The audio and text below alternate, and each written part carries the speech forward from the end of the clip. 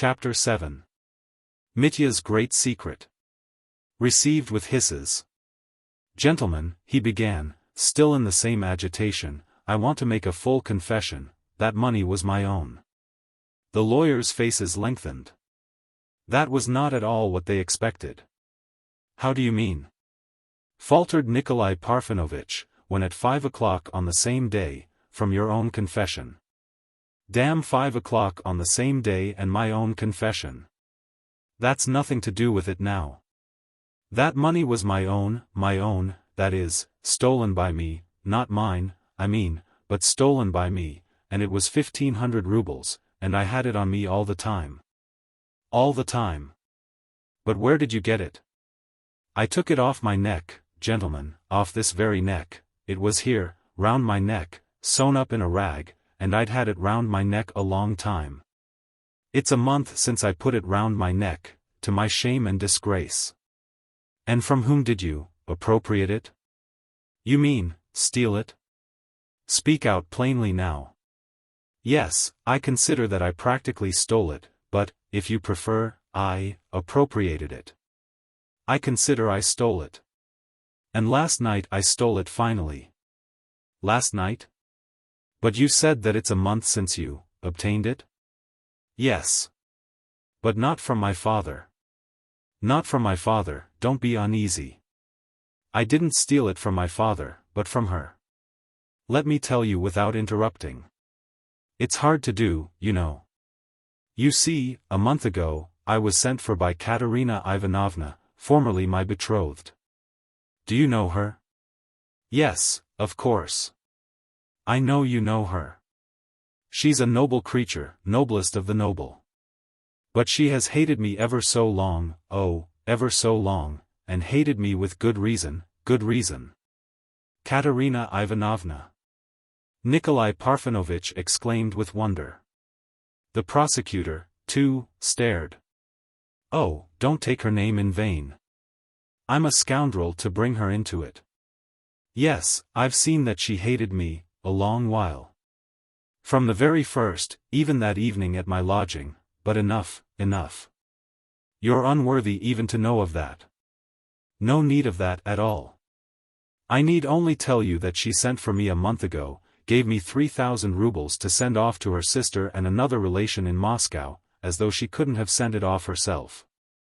And it was just at that fatal moment in my life when in fact, when I'd just come to love another, her, she's sitting down below now, Grushenka.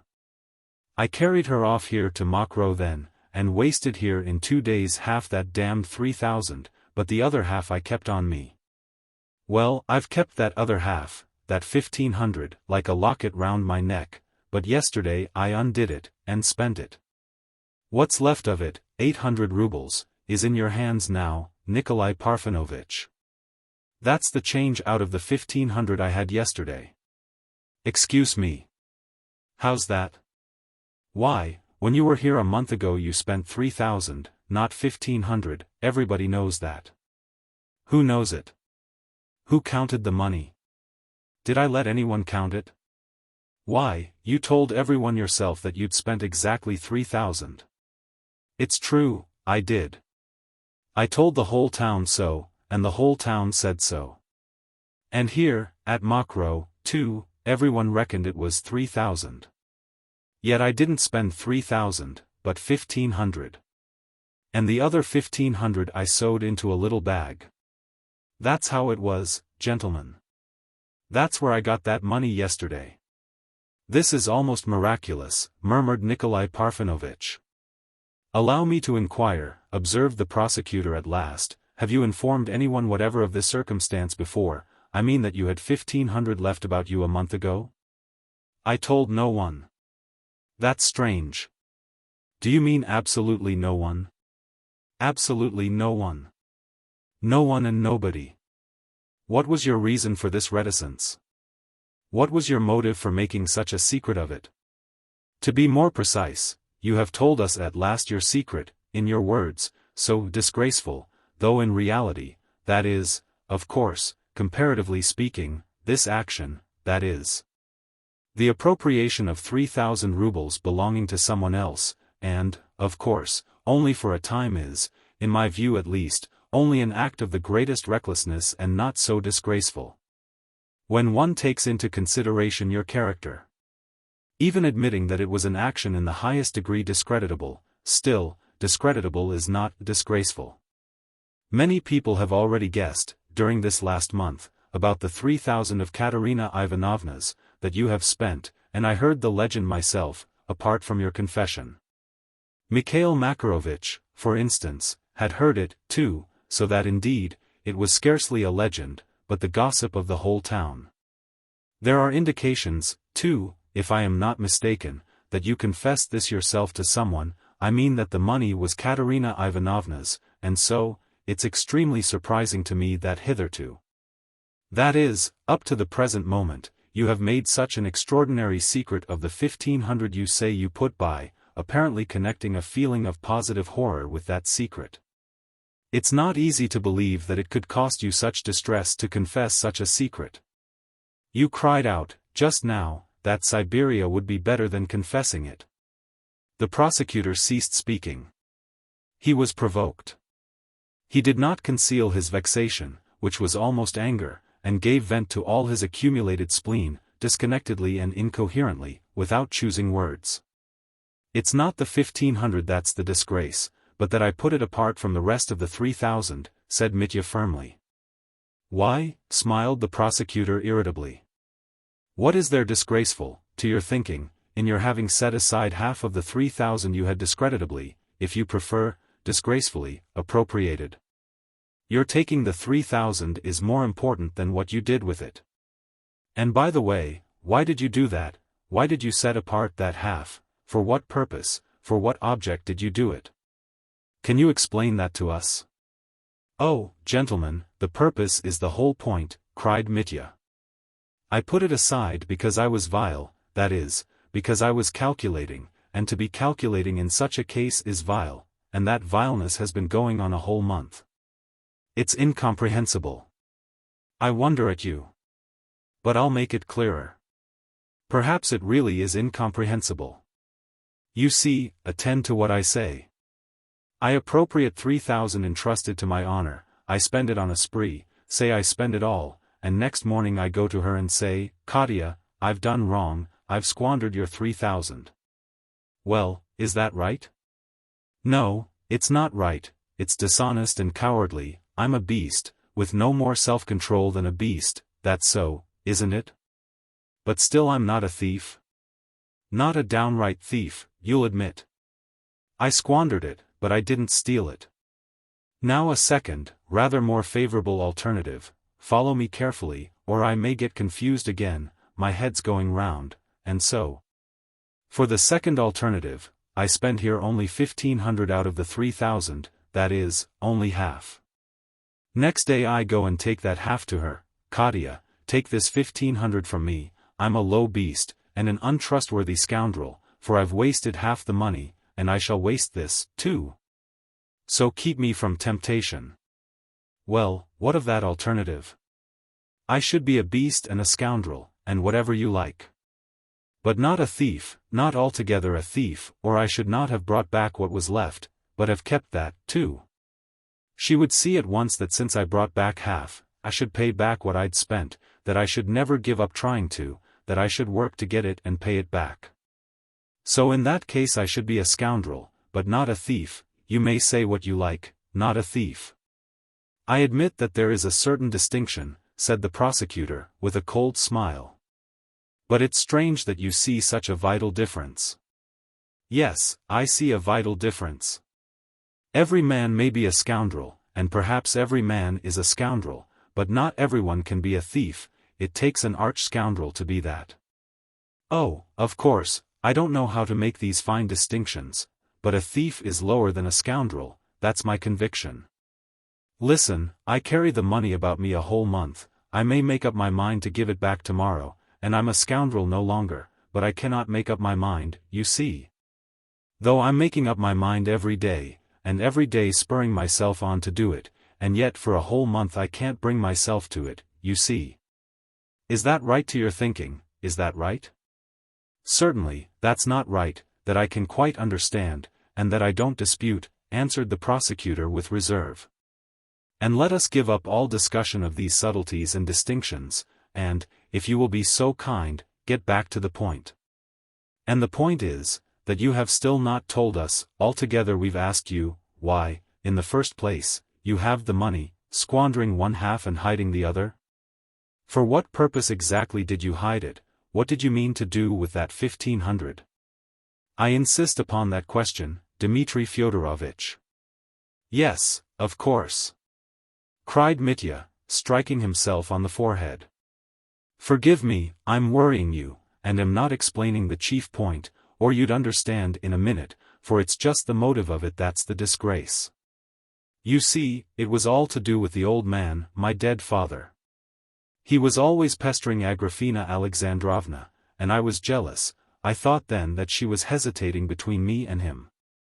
So I kept thinking every day, suppose she were to make up her mind all of a sudden, suppose she were to leave off tormenting me, and were suddenly to say to me, 'I love you, not him. Take me to the other end of the world.' And I'd only 40 kopecks, how could I take her away, what could I do? Why, I'd be lost. You see, I didn't know her then, I didn't understand her, I thought she wanted money, and that she wouldn't forgive my poverty.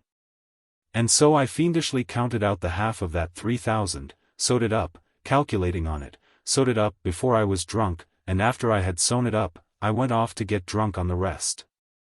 Yes, that was base. Do you understand now?" Both the lawyers laughed aloud. "I should have called it sensible and moral on your part not to have squandered it all," chuckled Nikolai Parfenovitch, "for after all what does it amount to? Why, that I stole it, that's what it amounts to. Oh, God, you horrify me by not understanding. Every day that I had that 1,500 sewn up round my neck, every day and every hour I said to myself, 'You're a thief. You're a thief.' Yes, that's why I've been so savage all this month, that's why I fought in the tavern, that's why I attacked my father, it was because I felt I was a thief. I couldn't make up my mind, I didn't dare even to tell Alyosha, my brother, about that 1,500, I felt I was such a scoundrel and such a pickpocket. But, do you know, while I carried it I said to myself at the same time every hour, 'No, Dmitri Fyodorovitch, you may yet not be a thief.' Why?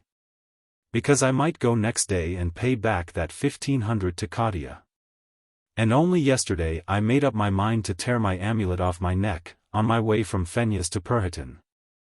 I hadn't been able till that moment to bring myself to it. And it was only when I tore it off that I became a downright thief, and a dishonest man for the rest of my life. Why? Because, with that I destroyed, too, my dream of going to Katya and saying, 'I'm a scoundrel, but not a thief.' Do you understand now? Do you understand? What was it made you decide to do it yesterday?" Nikolai Parfenovitch interrupted. "Why? It's absurd to ask. Because I had condemned myself to die at 5 o'clock this morning, here, at dawn. I thought it made no difference whether I died a thief or a man of honor. But I see it's not so, it turns out that it does make a difference. Believe me, gentlemen, what has tortured me most during this night has not been the thought that I'd killed the old servant, and that I was in danger of Siberia just when my love was being rewarded. And heaven was open to me again. Oh, that did torture me, but not in the same way, not so much as the damned consciousness that I had torn that damned money off my breast at last and spent it, and had become a downright thief. Oh, gentlemen, I tell you again, with a bleeding heart, I have learned a great deal this night. I have learnt that it's not only impossible to live a scoundrel, but impossible to die a scoundrel. No, gentlemen, one must die honest." Mitya was pale. His face had a haggard and exhausted look, in spite of his being intensely excited. "I am beginning to understand you, Dmitri Fyodorovitch," the prosecutor said slowly, in a soft and almost compassionate tone. "But all this, if you'll excuse my saying so, is a matter of nerves, in my opinion, your overwrought nerves, that's what it is. And why, for instance, should you not have saved yourself such misery for almost a month, by going and returning that 1,500 to the lady who had entrusted it to you? And why could you not have explained things to her, and in view of your position, which you describe as being so awful? Why could you not have had recourse to the plan which would so naturally have occurred to one's mind, that is, after honorably confessing your errors to her? Why could you not have asked her to lend you the sum needed for your expenses, which, with her generous heart, she would certainly not have refused you in your distress? Especially if it had been with some guarantee, or even on the security you offered to the merchant Samsonov, and to Madame Holikov? I suppose you still regard that security as of value? Mitya suddenly crimsoned. Surely you don't think me such an out-and-out scoundrel as that? You can't be speaking in earnest? He said, with indignation, looking the prosecutor straight in the face, and seeming unable to believe his ears.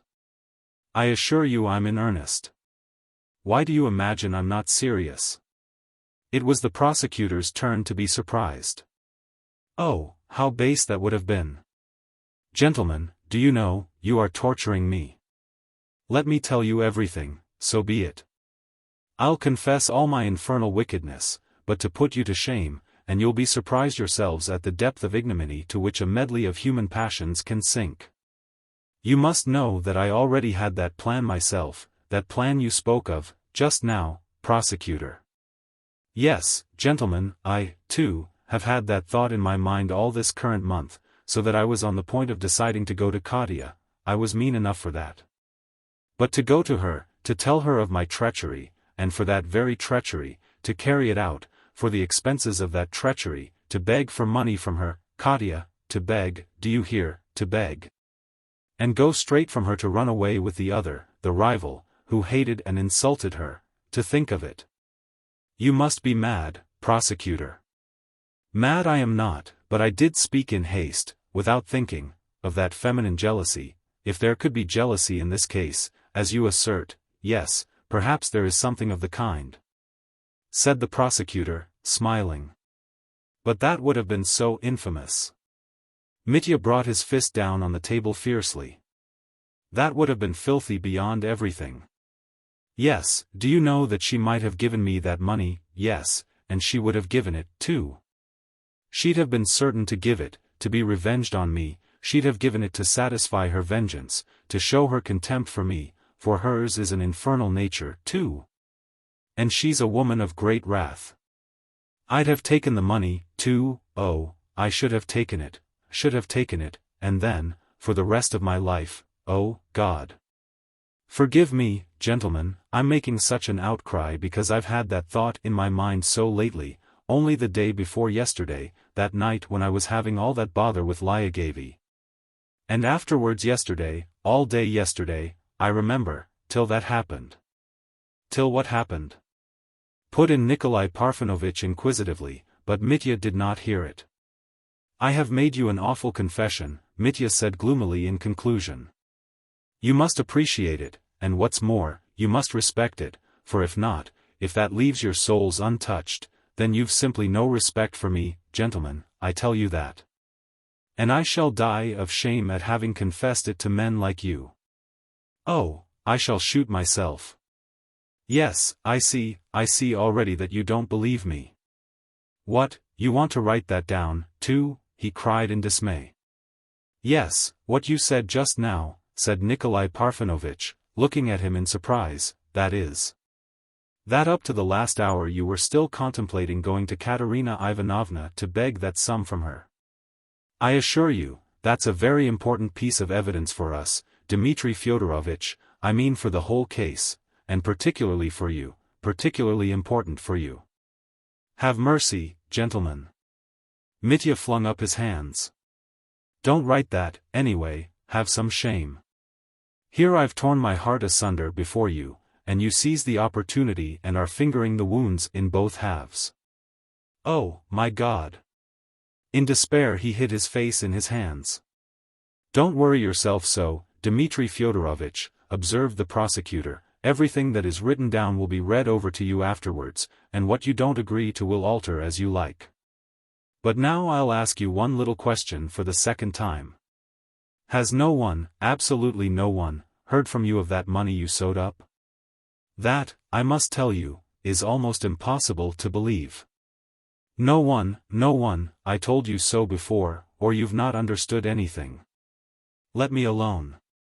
Very well, this matter is bound to be explained, and there's plenty of time for it, but meantime, consider. We have perhaps a dozen witnesses that you yourself spread it abroad, and even shouted almost everywhere about the 3,000 you'd spent here, 3,000, not 1,500. And now, too, when you got hold of the money you had yesterday, you gave many people to understand that you had brought 3,000 with you. You've got not dozens, but hundreds of witnesses, 200 witnesses, 200 have heard it, thousands have heard it, cried Mitya. Well, you see, all bear witness to it. And the word all means something. It means nothing. I talked rot, and everyone began repeating it. But what need had you to talk rot, as you call it? The devil knows. From bravado perhaps, at having wasted so much money. To try and forget that money I had sewn up, perhaps, yes, that was why. Damn it, how often will you ask me that question? Well, I told a fib, and that was the end of it. Once I'd said it, I didn't care to correct it. What does a man tell lies for sometimes? That's very difficult to decide, Dmitri Fyodorovitch. What makes a man tell lies, observed the prosecutor impressively. Tell me, though, was that amulet, as you call it, on your neck, a big thing? No, not big. How big, for instance? If you fold a 100-ruble note in half, that would be the size. You'd better show us the remains of it. You must have them somewhere. Damnation, what nonsense. I don't know where they are. But excuse me, where and when did you take it off your neck? According to your own evidence you didn't go home. When I was going from Fenyas to Perhotin's, on the way I tore it off my neck and took out the money. In the dark? What should I want a light for? I did it with my fingers in 1 minute. Without scissors, in the street? In the marketplace I think it was. Why scissors? It was an old rag. It was torn in a minute. Where did you put it afterwards? I dropped it there. Where was it, exactly? In the marketplace, in the marketplace. The devil knows whereabouts. What do you want to know for? That's extremely important, Dmitri Fyodorovitch. It would be material evidence in your favor. How is it you don't understand that? Who helped you to sew it up a month ago? No one helped me. I did it myself. Can you sew? A soldier has to know how to sew. No knowledge was needed to do that. Where did you get the material, that is, the rag in which you sewed the money? Are you laughing at me? Not at all. And we are in no mood for laughing, Dmitri Fyodorovitch. I don't know where I got the rag from, somewhere, I suppose. I should have thought you couldn't have forgotten it. Upon my word, I don't remember. I might have torn a bit off my linen. That's very interesting. We might find in your lodgings tomorrow the shirt or whatever it is from which you tore the rag. What sort of rag was it, cloth or linen? Goodness only knows what it was. Wait a bit. I believe I didn't tear it off anything. It was a bit of calico. I believe I sewed it up in a cap of my landlady's. In your landlady's cap? Yes. I took it from her. How did you get it? You see, I remember once taking a cap for a rag, perhaps to wipe my pen on. I took it without asking, because it was a worthless rag. I tore it up, and I took the notes and sewed them up in it. I believe it was in that very rag I sewed them. An old piece of calico, washed 1,000 times. And you remember that for certain now? I don't know whether for certain. I think it was in the cap. But, hang it, what does it matter? In that case your landlady will remember that the thing was lost? No, she won't, she didn't miss it. It was an old rag, I tell you, an old rag and not worth a farthing. And where did you get the needle and thread? I'll stop now. I won't say any more. Enough of it, said Mitya, losing his temper at last. It's strange that you should have so completely forgotten where you threw the pieces in the marketplace. Give orders for the marketplace to be swept tomorrow, and perhaps you'll find it, said Mitya, sneering. Enough, gentlemen, enough, he decided, in an exhausted voice. I see you don't believe me. Not for a moment. It's my fault, not yours. I ought not to have been so ready. Why did I degrade myself by confessing my secret to you? It's a joke to you. I see that from your eyes. You led me on to it, prosecutor. Sing a hymn of triumph if you can. Damn you, you torturers. He bent his head, and hid his face in his hands. The lawyers were silent.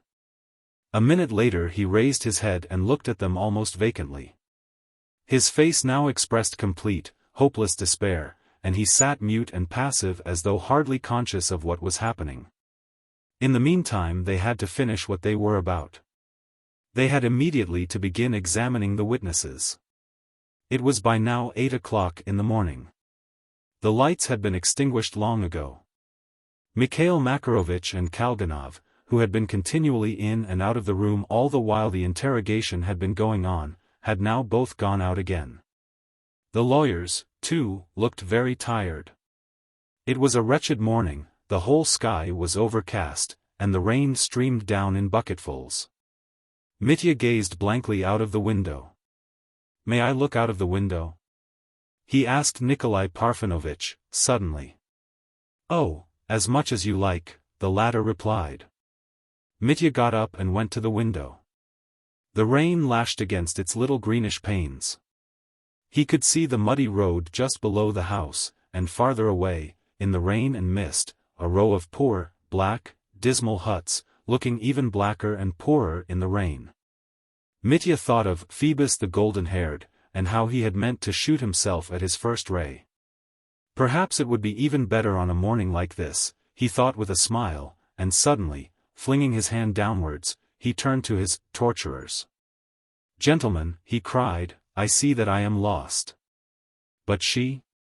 Tell me about her, I beseech you. Surely she need not be ruined with me?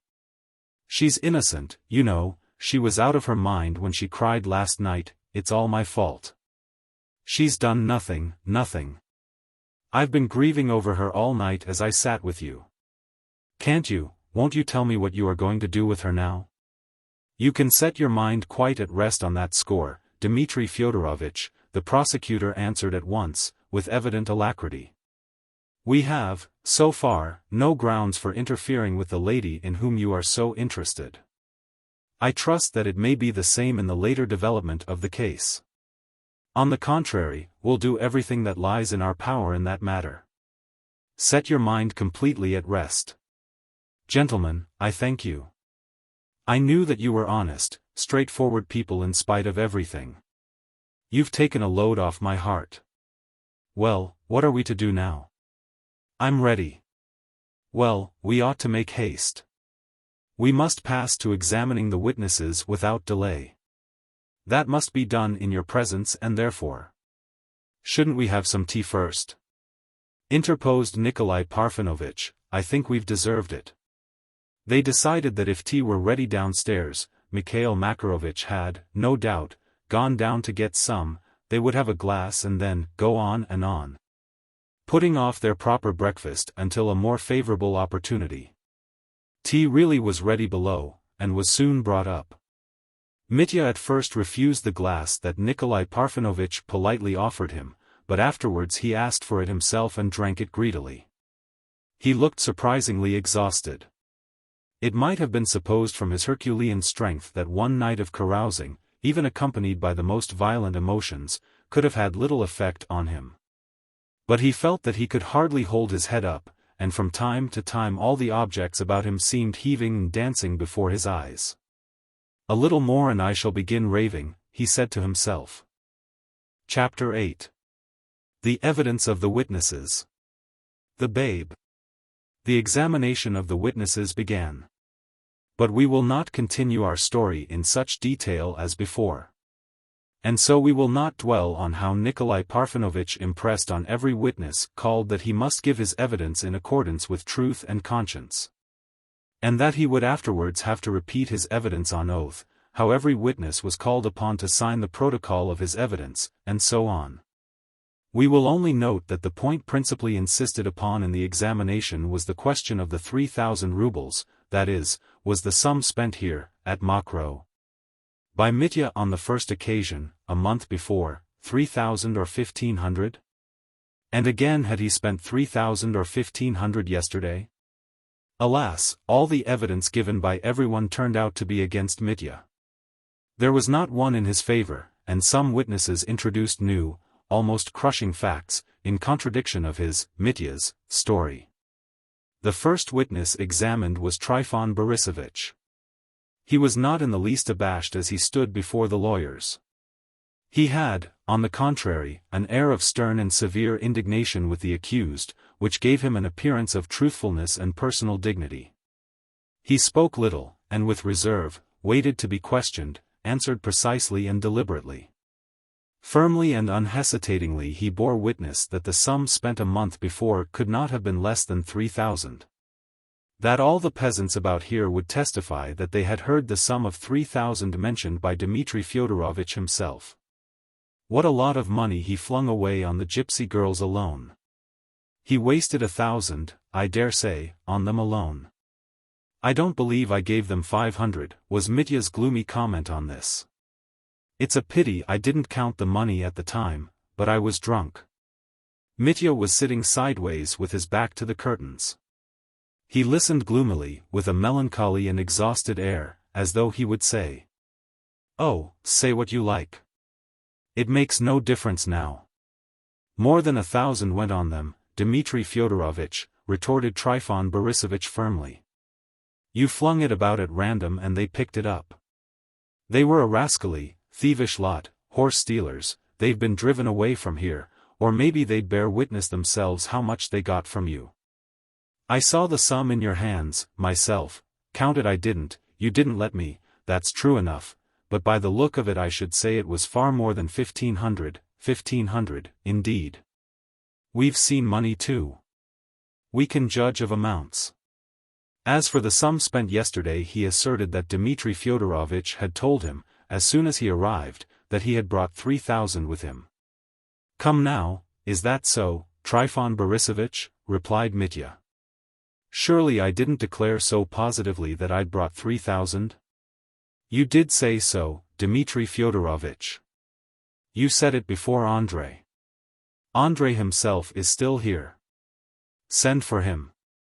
And in the hall, when you were treating the chorus, you shouted straight out that you would leave your 6,000 here, that is with what you spent before, we must understand." Stepan and Semyon heard it, and Pyotr Fomitch Kalganov, too, was standing beside you at the time. Maybe he'd remember it. The evidence as to the 6,000 made an extraordinary impression on the two lawyers. They were delighted with this new mode of reckoning.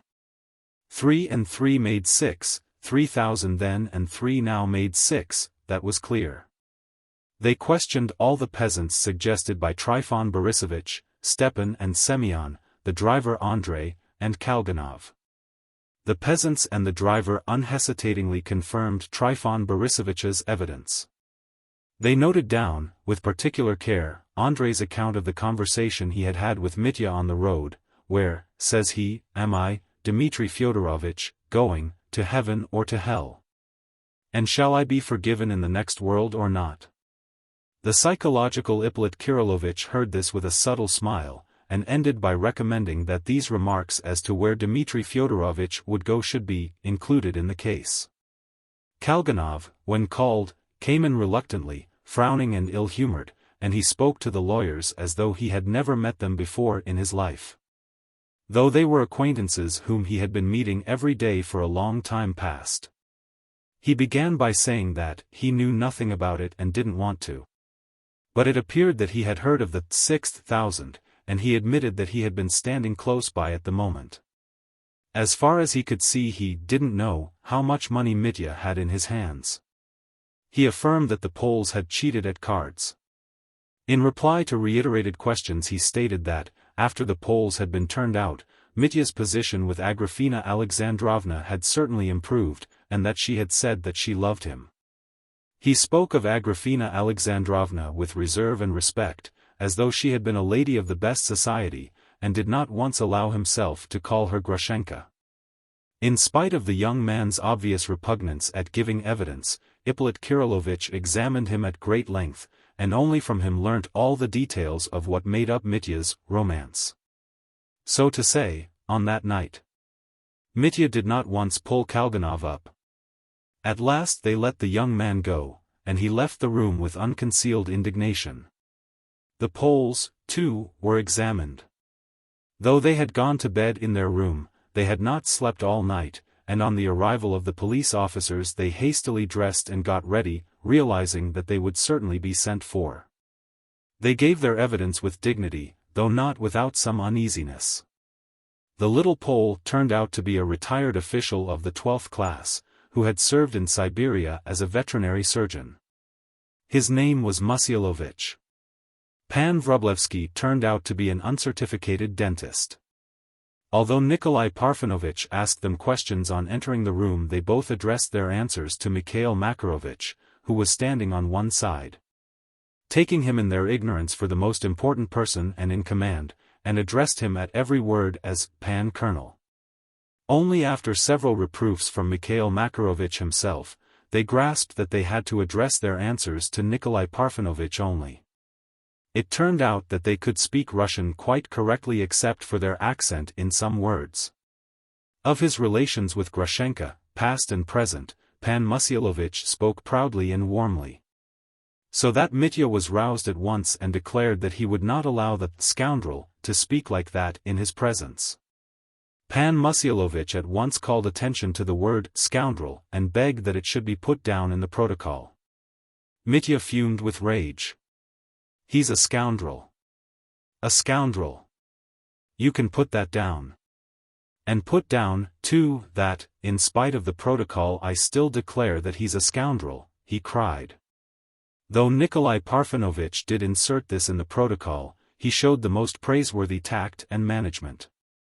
After sternly reprimanding Mitya, he cut short all further inquiry into the romantic aspect of the case, and hastened to pass to what was essential.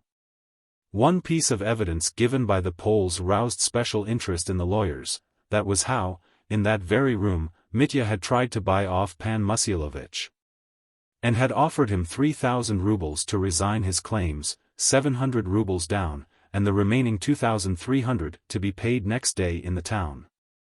He had sworn at the time that he had not the whole sum with him at Mokroe, but that his money was in the town. Mitya observed hotly that he had not said that he would be sure to pay him the remainder next day in the town. But Pan Vrublevsky confirmed the statement, and Mitya, after thinking for a moment, admitted, frowning, that it must have been as the Poles stated, that he had been excited at the time. And might indeed have said so. The prosecutor positively pounced on this piece of evidence. It seemed to establish for the prosecution, and they did, in fact, base this deduction on it, that half, or a part of, the 3,000 that had come into Mitya's hands might really have been left somewhere hidden in the town, or even, perhaps, somewhere here, in Mokroe.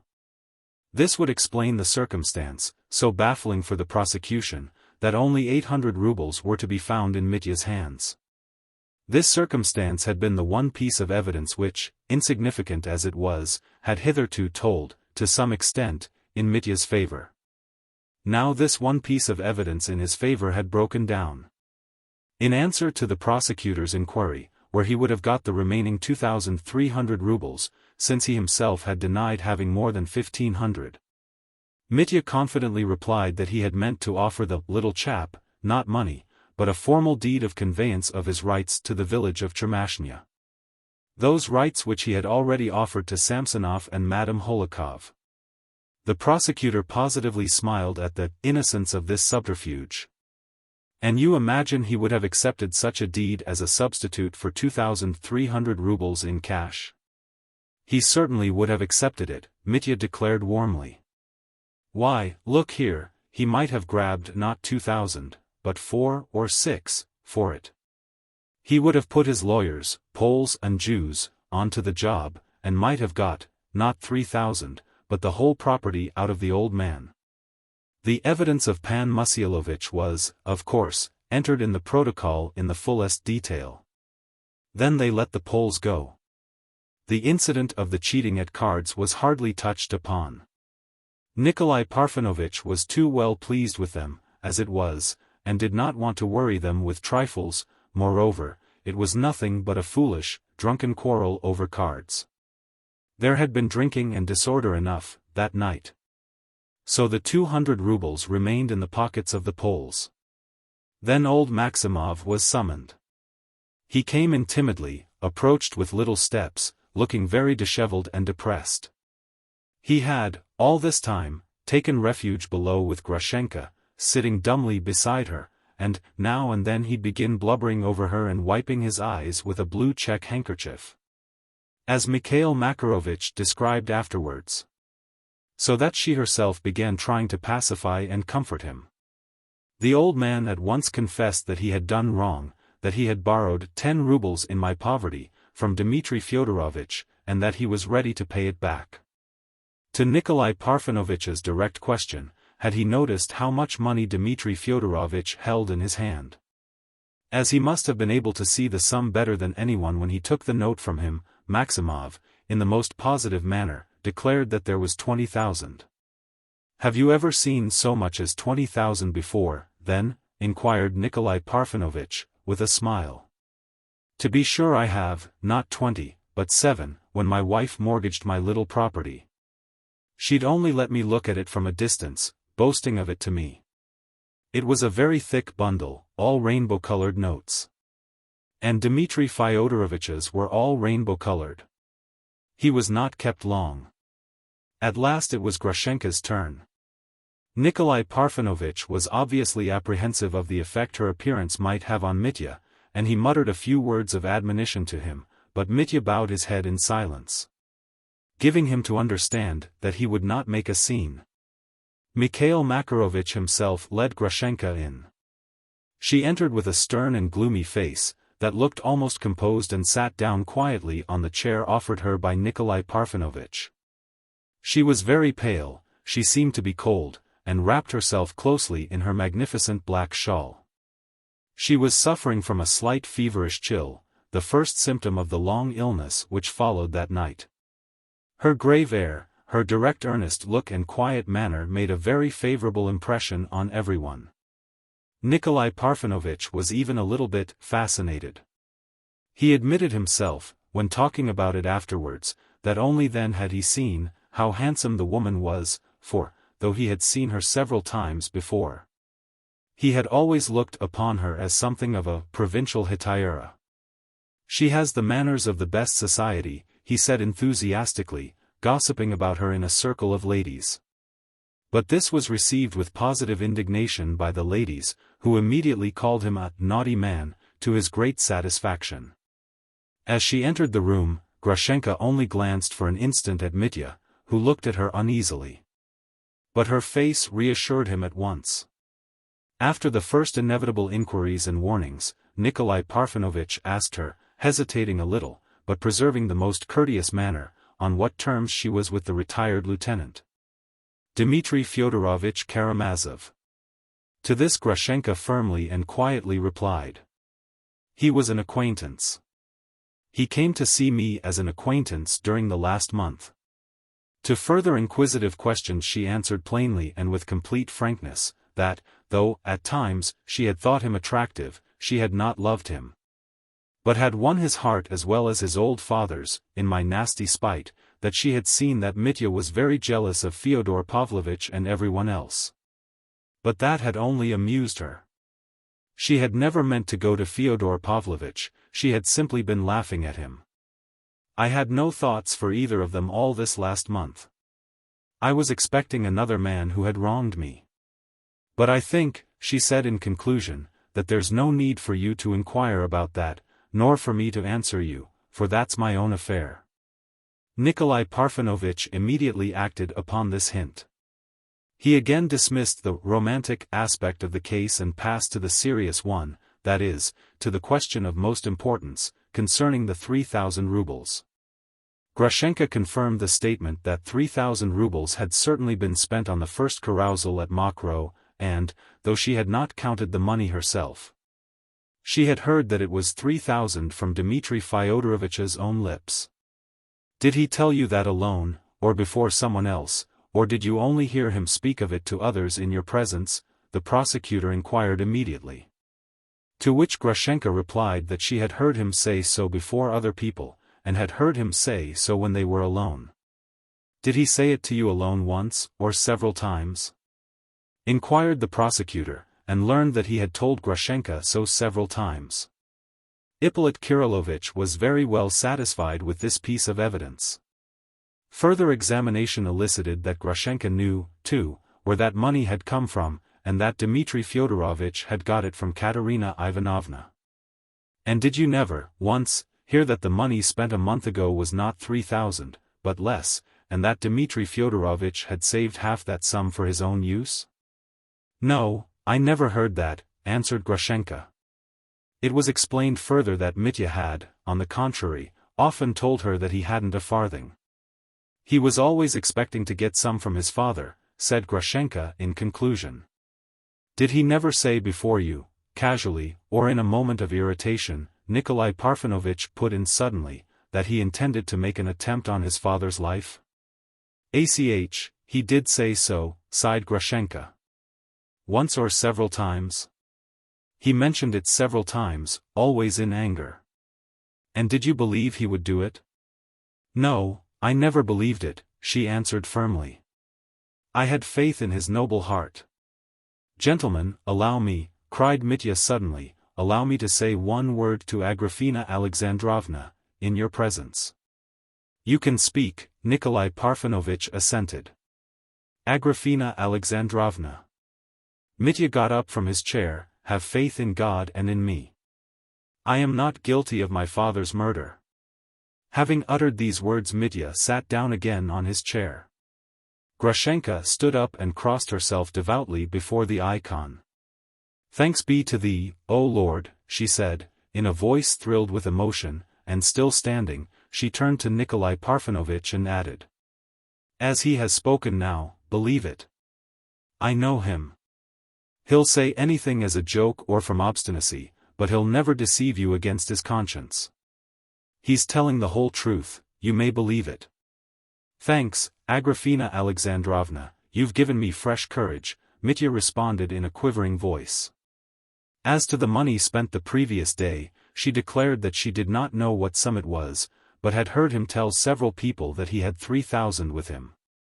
And to the question where he got the money, she said that he had told her that he had stolen it from Katerina Ivanovna, and that she had replied to that he hadn't stolen it. And that he must pay the money back next day.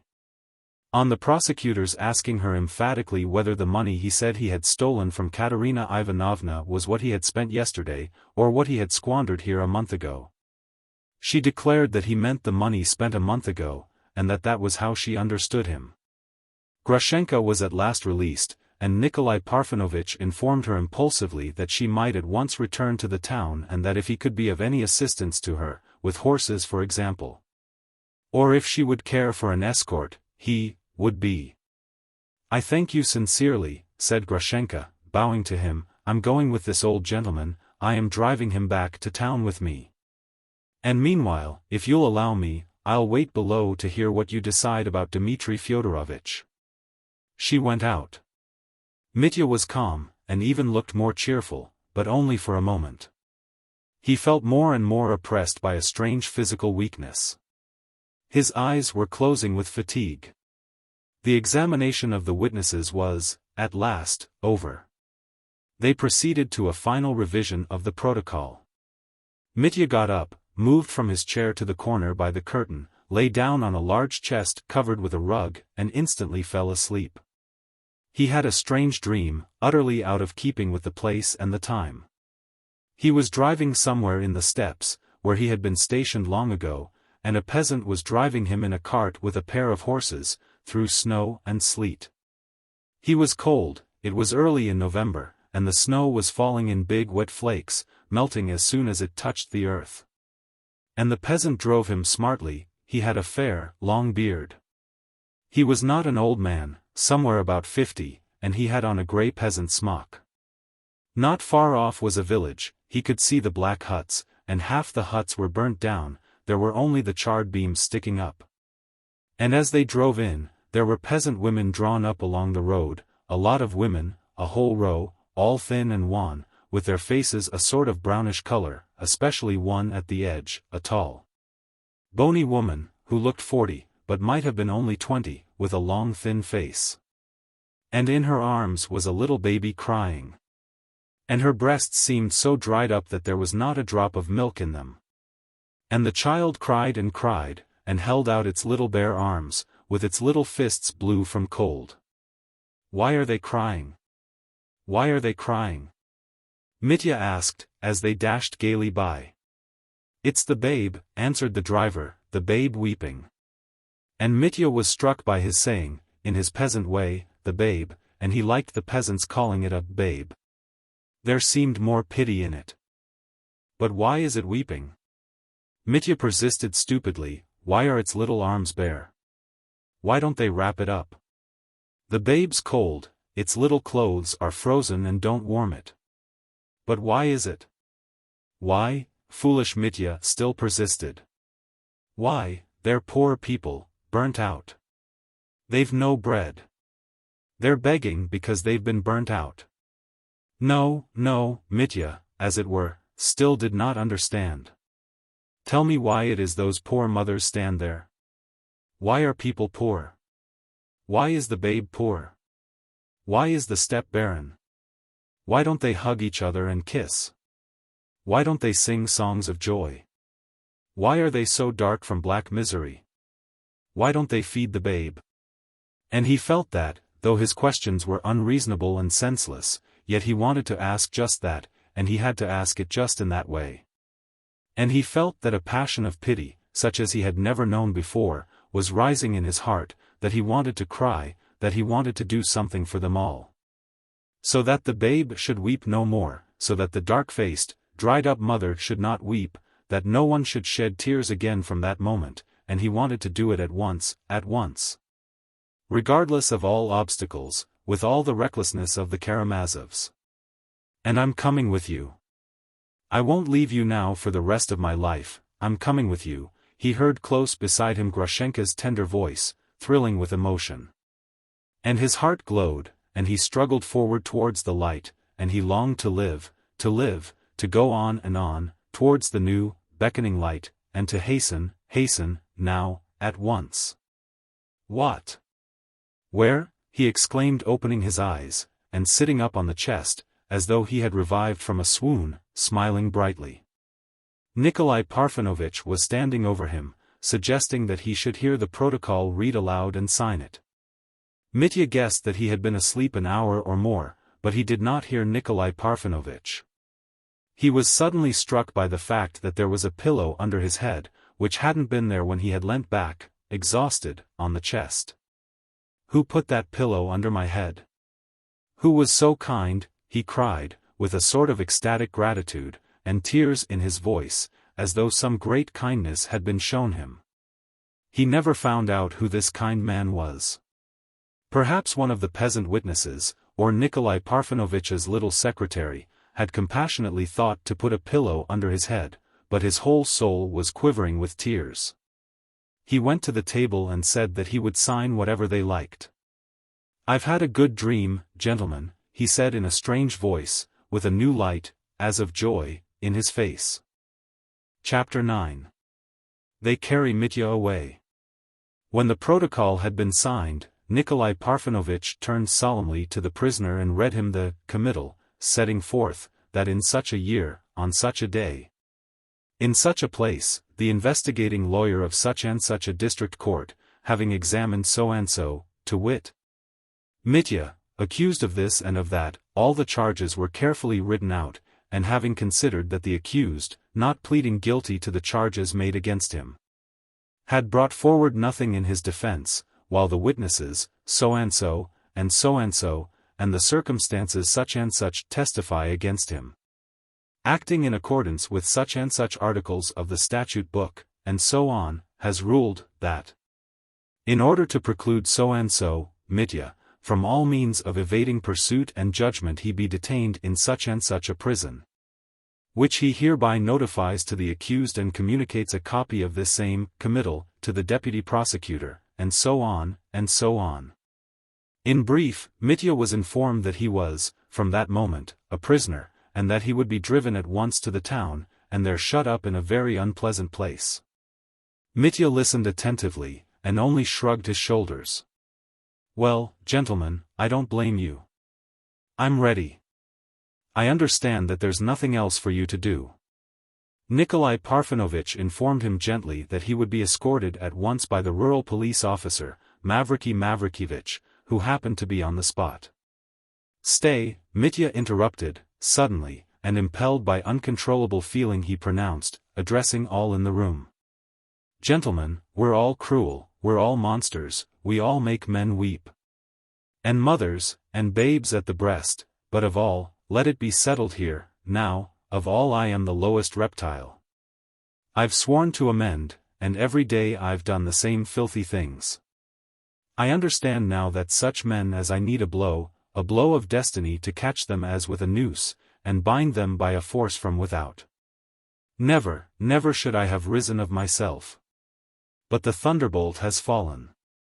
I accept the torture of accusation, and my public shame. I want to suffer, and by suffering I shall be purified. Perhaps I shall be purified, gentlemen. But listen, for the last time, I am not guilty of my father's blood.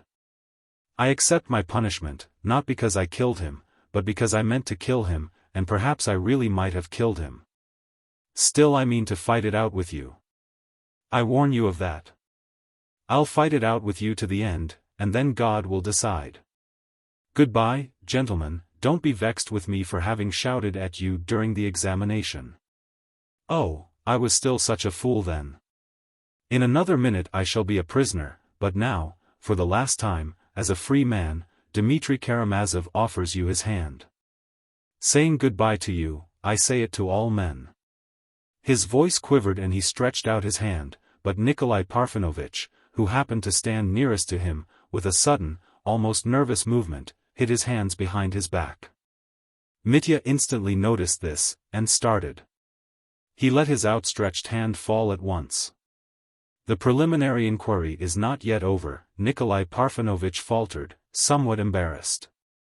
"We will continue it in the town, and I, for my part, of course, am ready to wish you all success, in your defense. As a matter of fact, Dmitri Fyodorovitch, I've always been disposed to regard you as, so to speak, more unfortunate than guilty. All of us here, if I may make bold to speak for all, we are all ready to recognize that you are, at bottom, a young man of honor, but, alas, one who has been carried away by certain passions to a somewhat excessive degree." Nikolai Parfenovitch's little figure was positively majestic by the time he had finished speaking. It struck Mitya that in another minute this boy would take his arm, lead him to another corner, and renew their conversation about girls. But many quite irrelevant and inappropriate thoughts sometimes occur even to a prisoner when he is being led out to execution. "Gentlemen, you are good, you are humane, may I see her to say goodbye for the last time?" asked Mitya. "Certainly, but considering, in fact, now it's impossible except in the presence of—" "Oh, well, if it must be so, it must." Grushenka was brought in, but the farewell was brief, and of few words, and did not at all satisfy Nikolai Parfenovitch. Grushenka made a deep bow to Mitya. "I have told you I am yours, and I will be yours. I will follow you forever, wherever they may send you. Farewell, you are guiltless, though you've been your own undoing." Her lips quivered, tears flowed from her eyes. "Forgive me, Grusha, for my love, for ruining you, too, with my love." Mitya would have said something more, but he broke off and went out. He was at once surrounded by men who kept a constant watch on him. At the bottom of the steps to which he had driven up with such a dash the day before with Andrei's 3 horses, 2 carts stood in readiness. Mavriky Mavrikyevich, a sturdy, thick-set man with a wrinkled face, was annoyed about something, some sudden irregularity. He was shouting angrily. He asked Mitya to get into the cart with somewhat excessive surliness. When I stood him drinks in the tavern, the man had quite a different face, thought Mitya, as he got in. At the gates there was a crowd of people, peasants, women and drivers. Trifon Borisovich came down the steps too. All stared at Mitya. "Forgive me at parting, good people," Mitya shouted suddenly from the cart. "Forgive us too," he heard 2 or 3 voices. "Goodbye to you, too, Trifon Borisovich." But Trifon Borisovich did not even turn round. He was, perhaps, too busy. He, too, was shouting and fussing about something. It appeared that everything was not yet ready in the second cart, in which 2 constables were to accompany Mavriky Mavrikyevich. The peasant who had been ordered to drive the second cart was pulling on his smock, stoutly maintaining that it was not his turn to go, but Akim's. But Akim was not to be seen. They ran to look for him. The peasant persisted and besought them to wait. "You see what our peasants are, Mavriky Mavrikyevich. They've no shame," exclaimed Trifon Borisovich. "Akim gave you 25 kopecks the day before yesterday. You've drunk it all and now you cry out.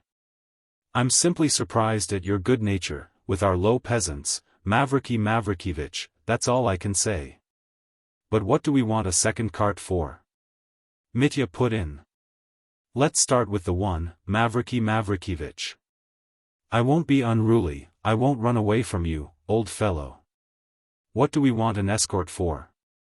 I'll trouble you, sir, to learn how to speak to me if you've never been taught. I'm not old fellow to you, and you can keep your advice for another time." Mavriky Mavrikyevich snapped out savagely, as though glad to vent his wrath. Mitya was reduced to silence. He flushed all over. A moment later he felt suddenly very cold. The rain had ceased, but the dull sky was still overcast with clouds, and a keen wind was blowing straight in his face. "I've taken a chill," thought Mitya, twitching his shoulders. At last Mavriky Mavrikyevich, too, got into the cart, sat down heavily, and, as though without noticing it, squeezed Mitya into the corner. It is true that he was out of humor and greatly disliked the task that had been laid upon him. "Goodbye, Trifon Borisovich." Mitya shouted again, and felt himself, that he had not called out this time from good nature, but involuntarily, from resentment. But Trifon Borisovich stood proudly, with both hands behind his back, and staring straight at Mitya with a stern and angry face. He made no reply. "Goodbye, Dmitri Fyodorovich, goodbye." He heard all at once the voice of Kalganov, who had suddenly darted out. Running up to the cart he held out his hand to Mitya. He had no cap on. Mitya had time to seize and press his hand. "Goodbye, dear fellow. I shan't forget your generosity," he cried warmly. But the cart moved and their hands parted. The bell began ringing and Mitya was driven off. Kalganov ran back, sat down in a corner, bent his head, hid his face in his hands, and burst out crying. For a long while he sat like that, crying as though he were a little boy instead of a young man of 20. Oh, he believed almost without doubt in Mitya's guilt. "What are these people? What can men be after this?" he exclaimed incoherently, in bitter despondency, almost despair. At that moment he had no desire to live. "Is it worth it? Is it worth it?" exclaimed the boy in his grief. Chapter 4. Book. Chapter 10. The Boys. Chapter 1. Kolya Krasotkin. It was the beginning of November. There had been a hard frost, 11 degrees Réaumur, without snow, but a little dry snow had fallen on the frozen ground during the night. And a keen dry wind was lifting and blowing it along the dreary streets of our town, especially about the marketplace. It was a dull morning, but the snow had ceased. Not far from the marketplace, close to Plotnikov's shop, there stood a small house, very clean both without and within. It belonged to Madame Krasotkin, the widow of a former provincial secretary, who had been dead for 14 years. His widow, still a nice-looking woman of 32, was living in her neat little house on her private means. She lived in respectable seclusion. She was of a soft but fairly cheerful disposition. She was about 18 at the time of her husband's death. She had been married only a year and had just borne him a son. From the day of his death she had devoted herself heart and soul to the bringing up of her precious treasure, her boy Kolya. Though she had loved him passionately those 14 years, he had caused her far more suffering than happiness. She had been trembling and fainting with terror almost every day, afraid he would fall ill, would catch cold, do something naughty, climb on a chair and fall off it, and so on and so on. When Kolya began going to school, the mother devoted herself to studying all the sciences with him so as to help him, and go through his lessons with him. She hastened to make the acquaintance of the teachers and their wives, even made up to Kolya's schoolfellows, and fawned upon them in the hope of thus saving Kolya from being teased, laughed at, or beaten by them. She went so far that the boys actually began to mock at him on her account and taunt him with being a mother's darling. But the boy could take his own part. He was a resolute boy, tremendously strong, as was rumored in his class, and soon proved to be the fact. He was agile, strong-willed, and of an audacious and enterprising temper. He was good at lessons, and there was a rumor in the school that he could beat the teacher, Dardanelov, at arithmetic and universal history. Though he looked down upon everyone, he was a good comrade and not supercilious. He accepted his schoolfellows' respect as his due, but was friendly with them. Above all, he knew where to draw the line. He could restrain himself on occasion, and in his relations with the teachers he never overstepped that last mystic limit beyond which a prank becomes an unpardonable breach of discipline.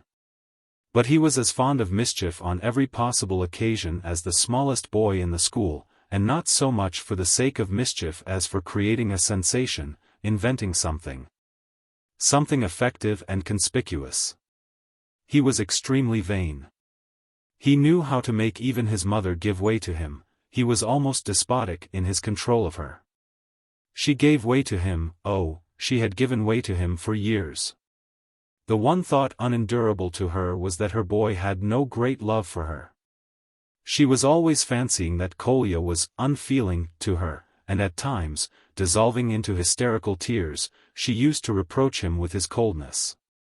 The boy disliked this, and the more demonstrations of feeling were demanded of him the more he seemed intentionally to avoid them. Yet it was not intentional on his part but instinctive, it was his character.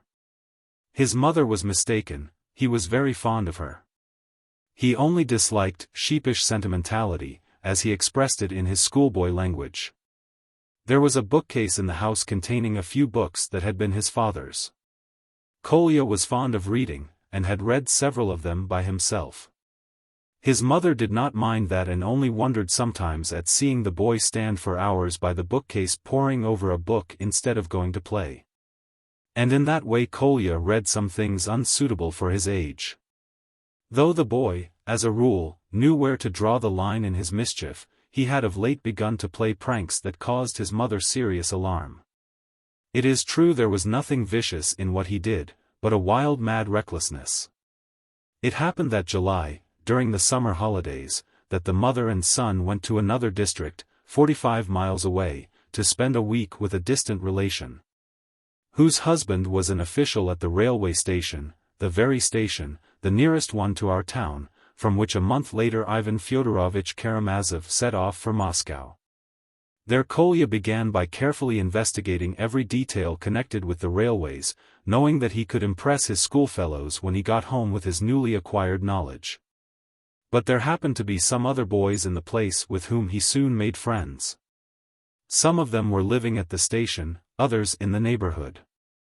There were 6 or 7 of them, all between 12 and 15, and 2 of them came from our town. The boys played together, and on the 4th or 5th day of Kolya's stay at the station, a mad bet was made by the foolish boys.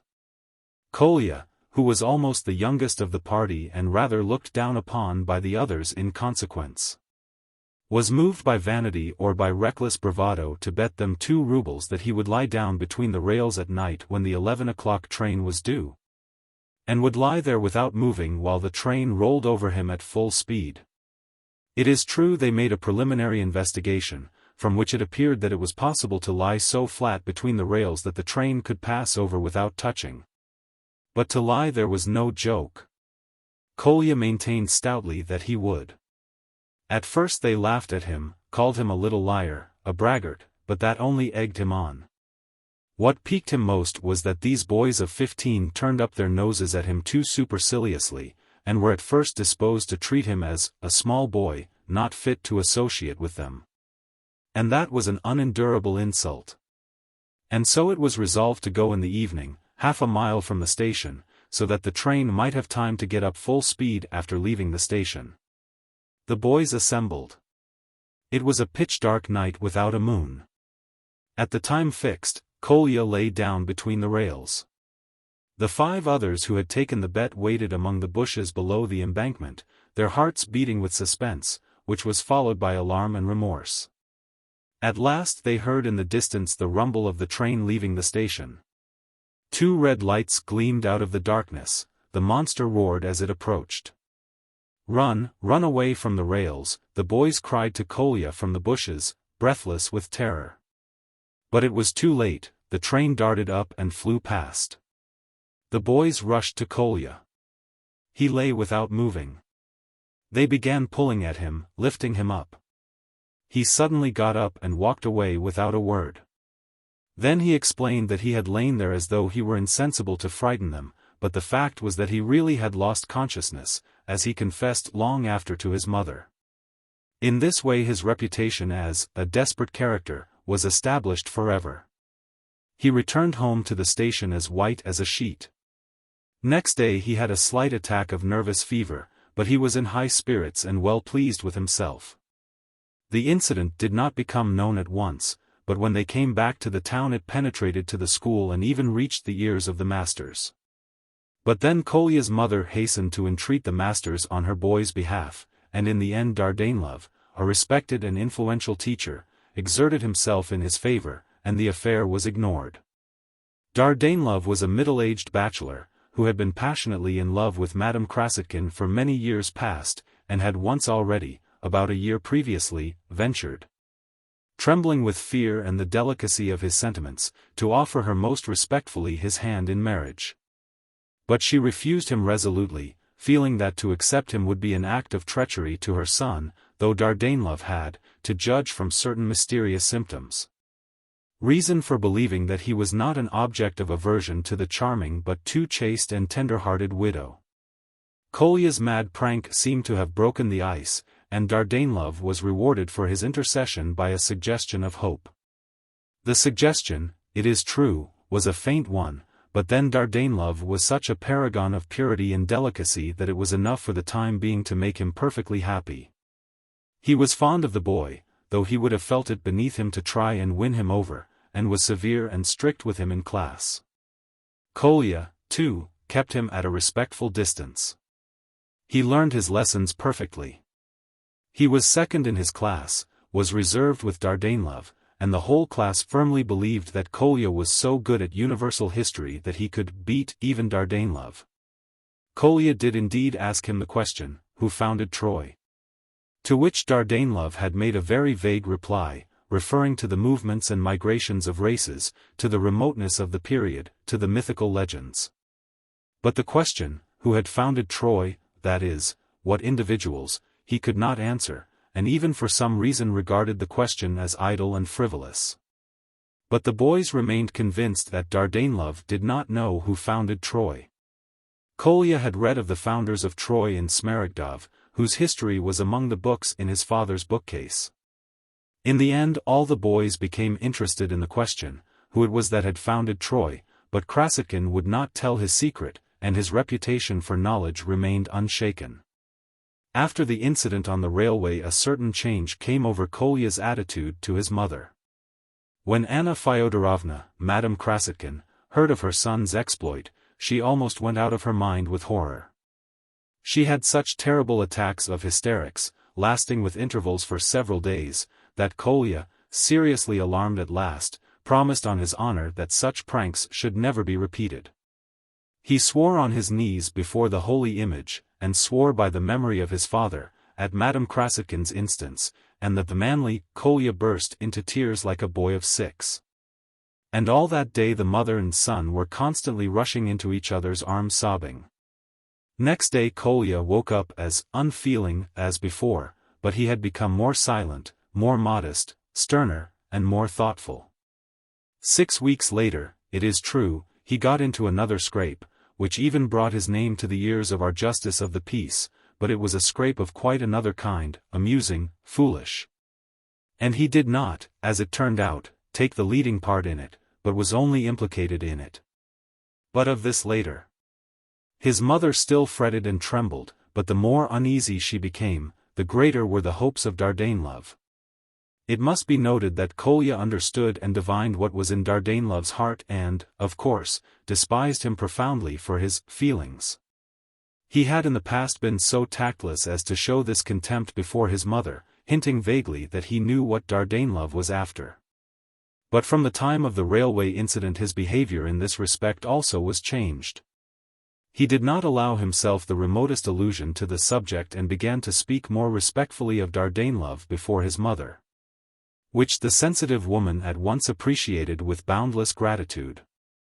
But at the slightest mention of Dardanelov by a visitor in Kolya's presence, she would flush as pink as a rose. At such moments Kolya would either stare out of the window scowling, or would investigate the state of his boots, or would shout angrily for Perez Vaughan, the big, shaggy, mangy dog, which he had picked up a month before, brought home, and kept for some reason secretly indoors, not showing him to any of his schoolfellows. He bullied him frightfully, teaching him all sorts of tricks, so that the poor dog howled for him whenever he was absent at school, and when he came in, whined with delight, rushed about as if he were crazy, begged, lay down on the ground pretending to be dead, and so on. In fact, showed all the tricks he had taught him, not at the word of command, but simply from the zeal of his excited and grateful heart. I have forgotten, by the way, to mention that Kolya Krasotkin was the boy stabbed with a penknife by the boy already known to the reader as the son of Captain Snegiryov. Ilusha had been defending his father when the schoolboys jeered at him, shouting the nickname Wisp of Tow. Chapter 2. Children. And so on that frosty, snowy, and windy day in November, Kolya Krasotkin was sitting at home. It was Sunday and there was no school. It had just struck 11, and he particularly wanted to go out, on very urgent business, but he was left alone in charge of the house. For it so happened that all its elder inmates were absent owing to a sudden and singular event. Madame Krasotkin had let 2 little rooms, separated from the rest of the house by a passage, to a doctor's wife with her 2 small children. This lady was the same age as Anna Fyodorovna, and a great friend of hers.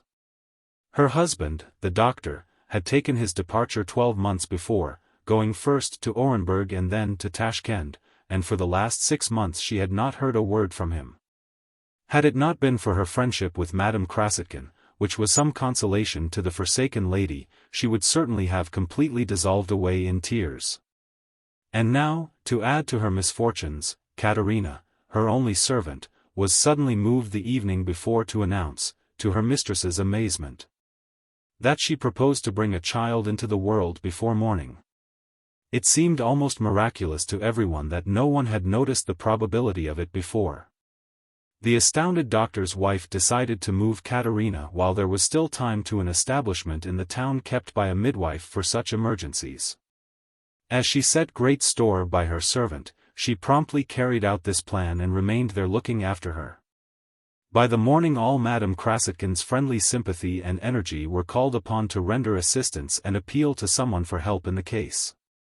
So both the ladies were absent from home, the Krasotkin servant, Agafya, had gone out to the market, and Kolya was thus left for a time to protect and look after the kids, that is, the son and daughter of the doctor's wife, who were left alone. Kolya was not afraid of taking care of the house, besides he had Perez Vaughan, who had been told to lie flat, without moving, under the bench in the hall. Every time Kolya, walking to and fro through the rooms, came into the hall, the dog shook his head and gave 2 loud and insinuating taps on the floor with his tail, but alas, the whistle did not sound to release him. Kolya looked sternly at the luckless dog, who relapsed again into obedient rigidity. The one thing that troubled Kolya was the kids.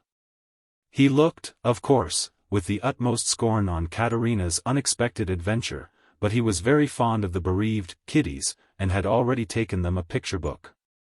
Nastia, the elder, a girl of 8, could read, and Kostya, the boy, aged 7, was very fond of being read to by her.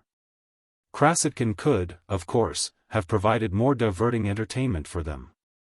He could have made them stand side by side and played soldiers with them, or sent them hiding all over the house.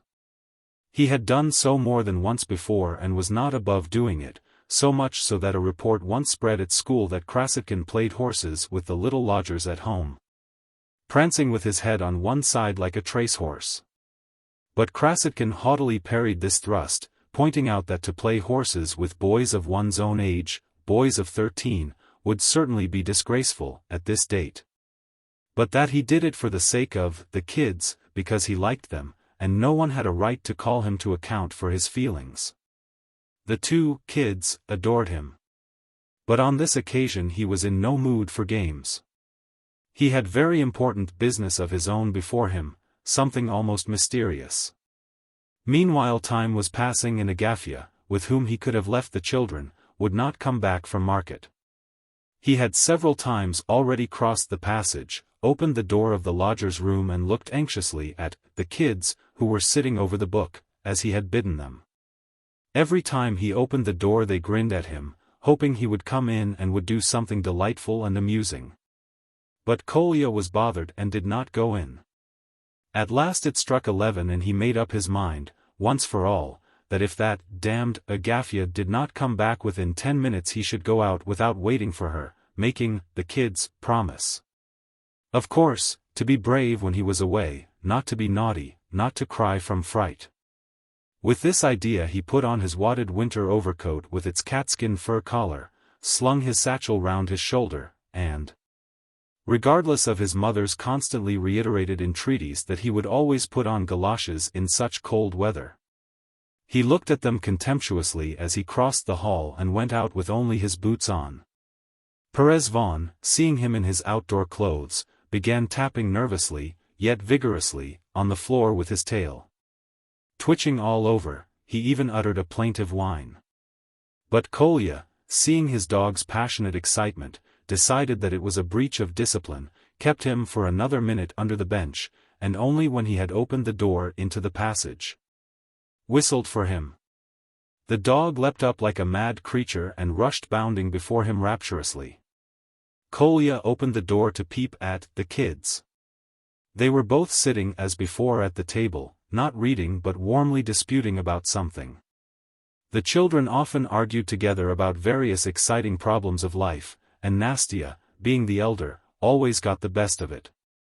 If Kostya did not agree with her, he almost always appealed to Kolya Krasotkin, and his verdict was regarded as infallible by both of them. This time the kids' discussion rather interested Krasotkin, and he stood still in the passage to listen. The children saw he was listening and that made them dispute with even greater energy. "I shall never, never believe," Nastia prattled, "that the old women find babies among the cabbages in the kitchen garden. It's winter now and there are no cabbages, and so the old woman couldn't have taken Katerina a daughter." Kolya whistled to himself. "Or perhaps they do bring babies from somewhere, but only to those who are married." Kostya stared at Nastia and listened, pondering profoundly. "Nastia, how silly you are," he said at last, firmly and calmly. "How can Katerina have a baby when she isn't married?" Nastia was exasperated. "You know nothing about it," she snapped irritably. Perhaps she has a husband, only he is in prison, so now she's got a baby. But is her husband in prison? The matter-of-fact Kostya inquired gravely. Or, I tell you what, Nastya interrupted impulsively, completely rejecting and forgetting her first hypothesis. She hasn't a husband, you are right there, but she wants to be married, and so she's been thinking of getting married, and thinking of it till now she's got it, that is. Not a husband but a baby. Well, perhaps so, Kostya agreed, entirely vanquished. But you didn't say so before. So how could I tell? Come, kiddies, said Kolya, stepping into the room. You're terrible people, I see. And Perez Vaughan with you, grinned Kostya, and began snapping his fingers and calling Perez Vaughan. I am in a difficulty, kids, Krasotkin began solemnly, and you must help me. Agafya must have broken her leg, since she has not turned up till now, that's certain. I must go out. Will you let me go? The children looked anxiously at one another. Their smiling faces showed signs of uneasiness, but they did not yet fully grasp what was expected of them. You won't be naughty while I am gone? You won't climb on the cupboard and break your legs? You won't be frightened alone and cry? A look of profound despondency came into the children's faces. And I could show you something as a reward, a little copper cannon which can be fired with real gunpowder. The children's faces instantly brightened. Show us the cannon, said Kostya, beaming all over. Krasotkin put his hand in his satchel, and pulling out a little bronze cannon stood it on the table. Ah, you are bound to ask that. Look, it's on wheels. He rolled the toy on along the table. And it can be fired off, too. It can be loaded with shot and fired off. And it could kill anyone. It can kill anyone. You've only got to aim at anybody, and Krasotkin explained where the powder had to be put, where the shot should be rolled in, showing a tiny hole like a touch hole. And told them that it kicked when it was fired. The children listened with intense interest. What particularly struck their imagination was that the cannon kicked. And have you got any powder? Nastya inquired. Yes.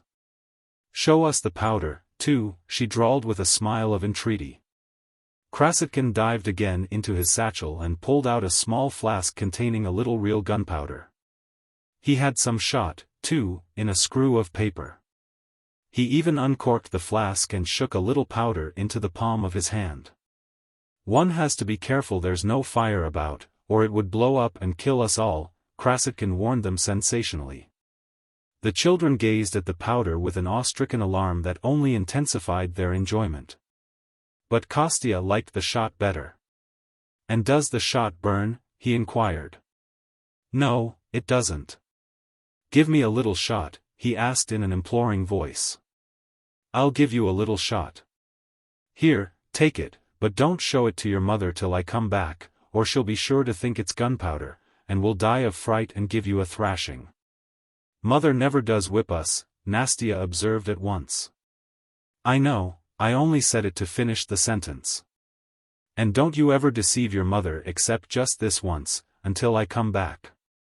And so, kiddies, can I go out? You won't be frightened and cry when I'm gone? We shall all cry, drawled Kostya, on the verge of tears already. We shall cry, we shall be sure to cry, Nastya chimed in with timid haste. Oh, children, children, how fraught with peril are your years. There's no help for it, chickens, I shall have to stay with you I don't know how long. And time is passing, ugh. Tell Perez Vaughan to pretend to be dead. Kostya begged. There's no help for it, we must have recourse to Perez Vaughan. ICI, Perez Vaughan. And Kolya began giving orders to the dog, who performed all his tricks. He was a rough-haired dog, of medium size, with a coat of a sort of lilac-gray color. He was blind in his right eye, and his left ear was torn. He whined and jumped, stood and walked on his hind legs, lay on his back with his paws in the air, rigid as though he were dead. While this last performance was going on, the door opened and Agafya, Madame Krasotkin's servant, a stout woman of 40, marked with smallpox, appeared in the doorway. She had come back from market and had a bag full of provisions in her hand. Holding up the bag of provisions in her left hand, she stood still to watch the dog. Though Kolya had been so anxious for her return, he did not cut short the performance, and after keeping Perezvon dead for the usual time, at last he whistled to him. The dog jumped up and began bounding about in his joy at having done his duty. "Only think, a dog," Agafya observed sententiously. "Why are you late, female?" asked Krasotkin sternly. "Female, indeed. Go on with you, you brat." "Brat?" "Yes, a brat. What is it to you if I'm late?" "If I'm late, you may be sure I have good reason," muttered Agafya, busying herself about the stove, without a trace of anger or displeasure in her voice. She seemed quite pleased, in fact, to enjoy a skirmish with her merry young master. "Listen, you frivolous young woman," Krasotkin began, getting up from the sofa, "can you swear by all you hold sacred in the world and something else besides? That you will watch vigilantly over the kids in my absence?" "I am going out." "And what am I going to swear for?" laughed Agafya. "I shall look after them without that." "No, you must swear on your eternal salvation. Else I shan't go." "Well, don't then. What does it matter to me? It's cold out, stay at home." "Kids," Kolya turned to the children, "this woman will stay with you till I come back or till your mother comes, for she ought to have been back long ago. She will give you some lunch, too. You'll give them something, Agafya, won't you?" "That I can do. Goodbye, chickens, I go with my heart at rest. And you, Granny," he added gravely, in an undertone, as he passed Agafya, "I hope you'll spare their tender years and not tell them any of your old woman's nonsense about Katerina." "I, Perezvon." "Get along with you," retorted Agafya, really angry this time. "Ridiculous boy. You want a whipping for saying such things, that's what you want." Chapter 3. The Schoolboy. But Kolya did not hear her. At last he could go out. As he went out at the gate he looked round him, shrugged up his shoulders, and saying, "It is freezing," went straight along the street and turned off to the right towards the marketplace. When he reached the last house but one before the marketplace he stopped at the gate, pulled a whistle out of his pocket, and whistled with all his might as though giving a signal. He had not to wait more than a minute before a rosy-cheeked boy of about 11, wearing a warm, neat and even stylish coat, darted out to meet him. This was Smyrov, a boy in the preparatory class, 2 classes below Kolya Krasotkin, son of a well-to-do official. Apparently he was forbidden by his parents to associate with Krasotkin, who was well known to be a desperately naughty boy, so Smyrov was obviously slipping out on the sly. He was, if the reader has not forgotten, one of the group of boys who 2 months before had thrown stones at Ilusha. He was the one who told Alyosha Karamazov about Ilusha. "I've been waiting for you for the last hour, Krasotkin," said Smyrov stolidly, and the boys strode towards the marketplace. "I am late," answered Krasotkin. "I was detained by circumstances." "You won't be thrashed for coming with me?" "Come, I say, I'm never thrashed." "And you've got Perezvon with you?" "Yes." "You're taking him, too?" "Yes." "Ah. If it were only Zuchka." "That's impossible. Zuchka's non-existent. Zuchka is lost in the mists of obscurity." "Ah. Couldn't we do this?" Smyrov suddenly stood still. "You see, Ilusha says that Zuchka was a shaggy, grayish, smoky-looking dog like Perezvon. Couldn't you tell him this is Zuchka, and he might believe you?" "Boy, shun a lie, that's one thing. Even with a good object, that's another. Above all, I hope you've not told them anything about my coming." "Heaven forbid. I know what I am about." "But you won't comfort him with Perezvon," said Smyrov, with a sigh. "You know his father, the captain, the wisp of tow, told us that he was going to bring him a real mastiff pup, with a black nose, today. He thinks that would comfort Ilusha, but I doubt it. And how is Ilusha? Ah, he is bad, very bad. I believe he's in consumption, he is quite conscious, but his breathing's gone wrong. The other day he asked to have his boots on to be led round the room. He tried to walk, but he couldn't stand. Ah, I told you before, father, he said, that those boots were no good. I could never walk properly in them. He fancied it was his boots that made him stagger, but it was simply weakness, really. He won't live another week. Herzenstube is looking after him. Now they are rich again, they've got heaps of money.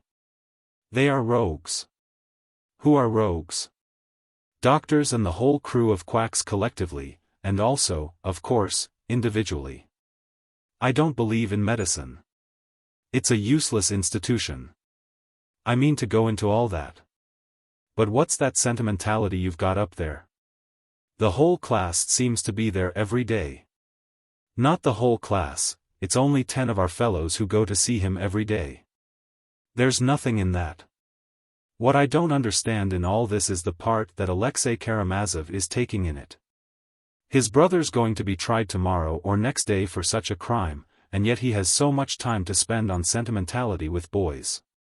There's no sentimentality about it. You are going yourself now to make it up with Ilusha. Make it up with him? What an absurd expression. But I allow no one to analyze my actions. And how pleased Ilusha will be to see you. He has no idea that you are coming. Why was it you wouldn't come all this time? Smerdyakov cried with sudden warmth. My dear boy, that's my business, not yours. I am going of myself because I choose to, but you've all been hauled there by Alexei Karamazov, there's a difference, you know. And how do you know? I may not be going to make it up at all. It's a stupid expression. It's not Karamazov at all, it's not his doing. Our fellows began going there of themselves. Of course, they went with Karamazov at first. And there's been nothing of that sort, no silliness. First one went, and then another. His father was awfully pleased to see us.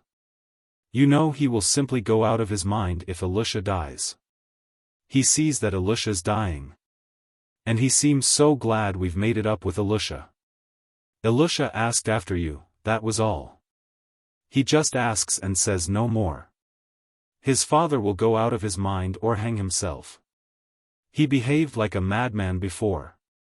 You know he is a very decent man. We made a mistake then. It's all the fault of that murderer who beat him then. Karamazov's a riddle to me all the same. I might have made his acquaintance long ago, but I like to have a proper pride in some cases. Besides, I have a theory about him which I must work out and verify. Kolya subsided into dignified silence. Smerdyakov, too, was silent. Smerdyakov, of course, worshipped Krasotkin and never dreamed of putting himself on a level with him. Now he was tremendously interested at Kolya's saying that he was going of himself to see Ilusha. He felt that there must be some mystery in Kolya's suddenly taking it into his head to go to him that day. They crossed the marketplace, in which at that hour were many loaded wagons from the country and a great number of live fowls. The market women were selling rolls, cottons and threads, etc. in their booths. These Sunday markets were naively called fairs in the town, and there were many such fairs in the year. Perez Vaughan ran about in the wildest spirits, sniffing about first one side, then the other. When he met other dogs they zealously smelt each other over according to the rules of canine etiquette. I like to watch such realistic scenes, Smerdyakov, said Kolya suddenly. Have you noticed how dogs sniff at one another when they meet? It seems to be a law of their nature. Yes. It's a funny habit. No, it's not funny, you are wrong there. There's nothing funny in nature, however funny it may seem to man with his prejudices.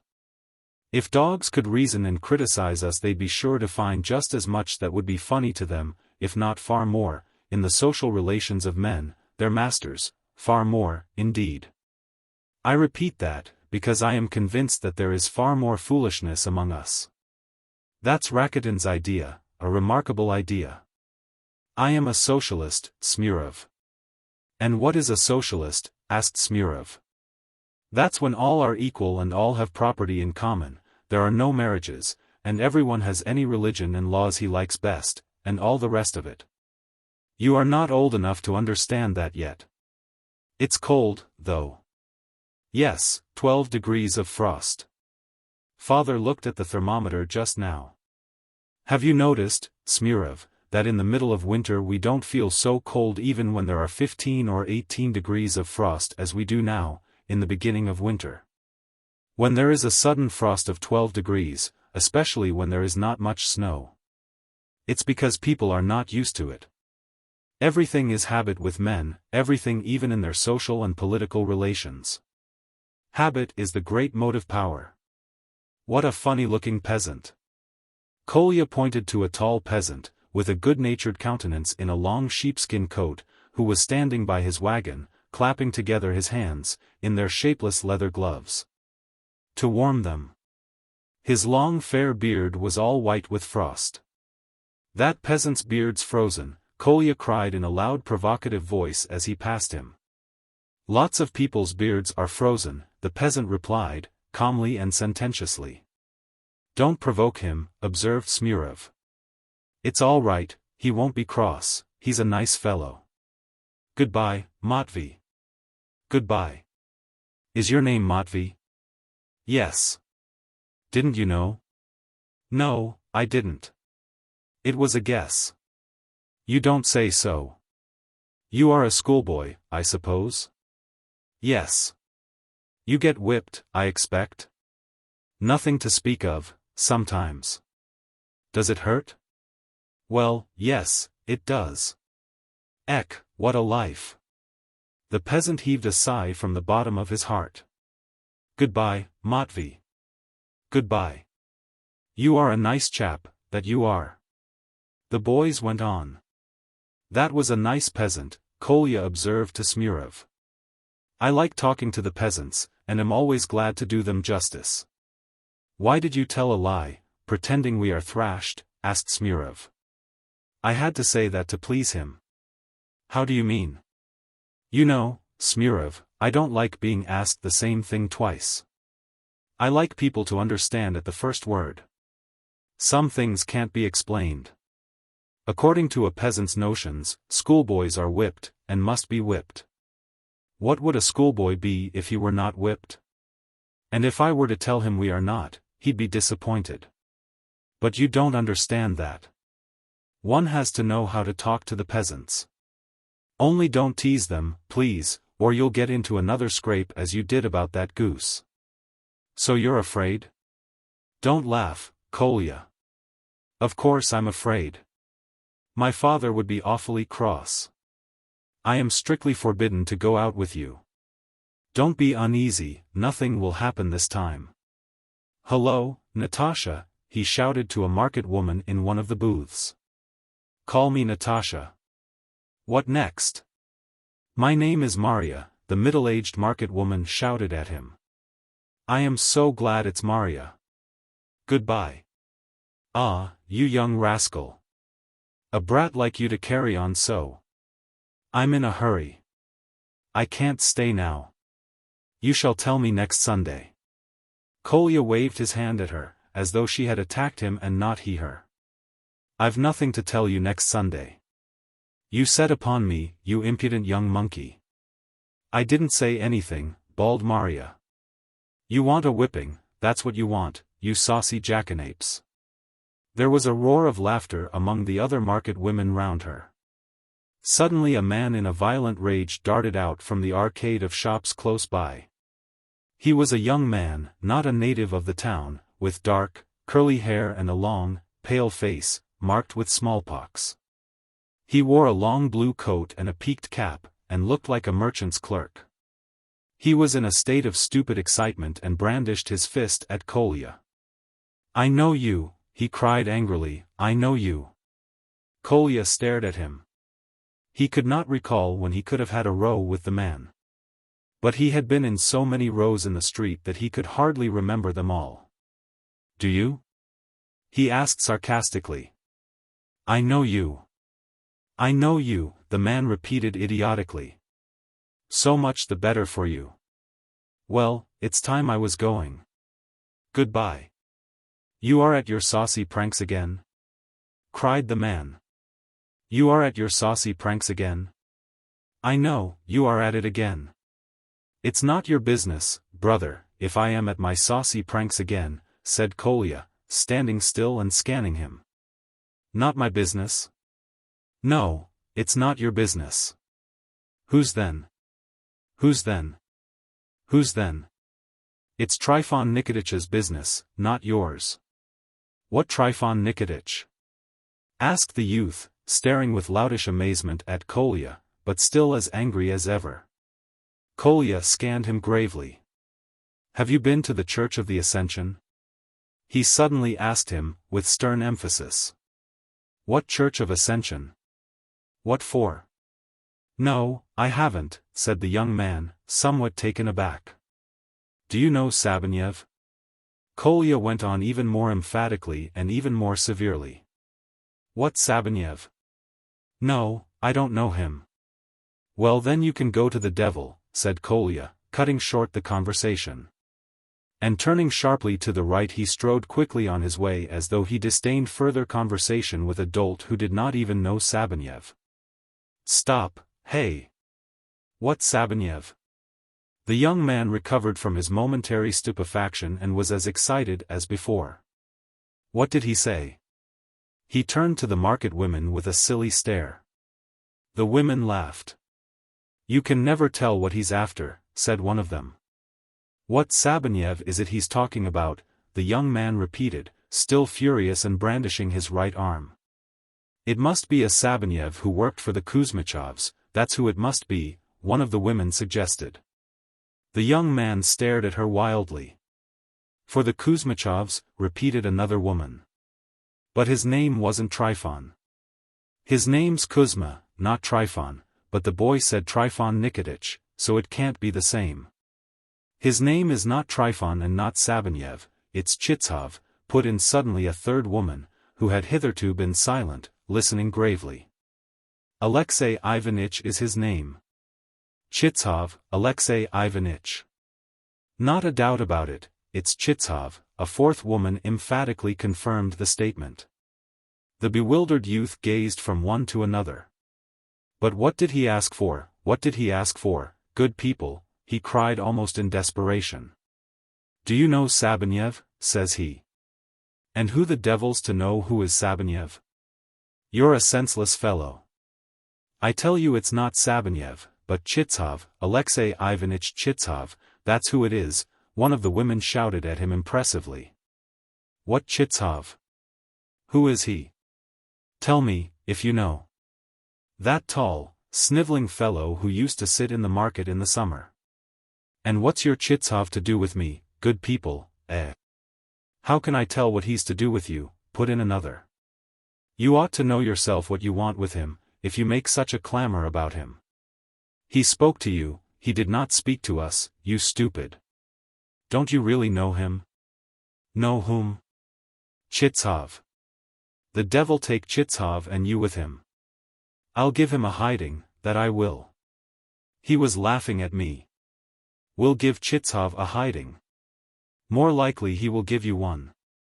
You are a fool, that's what you are. Not Chitsov, you spiteful, mischievous woman. I'll give the boy a hiding. Catch him, he was laughing at me." The woman guffawed. But Kolya was by now a long way off, marching along with a triumphant air. Smurov walked beside him, looking round at the shouting group far behind. He too was in high spirits, though he was still afraid of getting into some scrape in Kolya's company. "What Sabanev did you mean?" he asked Kolya, foreseeing what his answer would be. "How do I know? Now there'll be a hubbub among them all day. I like to stir up fools in every class of society. There's another blockhead, that peasant there. You know, they say, there's no one stupider than a stupid Frenchman, but a stupid Russian shows it in his face just as much. Can't you see it all over his face that he is a fool, that peasant, eh? Let him alone, Kolya. Let's go on. Nothing could stop me, now I am once off. Hey, good morning, peasant. A sturdy-looking peasant, with a round, simple face and grizzled beard, who was walking by, raised his head and looked at the boy. He seemed not quite sober. Good morning, if you are not laughing at me, he said deliberately in reply. And if I am, laughed Kolya. Well, a joke's a joke. Laugh away. I don't mind. There's no harm in a joke. I beg your pardon, brother, it was a joke. Well, God forgive you. Do you forgive me, too? I quite forgive you. Go along. I say, you seem a clever peasant. Cleverer than you, the peasant answered unexpectedly, with the same gravity. I doubt it, said Kolya, somewhat taken aback. It's true, though. Perhaps it is. It is, brother. Goodbye, peasant. Goodbye. There are all sorts of peasants, Kolya observed to Smurov after a brief silence. How could I tell I had hit on a clever one? I am always ready to recognize intelligence in the peasantry. In the distance the cathedral clock struck 11:30. The boys made haste and they walked as far as Captain Snegiryov's lodging, a considerable distance, quickly and almost in silence. 20 paces from the house Kolya stopped and told Smurov to go on ahead and ask Karamazov to come out to him. One must sniff round a bit first, he observed to Smurov. Why ask him to come out? Smurov protested. You go in, they will be awfully glad to see you. What's the sense of making friends in the frost out here? I know why I want to see him out here in the frost. Kolya cut him short in the despotic tone he was fond of adopting with small boys, and Smurov ran to do his bidding. Chapter 4. The Lost Dog. Kolya leaned against the fence with an air of dignity, waiting for Alyosha to appear. Yes, he had long wanted to meet him. He had heard a great deal about him from the boys, but hitherto he had always maintained an appearance of disdainful indifference when he was mentioned. And he had even criticized what he heard about Alyosha. But secretly he had a great longing to make his acquaintance. There was something sympathetic and attractive in all he was told about Alyosha. So the present moment was important. To begin with, he had to show himself at his best, to show his independence, or he'll think of me as 13 and take me for a boy, like the rest of them. And what are these boys to him? I shall ask him when I get to know him. It's a pity I am so short, though. Tuzikov is younger than I am, yet he is half a head taller. But I have a clever face. I am not good-looking. I know I'm hideous, but I've a clever face. I mustn't talk too freely. If I fall into his arms all at once, he may think, Tfu! How horrible if he should think. Such were the thoughts that excited Kolya while he was doing his utmost to assume the most independent air. What distressed him most was his being so short. He did not mind so much his hideous face, as being so short. On the wall in a corner at home he had the year before made a pencil mark to show his height, and every 2 months since he anxiously measured himself against it to see how much he had gained. But alas!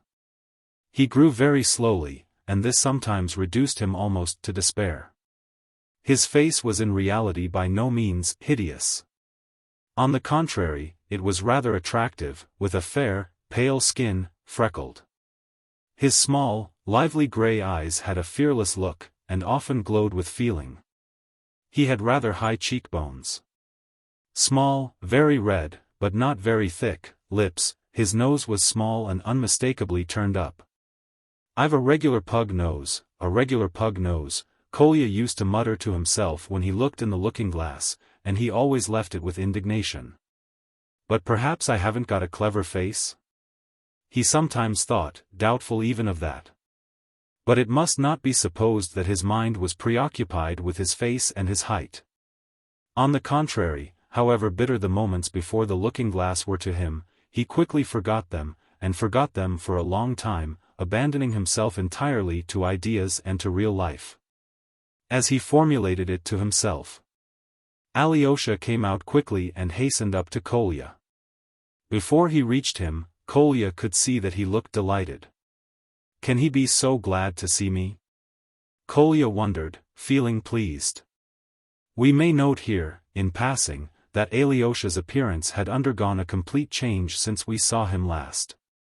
He had abandoned his cassock and was wearing now a well-cut coat, a soft, round hat, and his hair had been cropped short. All this was very becoming to him, and he looked quite handsome. His charming face always had a good-humored expression, but there was a gentleness and serenity in his good humor. To Kolya's surprise, Alyosha came out to him just as he was, without an overcoat. He had evidently come in haste. He held out his hand to Kolya at once. Here you are at last. How anxious we've been to see you. There were reasons which you shall know directly. Anyway, I am glad to make your acquaintance. I've long been hoping for an opportunity, and have heard a great deal about you, Kolya muttered, a little breathless. We should have met anyway. I've heard a great deal about you, too, but you've been a long time coming here. Tell me, how are things going? Ilusha is very ill. He is certainly dying. How awful. You must admit that medicine is a fraud, Karamazov, cried Kolya warmly. Ilusha has mentioned you often, very often, even in his sleep, in delirium, you know. One can see that you used to be very, very dear to him, before the incident, with the knife. Then there's another reason. Tell me, is that your dog? Yes, Perezvon. Not Zuchka? Alyosha looked at Kolya with eyes full of pity. Is she lost forever? I know you would all like it to be Zuchka. I've heard all about it. Kolya smiled mysteriously. Listen, Karamazov, I'll tell you all about it. That's what I came for, that's what I asked you to come out here for, to explain the whole episode to you before we go in, he began with animation. You see, Karamazov, Ilusha came into the preparatory class last spring. Well, you know what our preparatory class is, a lot of small boys. They began teasing Ilusha at once. I am 2 classes higher up, and, of course, I only look on at them from a distance. I saw the boy was weak and small, but he wouldn't give in to them, he fought with them. I saw he was proud, and his eyes were full of fire. I like children like that. And they teased him all the more. The worst of it was he was horribly dressed at the time, his breeches were too small for him, and there were holes in his boots. They worried him about it, they jeered at him. That I can't stand. I stood up for him at once, and gave it to them hot. I beat them, but they adore me, do you know, Karamazov? Kolya boasted impulsively, but I am always fond of children. I've 2 chickens in my hands at home now, that's what detained me today. So they left off beating Ilusha and I took him under my protection. I saw the boy was proud. I tell you that, the boy was proud, but in the end he became slavishly devoted to me, he did my slightest bidding, obeyed me as though I were God, tried to copy me. In the intervals between the classes he used to run to me at once, and I'd go about with him. On Sundays, too. They always laugh when an older boy makes friends with a younger one like that. But that's a prejudice. If it's my fancy, that's enough. I am teaching him, developing him. Why shouldn't I develop him if I like him? Here you, Karamazov, have taken up with all these nestlings. I see you want to influence the younger generation, to develop them, to be of use to them, and I assure you this trait in your character, which I knew by hearsay, attracted me more than anything. Let us get to the point, though. I noticed that there was a sort of softness and sentimentality coming over the boy, and you know I have a positive hatred of this sheepish sentimentality, and I have had it from a baby. There were contradictions in him, too, he was proud, but he was slavishly devoted to me, and yet all at once his eyes would flash and he'd refuse to agree with me, he'd argue, fly into a rage. I used sometimes to propound certain ideas. I could see that it was not so much that he disagreed with the ideas, but that he was simply rebelling against me, because I was cool in responding to his endearments. And so, in order to train him properly, the tenderer he was, the colder I became. I did it on purpose, that was my idea. My object was to form his character, to lick him into shape, to make a man of him, and besides, no doubt, you understand me at a word. Suddenly I noticed for 3 days in succession he was downcast and dejected, not because of my coldness, but for something else, something more important. I wondered what the tragedy was. I have pumped him and found out that he had somehow got to know Smerdyakov, who was footman to your late father. It was before his death. Of course, and he taught the little fool a silly trick, that is, a brutal, nasty trick. He told him to take a piece of bread, to stick a pin in it, and throw it to one of those hungry dogs who snap up anything without biting it, and then to watch and see what would happen. So they prepared a piece of bread like that and threw it to Zuchka, that shaggy dog there's been such a fuss about. The people of the house it belonged to never fed it at all, though it barked all day. Do you like that stupid barking, Karamazov? I can't stand it. So it rushed at the bread, swallowed it, and began to squeal. It turned round and ran away, squealing as it ran out of sight. That was Alyosha's own account of it. He confessed it to me, and cried bitterly. He hugged me, shaking all over. He kept on repeating, he ran away squealing, the sight of that haunted him. He was tormented by remorse, I could see that. I took it seriously. I determined to give him a lesson for other things as well. So I must confess I wasn't quite straightforward, and pretended to be more indignant perhaps than I was. You've done a nasty thing, I said, you are a scoundrel. I won't tell of it, of course, but I shall have nothing more to do with you for a time. I'll think it over and let you know through Smurov, that's the boy who's just come with me. He's always ready to do anything for me, whether I will have anything to do with you in the future or whether I give you up for good as a scoundrel. He was tremendously upset.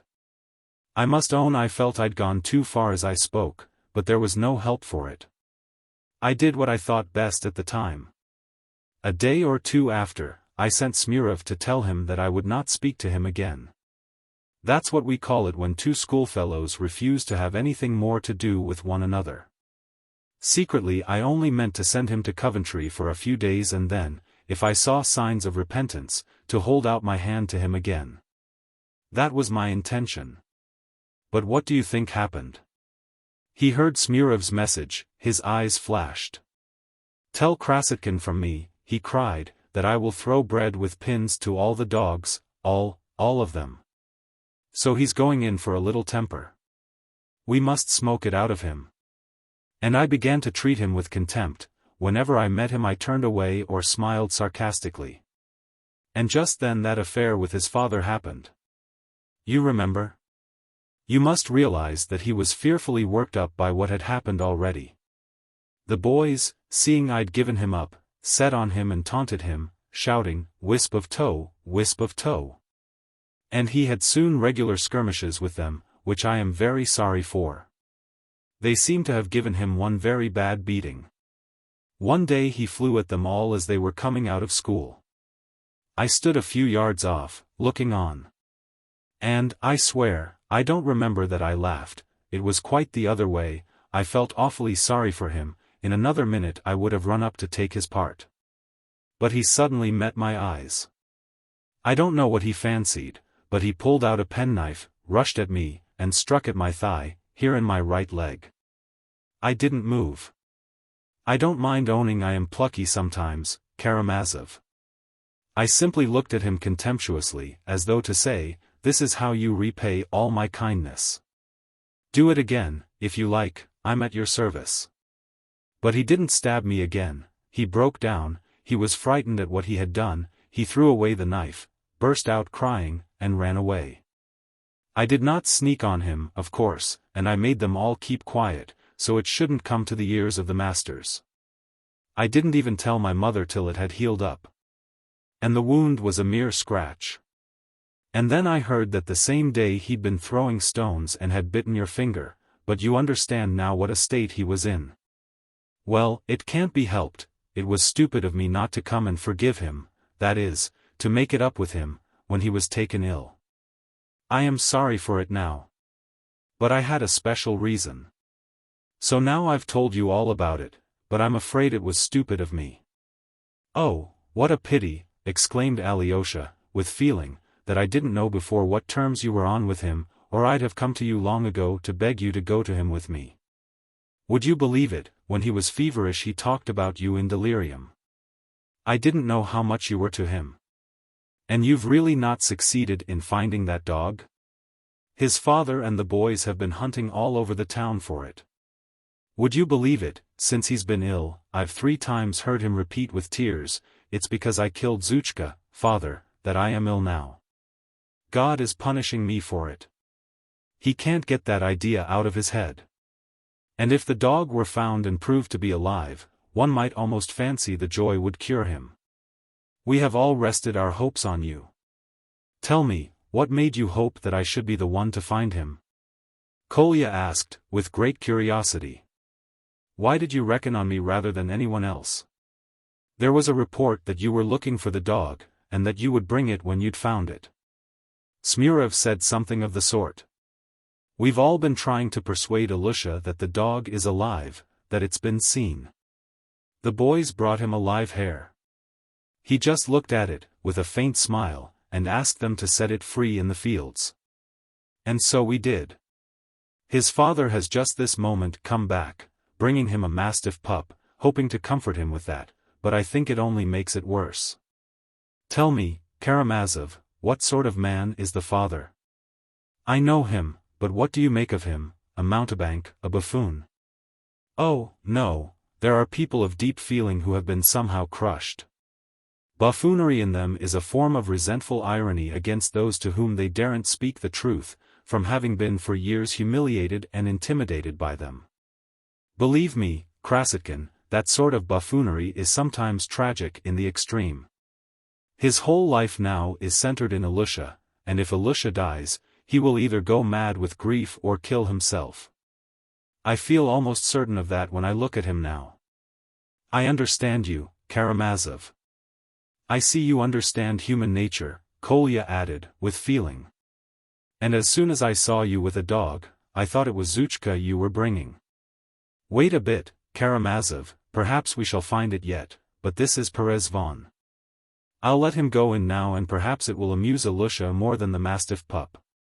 Wait a bit, Karamazov, you will know something in a minute. But, I say, I am keeping you here. Kolya cried suddenly.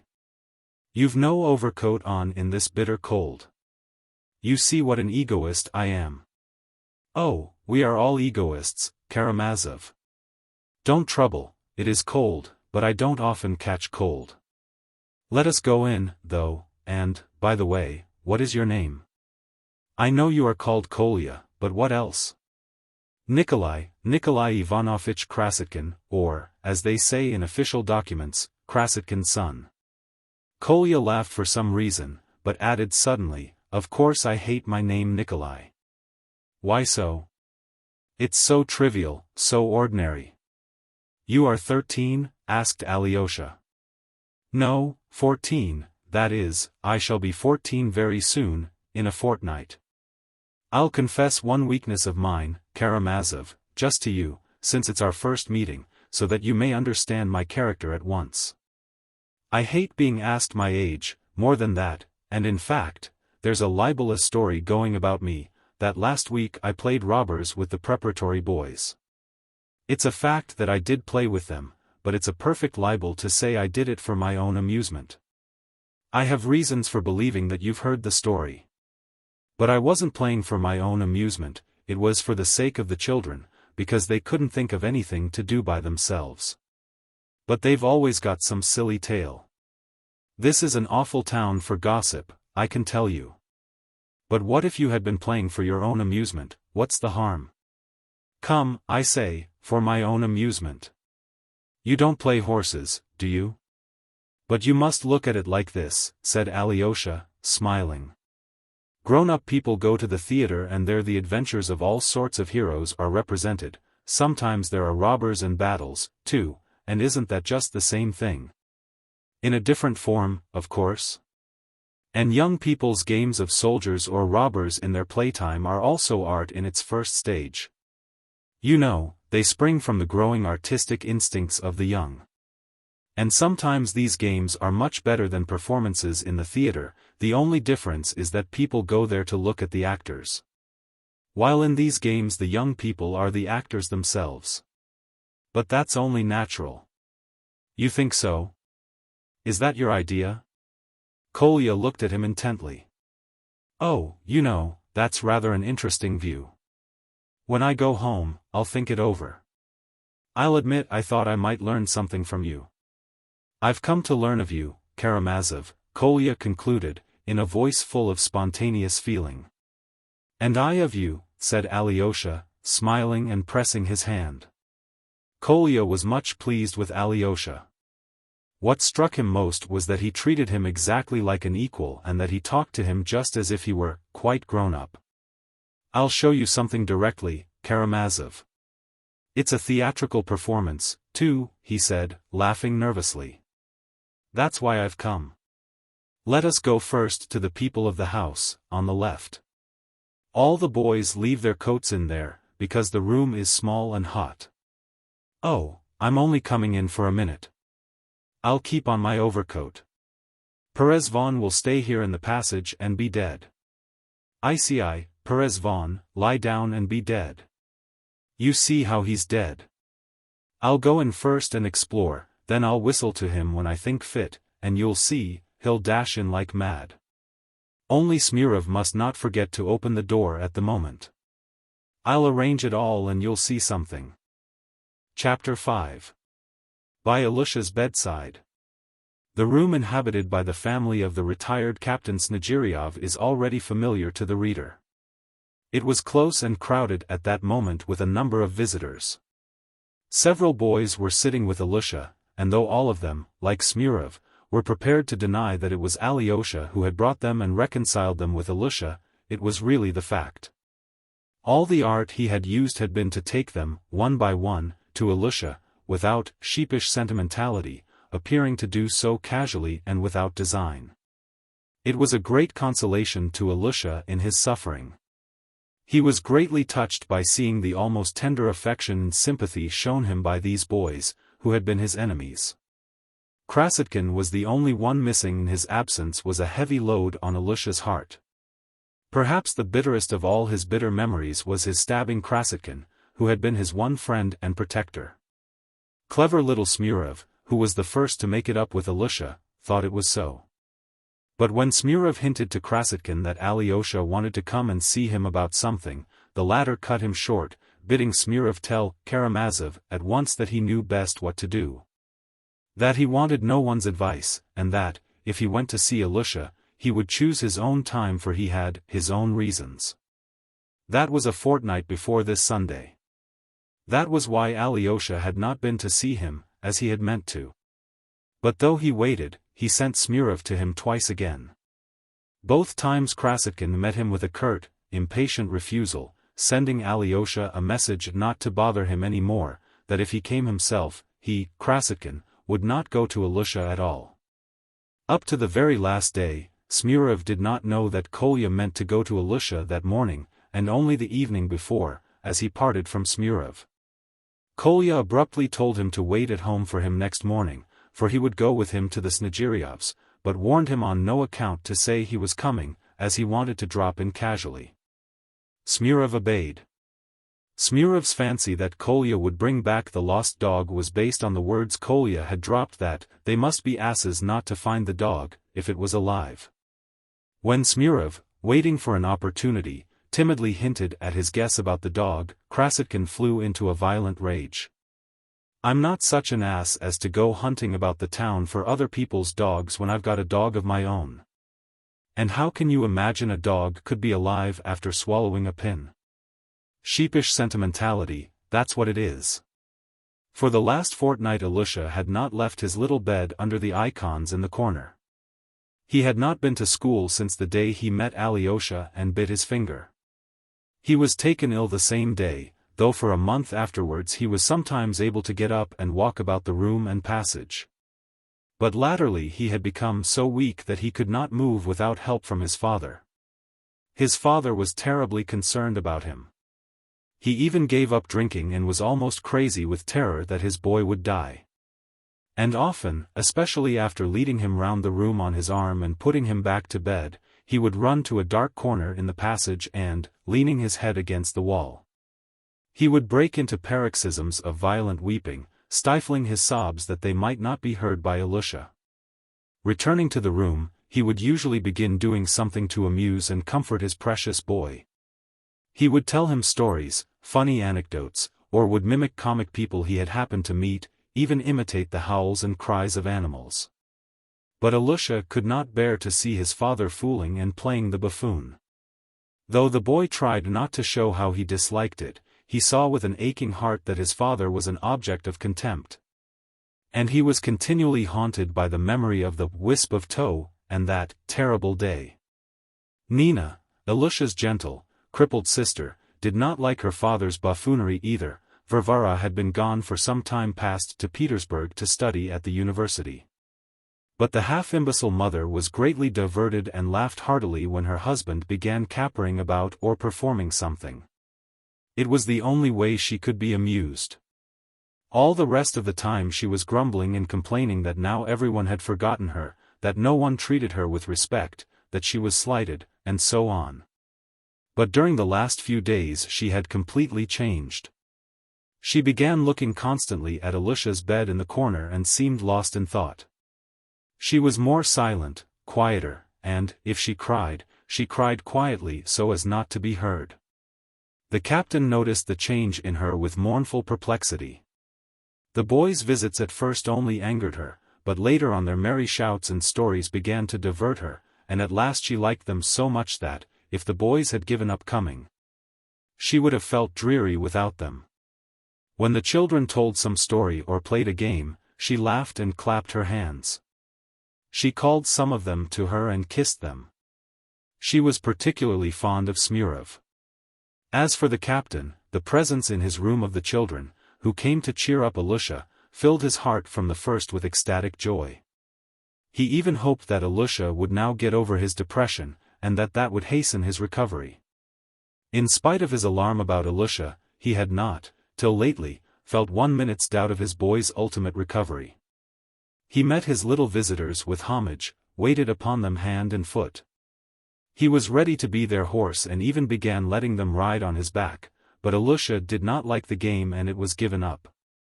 He began buying little things for them, gingerbread and nuts, gave them tea and cut them sandwiches.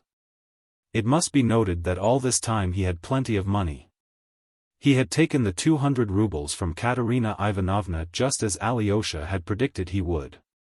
And afterwards Katerina Ivanovna, learning more about their circumstances and Ilusha's illness, visited them herself, made the acquaintance of the family, and succeeded in fascinating the half-imbecile mother. Since then she had been lavish in helping them, and the captain, terror-stricken at the thought that his boy might be dying, forgot his pride and humbly accepted her assistance. All this time Dr. Herzenstube, who was called in by Katerina Ivanovna, came punctually every other day, but little was gained by his visits and he dosed the invalid mercilessly. But on that Sunday morning a new doctor was expected, who had come from Moscow, where he had a great reputation.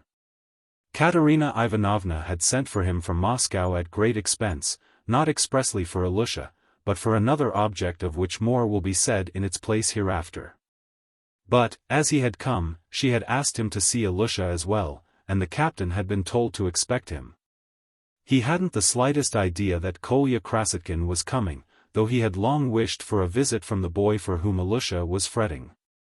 At the moment when Krasotkin opened the door and came into the room, the captain and all the boys were round Ilusha's bed, looking at a tiny mastiff pup, which had only been born the day before. Though the captain had bespoken it a week ago to comfort and amuse Ilusha, who was still fretting over the lost and probably dead Zhuchka. Ilusha, who had heard 3 days before that he was to be presented with a puppy, not an ordinary puppy, but a pedigree mastiff, a very important point, of course. Tried from delicacy of feeling to pretend that he was pleased. But his father and the boys could not help seeing that the puppy only served to recall to his little heart the thought of the unhappy dog he had killed. The puppy lay beside him feebly moving, and he, smiling sadly, stroked it with his thin, pale, wasted hand. Clearly he liked the puppy, but it wasn't Zhuchka. If he could have had Zhuchka and the puppy, too, then he would have been completely happy. "Krasotkin!" cried one of the boys suddenly. He was the first to see him come in. Krasotkin's entrance made a general sensation. The boys moved away and stood on each side of the bed, so that he could get a full view of Ilusha. The captain ran eagerly to meet Kolya. "Please come in, you are welcome," he said hurriedly. "Ilusha, Mr. Krasotkin has come to see you." But Krasotkin, shaking hands with him hurriedly, instantly showed his complete knowledge of the manners of good society.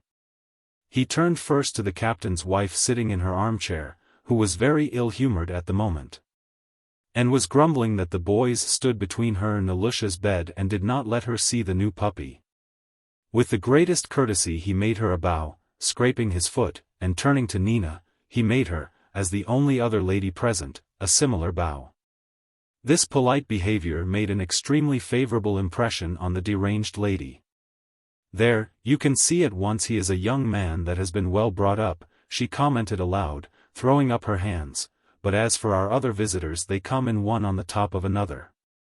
"How do you mean, Mamma, one on the top of another, how is that?" muttered the captain affectionately, though a little anxious on her account. "That's how they ride in. They get on each other's shoulders in the passage and prance in like that on a respectable family. Strange sort of visitors. But who's comin' like that, Mamma?"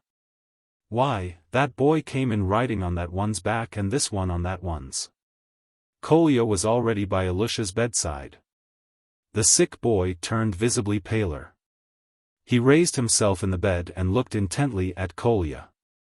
Kolya had not seen his little friend for 2 months, and he was overwhelmed at the sight of him. He had never imagined that he would see such a wasted, yellow face, such enormous, feverishly glowing eyes and such thin little hands. He saw, with grieved surprise, Ilusha's rapid, hard breathing and dry lips. He stepped close to him, held out his hand, and almost overwhelmed, he said, "Well, old man, how are you?" But his voice failed him, he couldn't achieve an appearance of ease, his face suddenly twitched and the corners of his mouth quivered. Ilusha smiled a pitiful little smile, still unable to utter a word. Something moved Kolya to raise his hand and pass it over Ilusha's hair. "Never mind," he murmured softly to him to cheer him up, or perhaps not knowing why he said it. For a minute they were silent again. "Hello, so you've got a new puppy?" Kolya said suddenly, in a most callous voice. Yes," answered Ilusha in a long whisper, gasping for breath. "A black nose, that means he'll be fierce, a good house dog," Kolya observed gravely and stolidly, as if the only thing he cared about was the puppy and its black nose. But in reality he still had to do his utmost to control his feelings, not to burst out crying like a child, and do what he would, he could not control it.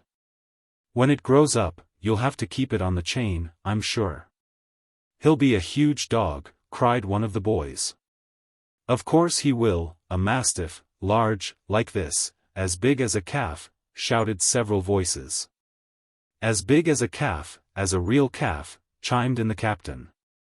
"I got one like that on purpose, one of the fiercest breed, and his parents are huge and very fierce, they stand as high as this from the floor. Sit down here, on Ilusha's bed, or here on the bench. You are welcome, we've been hoping to see you a long time. You were so kind as to come with Alexei Fyodorovitch?" Krasotkin sat on the edge of the bed, at Ilusha's feet. Though he had perhaps prepared a free and easy opening for the conversation on his way, now he completely lost the thread of it. No. I came with Perezvon. I've got a dog now, called Perezvon. A Slavonic name. He's out there, if I whistle, he'll run in. I've brought a dog, too, he said, addressing Ilusha all at once. Do you remember Zhuchka, old man? He suddenly fired the question at him. Ilusha's little face quivered. He looked with an agonized expression at Kolya. Alyosha, standing at the door, frowned and signed to Kolya not to speak of Zhuchka, but he did not or would not notice. Where is Zhuchka? Ilusha asked in a broken voice. Oh, well, my boy, your Zhuchka's lost and done for. Ilusha did not speak, but he fixed an intent gaze once more on Kolya. Alyosha, catching Kolya's eye, signed to him vigorously again, but he turned away his eyes pretending not to have noticed. It must have run away and died somewhere. It must have died after a meal like that, Kolya pronounced pitilessly, though he seemed a little breathless. But I've got a dog, Perezvon. A Slavonic name. I've brought him to show you. I don't want him, said Ilusha suddenly. No, no, you really must see him, it will amuse you. I brought him on purpose. He's the same sort of shaggy dog. You allow me to call in my dog, madam? He suddenly addressed Madame Snegiryov, with inexplicable excitement in his manner. I don't want him, I don't want him, cried Ilusha, with a mournful break in his voice. There was a reproachful light in his eyes. You'd better, the captain started up from the chest by the wall on which he had just sat down, you'd better, another time, he muttered, but Kolya could not be restrained. He hurriedly shouted to Smurov, open the door, and as soon as it was open, he blew his whistle. Perezvon dashed headlong into the room. Jump, Perezvon, beg. Beg! Shouted Kolya, jumping up, and the dog stood erect on its hind legs by Ilusha's bedside. What followed was a surprise to everyone. Ilusha started, lurched violently forward, bent over Perezvon and gazed at him, faint with suspense. It's Zhuchka! He cried suddenly, in a voice breaking with joy and suffering. And who did you think it was? Krasotkin shouted with all his might, in a ringing, happy voice, and bending down he seized the dog and lifted him up to Ilusha.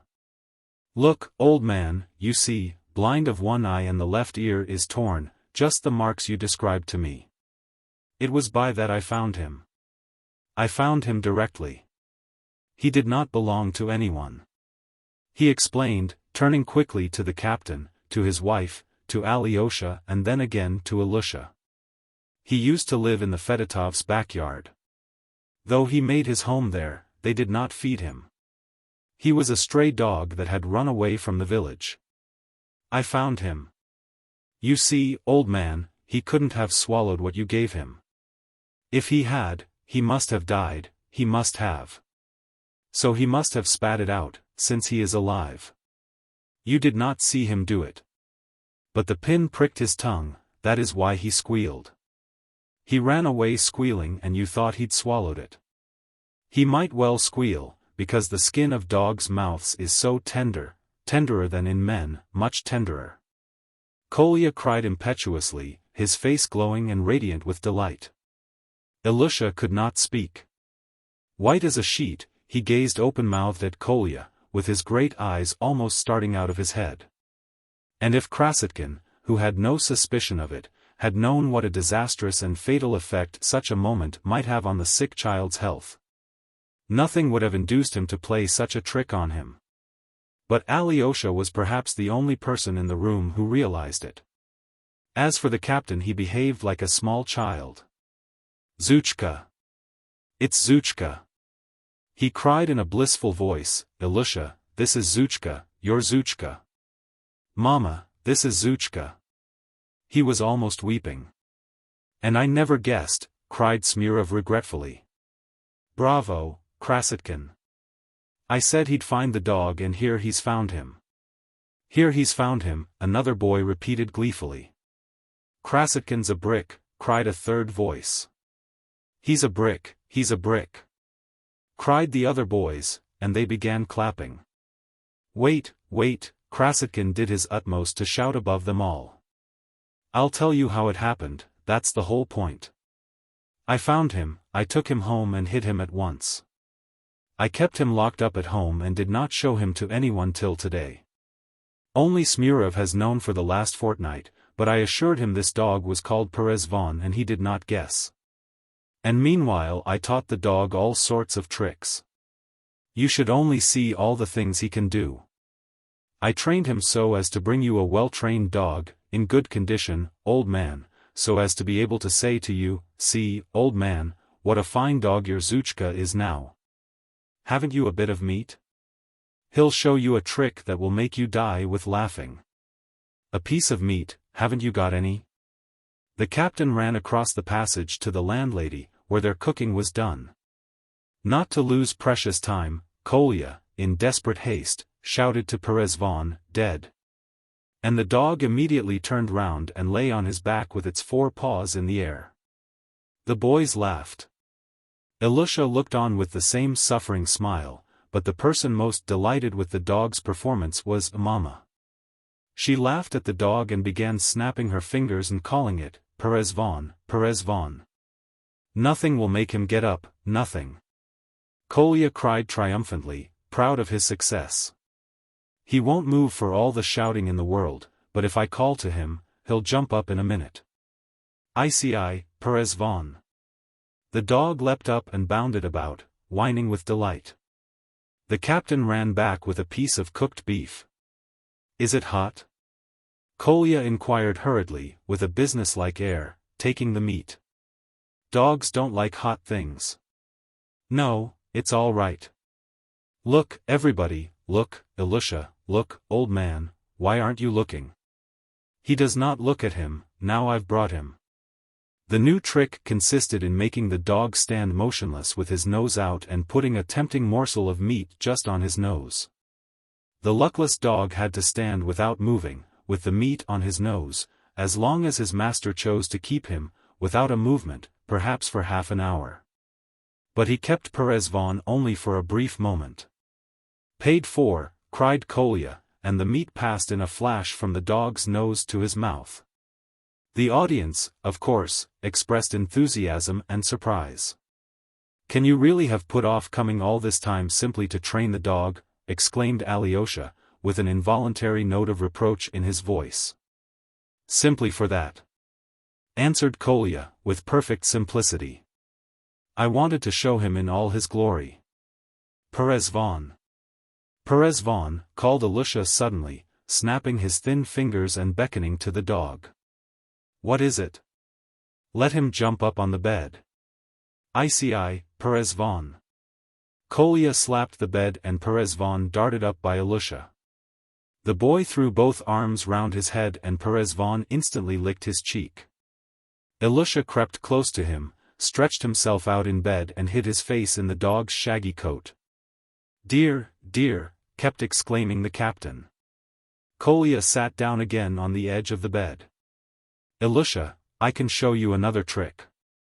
I've brought you a little cannon. You remember, I told you about it before and you said how much you'd like to see it. Well, here, I've brought it to you." And Kolya hurriedly pulled out of his satchel the little bronze cannon. He hurried, because he was happy himself. Another time he would have waited till the sensation made by Perezvon had passed off, now he hurried on regardless of all consideration. "You are all happy now," he felt, "so here's something to make you happier." He was perfectly enchanted himself. "I've been coveting this thing for a long while, it's for you, old man, it's for you. It belonged to Morozov, it was no use to him, he had it from his brother.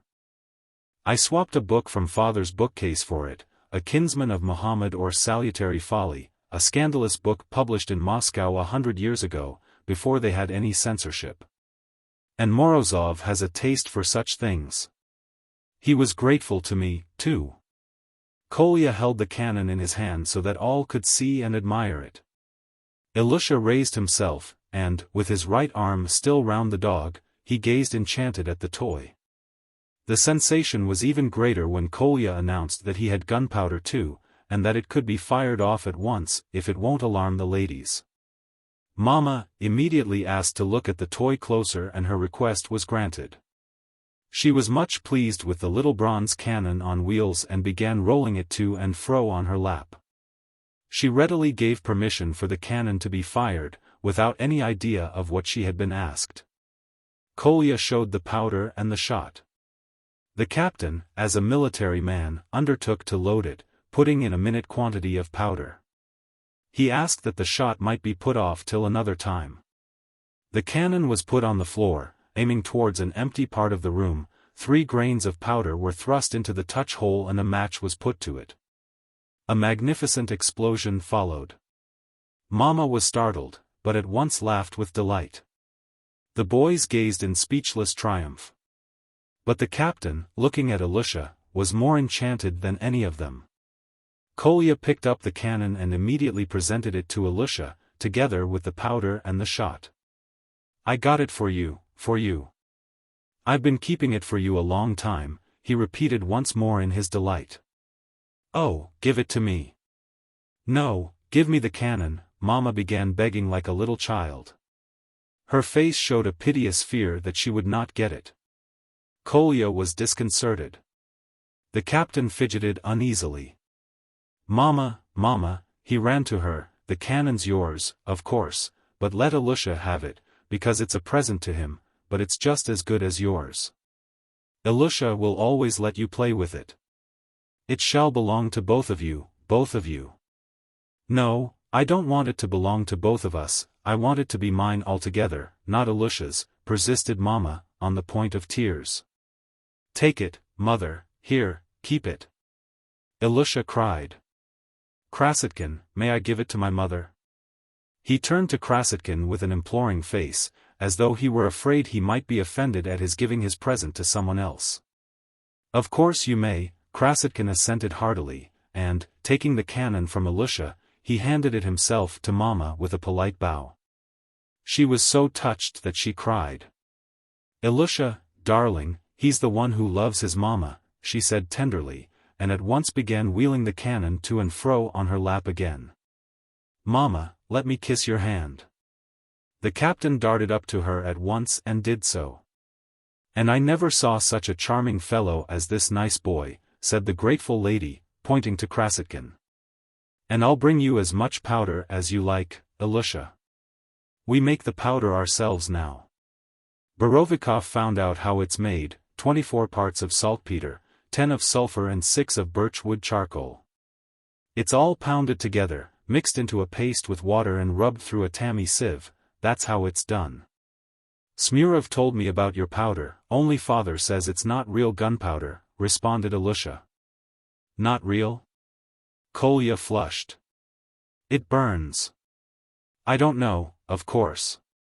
"No, I didn't mean that," put in the captain with a guilty face. "I only said that real powder is not made like that, but that's nothing, it can be made so." "I don't know, you know best." "We lighted some in a pomatum pot, it burned splendidly, it all burnt away leaving only a tiny ash. But that was only the paste, and if you rub it through, but of course you know best, I don't know. And Bulkin's father thrashed him on account of our powder, did you hear?" He turned to Ilusha. "Yes," answered Ilusha. He listened to Kolya with immense interest and enjoyment. "We had prepared a whole bottle of it and he used to keep it under his bed. His father saw it. He said it might explode, and thrashed him on the spot. He was going to make a complaint against me to the masters. He is not allowed to go about with me now, no one is allowed to go about with me now. Smurov is not allowed to either, I've got a bad name with everyone. They say I'm a desperate character," Kolya smiled scornfully. "It all began from what happened on the railway." "Ah, we've heard of that exploit of yours, too," cried the captain. "How could you lie still on the line? Is it possible you weren't the least afraid, lying there under the train? Weren't you frightened?" The captain was abject in his flattery of Kolya. "Not particularly," answered Kolya carelessly. What's blasted my reputation more than anything here was that cursed goose, he said, turning again to Ilusha. But though he assumed an unconcerned air as he talked, he still could not control himself and was continually missing the note he tried to keep up. Ah! I heard about the goose. Ilusha laughed, beaming all over. They told me, but I didn't understand. Did they really take you to the court? The most stupid, trivial affair, they made a mountain of a molehill as they always do, Kolya began carelessly. I was walking through the marketplace here one day, just when they'd driven in the geese. I stopped and looked at them. All at once a fellow, who is an errand boy at Plotnikov's now, looked at me and said, "What are you looking at the geese for?" I looked at him. He was a stupid, moon-faced fellow of 20. I am always on the side of the peasantry, you know. I like talking to the peasants. We've dropped behind the peasants, that's an axiom. I believe you are laughing, Karamazov. No, heaven forbid, I am listening, said Alyosha with a most good-natured air, and the sensitive Kolya was immediately reassured. My theory, Karamazov, is clear and simple, he hurried on again, looking pleased. I believe in the people and am always glad to give them their due, but I am not for spoiling them, that is a sine qua non. But I was telling you about the goose. So I turned to the fool and answered, I am wondering what the goose thinks about. He looked at me quite stupidly, and what does the goose think about, he asked. Do you see that cart full of oats? I said. The oats are dropping out of the sack, and the goose has put its neck right under the wheel to gobble them up, do you see? I see that quite well, he said. Well, said I, if that cart were to move on a little, would it break the goose's neck or not? It'd be sure to break it, and he grinned all over his face, highly delighted. Come on, then, said I, let's try. Let's, he said. And it did not take us long to arrange. He stood at the bridle without being noticed, and I stood on one side to direct the goose. And the owner wasn't looking, he was talking to someone, so I had nothing to do. The goose thrust its head in after the oats of itself, under the cart, just under the wheel. I winked at the lad, he tugged at the bridle, and crack. The goose's neck was broken in half. And, as luck would have it, all the peasants saw us at that moment and they kicked up a shindy at once. You did that on purpose. No, not on purpose. Yes, you did, on purpose. Well, they shouted, take him to the justice of the peace. They took me, too. You were there, too, they said, you helped, you're known all over the market. And, for some reason, I really am known all over the market, Kolya added conceitedly. We all went off to the justices, they brought the goose, too. The fellow was crying in a great funk, simply blubbering like a woman. And the farmer kept shouting that you could kill any number of geese like that. Well, of course, there were witnesses. The justice of the peace settled it in a minute, that the farmer was to be paid a ruble for the goose, and the fellow to have the goose. And he was warned not to play such pranks again. And the fellow kept blubbering like a woman. It wasn't me, he said, it was he egged me on, and he pointed to me. I answered with the utmost composure that I hadn't egged him on, that I simply stated the general proposition, had spoken hypothetically. The justice of the peace smiled and was vexed with himself at once for having smiled. I'll complain to your masters of you, so that for the future you mayn't waste your time on such general propositions, instead of sitting at your books and learning your lessons. He didn't complain to the masters, that was a joke, but the matter was noised abroad and came to the ears of the masters. Their ears are long, you know. The classical master, Kolbasnikov, was particularly shocked about it, but Dardanelov got me off again. But Kolbasnikov is savage with everyone now like a green ass. Did you know, Ilusha, he is just married, got a dowry of 1,000 rubles, and his bride's a regular fright of the first rank and the last degree. The third-class fellows wrote an epigram on it. Astounding news has reached the class. Kolbasnikov has been an ass. And so on, awfully funny, I'll bring it to you later on. I say nothing against Dardanelov, he is a learned man, there's no doubt about it.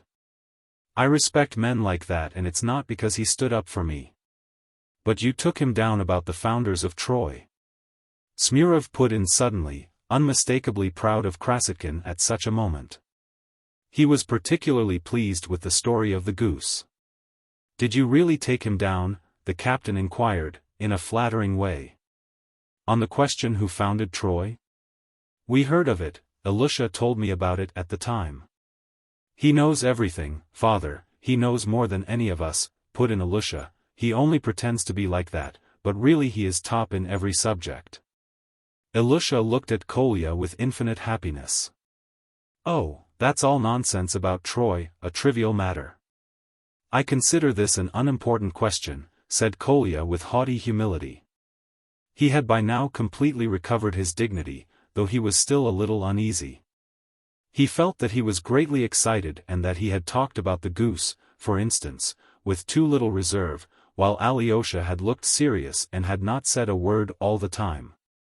And the vain boy began by degrees to have a rankling fear that Alyosha was silent because he despised him, and thought he was showing off before him. If he dared to think anything like that, Kolya would. I regard the question as quite a trivial one, he rapped out again, proudly. And I know who founded Troy. A boy, who had not spoken before, said suddenly, to the surprise of everyone. He was silent and seemed to be shy. He was a pretty boy of about 11, called Kardashov. He was sitting near the door. Kolya looked at him with dignified amazement. The fact was that the identity of the founders of Troy had become a secret for the whole school, a secret which could only be discovered by reading Smerdyakov, and no one had Smerdyakov but Kolya. One day, when Kolya's back was turned, Kardashov hastily opened Smerdyakov, which lay among Kolya's books, and immediately lighted on the passage relating to the foundation of Troy. This was a good time ago, but he felt uneasy and could not bring himself to announce publicly that he too knew who had founded Troy. Afraid of what might happen and of Krasotkin somehow putting him to shame over it. But now he couldn't resist saying it. For weeks he had been longing to. Well, who did found it? Asked Kolya, turning to him with haughty superciliousness. He saw from his face that he really did know and at once made up his mind how to take it. There was, so to speak, a discordant note in the general harmony. Troy was founded by Tusser, Dardanus, Ilias and Tras, the boy rapped out at once, and in the same instant he blushed so, that it was painful to look at him. But the boys stared at him for a whole minute, and then all the staring eyes turned at once and were fastened upon Kolya, who was still scanning the audacious boy with disdainful composure. In what sense did they found it? He deigned to comment at last. And what is meant by founding a city or a state? What do they do? Did they go and each lay a brick, do you suppose? There was laughter. The offending boy turned from pink to crimson. He was silent and on the point of tears. Kolya held him so for a minute. Before you talk of a historical event like the foundation of a nationality, you must first understand what you mean by it, he admonished him in stern, incisive tones. But I attach no consequence to these old wives' tales, and I don't think much of universal history in general, he added carelessly, addressing the company generally. Universal history? The captain inquired, looking almost scared. Yes, universal history. It's the study of the successive follies of mankind and nothing more. The only subjects I respect are mathematics and natural science, said Kolya. He was showing off and he stole a glance at Alyosha, his was the only opinion he was afraid of there. But Alyosha was still silent and still serious as before. If Alyosha had said a word it would have stopped him, but Alyosha was silent and, it might be the silence of contempt, and that finally irritated Kolya. The classical languages, too, they are simply madness, nothing more. You seem to disagree with me again, Karamazov? I don't agree, said Alyosha, with a faint smile. The study of the classics, if you ask my opinion, is simply a police measure, that's simply why it has been introduced into our schools. By degrees Kolya began to get breathless again. Latin and Greek were introduced because they are a bore and because they stupefy the intellect. It was dull before, so what could they do to make things duller? It was senseless enough before, so what could they do to make it more senseless? So they thought of Greek and Latin. That's my opinion, I hope I shall never change it, Kolya finished abruptly. His cheeks were flushed. That's true, assented Smirnov suddenly, in a ringing tone of conviction. He had listened attentively. And yet he is first in Latin himself, cried one of the group of boys suddenly. Yes, father, he says that, and yet he is first in Latin, echoed Ilusha. What of it? Kolya thought fit to defend himself, though the praise was very sweet to him. I am fagging away at Latin because I have to, because I promised my mother to pass my examination, and I think that whatever you do, it's worth doing it well. But in my soul I have a profound contempt for the classics and all that fraud. You don't agree, Karamazov? Why, fraud? Alyosha smiled again. Well, all the classical authors have been translated into all languages, so it was not for the sake of studying the classics they introduced Latin, but solely as a police measure. To stupefy the intelligence. So what can one call it but a fraud? Why, who taught you all this? Cried Alyosha, surprised at last. In the first place, I am capable of thinking for myself without being taught. Besides, what I said just now about the classics being translated, our teacher Kolbasnikov has said to the whole of the third class. The doctor has come, cried Nina, who had been silent till then. A carriage belonging to Madame Holikov drove up to the gate.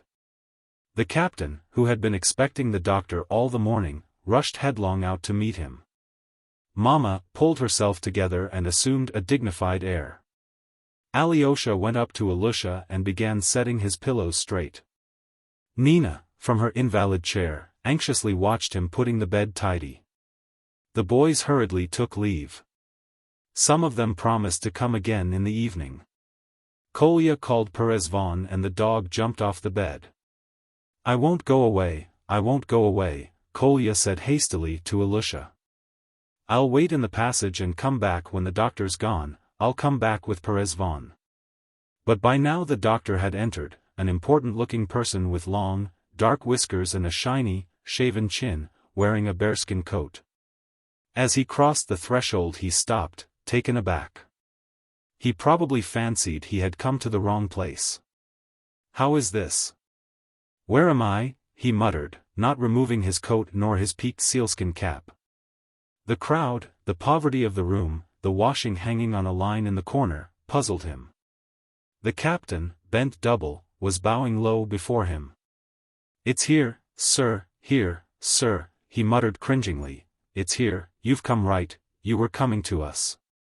Snegiryov, the doctor said loudly and pompously. Mr. Snegiryov, is that you? That's me, sir. Ah. The doctor looked round the room with a squeamish air once more and threw off his coat, displaying to all eyes the grand decoration at his neck. The captain caught the fur coat in the air, and the doctor took off his cap. Where is the patient? He asked emphatically. Chapter 6. Precocity. What do you think the doctor will say to him? Kolya asked quickly. What a repulsive mug, though, hasn't he? I can't endure medicine. Ilusha is dying. I think that's certain, answered Alyosha, mournfully. They are rogues. Medicine's a fraud. I am glad to have made your acquaintance, though, Karamazov. I wanted to know you for a long time. I am only sorry we meet in such sad circumstances. Kolya had a great inclination to say something even warmer and more demonstrative, but he felt ill at ease. Alyosha noticed this, smiled, and pressed his hand. I've long learned to respect you as a rare person, Kolya muttered again, faltering and uncertain. I have heard you are a mystic and have been in the monastery. I know you are a mystic, but that hasn't put me off. Contact with real life will cure you. It's always so with characters like yours. What do you mean by mystic? Cure me of what? Alyosha was rather astonished. Oh, God and all the rest of it. What, don't you believe in God? Oh, I've nothing against God. Of course, God is only a hypothesis, but I admit that he is needed, for the order of the universe and all that, and that if there were no God he would have to be invented, added Kolya, beginning to blush. He suddenly fancied that Alyosha might think he was trying to show off his knowledge and to prove that he was grown up. I haven't the slightest desire to show off my knowledge to him, Kolya thought indignantly. And all of a sudden he felt horribly annoyed. I must confess I can't endure entering on such discussions, he said with a final air. It's possible for one who doesn't believe in God to love mankind, don't you think so? Voltaire didn't believe in God and loved mankind? I am at it again, he thought to himself. Voltaire believed in God, though not very much, I think, and I don't think he loved mankind very much either, said Alyosha quietly, gently, and quite naturally. As though he were talking to someone of his own age, or even older. Kolya was particularly struck by Alyosha's apparent diffidence about his opinion of Voltaire. He seemed to be leaving the question for him, little Kolya, to settle. Have you read Voltaire? Alyosha finished. No, not to say read. But I've read Candide in the Russian translation, in an absurd, grotesque, old translation. At it again. Again. And did you understand it? Oh, yes, everything. That is. Why do you suppose I shouldn't understand it? There's a lot of nastiness in it, of course. Of course I can understand that it's a philosophical novel and written to advocate an idea. Kolya was getting mixed by now. I am a socialist, Karamazov, I am an incurable socialist, he announced suddenly, apropos of nothing. A socialist, laughed Alyosha. But when have you had time to become one? Why, I thought you were only 13. Kolya winced. In the first place I am not 13, but 14 in a fortnight, he flushed angrily, and in the second place I am at a complete loss to understand what my age has to do with it. The question is what are my convictions, not what is my age, isn't it? When you are older, you'll understand for yourself the influence of age on convictions. I fancied, too, that you were not expressing your own ideas, Alyosha answered serenely and modestly, but Kolya interrupted him hotly. Come, you want obedience and mysticism. You must admit that the Christian religion, for instance, has only been of use to the rich and the powerful to keep the lower classes in slavery. That's so, isn't it? Ah, I know where you read that, and I am sure someone told you so, cried Alyosha. I say, what makes you think I read it? And certainly no one told me so. I can think for myself.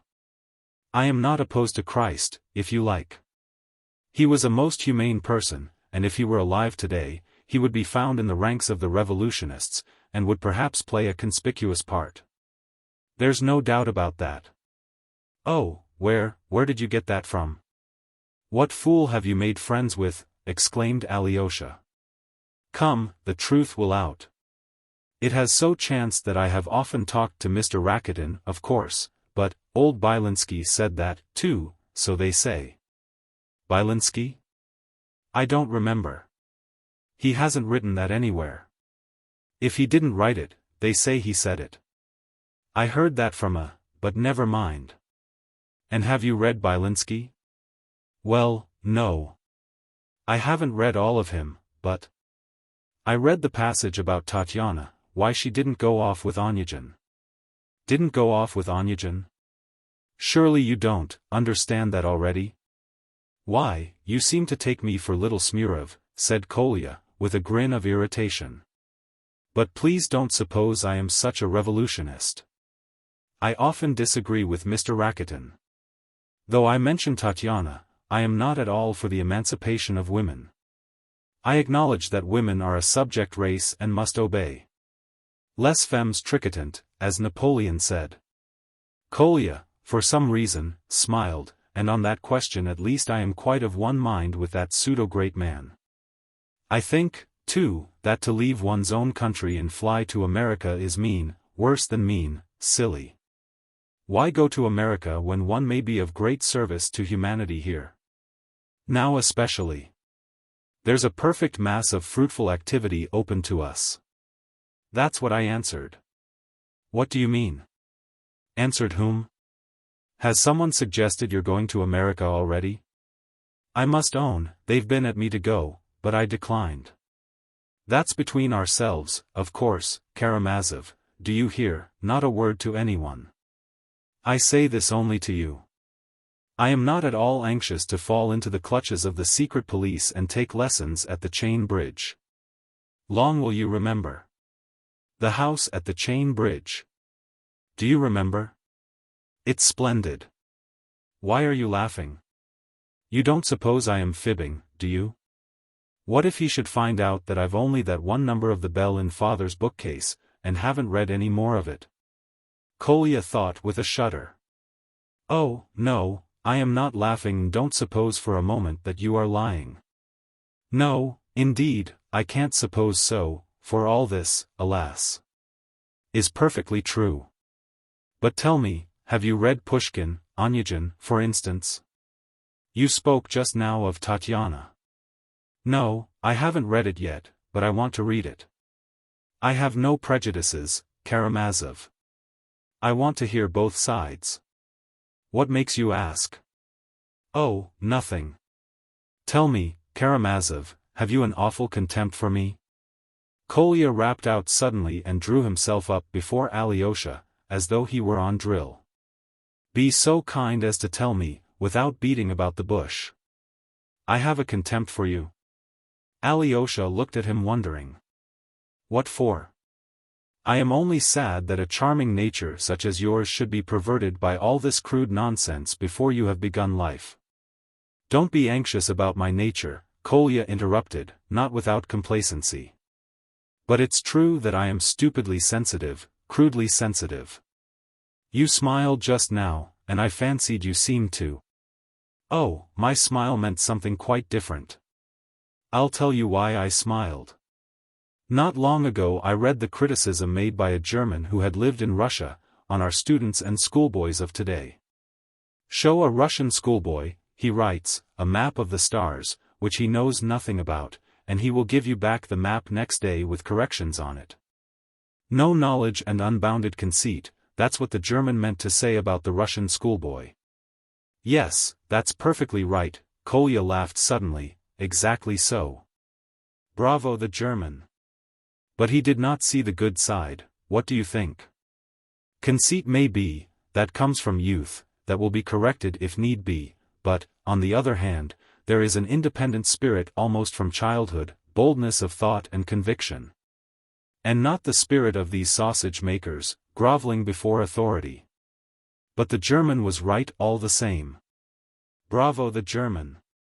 But Germans want strangling all the same. Though they are so good at science and learning they must be strangled. Strangled, what for? Smiled Alyosha. Well, perhaps I am talking nonsense, I agree. I am awfully childish sometimes, and when I am pleased about anything I can't restrain myself and am ready to talk any stuff.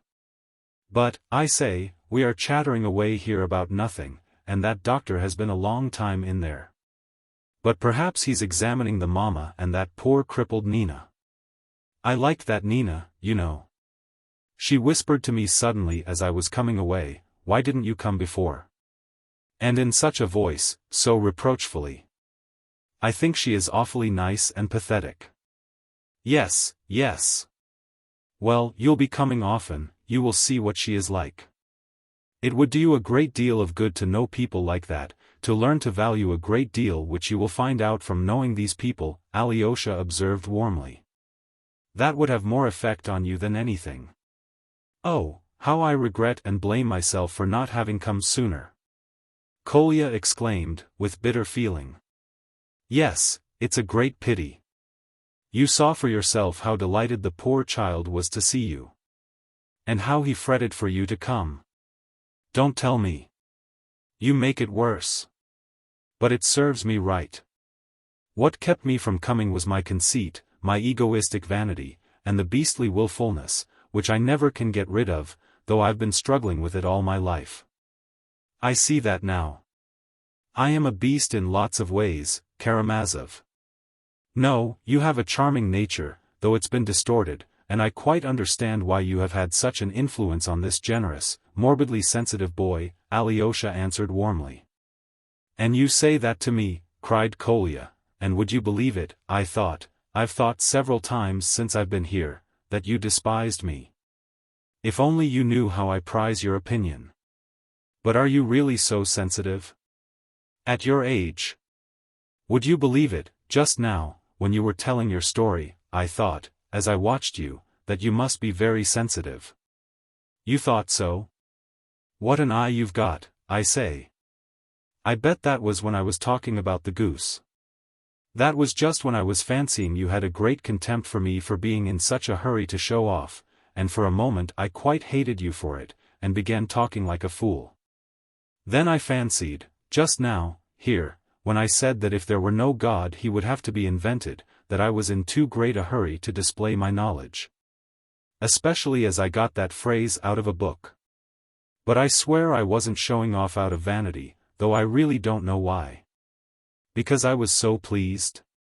Yes, I believe it was because I was so pleased, though it's perfectly disgraceful for anyone to be gushing directly they are pleased, I know that.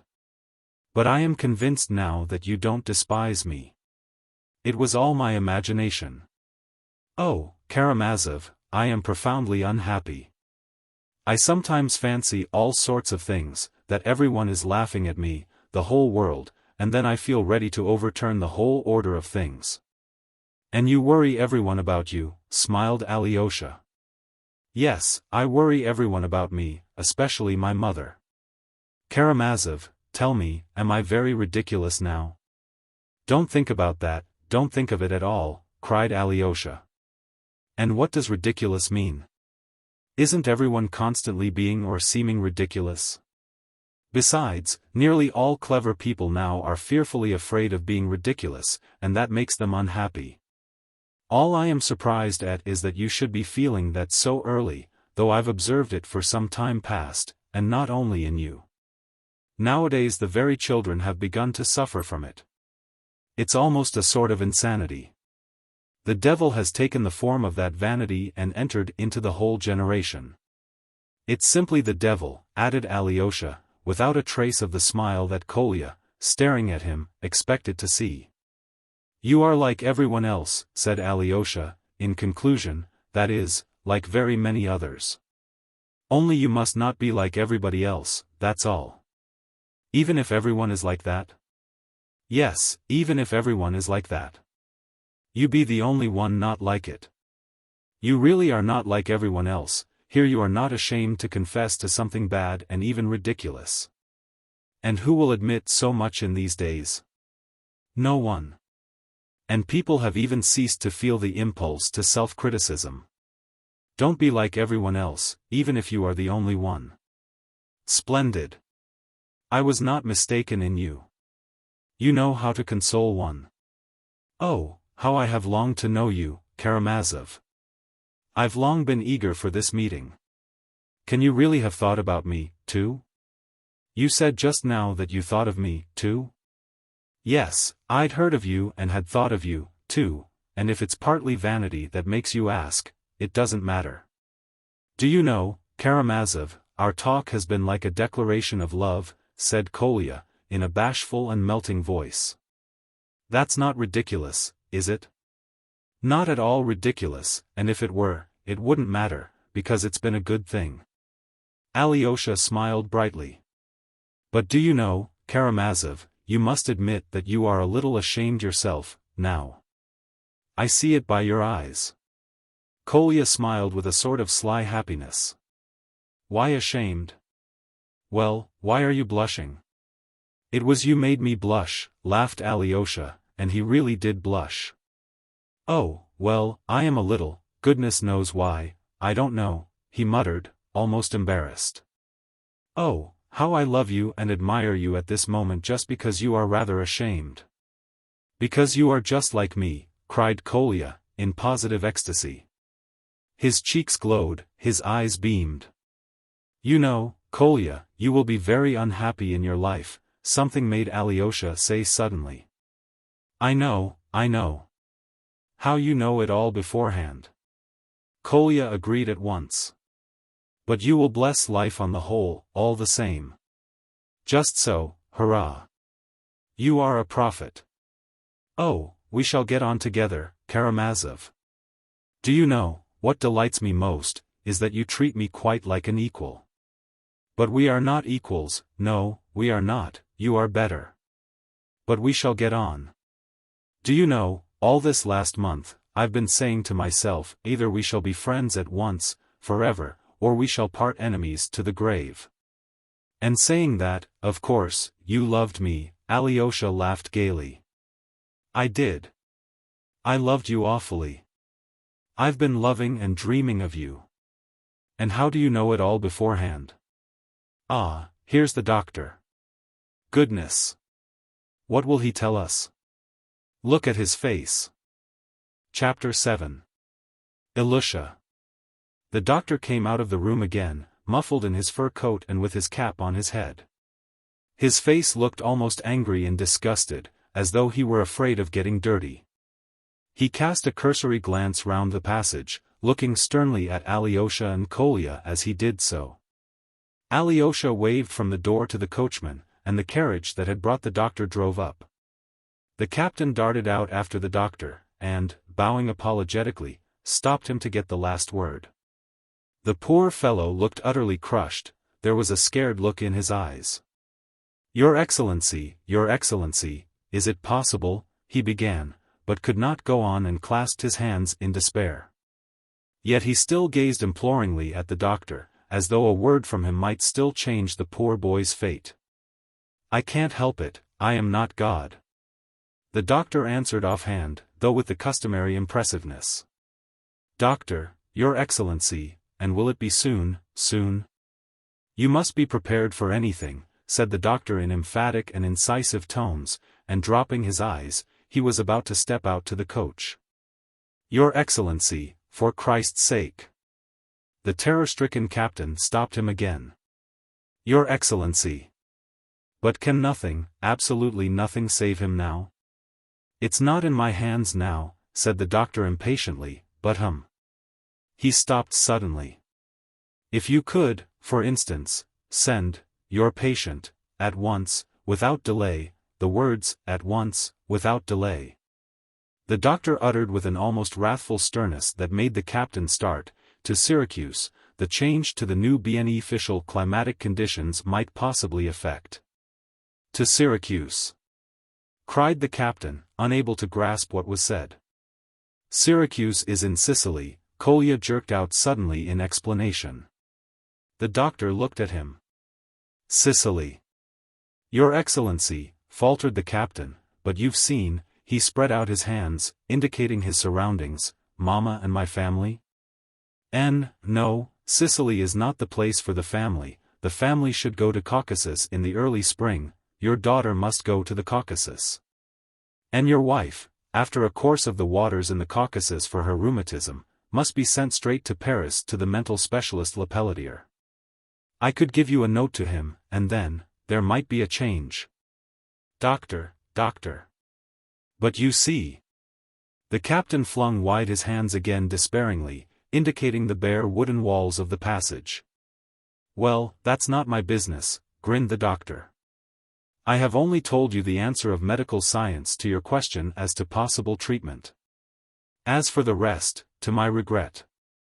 Don't be afraid, apothecary, my dog won't bite you, Kolya rapped out loudly, noticing the doctor's rather uneasy glance at Perezvon, who was standing in the doorway.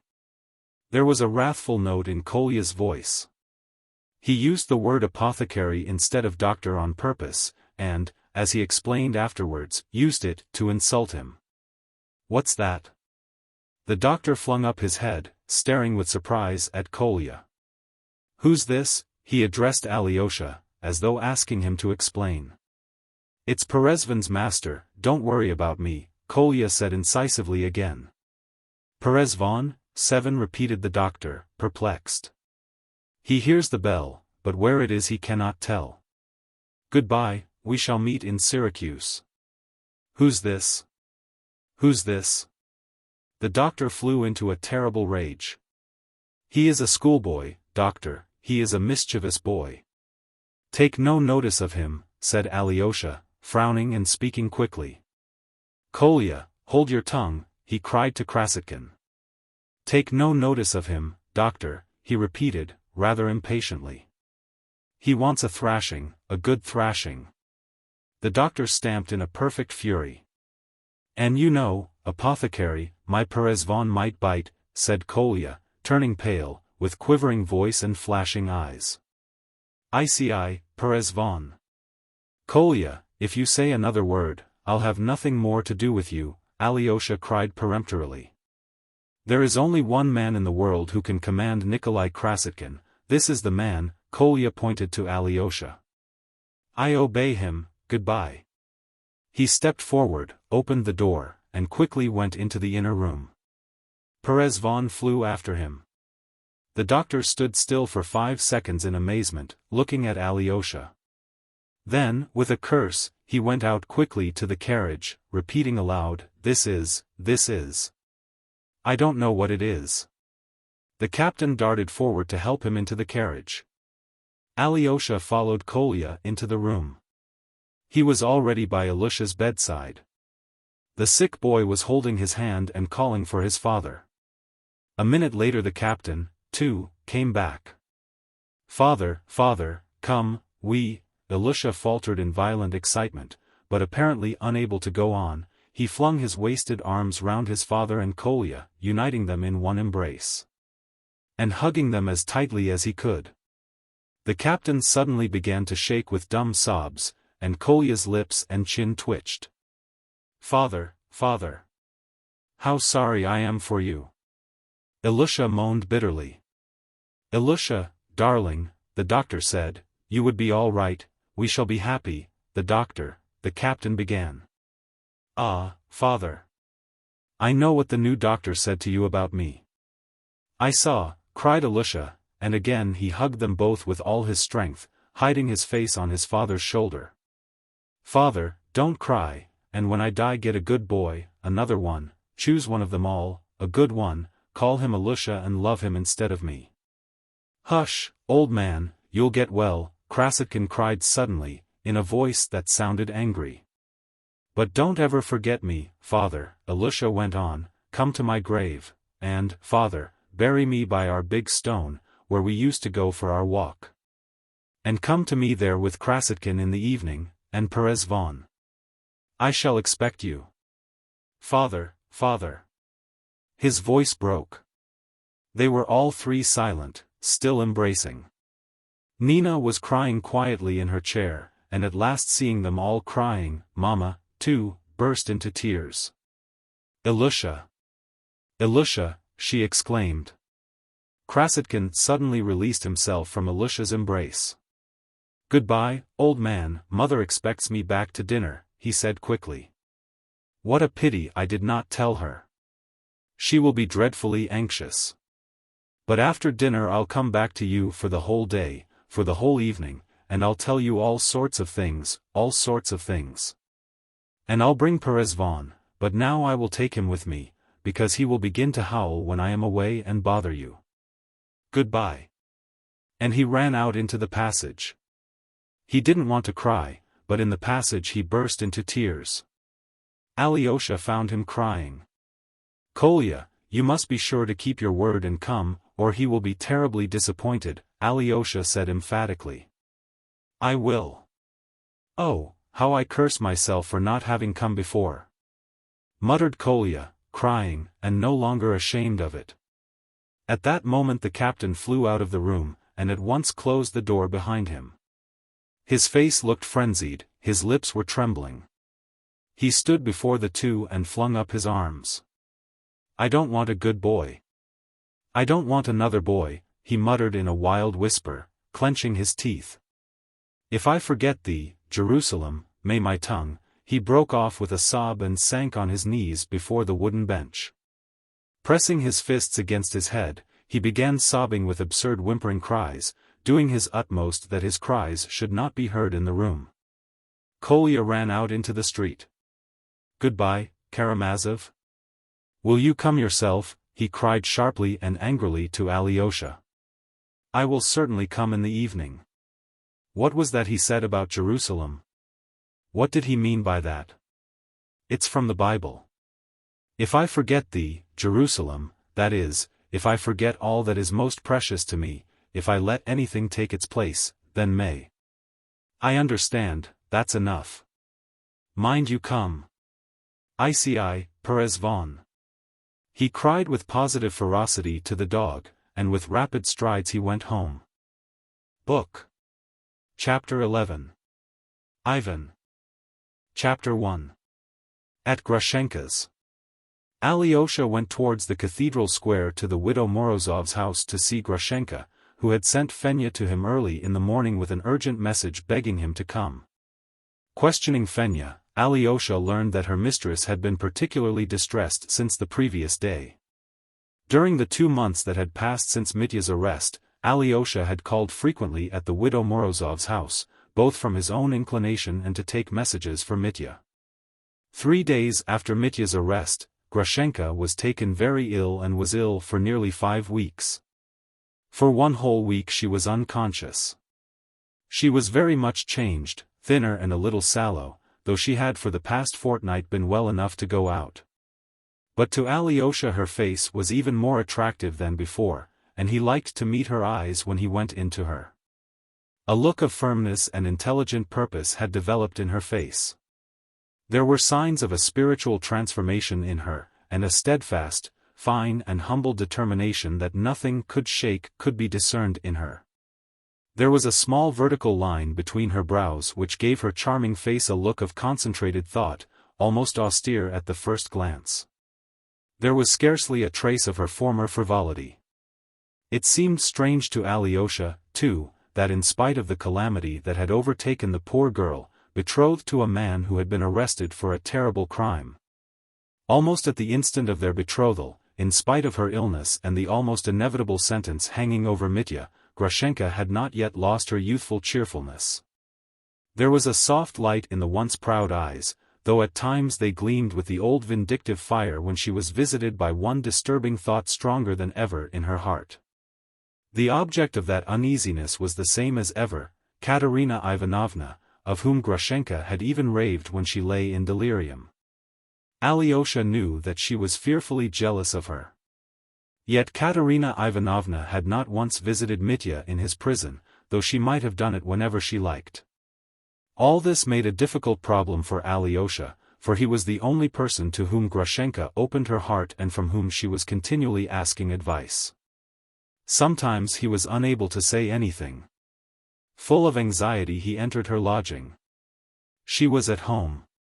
She had returned from seeing Mitya half an hour before, and from the rapid movement with which she leapt up from her chair to meet him he saw that she had been expecting him with great impatience. A pack of cards dealt for a game of fools lay on the table. A bed had been made up on the leather sofa on the other side and Maximov lay, half reclining, on it. He wore a dressing gown and a cotton nightcap, and was evidently ill and weak, though he was smiling blissfully.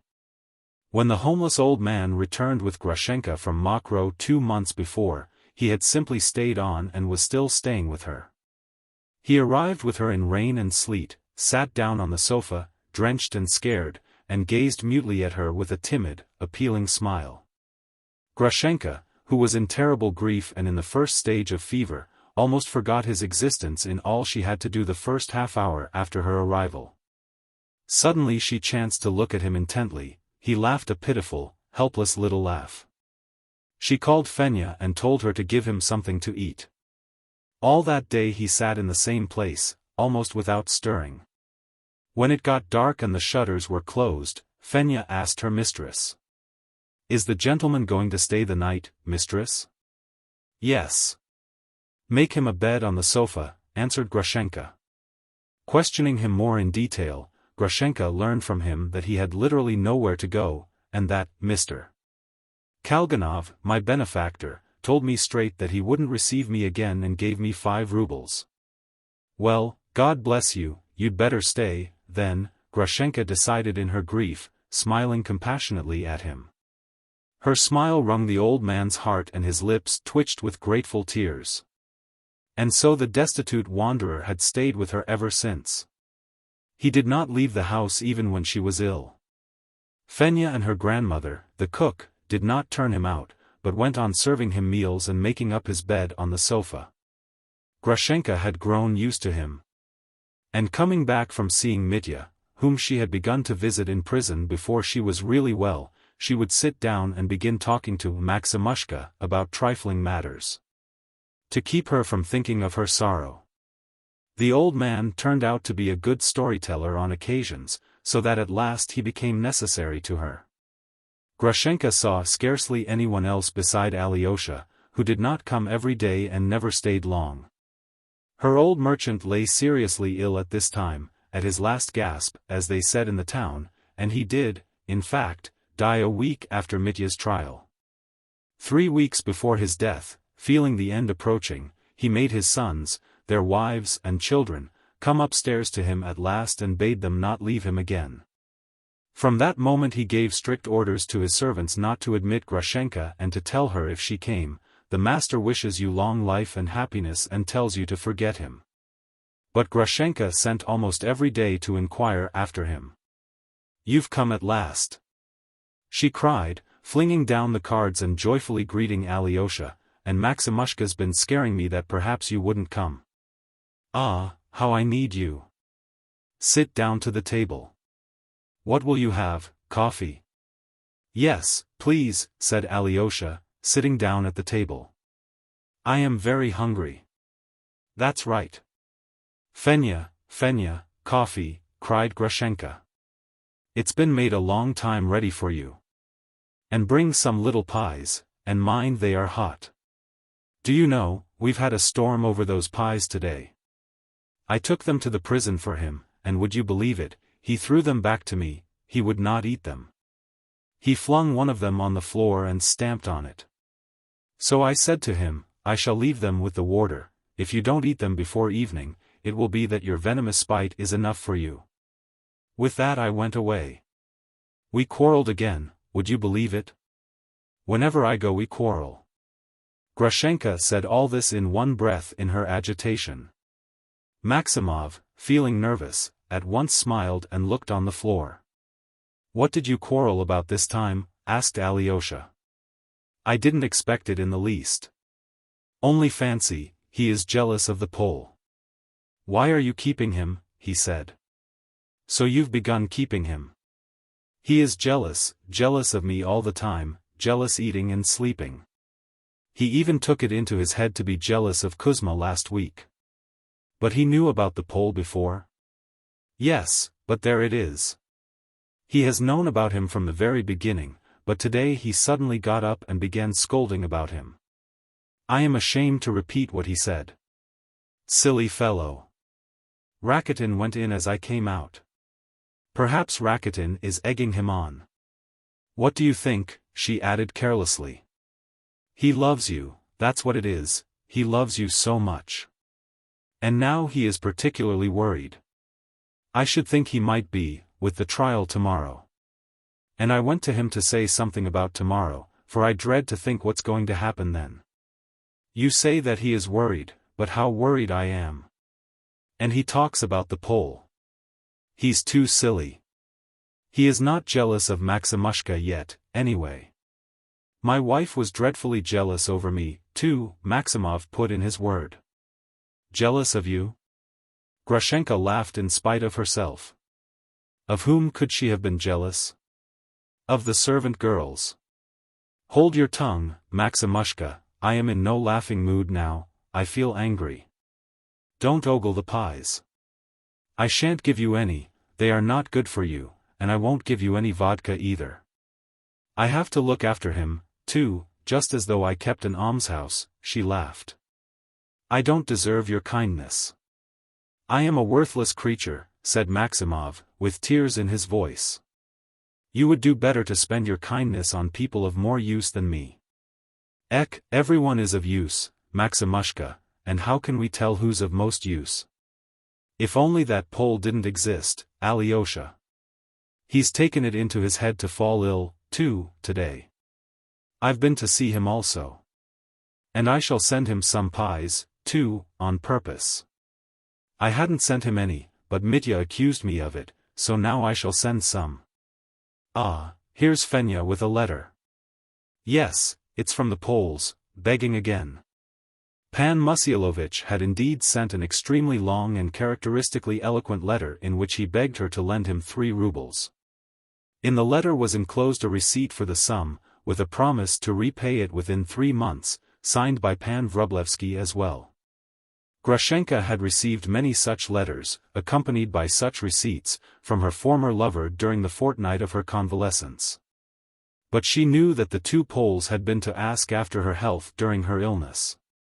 The first letter Grushenka got from them was a long one, written on large notepaper and with a big family crest on the seal.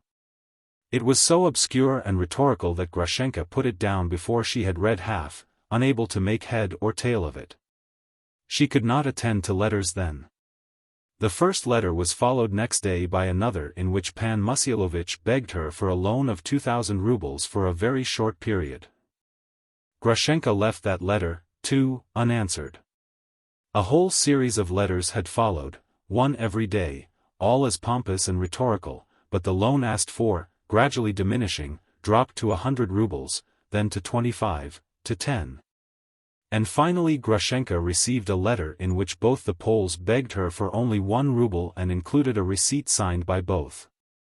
Then Grushenka suddenly felt sorry for them, and at dusk she went round herself to their lodging. She found the 2 Poles in great poverty, almost destitution, without food or fuel, without cigarettes, in debt to their landlady. The 200 rubles they had carried off from Mitya at Mokroe had soon disappeared. But Grushenka was surprised at their meeting her with arrogant dignity and self-assertion, with the greatest punctilio and pompous speeches. Grushenka simply laughed, and gave her former admirer 10 rubles. Then, laughing, she told Mitya of it and he was not in the least jealous. But ever since, the Poles had attached themselves to Grushenka and bombarded her daily with requests for money and she had always sent them small sums. And now that day Mitya had taken it into his head to be fearfully jealous. Like a fool, I went round to him just for a minute, on the way to see Mitya, for he is ill, too, my Pole, Grushenka began again with nervous haste. I was laughing, telling Mitya about it. Fancy, I said, my Pole had the happy thought to sing his old songs to me to the guitar. He thought I would be touched and marry him. Mitya leapt up swearing. So, there, I'll send them the pies. Fenya, is it that little girl they've sent? Here, give her 3 rubles and pack a dozen pies up in a paper and tell her to take them. And you, Alyosha, be sure to tell Mitya that I did send them the pies. I wouldn't tell him for anything, said Alyosha, smiling. You think he is unhappy about it? Why, he's jealous on purpose. He doesn't care, said Grushenka bitterly. On purpose? Queried Alyosha. I tell you you are silly, Alyosha. You know nothing about it, with all your cleverness. I am not offended that he is jealous of a girl like me. I would be offended if he were not jealous. I am like that. I am not offended at jealousy. I have a fierce heart, too. I can be jealous myself. Only what offends me is that he doesn't love me at all. I tell you he is jealous now on purpose. Am I blind? Don't I see? He began talking to me just now of that woman, of Katerina, saying she was this and that, how she had ordered a doctor from Moscow for him, to try and save him. How she had ordered the best counsel, the most learned one, too. So he loves her, if he'll praise her to my face, more shame to him. He's treated me badly himself, so he attacked me, to make out I am in fault first and to throw it all on me. You were with your Pole before me, so I can't be blamed for Katerina, that's what it amounts to. He wants to throw the whole blame on me. He attacked me on purpose, I tell you, but I'll. Grushenka could not finish saying what she would do. She hid her eyes in her handkerchief and sobbed violently. He doesn't love Katerina Ivanovna, said Alyosha firmly. Well, whether he loves her or not, I'll soon find out for myself, said Grushenka, with a menacing note in her voice, taking the handkerchief from her eyes. Her face was distorted. Alyosha saw sorrowfully that from being mild and serene, it had become sullen and spiteful. Enough of this foolishness, she said suddenly, it's not for that I sent for you. Alyosha, darling, tomorrow, what will happen tomorrow? That's what worries me. And it's only me it worries. I look at everyone and no one is thinking of it. No one cares about it. Are you thinking about it even? Tomorrow he'll be tried, you know. Tell me, how will he be tried? You know it's the valet killed him. Good heavens! Can they condemn him in place of the valet and will no one stand up for him? They haven't troubled the valet at all, have they? He's been severely cross-examined, observed Alyosha thoughtfully. But everyone came to the conclusion it was not he. Now he is lying very ill. He has been ill ever since that attack. Really ill, added Alyosha. Oh, dear. Couldn't you go to that council yourself and tell him the whole thing by yourself? He's been brought from Petersburg for 3,000 rubles, they say. We gave these 3,000 together, Ivan, Katerina Ivanovna and I, but she paid 2,000 for the doctor from Moscow herself. The counsel Fedyukovich would have charged more, but the case has become known all over Russia, it's talked of in all the papers and journals. Fedyukovich agreed to come more for the glory of the thing, because the case has become so notorious. I saw him yesterday. Well? Did you talk to him? Grushenka put in eagerly. He listened and said nothing. He told me that he had already formed his opinion. But he promised to give my words consideration. Consideration. Ah, they are swindlers. They'll ruin him. And why did she send for the doctor? As an expert. They want to prove that Mitya's mad and committed the murder when he didn't know what he was doing, Alyosha smiled gently. But Mitya won't agree to that. Yes, but that would be the truth if he had killed him, cried Grushenka. He was mad then, perfectly mad, and that was my fault, wretch that I am. But, of course, he didn't do it. And they are all against him, the whole town. Even Fenya's evidence went to prove he had done it. And the people at the shop, and that official, and at the tavern, too, before, people had heard him say so. They are all against him, all crying out against him. Yes, there's a fearful accumulation of evidence, Alyosha observed grimly. And Grigory Vassilyevich, sticks to his story that the door was open, persists that he saw it, there's no shaking him. I went and talked to him myself. He's rude about it, too. Yes, that's perhaps the strongest evidence against him, said Alyosha. And as for Mitya's being mad, he certainly seems like it now, Grushenka began with a peculiarly anxious and mysterious air. Do you know, Alyosha, I've been wanting to talk to you about it for a long time.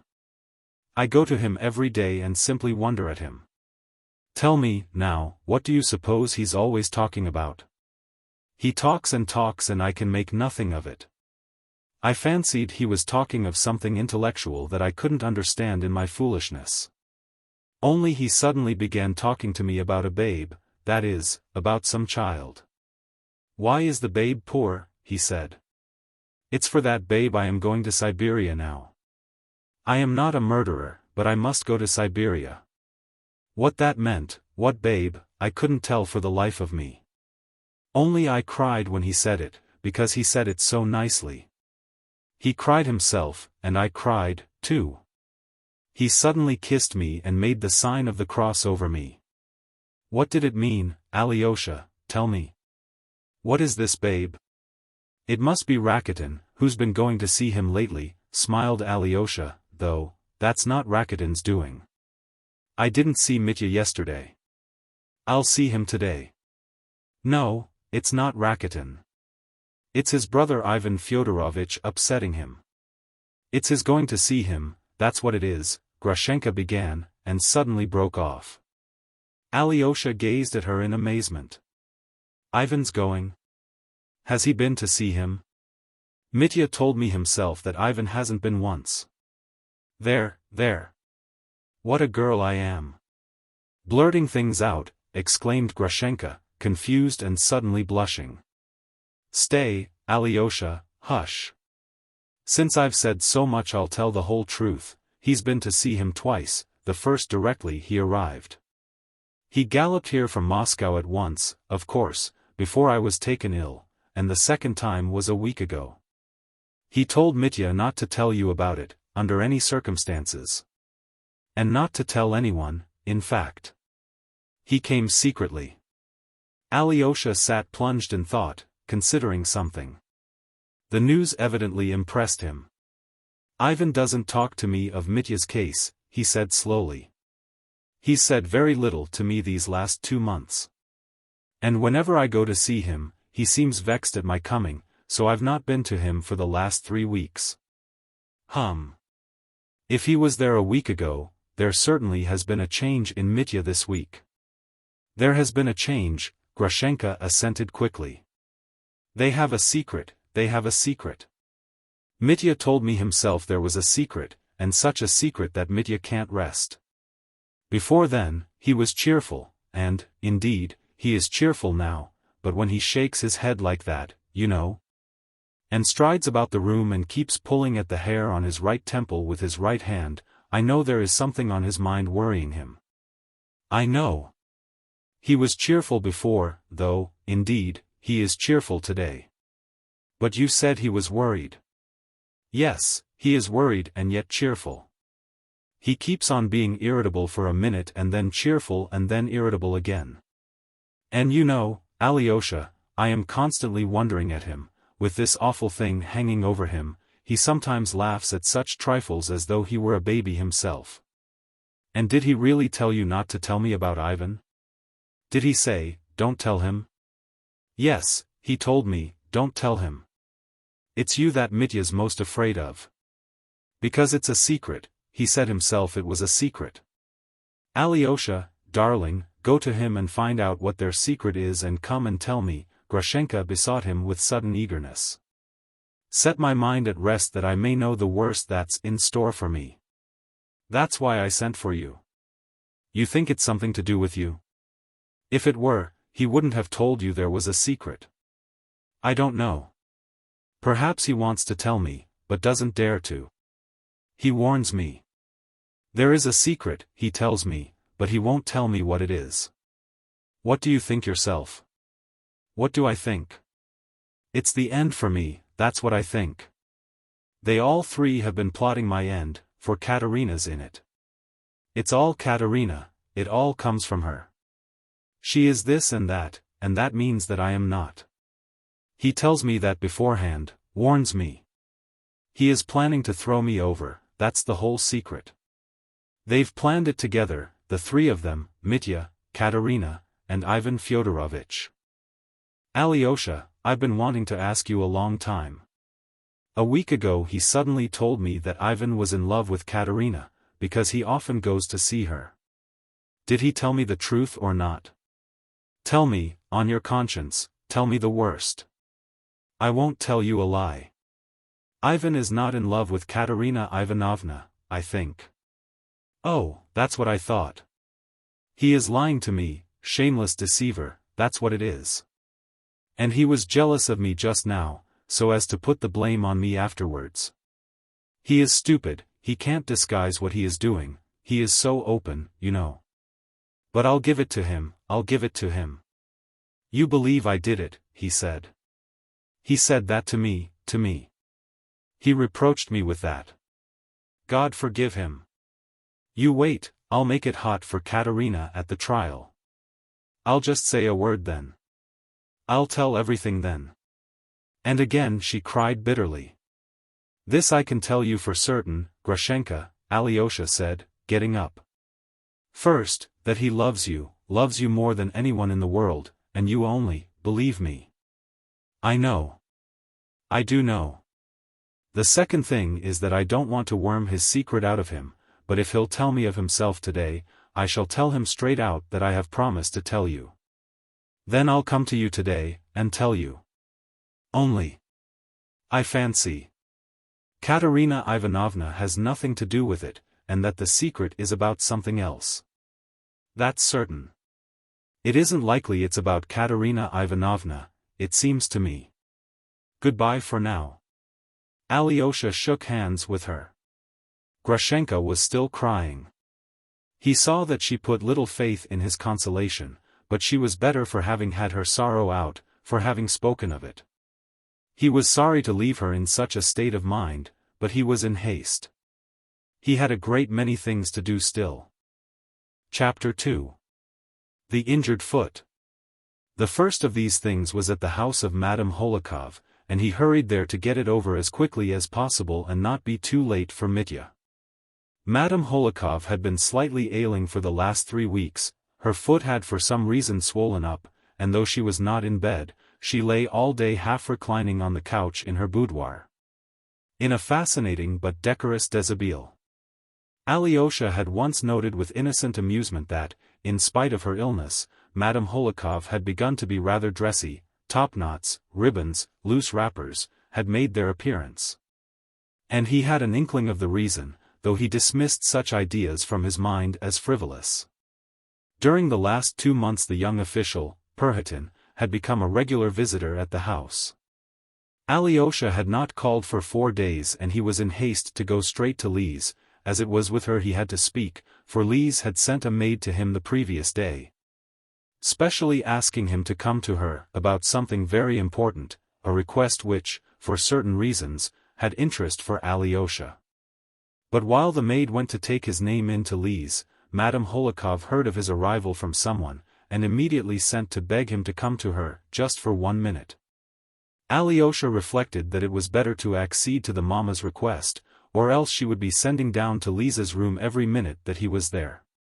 Madame Holikov was lying on a couch. She was particularly smartly dressed and was evidently in a state of extreme nervous excitement. She greeted Alyosha with cries of rapture. "It's ages, perfect ages since I've seen you. It's a whole week, only think of it. Ah, but you were here only 4 days ago, on Wednesday. You have come to see Lise. I'm sure you meant to slip into her room on tiptoe, without my hearing you. My dear Alexei Fyodorovitch, if you only knew how worried I am about her. But of that later, though that's the most important thing, of that later. Dear Alexei Fyodorovitch, I trust you implicitly with my Lise. Since the death of Father Zosima, God rest his soul. She crossed herself, I look upon you as a monk, though you look charming in your new suit. Where did you find such a tailor in these parts? No, that's not the chief thing, of that later. Forgive me for sometimes calling you Alyosha, an old woman like me may take liberties, she smiled coquettishly, but that will do later, too. The important thing is that I shouldn't forget what is important. Please remind me of it yourself. As soon as my tongue runs away with me, you just say, the important thing? ACH. How do I know now what is of most importance? Ever since Lise took back her promise, her childish promise, Alexei Fyodorovitch, to marry you, you've realized, of course, that it was only the playful fancy of a sick child who had been so long confined to her chair. Thank God, she can walk now. That new Dr. Katya sent for from Moscow for your unhappy brother, who will tomorrow, but why speak of tomorrow? I am ready to die at the very thought of tomorrow. Ready to die of curiosity. That doctor was with us yesterday and saw Lise. I paid him 50 rubles for the visit. But that's not the point again. You see, I'm mixing everything up. I am in such a hurry. Why am I in a hurry? I don't understand. It's awful how I seem growing unable to understand anything. Everything seems mixed up in a sort of tangle. I am afraid you are so bored you will jump up and run away, and that will be all I shall see of you. Goodness! Why are we sitting here and no coffee? Yulia, Glafra, coffee. Alyosha made haste to thank her, and said that he had only just had coffee. Where? At Agrafena Alexandrovna's. At that woman's? Ah, it's she has brought ruin on everyone. I know nothing about it though. They say she has become a saint, though it's rather late in the day. She had better have done it before. What use is it now? Hush, hush, Alexei Fyodorovitch, for I have so much to say to you that I am afraid I shall tell you nothing. This awful trial. I shall certainly go, I am making arrangements. I shall be carried there in my chair, besides I can sit up. I shall have people with me. And, you know, I am a witness. How shall I speak, how shall I speak? I don't know what I shall say. One has to take an oath, hasn't one? Yes, but I don't think you will be able to go. I can sit up. Ah, you put me out. Ah. This trial, this savage act, and then they are all going to Siberia, some are getting married, and all this so quickly, everything's changing, and at last, nothing. All grow old and have death to look forward to. Well, so be it. I am weary. This Katya, cette charmante personne, has disappointed all my hopes. Now she is going to follow one of your brothers to Siberia, and your other brother is going to follow her, and will live in the nearest town, and they will all torment one another. It drives me out of my mind. Worst of all, the publicity. The story has been told 1,000,000 times over in all the papers in Moscow and Petersburg. Ah! Yes, would you believe it, there's a paragraph that I was a dear friend of your brother's, I can't repeat the horrid word. Just fancy, just fancy. Impossible. Where was the paragraph? What did it say? I'll show you directly. I got the paper and read it yesterday. Here, in the Petersburg paper Gossip. The paper began coming out this year. I am awfully fond of gossip, and I take it in, and now it pays me out, this is what gossip comes to. Here it is, here, this passage. Read it. And she handed Alyosha a sheet of newspaper which had been under her pillow. It was not exactly that she was upset, she seemed overwhelmed and perhaps everything really was mixed up in a tangle in her head. The paragraph was very typical, and must have been a great shock to her, but, fortunately perhaps, she was unable to keep her mind fixed on any one subject at that moment. And so might race off in a minute to something else and quite forget the newspaper. Alyosha was well aware that the story of the terrible case had spread all over Russia.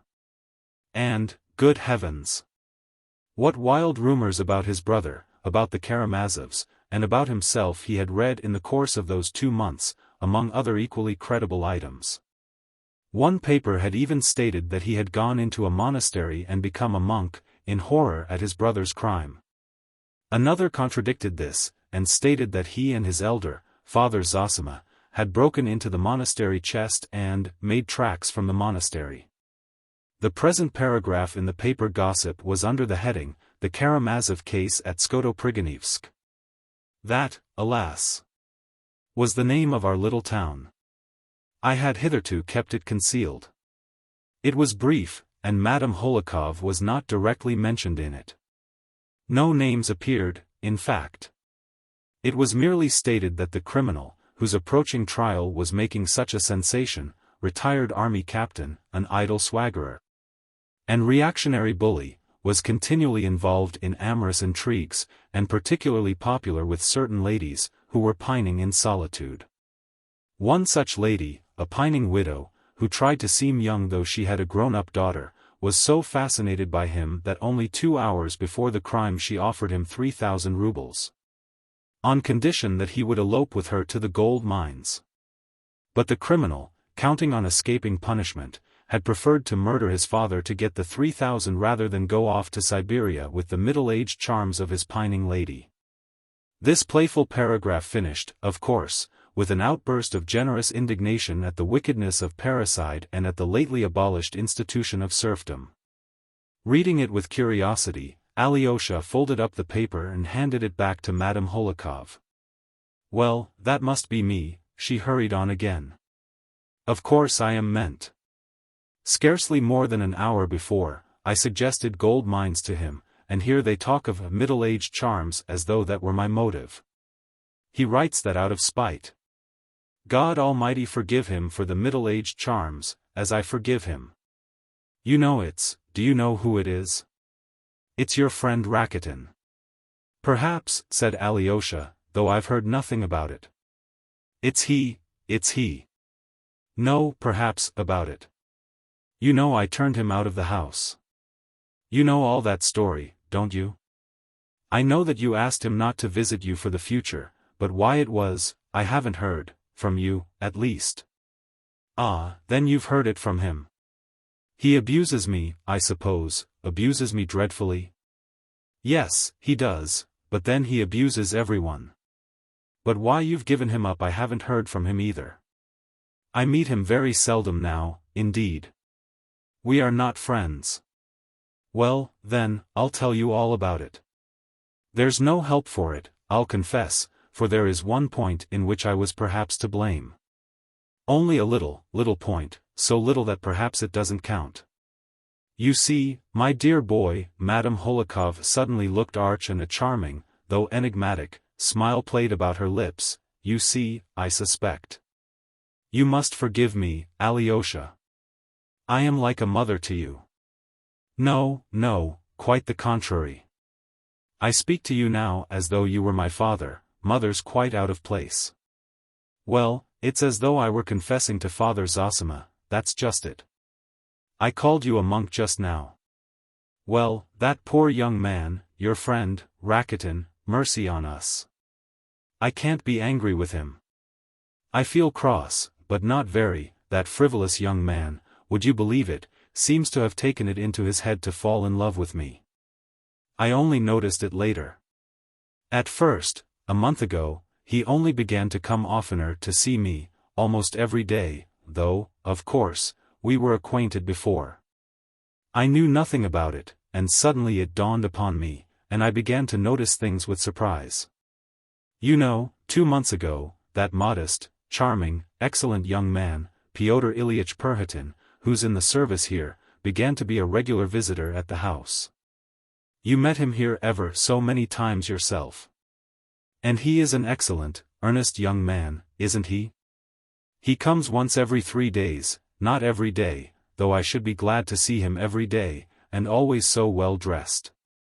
Altogether, I love young people, Alyosha, talented, modest, like you, and he has almost the mind of a statesman. He talks so charmingly, and I shall certainly try and get promotion for him.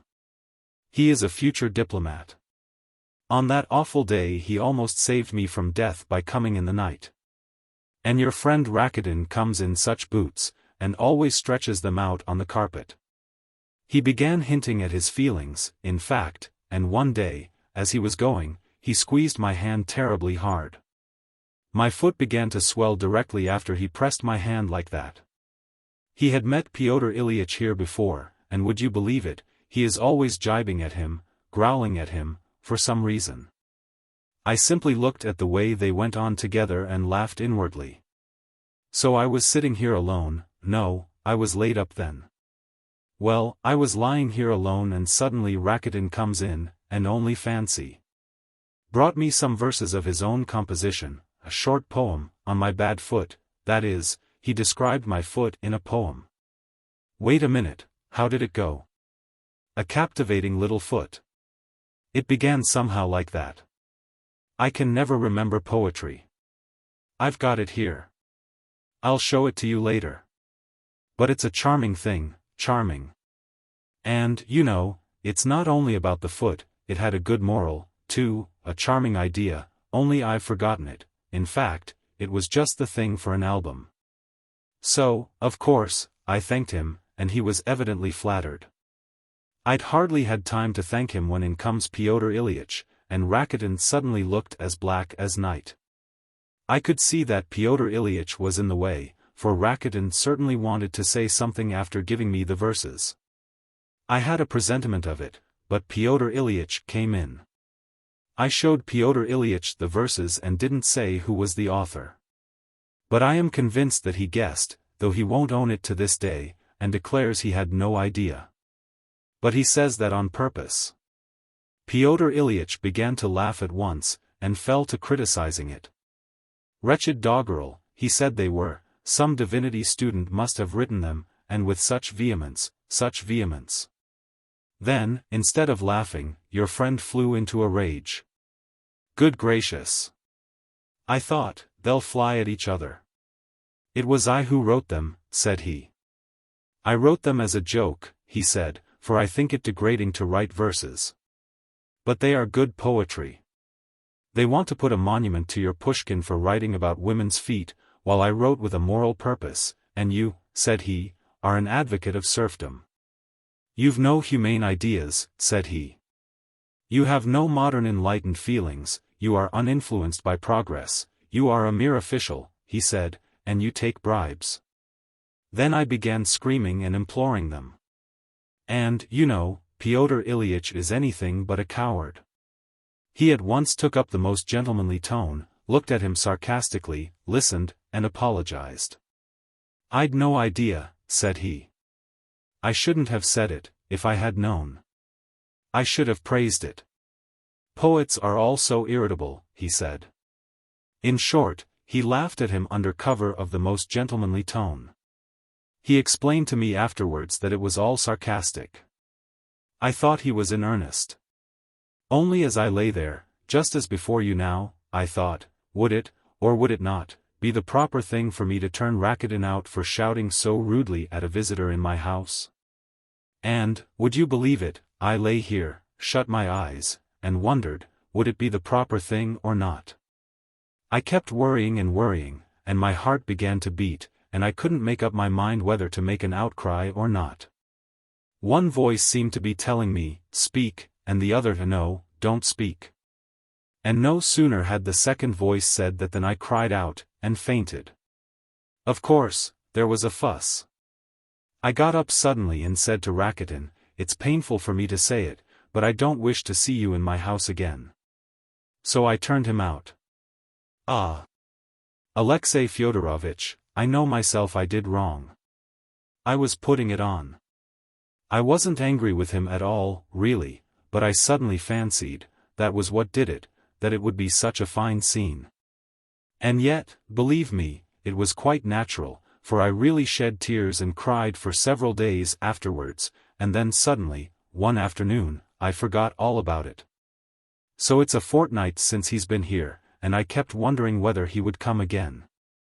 I wondered even yesterday, then suddenly last night came this gossip. I read it and gasped. Who could have written it? He must have written it. He went home, sat down, wrote it on the spot, sent it, and they put it in.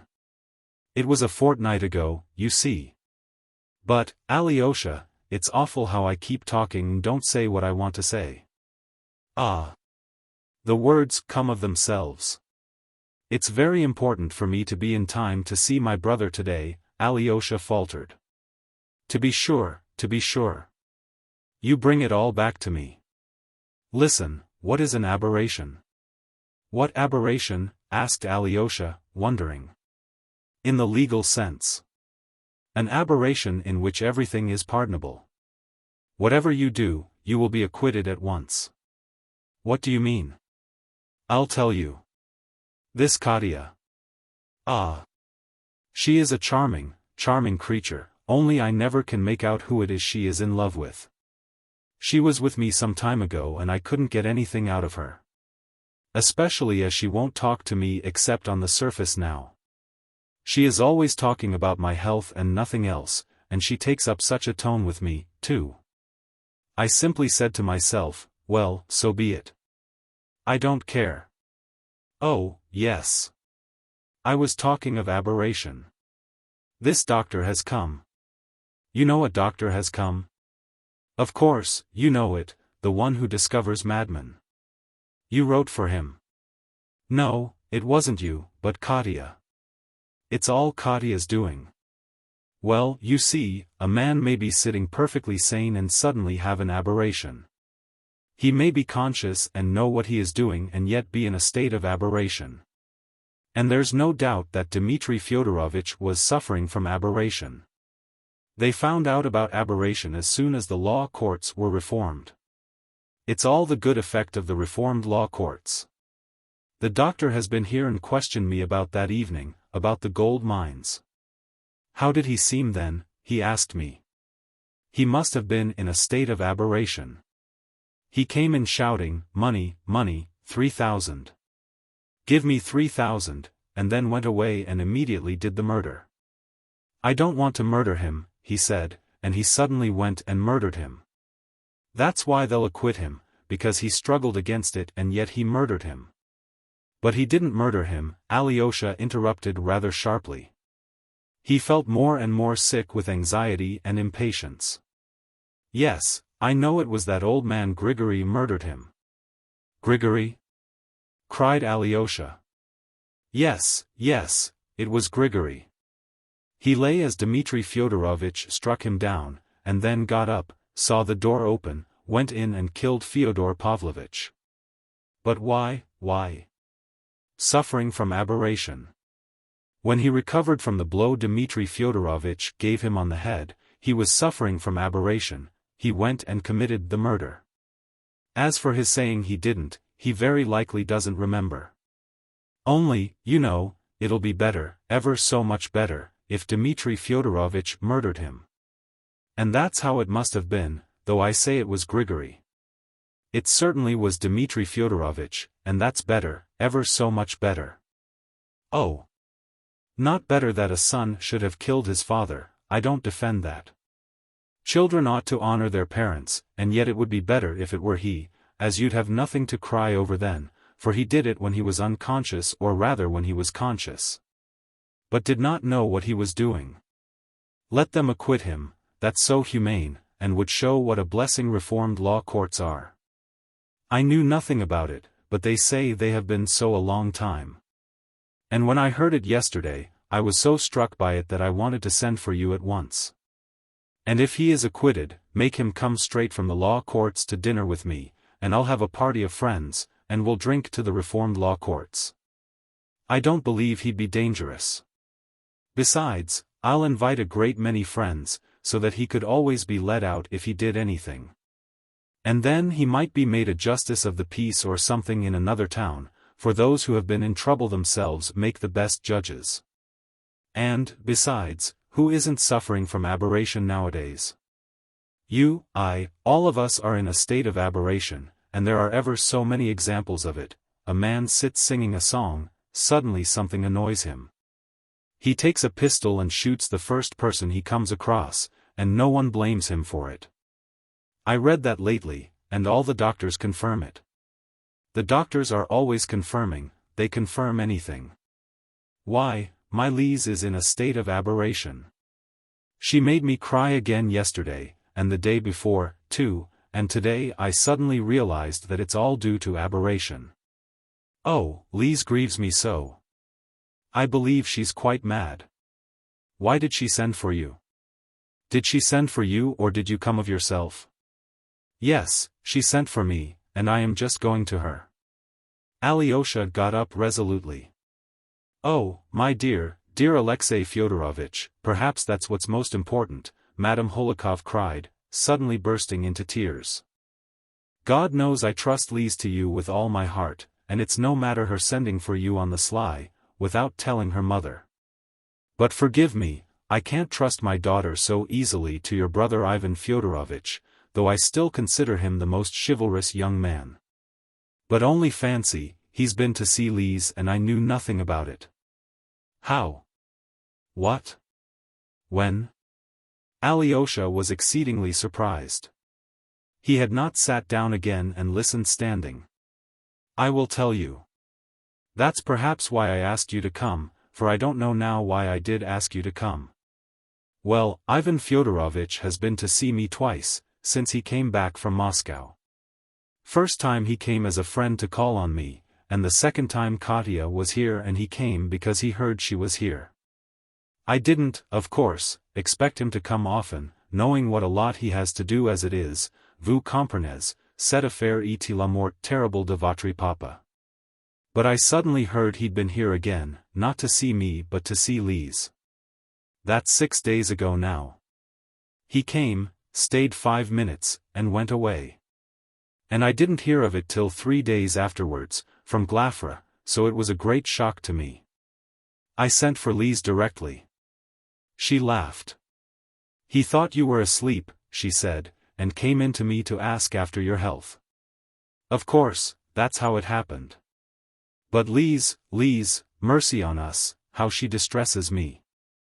Would you believe it, one night, 4 days ago, just after you saw her last time, and had gone away, she suddenly had a fit, screaming, shrieking, hysterics. Why is it I never have hysterics?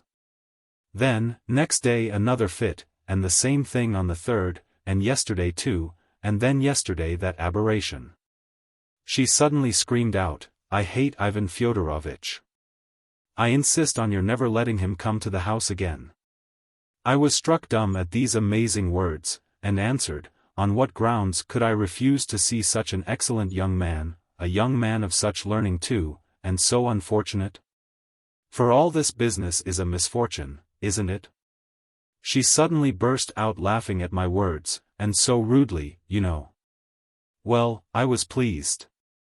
I thought I had amused her and the fits would pass off, especially as I wanted to refuse to see Ivan Fyodorovitch anyway on account of his strange visits without my knowledge.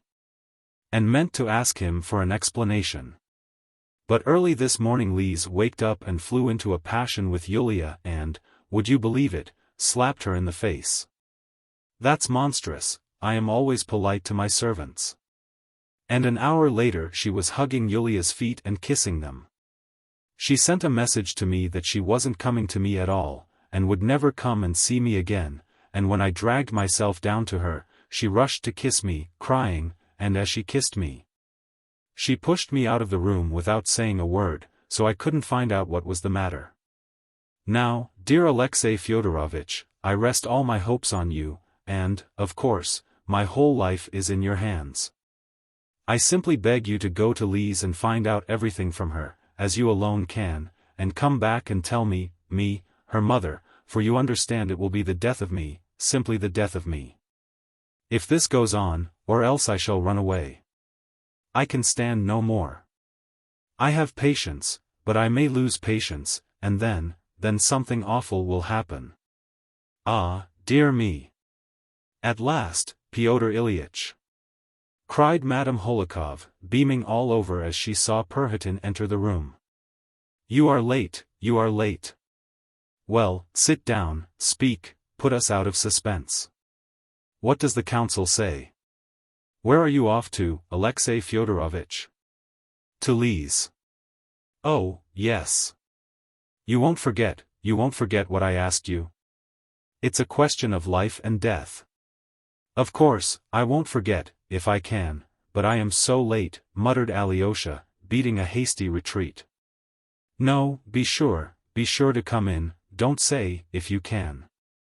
I shall die if you don't, Madame Holikov called after him, but Alyosha had already left the room. Chapter 3. A Little Demon. Going into Lise, he found her half reclining in the invalid chair, in which she had been wheeled when she was unable to walk. She did not move to meet him, but her sharp, keen eyes were simply riveted on his face. There was a feverish look in her eyes, her face was pale and yellow. Alyosha was amazed at the change that had taken place in her in 3 days. She was positively thinner. She did not hold out her hand to him. He touched the thin, long fingers which lay motionless on her dress, then he sat down facing her, without a word. I know you are in a hurry to get to the prison, Lise said curtly, and Mama's kept you there for hours, she's just been telling you about me and Yulia. How do you know? Asked Alyosha. I've been listening. Why do you stare at me? I want to listen and I do listen, there's no harm in that. I don't apologize. You are upset about something? On the contrary, I am very happy. I've only just been reflecting for the 30th time what a good thing it is I refused you and shall not be your wife. You are not fit to be a husband. If I were to marry you and give you a note to take to the man I loved after you, you'd take it and be sure to give it to him and bring an answer back, too. If you were 40, you would still go on taking my love letters for me. She suddenly laughed. There is something spiteful and yet open-hearted about you, Alyosha smiled to her. The open-heartedness consists in my not being ashamed of myself with you. What's more, I don't want to feel ashamed with you, just with you. Alyosha, why is it I don't respect you? I am very fond of you, but I don't respect you. If I respected you, I shouldn't talk to you without shame, should I? No. But do you believe that I am not ashamed with you? No, I don't believe it. Lise laughed nervously again, she spoke rapidly. I sent your brother, Dmitri Fyodorovitch, some sweets in prison. Alyosha, you know, you are quite pretty. I shall love you awfully for having so quickly allowed me not to love you. Why did you send for me today, Lise? I wanted to tell you of a longing I have. I should like someone to torture me, marry me and then torture me, deceive me and go away. I don't want to be happy. You are in love with disorder? Yes, I want disorder. I keep wanting to set fire to the house. I keep imagining how I'll creep up and set fire to the house on the sly, it must be on the sly. They'll try to put it out, but it'll go on burning. And I shall know and say nothing. Ah, what silliness. And how bored I am. She waved her hand with a look of repulsion. It's your luxurious life, said Alyosha, softly. Is it better, then, to be poor? Yes, it is better. That's what your monk taught you. That's not true. Let me be rich and all the rest poor, I'll eat sweets and drink cream and not give any to anyone else. Don't speak, don't say anything, she shook her hand at him, though Alyosha had not opened his mouth. You've told me all that before, I know it all by heart. It bores me. If I am ever poor, I shall murder somebody, and even if I am rich, I may murder someone, perhaps, why do nothing? But do you know, I should like to reap, cut the rye. I'll marry you, and you shall become a peasant, a real peasant, we'll keep a colt, shall we? Do you know Kalganov? Yes. He is always wandering about, dreaming. He says, why live in real life? It's better to dream. One can dream the most delightful things, but real life is a bore. But he'll be married soon for all that, he's been making love to me already. Can you spin tops? Yes. Well, he's just like a top, he wants to be wound up and set spinning and then to be lashed with a whip. If I marry him, I'll keep him spinning all his life. You are not ashamed to be with me? No. You are awfully cross, because I don't talk about holy things. I don't want to be holy. What will they do to one in the next world for the greatest sin? You must know all about that. God will censure you. Alyosha was watching her steadily. That's just what I should like. I would go up and they would censure me, and I would burst out laughing in their faces. I should dreadfully like to set fire to the house, Alyosha, to our house. You still don't believe me? Why? There are children of 12 years old, who have a longing to set fire to something and they do set things on fire, too. It's a sort of disease. That's not true, that's not true. There may be children, but that's not what I mean. You take evil for good, it's a passing crisis, it's the result of your illness, perhaps. You do despise me, though. It's simply that I don't want to do good, I want to do evil, and it has nothing to do with illness. Why do evil? So that everything might be destroyed. Ah, how nice it would be if everything were destroyed. You know, Alyosha, I sometimes think of doing a fearful lot of harm and everything bad, and I should do it for a long while on the sly and suddenly everyone would find it out. Everyone will stand round and point their fingers at me and I would look at them all. That would be awfully nice. Why would it be so nice, Alyosha? I don't know. It's a craving to destroy something good or, as you say, to set fire to something. It happens sometimes. I not only say it, I shall do it. I believe you. Ah, how I love you for saying you believe me. And you are not lying one little bit. But perhaps you think that I am saying all this on purpose to annoy you? No, I don't think that, though perhaps there is a little desire to do that in it, too. There is a little. I never can tell lies to you, she declared, with a strange fire in her eyes. What struck Alyosha above everything was her earnestness.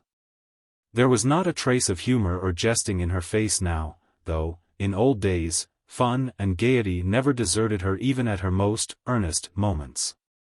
There are moments when people love crime, said Alyosha thoughtfully. Yes, yes.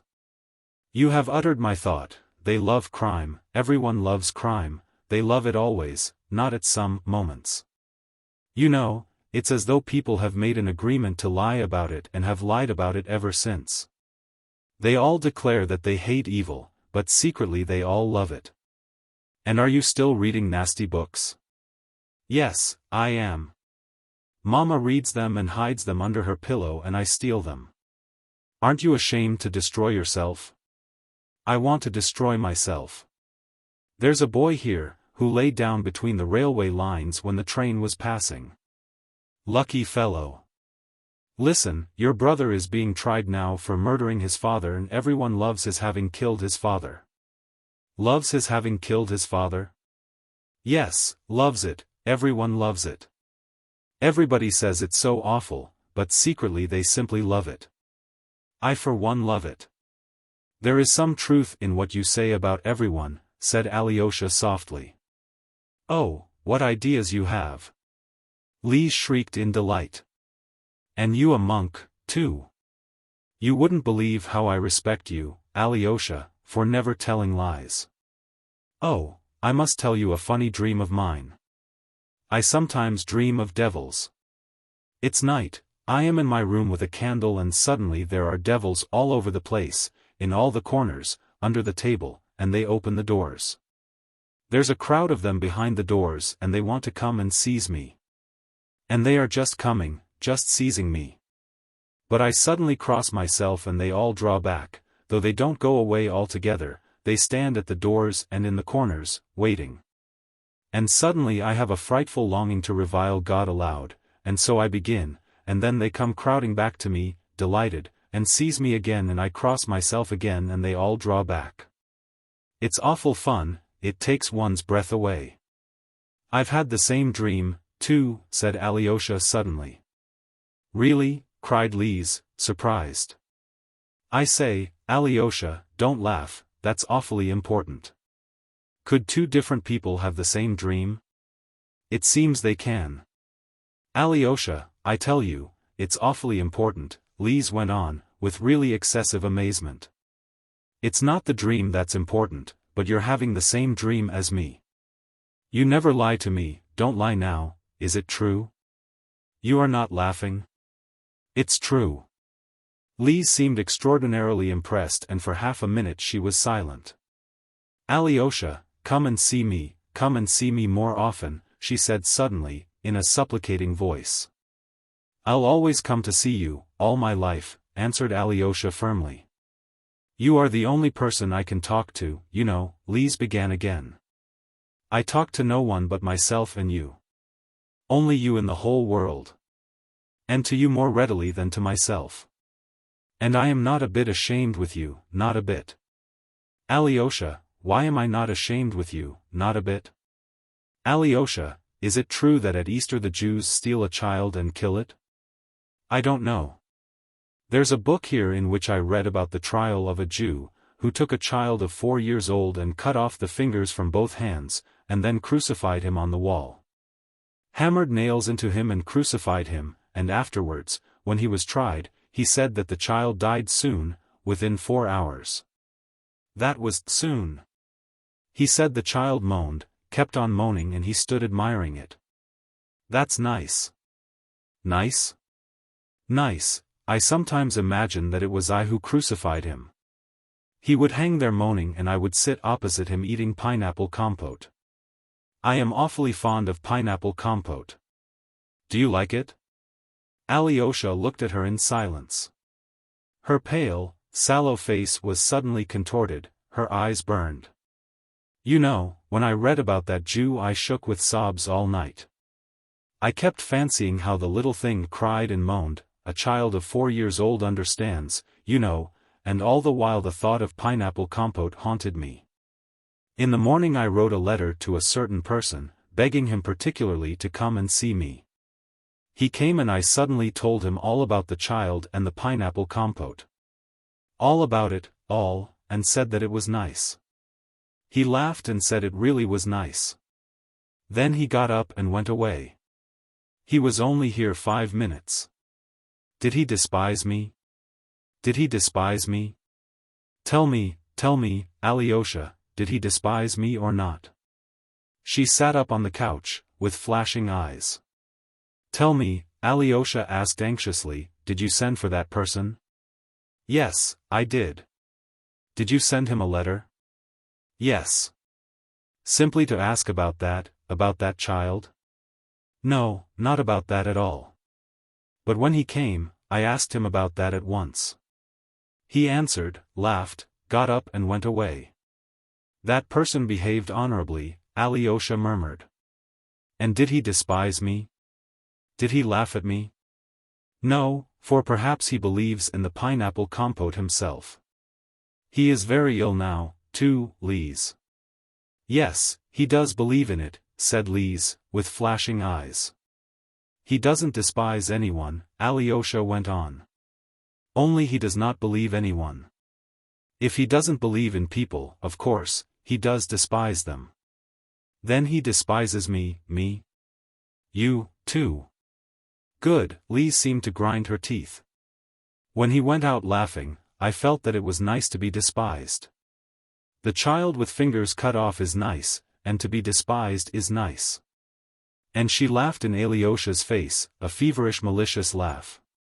Do you know, Alyosha, do you know, I should like, Alyosha, save me.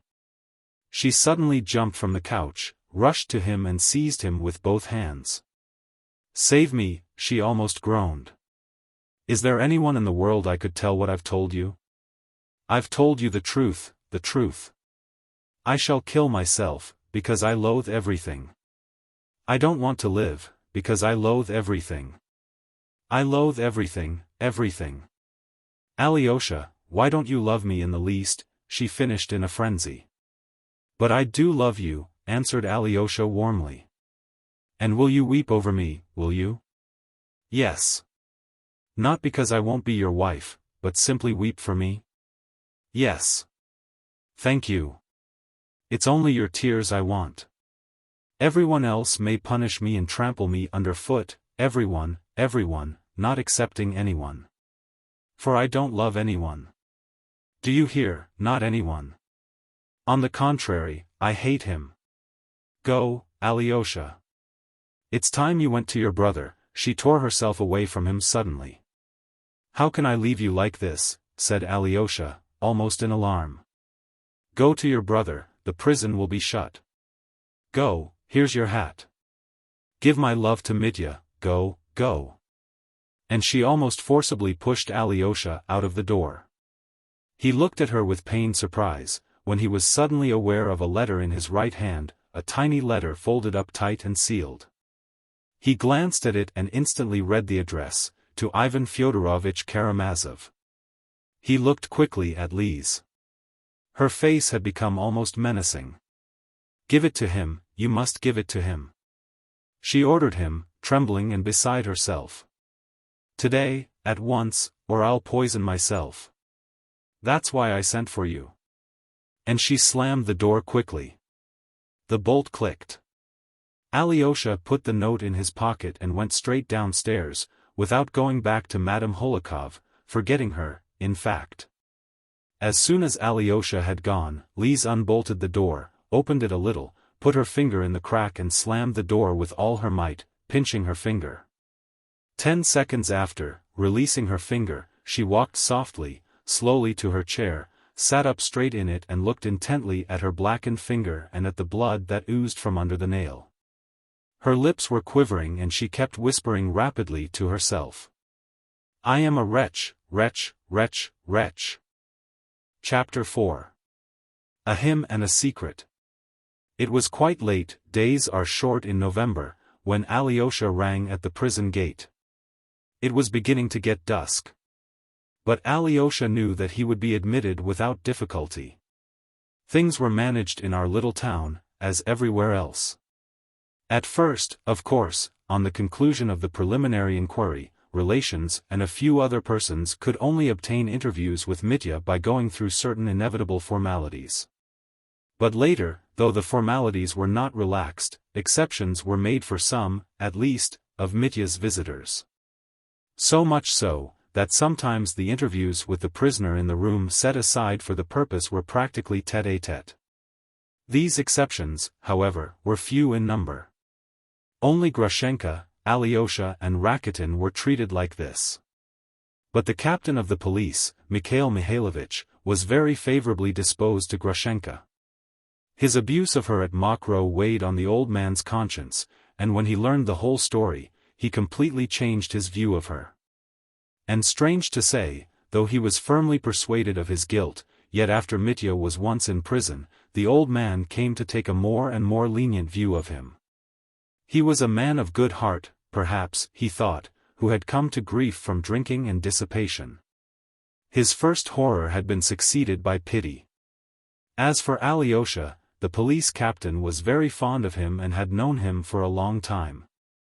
Rakitin, who had of late taken to coming very often to see the prisoner, was one of the most intimate acquaintances of the police captain's young ladies, as he called them, and was always hanging about their house.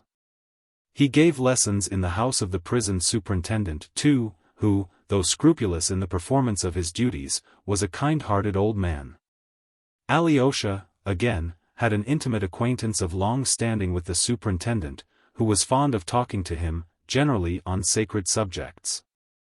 He respected Ivan Fyodorovitch, and stood in awe of his opinion, though he was a great philosopher himself, self-taught, of course.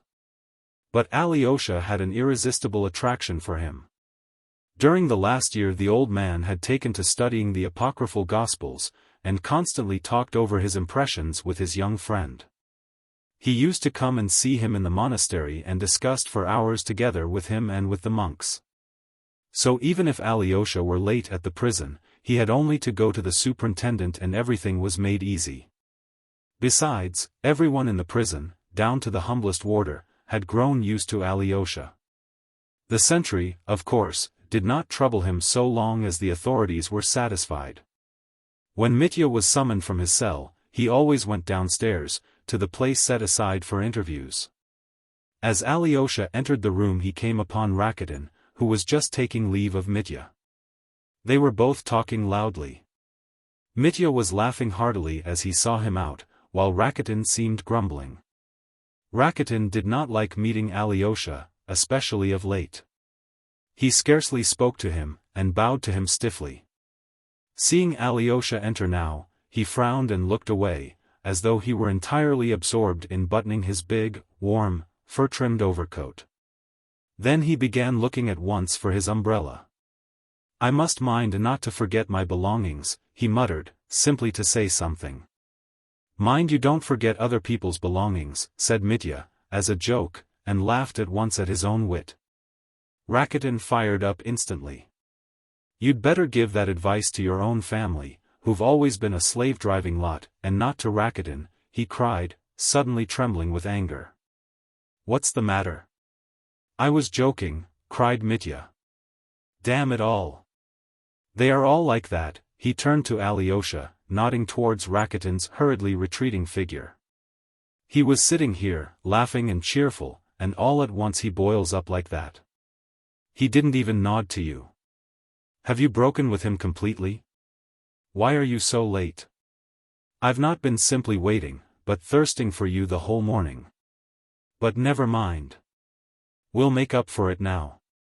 Why does he come here so often? Surely you are not such great friends? Asked Alyosha. He, too, nodded at the door through which Rakitin had disappeared. Great friends with Rakitin? No, not as much as that. Is it likely, a pig like that? He considers I am a blackguard. They can't understand a joke either, that's the worst of such people. They never understand a joke, and their souls are dry and flat. They remind me of prison walls when I was first brought here. But he is a clever fellow, very clever. Well, Alexei, it's all over with me now. He sat down on the bench and made Alyosha sit down beside him. Yes, the trial's tomorrow. Are you so hopeless, brother? Alyosha said, with an apprehensive feeling. What are you talking about? Said Mitya, looking at him rather uncertainly. Oh, you mean the trial. Damn it all.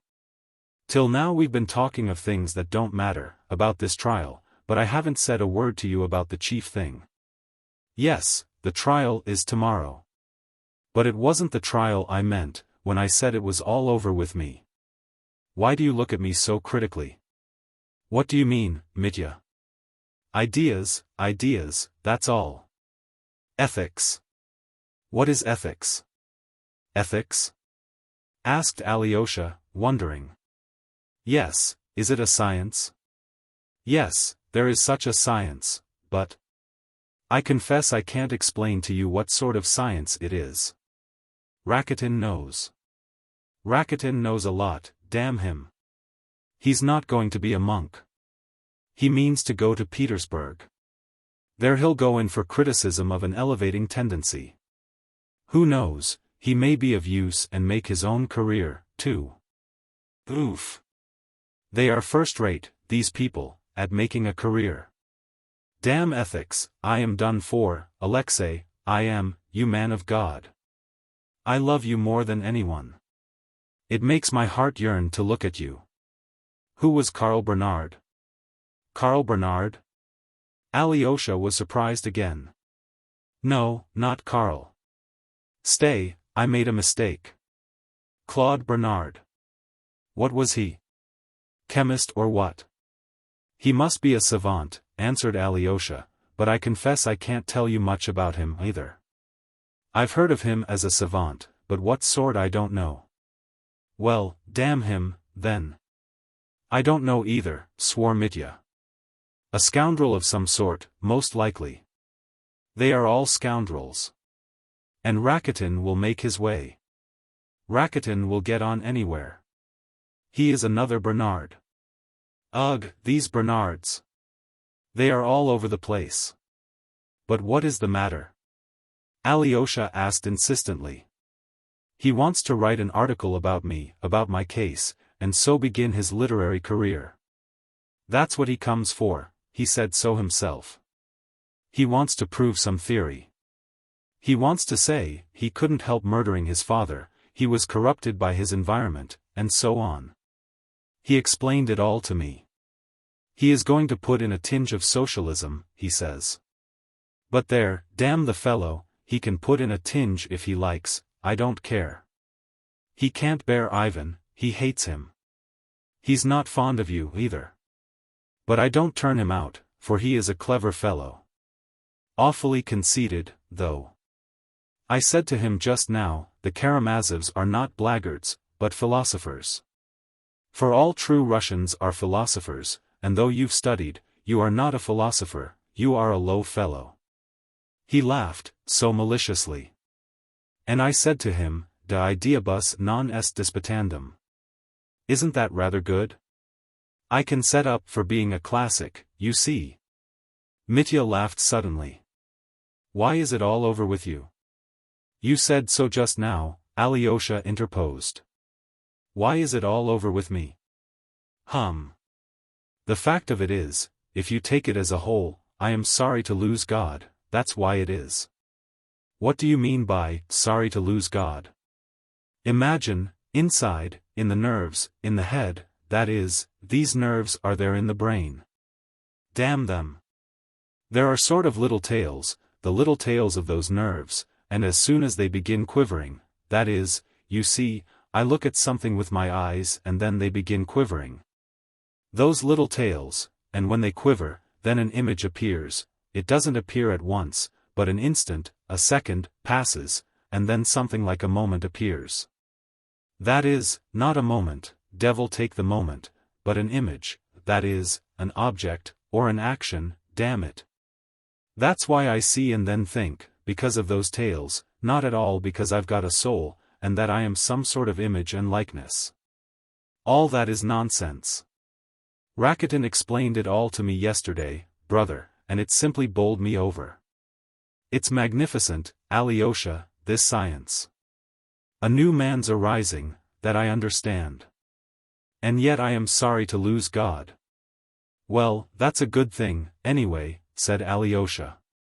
That I am sorry to lose God? It's chemistry, brother, chemistry. There's no help for it, your reverence, you must make way for chemistry. And Rakitin does dislike God. Oof. Doesn't he dislike him? That's the sore point with all of them.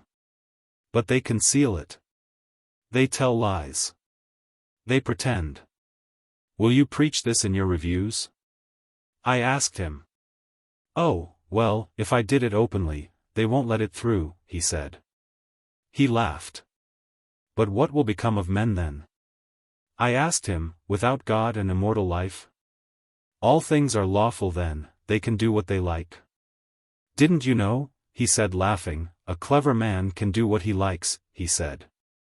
A clever man knows his way about, but you've put your foot in it, committing a murder, and now you are rotting in prison.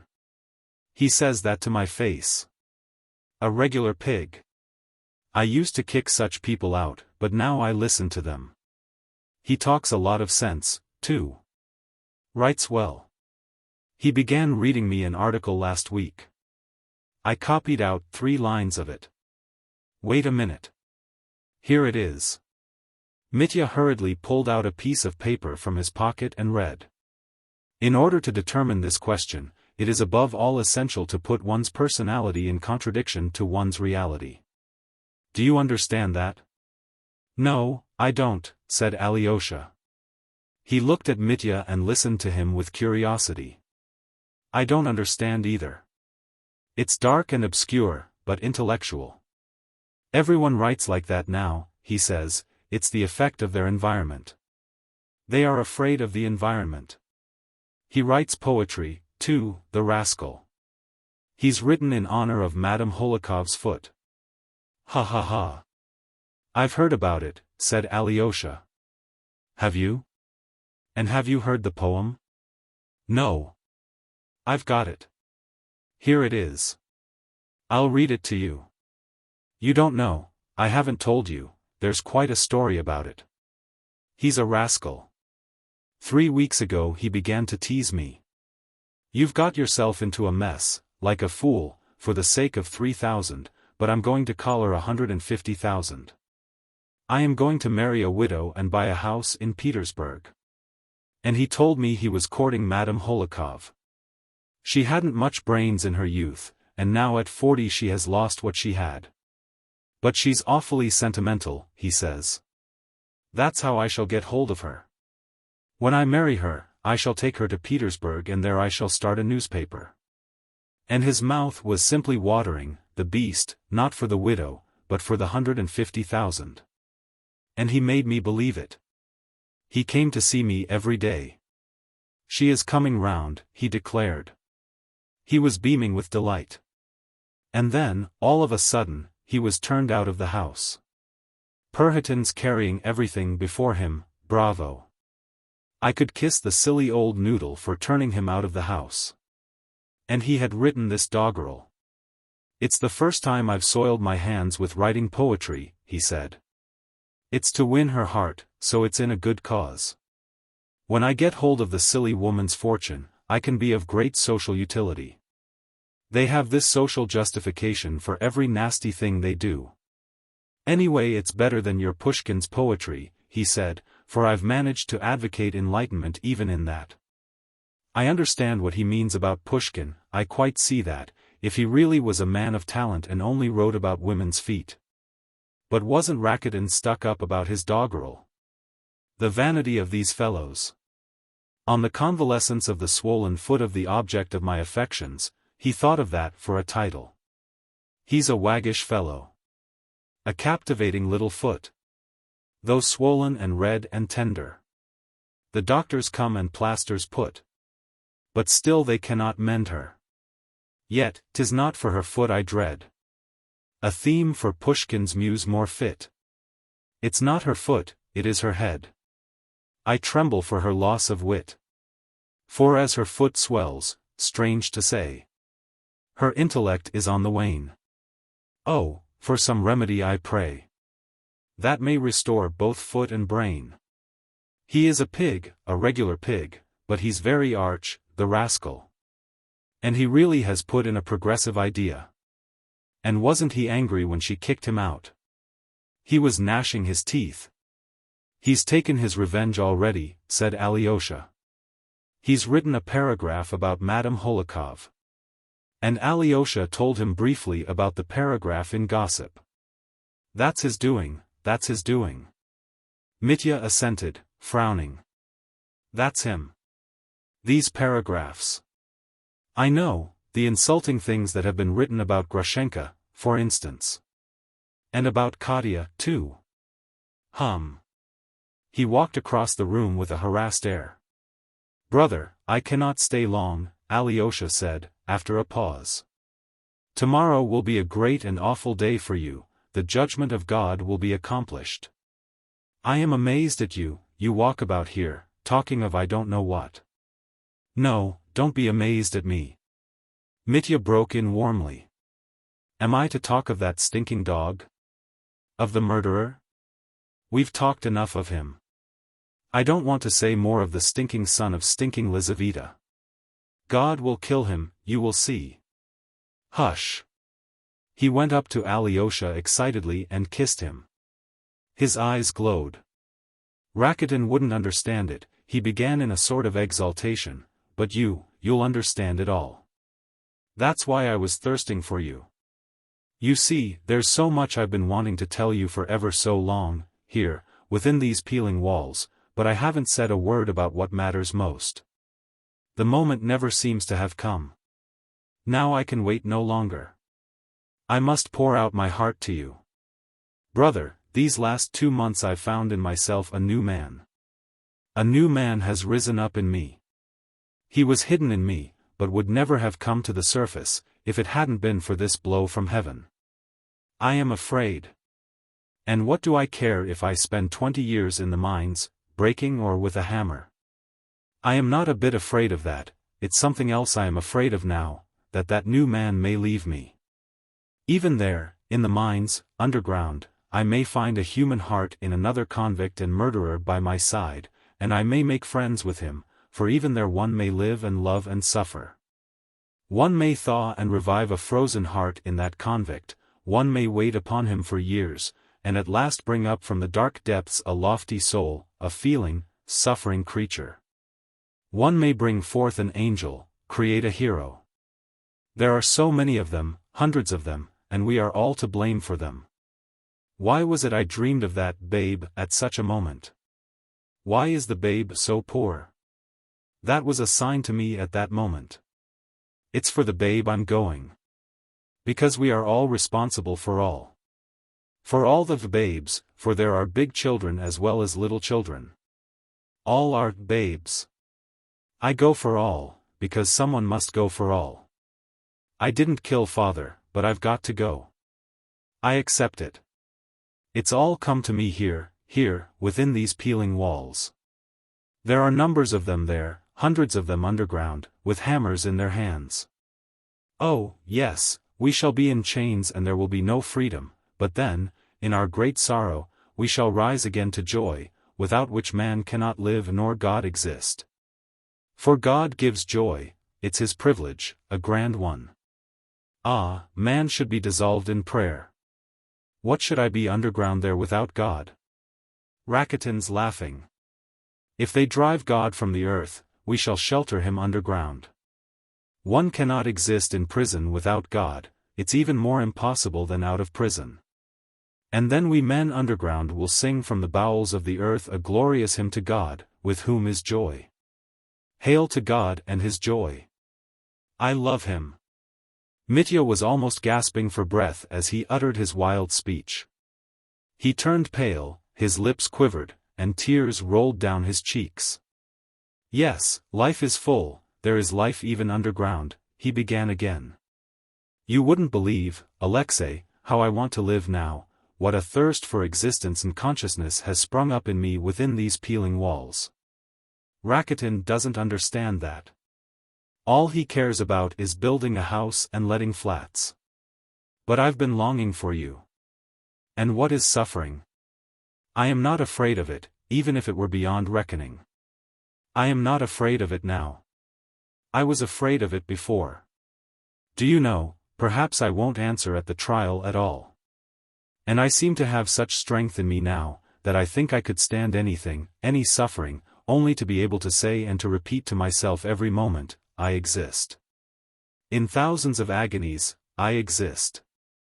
I'm tormented on the rack, but I exist. Though I sit alone on a pillar, I exist. I see the sun, and if I don't see the sun, I know it's there. And there's a whole life in that, in knowing that the sun is there. Alyosha, my angel, all these philosophies are the death of me. Damn them. Brother Ivan. What of Brother Ivan? Interrupted Alyosha, but Mitya did not hear. You see, I never had any of these doubts before, but it was all hidden away in me. It was perhaps just because ideas I did not understand were surging up in me, that I used to drink and fight and rage. It was to stifle them in myself, to still them, to smother them. Ivan is not Rakitin, there is an idea in him. Ivan is a sphinx and is silent, he is always silent. It's God that's worrying me. That's the only thing that's worrying me. What if he doesn't exist? What if Rakitin's right, that it's an idea made up by men? Then if he doesn't exist, man is the chief of the earth, of the universe. Magnificent. Only how is he going to be good without God? That's the question.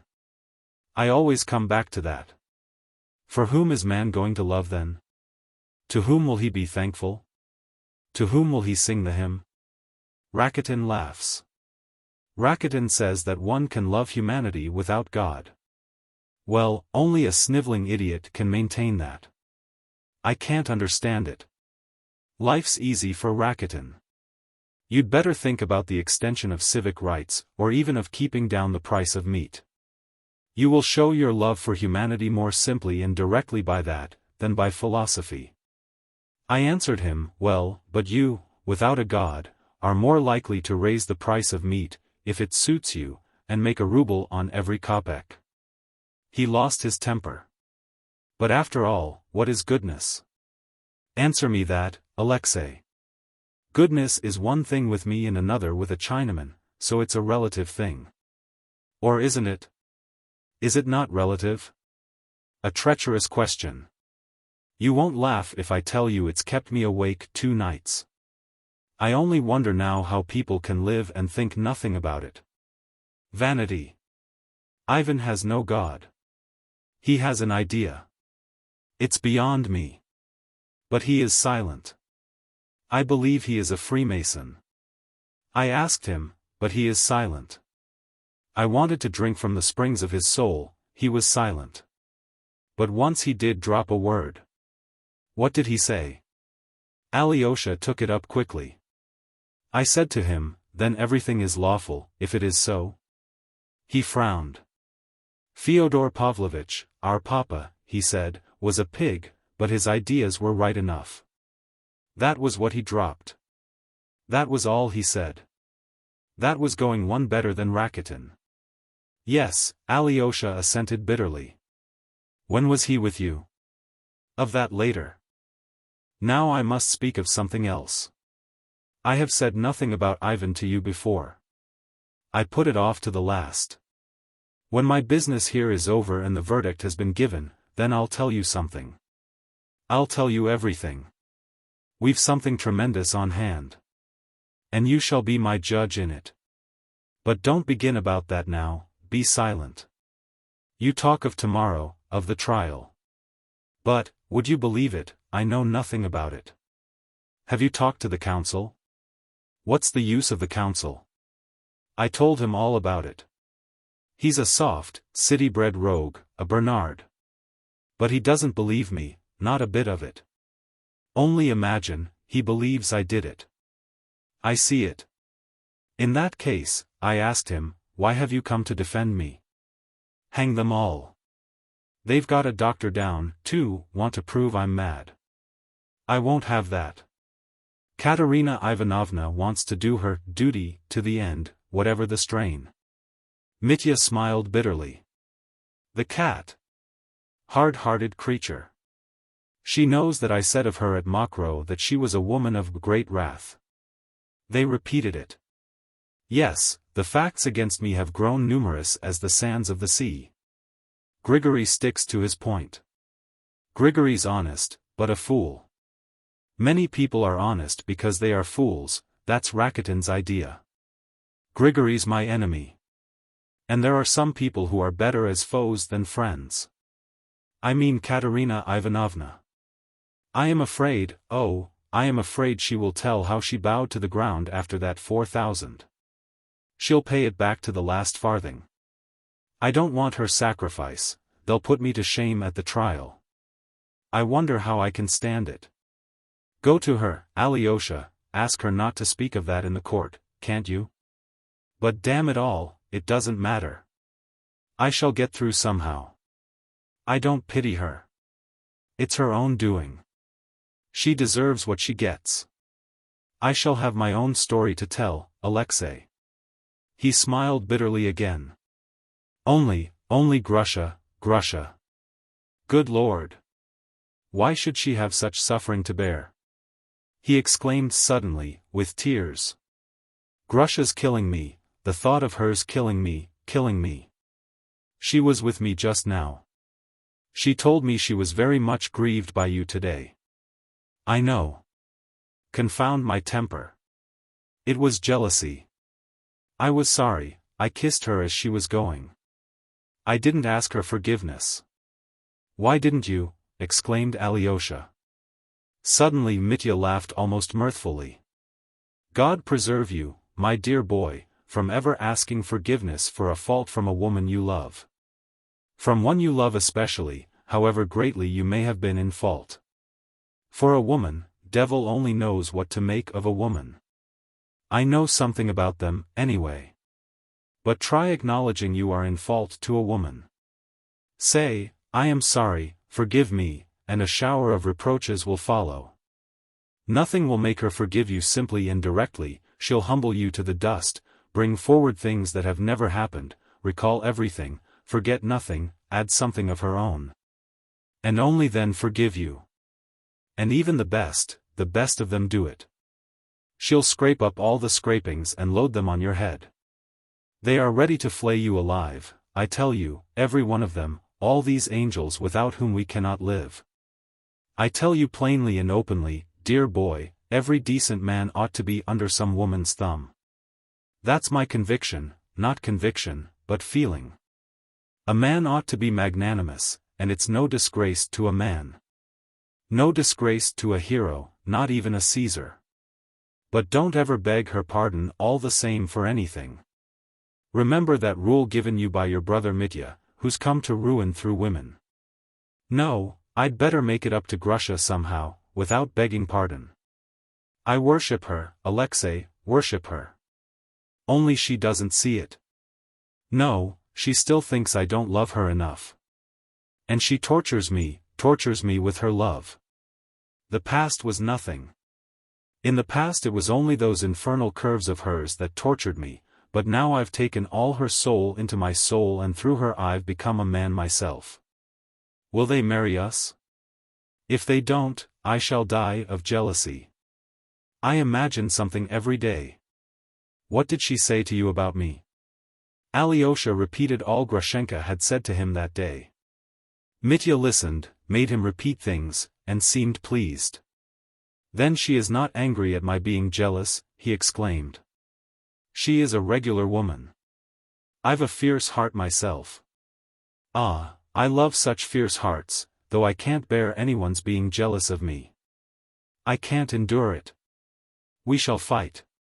But I shall love her infinitely. Will they marry us? Do they let convicts marry? That's the question. And without her I can't exist. Mitya walked frowning across the room.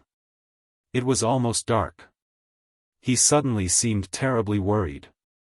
So there's a secret, she says, a secret? We have got up a plot against her, and Katya is mixed up in it, she thinks. No, my good Grushenka, that's not it. You are very wide of the mark, in your foolish feminine way. Alyosha, darling, well, here goes. I'll tell you our secret. He looked round, went close up quickly to Alyosha, who was standing before him, and whispered to him with an air of mystery. Though in reality no one could hear them, the old warder was dozing in the corner, and not a word could reach the ears of the soldiers on guard. I will tell you all our secret, Mitya whispered hurriedly. I meant to tell you later, for how could I decide on anything without you? You are everything to me. Though I say that Ivan is superior to us, you are my angel.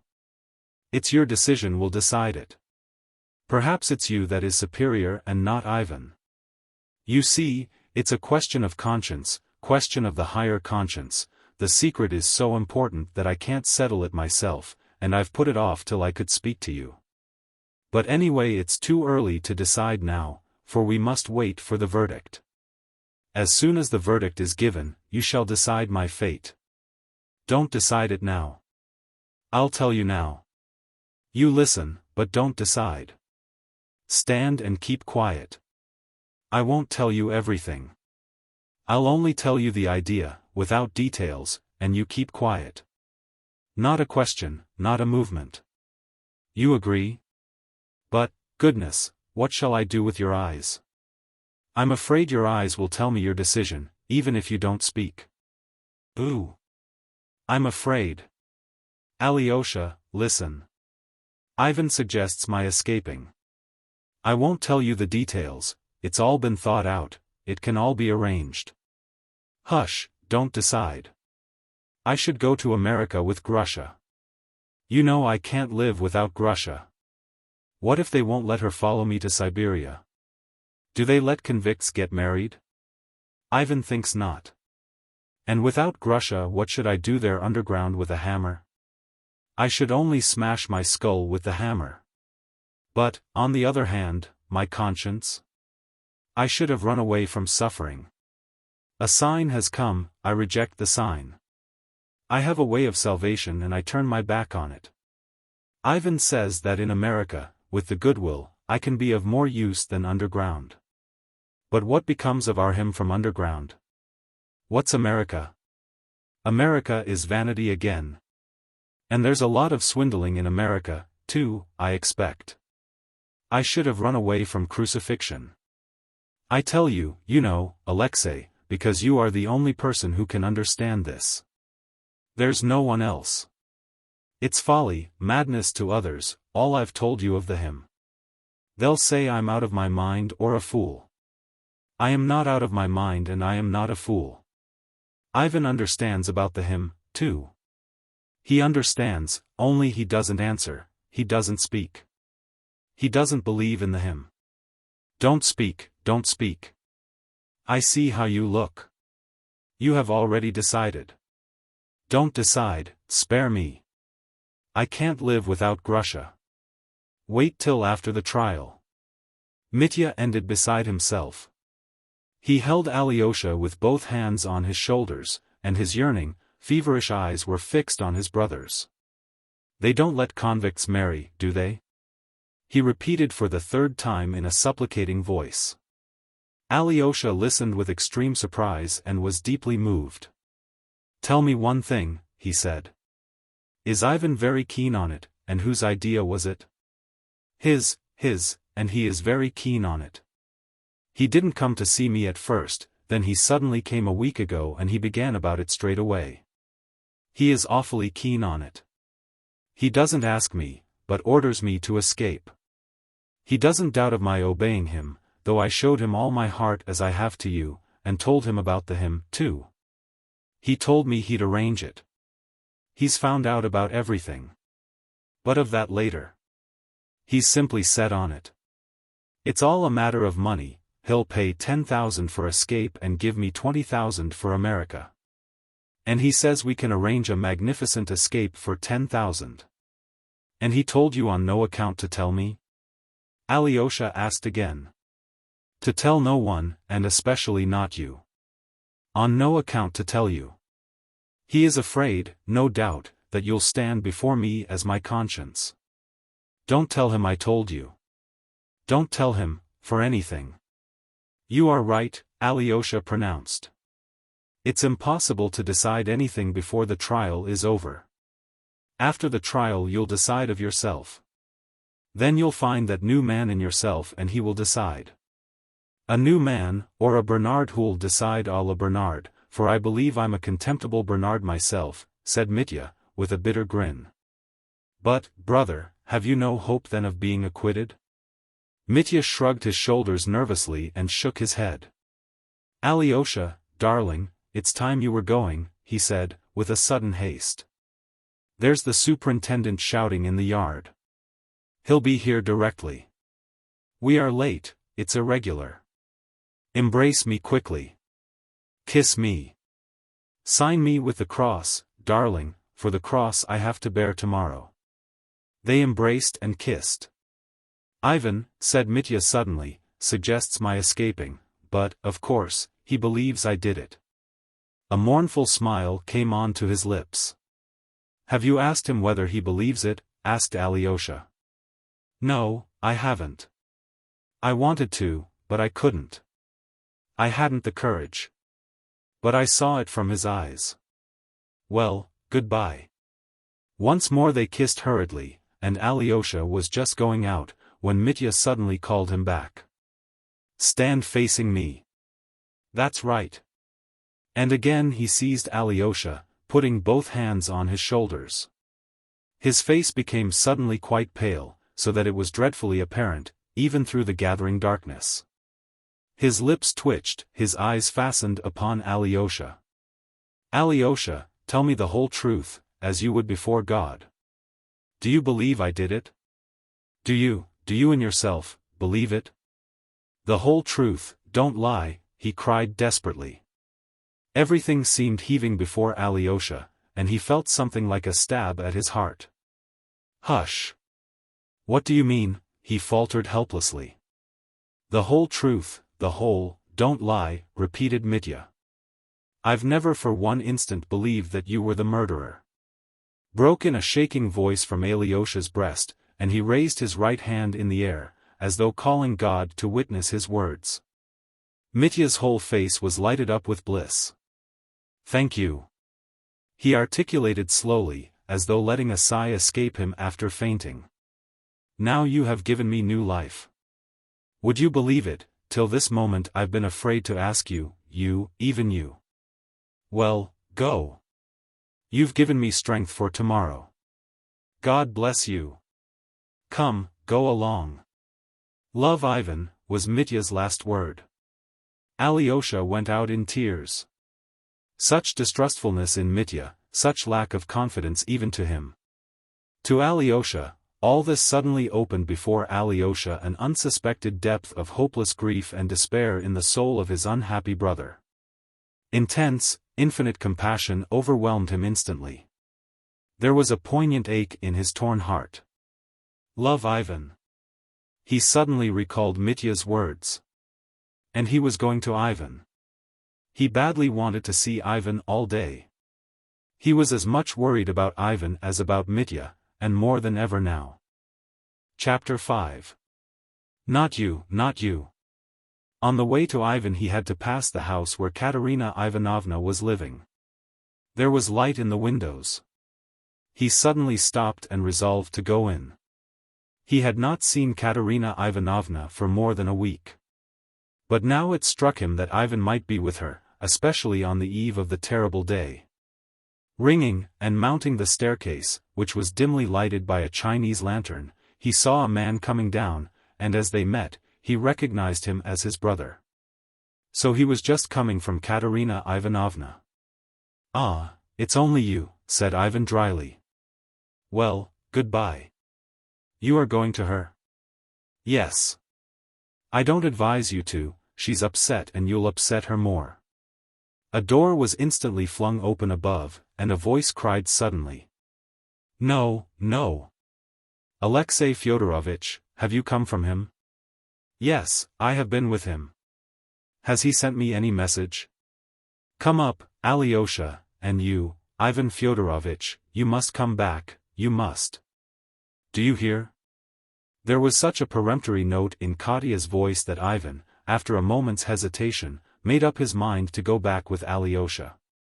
She was listening, he murmured angrily to himself, but Alyosha heard it. "Excuse my keeping my greatcoat on," said Ivan, going into the drawing room. "I won't sit down. I won't stay more than a minute." "Sit down, Alexei Fyodorovitch," said Katerina Ivanovna, though she remained standing.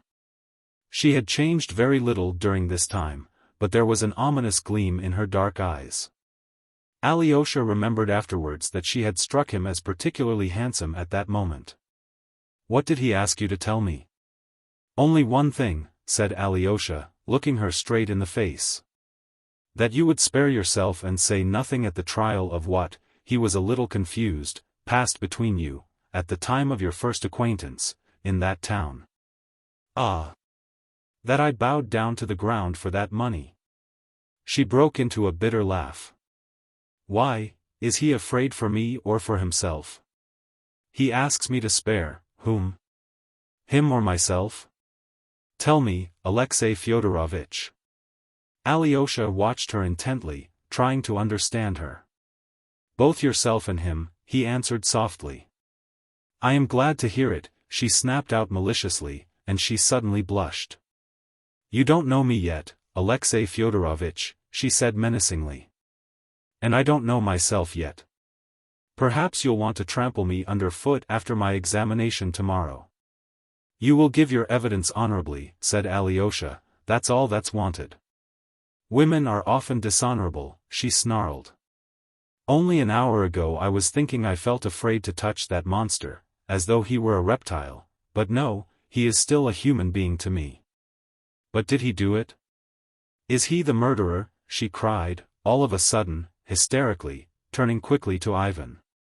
Alyosha saw at once that she had asked Ivan that question before, perhaps only a moment before he came in, and not for the first time, but for the 100th, and that they had ended by quarreling.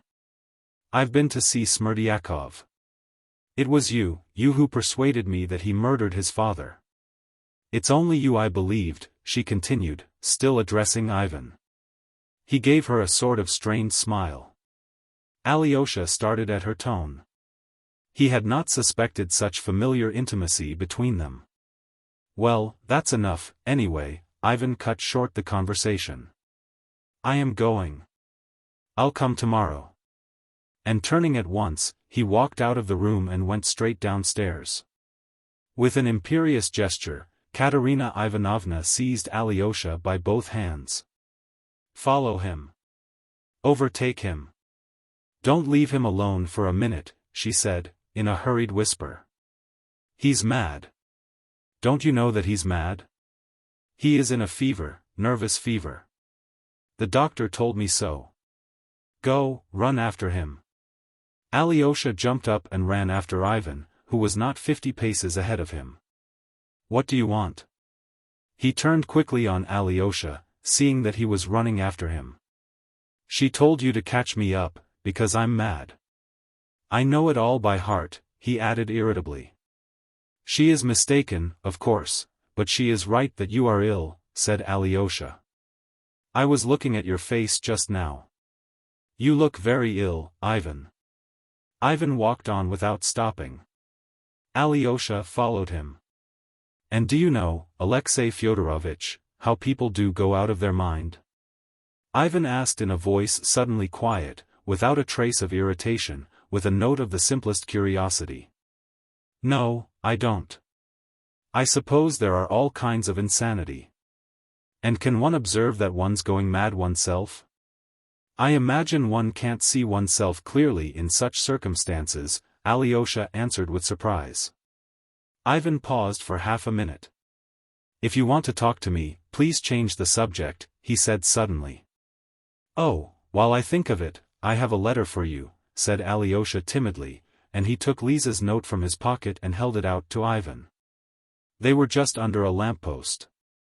Ivan recognized the handwriting at once. Ah, from that little demon, he laughed maliciously, and, without opening the envelope, he tore it into bits and threw it in the air. The bits were scattered by the wind. She's not 16 yet, I believe, and already offering herself, he said contemptuously, striding along the street again. How do you mean, offering herself? Exclaimed Alyosha. As wanton women offer themselves, to be sure. How can you, Ivan, how can you? Alyosha cried warmly, in a grieved voice. She is a child, you are insulting a child. She is ill, she is very ill, too. She is on the verge of insanity, too, perhaps. I had hoped to hear something from you, that would save her. You'll hear nothing from me. If she is a child, I am not her nurse. Be quiet, Alexei. Don't go on about her. I am not even thinking about it. They were silent again for a moment. She will be praying all night now to the Mother of God to show her how to act tomorrow at the trial, he said sharply and angrily again. You mean Katerina Ivanovna? Yes. Whether she's to save Mitya or ruin him. She'll pray for light from above. She can't make up her mind for herself, you see. She has not had time to decide yet. She takes me for her nurse, too. She wants me to sing lullabies to her. Katerina Ivanovna loves you, brother, said Alyosha sadly. Perhaps, but I am not very keen on her. She is suffering. Why do you, sometimes say things to her that give her hope? Alyosha went on, with timid reproach. I know that you've given her hope. Forgive me for speaking to you like this, he added. I can't behave to her as I ought, break off altogether and tell her so straight out, said Ivan, irritably. I must wait till sentence is passed on the murderer. If I break off with her now, she will avenge herself on me by ruining that scoundrel tomorrow at the trial, for she hates him and knows she hates him. It's all a lie, lie upon lie. As long as I don't break off with her, she goes on hoping, and she won't ruin that monster, knowing how I want to get him out of trouble. If only that damned verdict would come. The words, murderer and monster, echoed painfully in Alyosha's heart. But how can she ruin Mitya, he asked, pondering on Ivan's words. What evidence can she give that would ruin Mitya? You don't know that yet. She's got a document in her hands, in Mitya's own writing, that proves conclusively that he did murder Fyodor Pavlovitch. That's impossible, cried Alyosha. Why is it impossible? I've read it myself. There can't be such a document. Alyosha repeated warmly. There can't be, because he's not the murderer. It's not he murdered father, not he. Ivan suddenly stopped. Who is the murderer then, according to you? He asked, with apparent coldness. There was even a supercilious note in his voice. You know who, Alyosha pronounced in a low, penetrating voice. Who? You mean the myth about that crazy idiot, the epileptic, Smerdyakov? Alyosha suddenly felt himself trembling all over. You know who, broke helplessly from him. He could scarcely breathe. Who? Who? Ivan cried almost fiercely. All his restraint suddenly vanished. I only know one thing, Alyosha went on, still almost in a whisper, it wasn't you killed father. Not you. What do you mean by not you? Ivan was thunderstruck. It was not you killed father, not you. Alyosha repeated firmly. The silence lasted for half a minute. I know I didn't. Are you raving? Said Ivan, with a pale, distorted smile. His eyes were riveted on Alyosha. They were standing again under a lamppost. No, Ivan. You've told yourself several times that you are the murderer. When did I say so? I was in Moscow. When have I said so? Ivan faltered helplessly. You've said so to yourself many times, when you've been alone during these 2 dreadful months, Alyosha went on softly and distinctly as before. Yet he was speaking now, as it were, not of himself, not of his own will, but obeying some irresistible command. You have accused yourself and have confessed to yourself that you are the murderer and no one else. But you didn't do it, you are mistaken, you are not the murderer. Do you hear? It was not you. God has sent me to tell you so. They were both silent. The silence lasted a whole long minute. They were both standing still, gazing into each other's eyes. They were both pale. Suddenly Ivan began trembling all over, and clutched Alyosha's shoulder. You've been in my room, he whispered hoarsely. You've been there at night, when he came. Confess, have you seen him, have you seen him? Whom do you mean, Mitya? Alyosha asked, bewildered. Not him, damn the monster. Ivan shouted, in a frenzy. Do you know that he visits me? How did you find out? Speak. Who is he?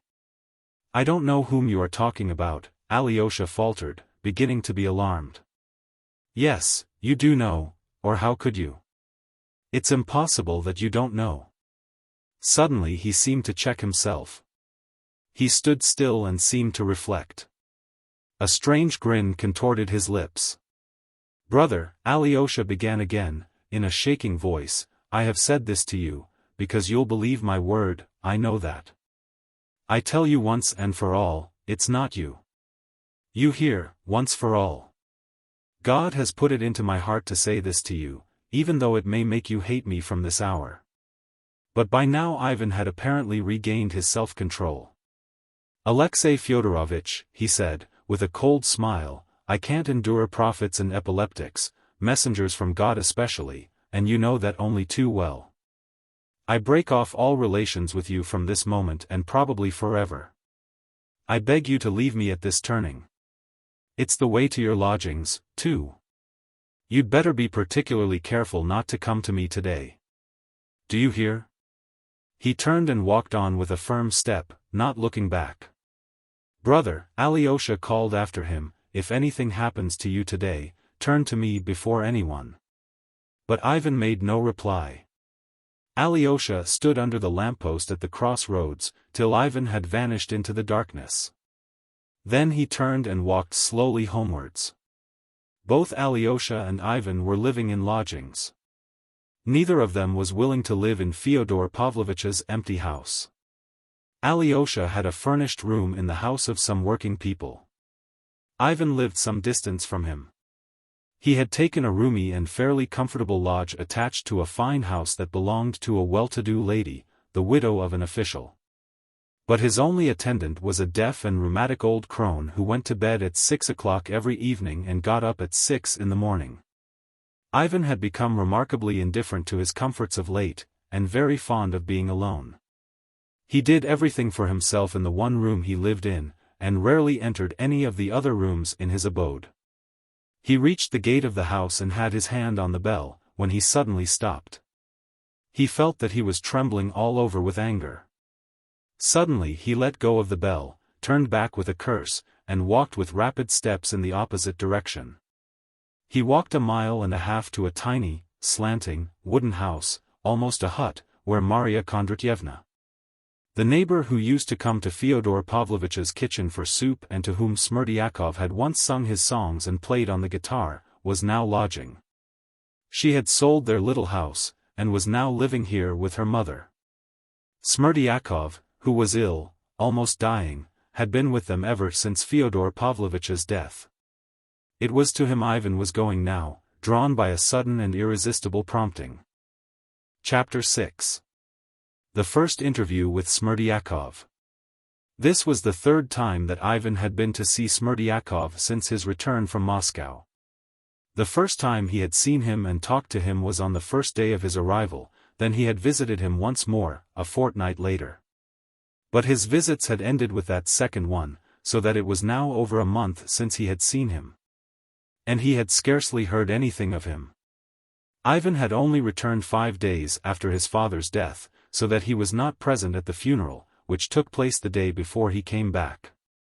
The cause of his delay was that Alyosha, not knowing his Moscow address, had to apply to Katerina Ivanovna to telegraph to him, and she, not knowing his address either, telegraphed to her sister and aunt, reckoning on Ivan's going to see them as soon as he arrived in Moscow.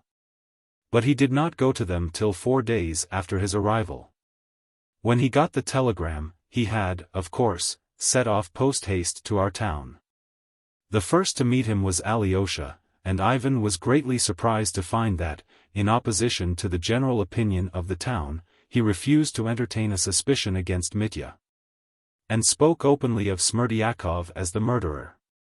Later on, after seeing the police captain and the prosecutor, and hearing the details of the charge and the arrest, he was still more surprised at Alyosha, and ascribed his opinion only to his exaggerated brotherly feeling and sympathy with Mitya, of whom Alyosha, as Ivan knew, was very fond. By the way, let us say a word or two of Ivan's feeling to his brother Dmitri. He positively disliked him. At most, felt sometimes a compassion for him, and even that was mixed with great contempt, almost repugnance. Mitya's whole personality, even his appearance, was extremely unattractive to him. Ivan looked with indignation on Katerina Ivanovna's love for his brother. Yet he went to see Mitya on the first day of his arrival, and that interview, far from shaking Ivan's belief in his guilt, positively strengthened it. He found his brother agitated, nervously excited. Mitya had been talkative, but very absent-minded and incoherent. He used violent language, accused Smerdyakov, and was fearfully muddled. He talked principally about the 3,000 rubles, which he said had been stolen from him by his father. The money was mine, it was my money, Mitya kept repeating. Even if I had stolen it, I should have had the right. He hardly contested the evidence against him, and if he tried to turn a fact to his advantage, it was in an absurd and incoherent way. He hardly seemed to wish to defend himself to Ivan or anyone else. Quite the contrary, he was angry and proudly scornful of the charges against him, he was continually firing up and abusing everyone. He only laughed contemptuously at Grigory's evidence about the open door, and declared that it was the devil that opened it. But he could not bring forward any coherent explanation of the fact.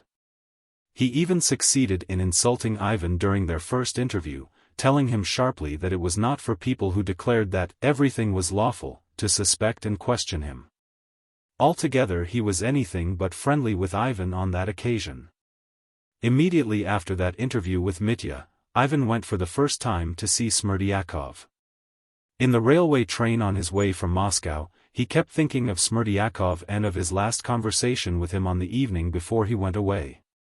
Many things seemed to him puzzling and suspicious. But when he gave his evidence to the investigating lawyer, Ivan said nothing, for the time, of that conversation. He put that off till he had seen Smerdyakov, who was at that time in the hospital.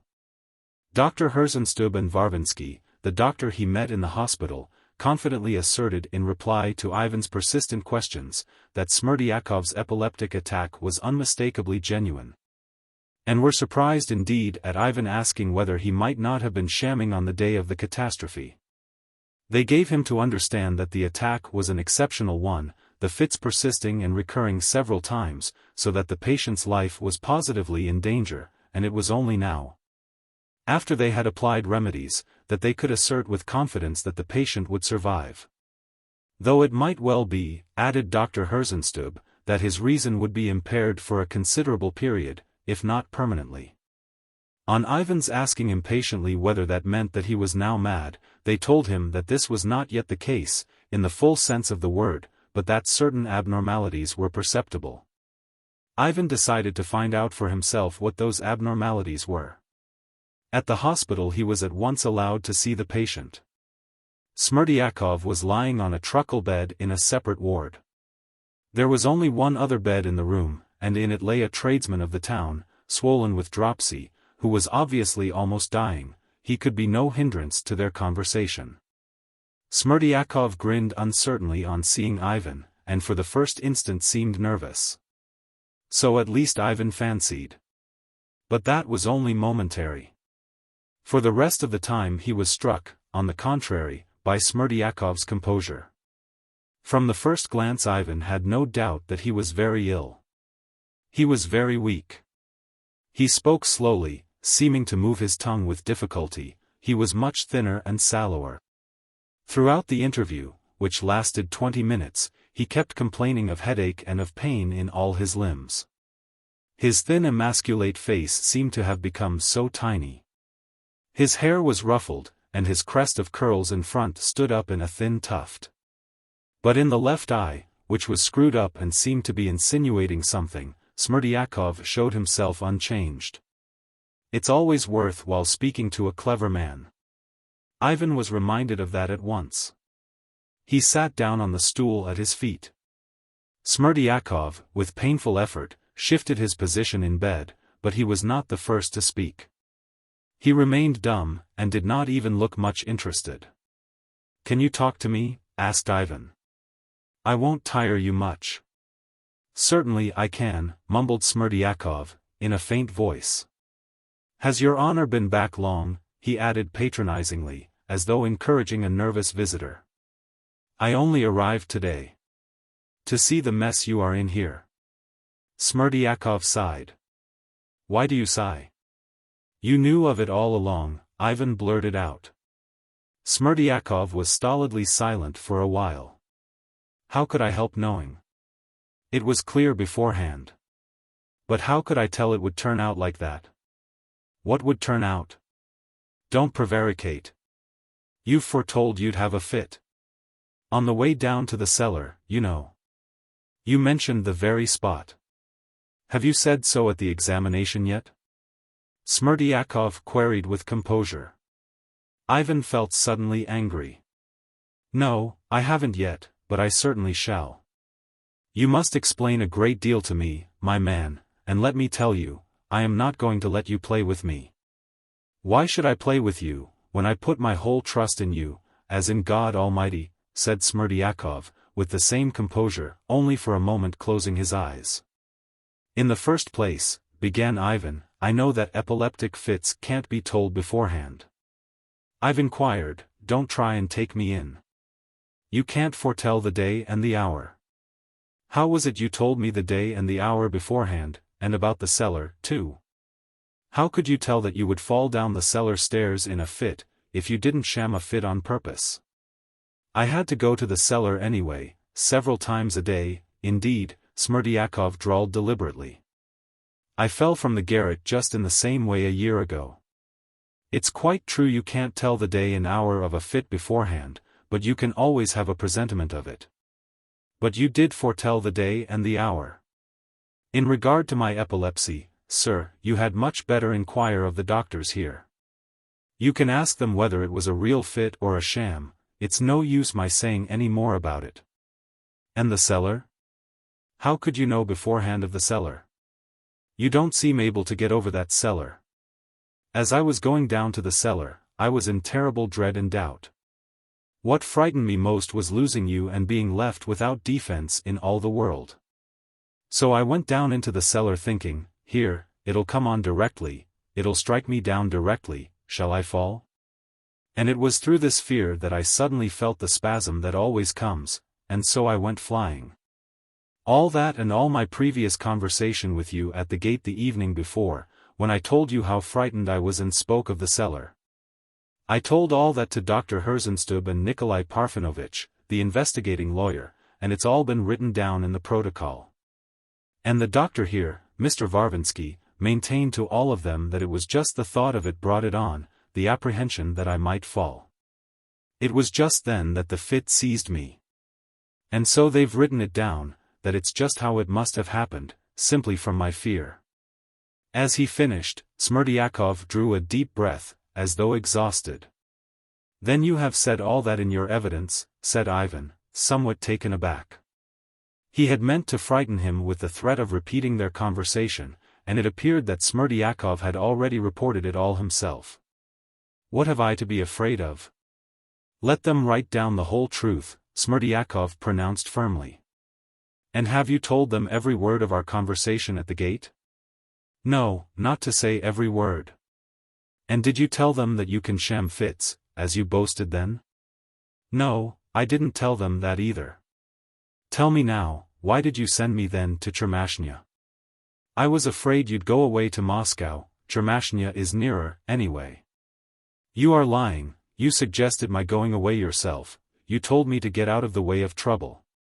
"That was simply out of affection and my sincere devotion to you, foreseeing trouble in the house, to spare you. Only I wanted to spare myself even more. That's why I told you to get out of harm's way, that you might understand that there would be trouble in the house, and would remain at home to protect your father. You might have said it more directly, you blockhead." Ivan suddenly fired up. "How could I have said it more directly then? It was simply my fear that made me speak, and you might have been angry, too. I might well have been apprehensive that Dmitri Fyodorovitch would make a scene and carry away that money, for he considered it as good as his own. But who could tell that it would end in a murder like this? I thought that he would only carry off the 3,000 that lay under the master's mattress in the envelope, and you see, he's murdered him. How could you guess it either, sir? But if you say yourself that it couldn't be guessed, how could I have guessed and stayed at home?" "You contradict yourself," said Ivan, pondering. "You might have guessed from my sending you to Chermashnya and not to Moscow." "How could I guess it from that?" Smerdyakov seemed much exhausted, and again he was silent for a minute. "You might have guessed from the fact of my asking you not to go to Moscow, but to Chermashnya, that I wanted to have you nearer, for Moscow's a long way off, and Dmitri Fyodorovitch, knowing you are not far off, would not be so bold. And if anything had happened, you might have come to protect me, too, for I warned you of Grigory Vasilyevich's illness, and that I was afraid of having a fit.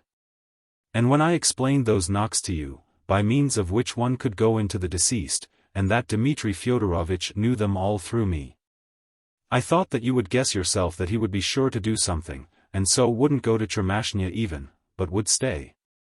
He talks very coherently," thought Ivan, "though he does mumble. What's the derangement of his faculties that Herzenstube talked of?" "You are cunning with me, damn you!" he exclaimed, getting angry. "But I thought at the time that you quite guessed," Smerdyakov parried with the simplest air. "If I'd guessed, I should have stayed," cried Ivan. "Why, I thought that it was because you guessed, that you went away in such a hurry, only to get out of trouble, only to run away and save yourself in your fright. You think that everyone is as great a coward as yourself? Forgive me, I thought you were like me." "Of course, I ought to have guessed," Ivan said in agitation. "And I did guess there was some mischief brewing on your part, only you are lying again," he cried, suddenly recollecting. "Do you remember how you went up to the carriage and said to me, 'It's always worth while speaking to a clever man'? So you were glad I went away, since you praised me?" Smerdyakov sighed again and again. A trace of color came into his face. "If I was pleased," he articulated rather breathlessly, "it was simply because you agreed not to go to Moscow, but to Chermashnya. For it was nearer, anyway. Only when I said these words to you, it was not by way of praise, but of reproach. You didn't understand it." "What reproach?" "Why, that foreseeing such a calamity you deserted your own father, and would not protect us, for I might have been taken up any time for stealing that 3,000. Damn you!" Ivan swore again. "Stay, did you tell the prosecutor and the investigating lawyer about those knocks?" "I told them everything just as it was." Ivan wondered inwardly again. "If I thought of anything then," he began again, "it was solely of some wickedness on your part. Dmitri might kill him, but that he would steal, I did not believe that then. But I was prepared for any wickedness from you. You told me yourself you could sham a fit. What did you say that for? It was just through my simplicity, and I never have shammed a fit on purpose in my life. And I only said so then to boast to you. It was just foolishness. I liked you so much then, and was open-hearted with you. My brother directly accuses you of the murder and theft. What else is left for him to do? Said Smerdyakov, with a bitter grin. And who will believe him with all the proofs against him? Grigory Vassilyevich saw the door open. What can he say after that? But never mind him. He is trembling to save himself. He slowly ceased speaking, then suddenly, as though on reflection, added. And look here again. He wants to throw it on me and make out that it is the work of my hands. I've heard that already. But as to my being clever at shamming a fit, should I have told you beforehand that I could sham one, if I really had had such a design against your father? If I had been planning such a murder, could I have been such a fool as to give such evidence against myself beforehand? And to his son, too. Upon my word. Is that likely? As if that could be, such a thing has never happened. No one hears this talk of ours now, except Providence itself, and if you were to tell of it to the prosecutor and Nikolai Parfenovitch, you might defend me completely by doing so. For who would be likely to be such a criminal, if he is so open-hearted beforehand? Anyone can see that. Well, and Ivan got up to cut short the conversation, struck by Smerdyakov's last argument. I don't suspect you at all, and I think it's absurd, indeed, to suspect you. On the contrary, I am grateful to you for setting my mind at rest. Now I am going, but I'll come again. Meanwhile, goodbye. Get well. Is there anything you want? I am very thankful for everything. Marfa Ignatyevna does not forget me, and provides me anything I want, according to her kindness. Good people visit me every day. Goodbye. But I shan't say anything of your being able to sham a fit, and I don't advise you to either. Something made Ivan say suddenly. I quite understand.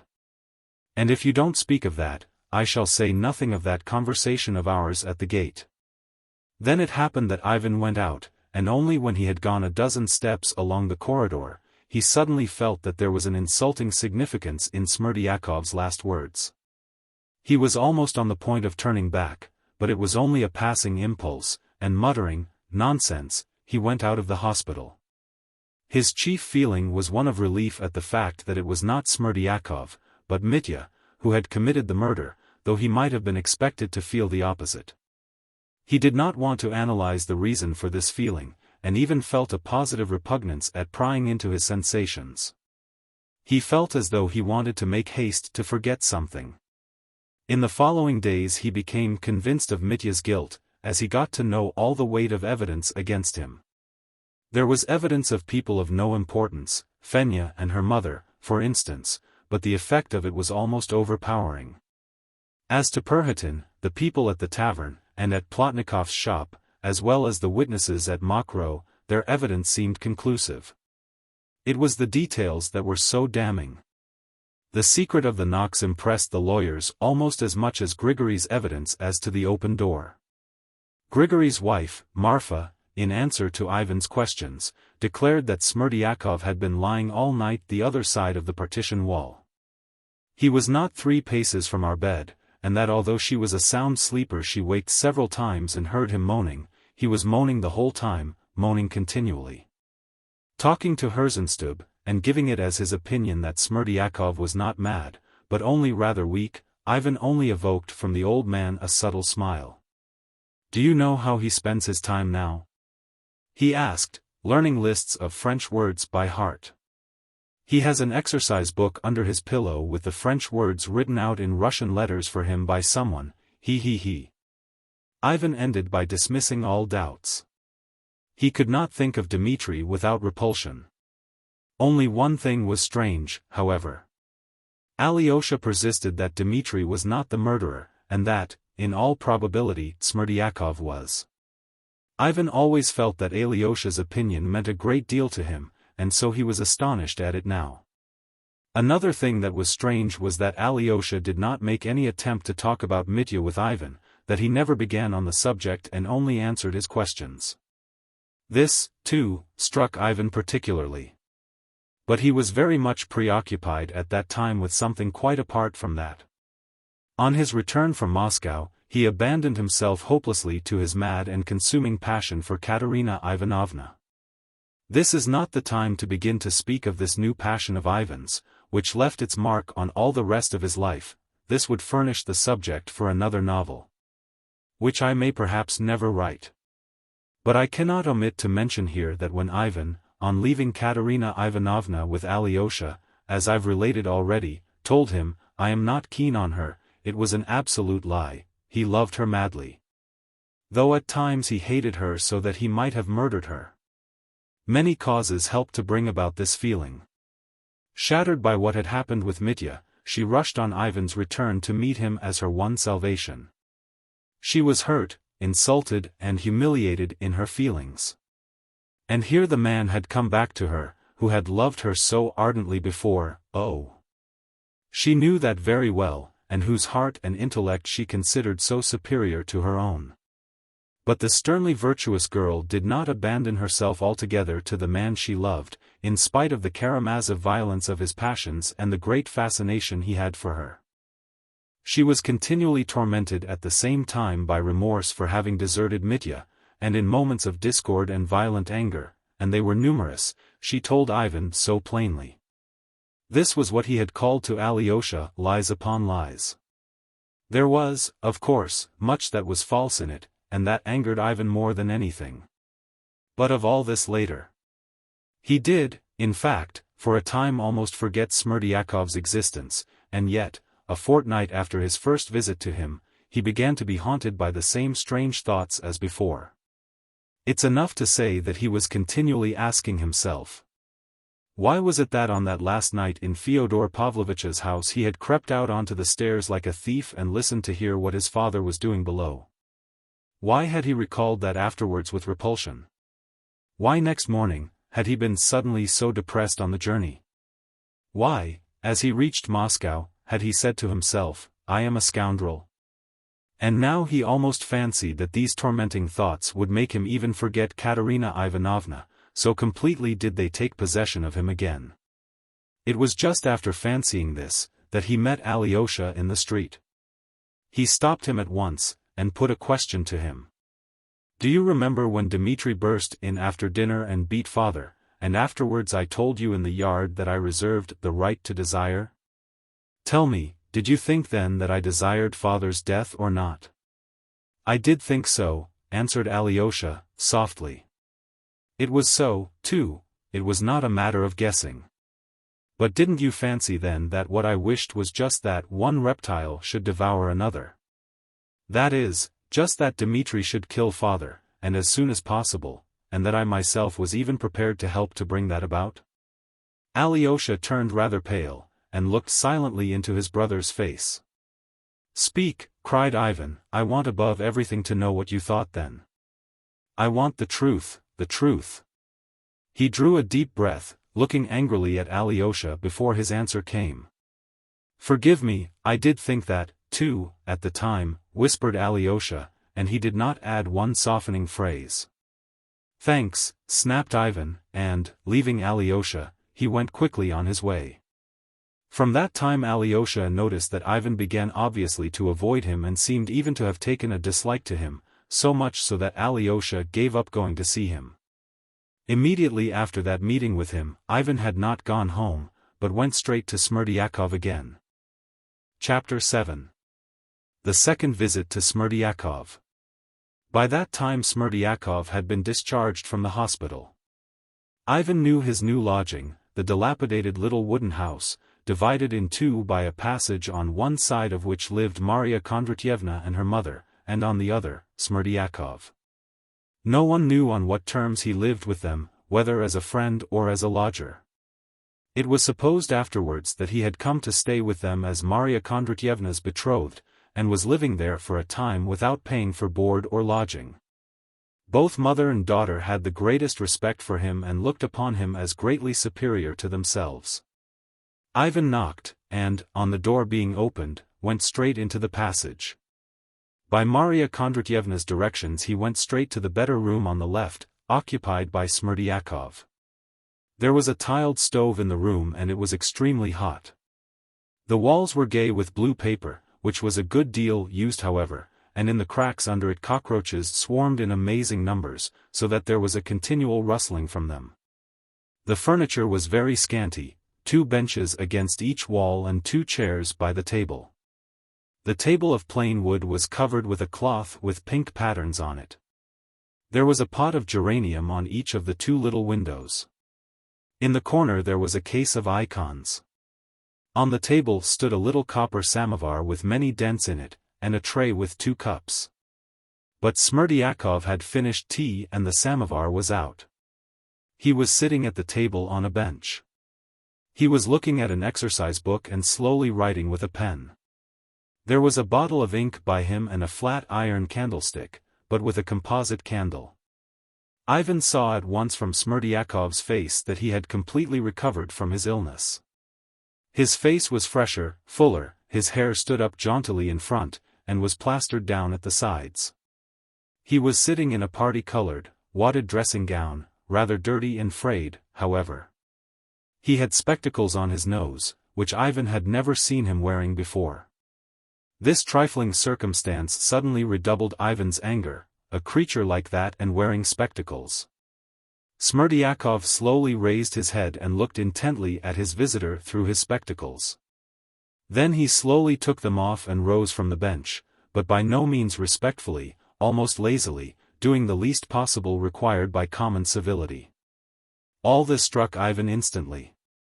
He took it all in and noted it at once, most of all the look in Smerdyakov's eyes, positively malicious, churlish and haughty. "What do you want to intrude for?" it seemed to say. "We settled everything then, why have you come again?" Ivan could scarcely control himself. "It's hot here," he said, still standing, and unbuttoned his overcoat. "Take off your coat," Smerdyakov conceded. Ivan took off his coat and threw it on a bench with trembling hands. He took a chair, moved it quickly to the table and sat down. Smerdyakov managed to sit down on his bench before him. "To begin with, are we alone?" Ivan asked sternly and impulsively. "Can they overhear us in there?" "No one can hear anything. You've seen for yourself, there's a passage. Listen, my good fellow. What was that you babbled, as I was leaving the hospital, that if I said nothing about your faculty of shamming fits, you wouldn't tell the investigating lawyer all our conversation at the gate? What do you mean by all? What could you mean by it? Were you threatening me? Have I entered into some sort of compact with you? Do you suppose I am afraid of you?" Ivan said this in a perfect fury, giving him to understand with obvious intention that he scorned any subterfuge or indirectness and meant to show his cards. Smerdyakov's eyes gleamed resentfully, his left eye winked, and he at once gave his answer, with his habitual composure and deliberation. "You want to have everything above board. Very well, you shall have it," he seemed to say. "This is what I meant then, and this is why I said that you, knowing beforehand of this murder of your own parent, left him to his fate. And that people mightn't after that conclude any evil about your feelings and perhaps of something else, too. That's what I promised not to tell the authorities." Though Smerdyakov spoke without haste and obviously controlling himself, yet there was something in his voice, determined and emphatic, resentful and insolently defiant. He stared impudently at Ivan. A mist passed before Ivan's eyes for the first moment. "How? What? Are you out of your mind? I'm perfectly in possession of all my faculties. Do you suppose I knew of the murder?" Ivan cried at last, and he brought his fist violently on the table. "What do you mean by something else, too? Speak, scoundrel." Smerdyakov was silent and still scanned Ivan with the same insolent stare. "Speak, you stinking rogue," What is that, something else, too?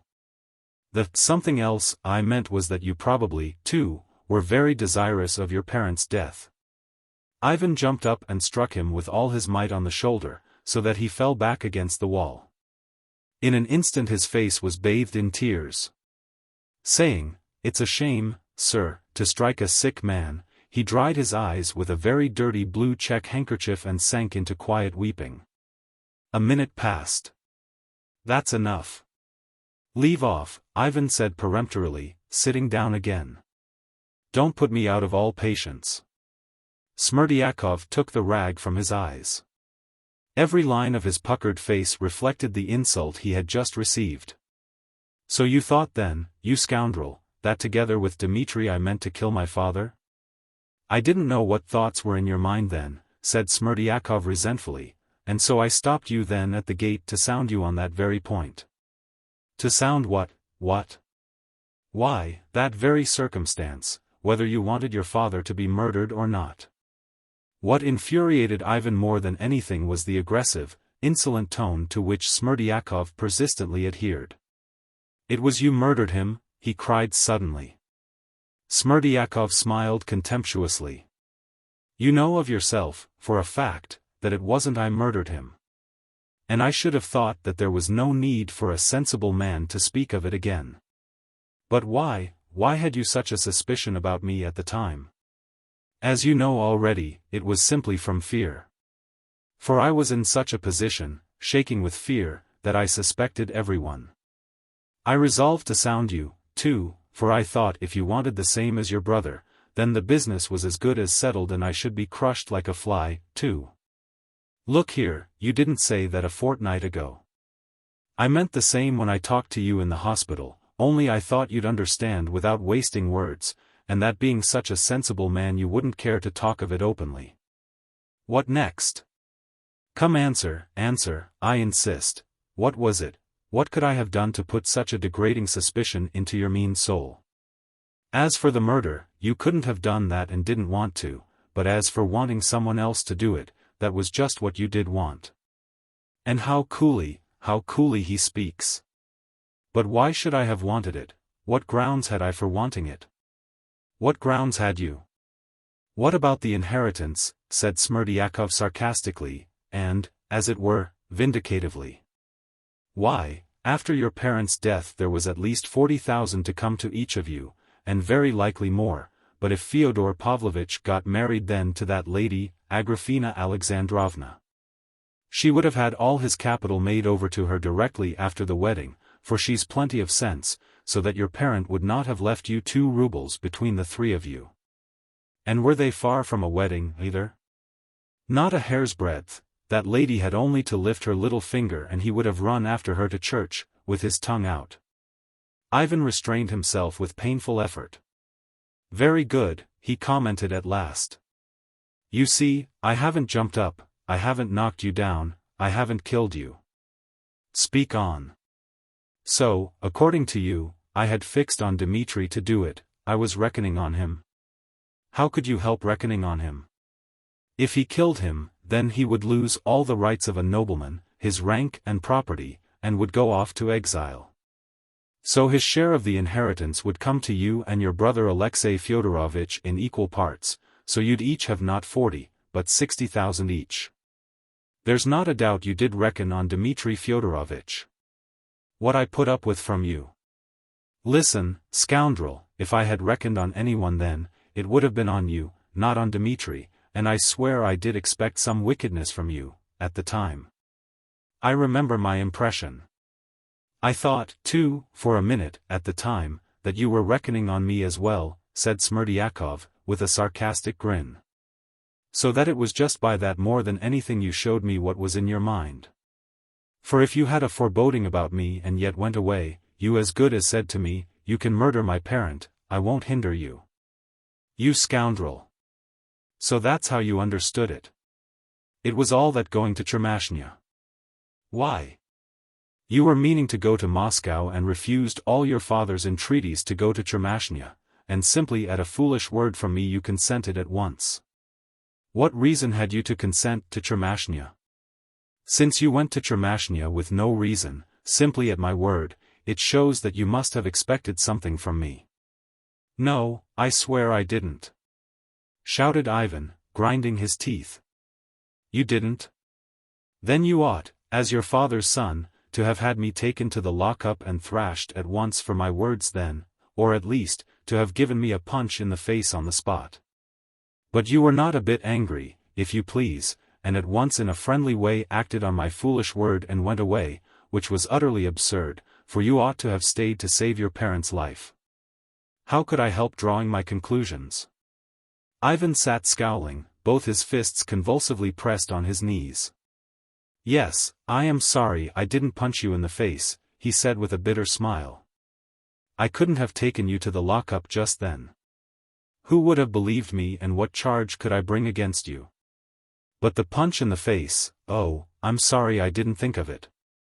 Though blows are forbidden, I should have pounded your ugly face to a jelly." Smerdyakov looked at him almost with relish.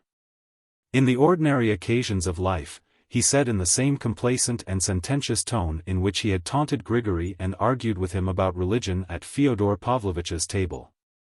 "In the ordinary occasions of life, blows on the face are forbidden nowadays by law, and people have given them up, but in exceptional occasions of life people still fly to blows. Not only among us but all over the world, be it even the fullest Republic of France, just as in the time of Adam and Eve, and they never will leave off, but you, even in an exceptional case, did not dare. What are you learning French words for?" Ivan nodded towards the exercise book lying on the table. "Why shouldn't I learn them so as to improve my education, supposing that I may myself chance to go some day to those happy parts of Europe? Listen, monster." Ivan's eyes flashed and he trembled all over. "I am not afraid of your accusations. You can say what you like about me, and if I don't beat you to death, it's simply because I suspect you of that crime and I'll drag you to justice. I'll unmask you. To my thinking, you'd better keep quiet, for what can you accuse me of, considering my absolute innocence? And who would believe you? Only if you begin, I shall tell everything, too, for I must defend myself. Do you think I am afraid of you now? If the court doesn't believe all I've said to you just now, the public will, and you will be ashamed. That's as much as to say, it's always worth while speaking to a sensible man, eh?" snarled Ivan. "You hit the mark, indeed. And you'd better be sensible." Ivan got up, shaking all over with indignation, put on his coat, and without replying further to Smerdyakov, without even looking at him, walked quickly out of the cottage. The cool evening air refreshed him. There was a bright moon in the sky. A nightmare of ideas and sensations filled his soul. Shall I go at once and give information against Smerdyakov? But what information can I give? He is not guilty, anyway. On the contrary, he'll accuse me. And in fact, why did I set off for Chermashnya then? What for? What for? Ivan asked himself. Yes, of course, I was expecting something and he is right, and he remembered for the 100th time how, on the last night in his father's house, he had listened on the stairs. But he remembered it now with such anguish that he stood still on the spot as though he had been stabbed. Yes, I expected it then, that's true. I wanted the murder, I did want the murder. Did I want the murder? Did I want it? I must kill Smerdyakov. If I don't dare kill Smerdyakov now, life is not worth living. Ivan did not go home, but went straight to Katerina Ivanovna and alarmed her by his appearance. He was like a madman. He repeated all his conversation with Smerdyakov, every syllable of it. He couldn't be calmed, however much she tried to soothe him. He kept walking about the room, speaking strangely, disconnectedly. At last he sat down, put his elbows on the table, leaned his head on his hands and pronounced this strange sentence: "If it's not Dmitri, but Smerdyakov who's the murderer, I share his guilt. For I put him up to it. Whether I did, I don't know yet. But if he is the murderer, and not Dmitri, then, of course, I am the murderer, too." When Katerina Ivanovna heard that, She got up from her seat without a word, went to her writing table, opened a box standing on it, took out a sheet of paper and laid it before Ivan. This was the document of which Ivan spoke to Alyosha later on as a conclusive proof that Dmitri had killed his father. It was the letter written by Mitya to Katerina Ivanovna when he was drunk, on the very evening he met Alyosha at the crossroads on the way to the monastery, after the scene at Katerina Ivanovna's. When Grushenka had insulted her. Then, parting from Alyosha, Mitya had rushed to Grushenka. I don't know whether he saw her, but in the evening he was at the metropolis, where he got thoroughly drunk. Then he asked for pen and paper and wrote a document of weighty consequences to himself. It was a wordy, disconnected, frantic letter, a drunken letter in fact. It was like the talk of a drunken man, who, on his return home, begins with extraordinary heat telling his wife or one of his household how he has just been insulted. What a rascal had just insulted him, what a fine fellow he is on the other hand, and how he will pay that scoundrel out. And all that at great length, with great excitement and incoherence, with drunken tears and blows on the table. The letter was written on a dirty piece of ordinary paper of the cheapest kind. It had been provided by the tavern and there were figures scrawled on the back of it. There was evidently not space enough for his drunken verbosity, and Mitya not only filled the margins but had written the last line right across the rest. The letter ran as follows. Fatal Katya, tomorrow I will get the money and repay your 3,000 and farewell, woman of great wrath, but farewell, too, my love. Let us make an end. Tomorrow I shall try and get it from everyone, and if I can't borrow it, I give you my word of honor I shall go to my father and break his skull and take the money from under the pillow. If only Ivan has gone. If I have to go to Siberia for it, I'll give you back your 3,000. And farewell. I bow down to the ground before you, for I've been a scoundrel to you. Forgive me. No, better not forgive me, you'll be happier and so shall I. Better Siberia than your love, for I love another woman and you got to know her too well today, so how can you forgive? I will murder the man who's robbed me. I'll leave you all and go to the east so as to see no one again. Not her either, for you are not my only tormentress, she is too. Farewell. P.S. I write my curse, but I adore you. I hear it in my heart. One string is left, and it vibrates. Better tear my heart in two. I shall kill myself, but first of all that cur. I shall tear 3,000 from him and fling it to you. Though I've been a scoundrel to you, I am not a thief. You can expect 3,000. The cur keeps it under his mattress, in pink ribbon. I am not a thief, but I'll murder my thief. Katya, don't look disdainful.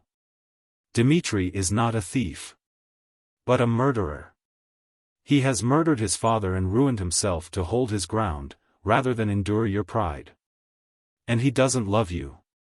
P.P.S. I kiss your feet, farewell. P.P.P.S. Katya, pray to God that someone will give me the money. Then I shall not be steeped in gore, and if no one does, I shall. Kill me. Your slave and enemy.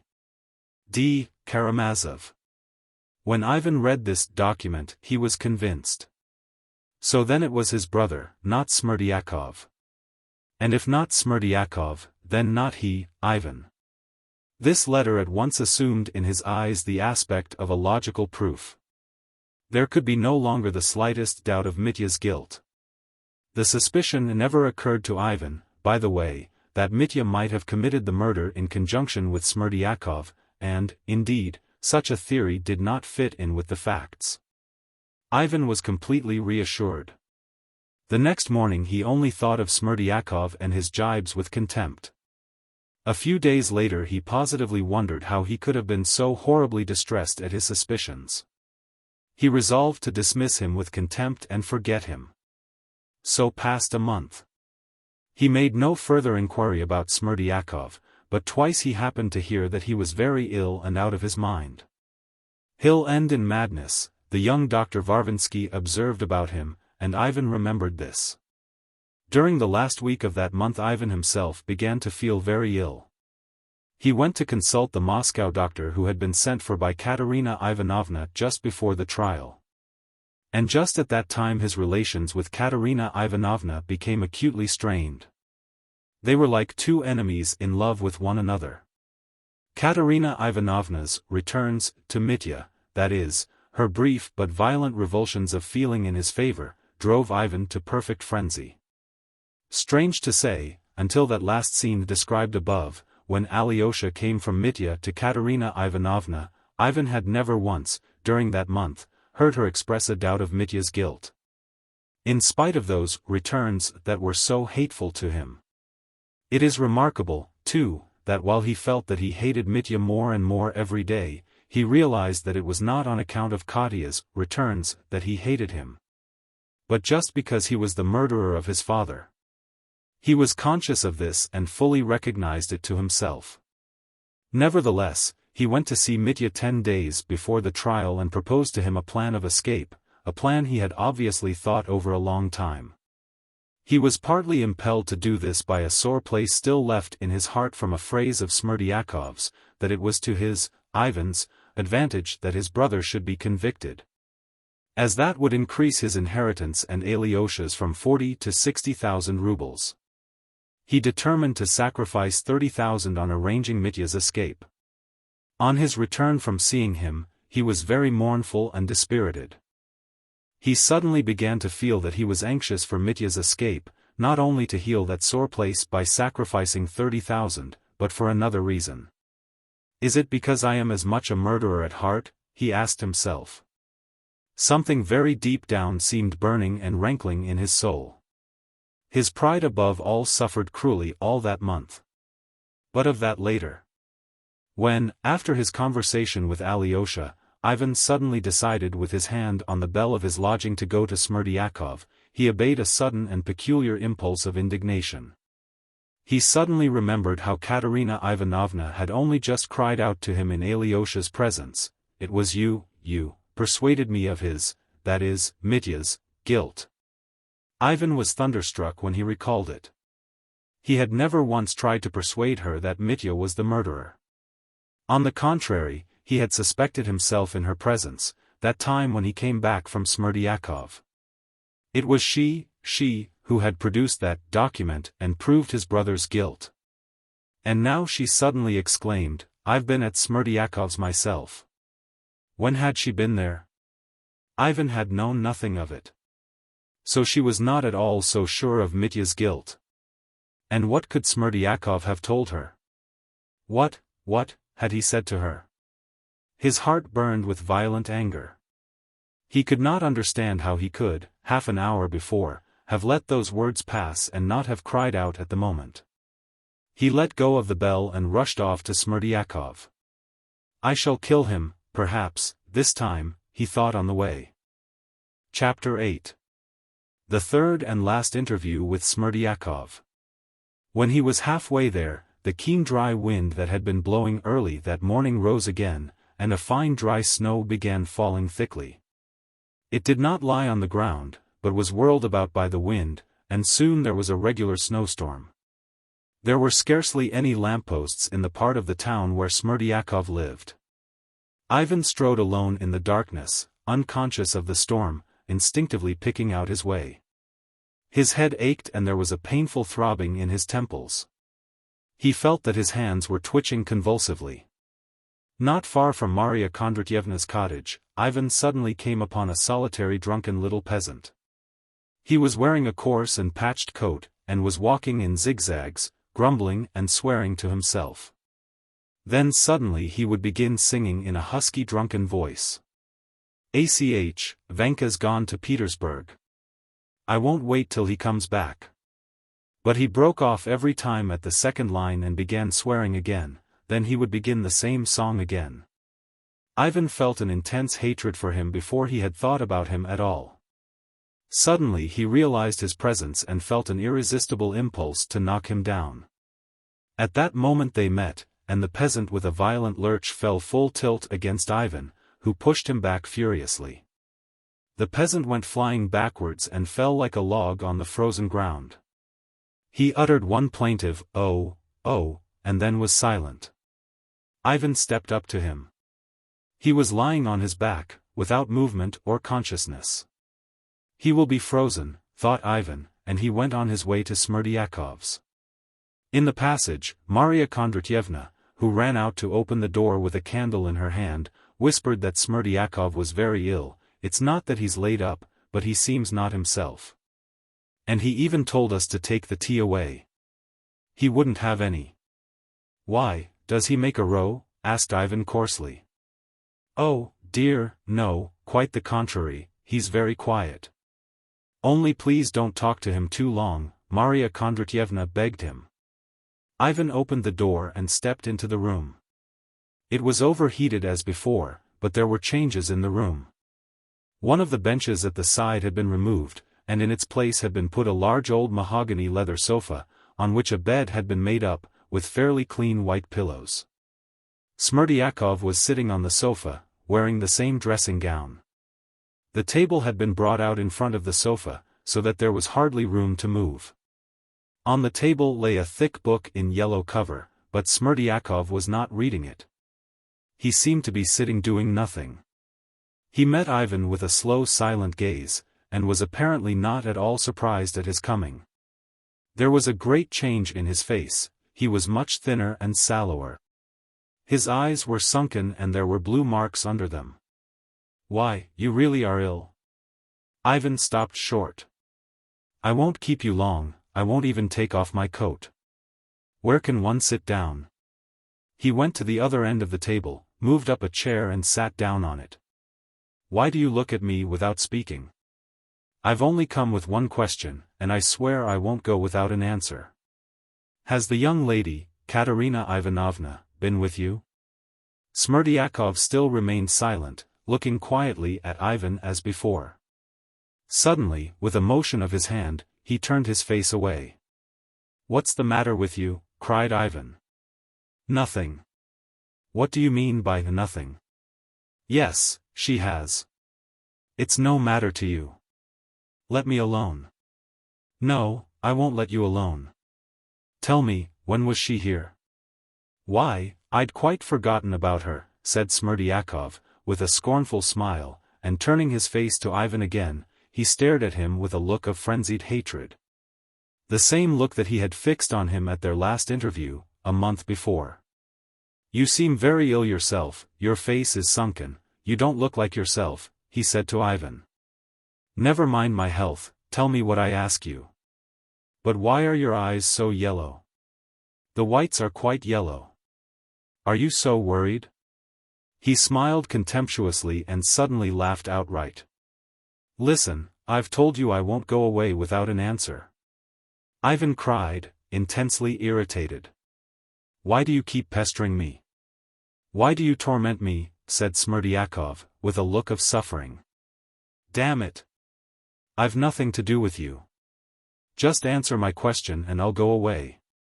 I've no answer to give you, said Smerdyakov, looking down again. You may be sure I'll make you answer. Why are you so uneasy?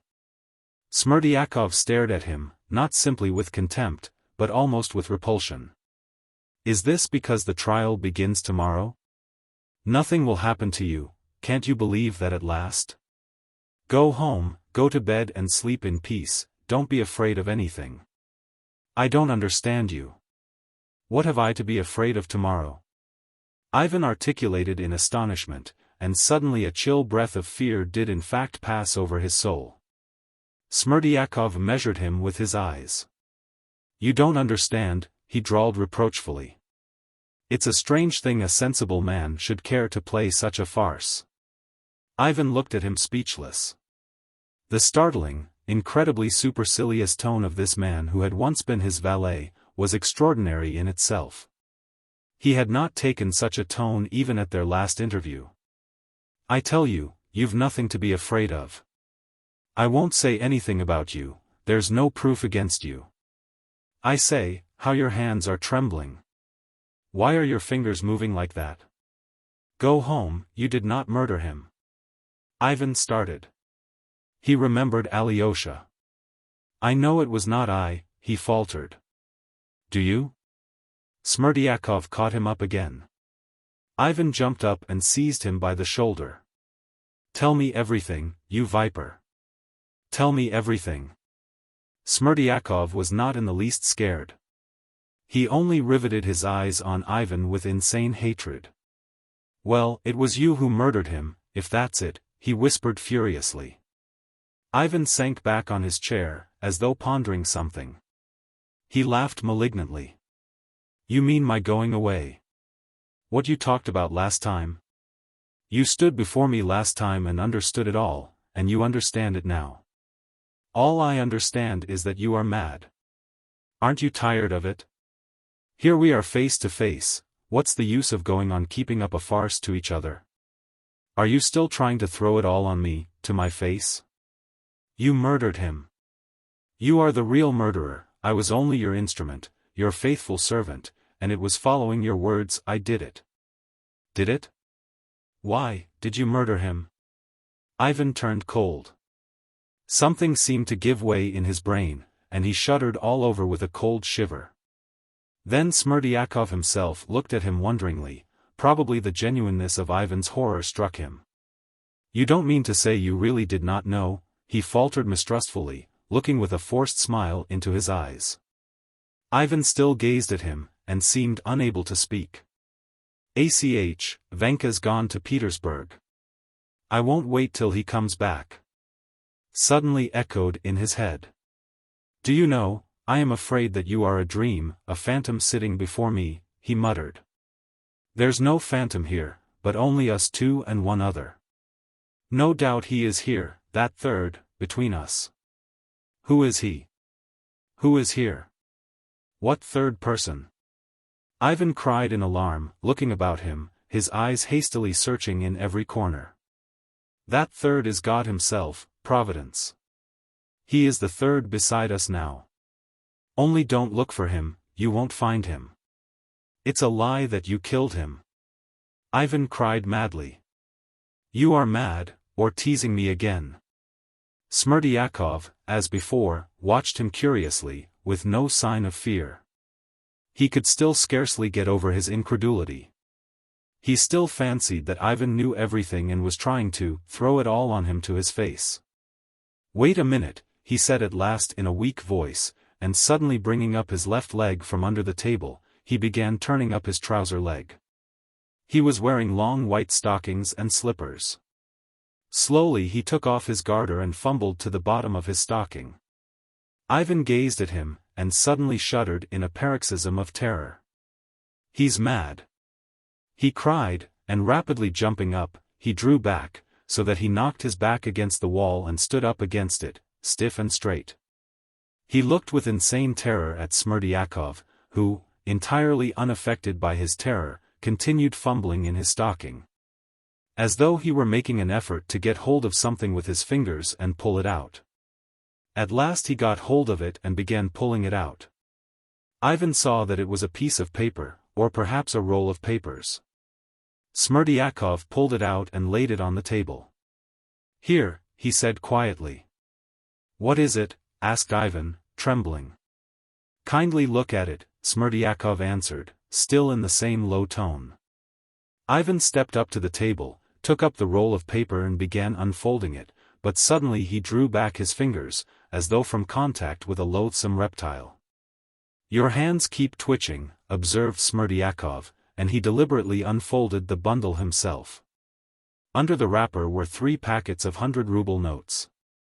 They are all here, all the 3,000 rubles, you need not count them. Take them, Smerdyakov suggested to Ivan, nodding at the notes. Ivan sank back in his chair. He was as white as a handkerchief. You frightened me, with your stocking, he said, with a strange grin. Can you really not have known till now? Smerdyakov asked once more. No, I did not know. I kept thinking of Dmitri. Brother. ACH. He suddenly clutched his head in both hands. Listen. Did you kill him alone? With my brother's help or without? It was only with you, with your help, I killed him, and Dmitri Fyodorovitch is quite innocent. All right, all right. Talk about me later. Why do I keep on trembling? I can't speak properly. You were bold enough then. You said everything was lawful, and how frightened you are now, Smerdyakov muttered in surprise. Won't you have some lemonade? I'll ask for some at once. It's very refreshing. Only I must hide this first. And again he motioned at the notes. He was just going to get up and call at the door to Marya Kondratyevna to make some lemonade and bring it them, but, looking for something to cover up the notes that she might not see them.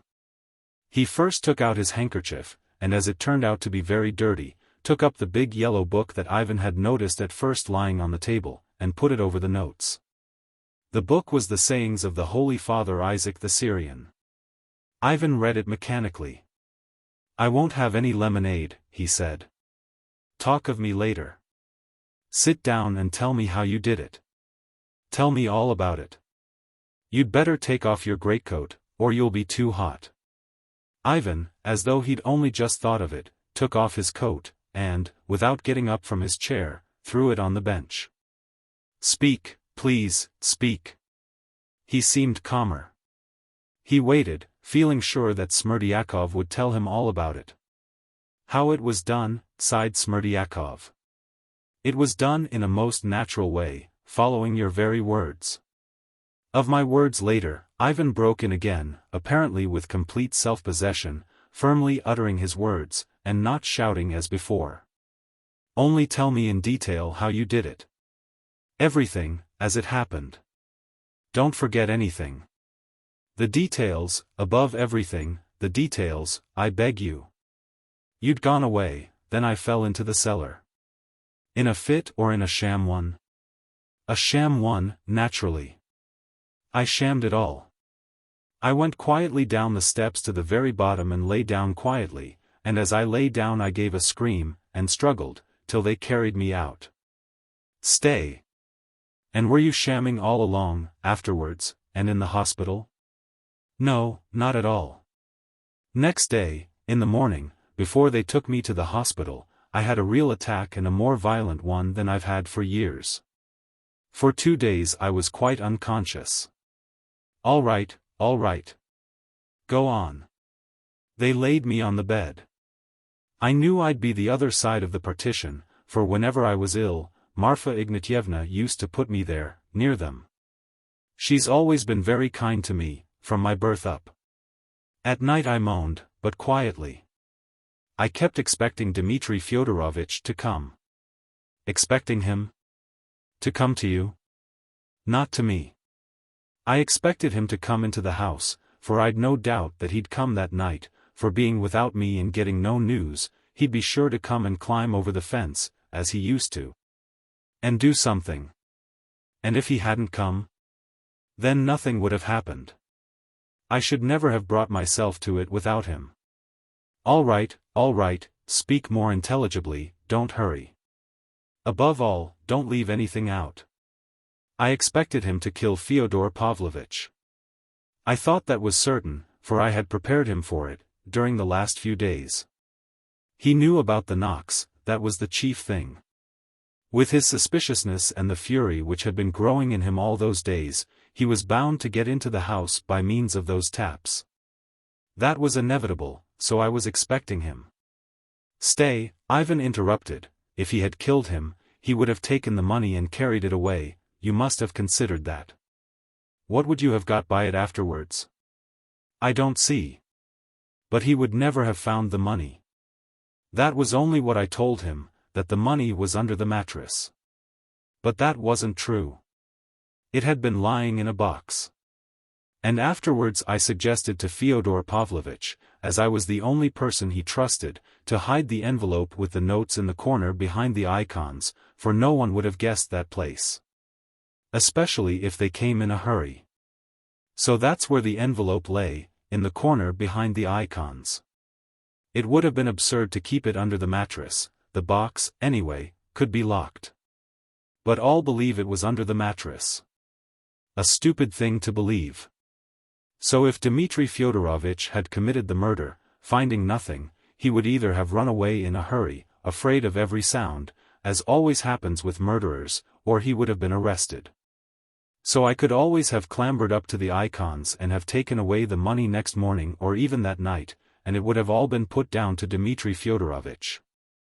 I could reckon upon that.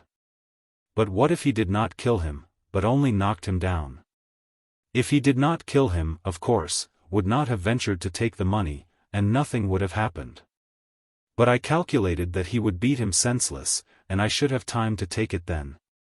And then I'd make out to Fyodor Pavlovitch that it was no one but Dmitri Fyodorovich who had taken the money after beating him. Stop. I am getting mixed. Then it was Dmitri after all who killed him. You only took the money? No, he didn't kill him. Well, I might as well have told you now that he was the murderer. But I don't want to lie to you now, because if you really haven't understood till now, as I see for myself, and are not pretending, so as to throw your guilt on me to my very face. You are still responsible for it all, since you knew of the murder and charged me to do it, and went away knowing all about it. And so I want to prove to your face this evening that you are the only real murderer in the whole affair, and I am not the real murderer, though I did kill him. You are the rightful murderer. Why, am I a murderer? Oh, God! Ivan cried, unable to restrain himself at last, and forgetting that he had put off discussing himself till the end of the conversation. You still mean that, Chermashnya? Stay, tell me, why did you want my consent, if you really took Chermashnya for consent? How will you explain that now? Assured of your consent, I should have known that you wouldn't have made an outcry over those 3,000 being lost, even if I'd been suspected, instead of Dmitri Fyodorovich. Or as his accomplice. On the contrary, you would have protected me from others. And when you got your inheritance you would have rewarded me when you were able, all the rest of your life. For you'd have received your inheritance through me, seeing that if he had married Agrafena Alexandrovna, you wouldn't have had a farthing. Ah! Then you intended to worry me all my life afterwards, snarled Ivan. And what if I hadn't gone away then, but had informed against you? What could you have informed? That I persuaded you to go to Chermashnya? That's all nonsense. Besides, after our conversation you would either have gone away or have stayed.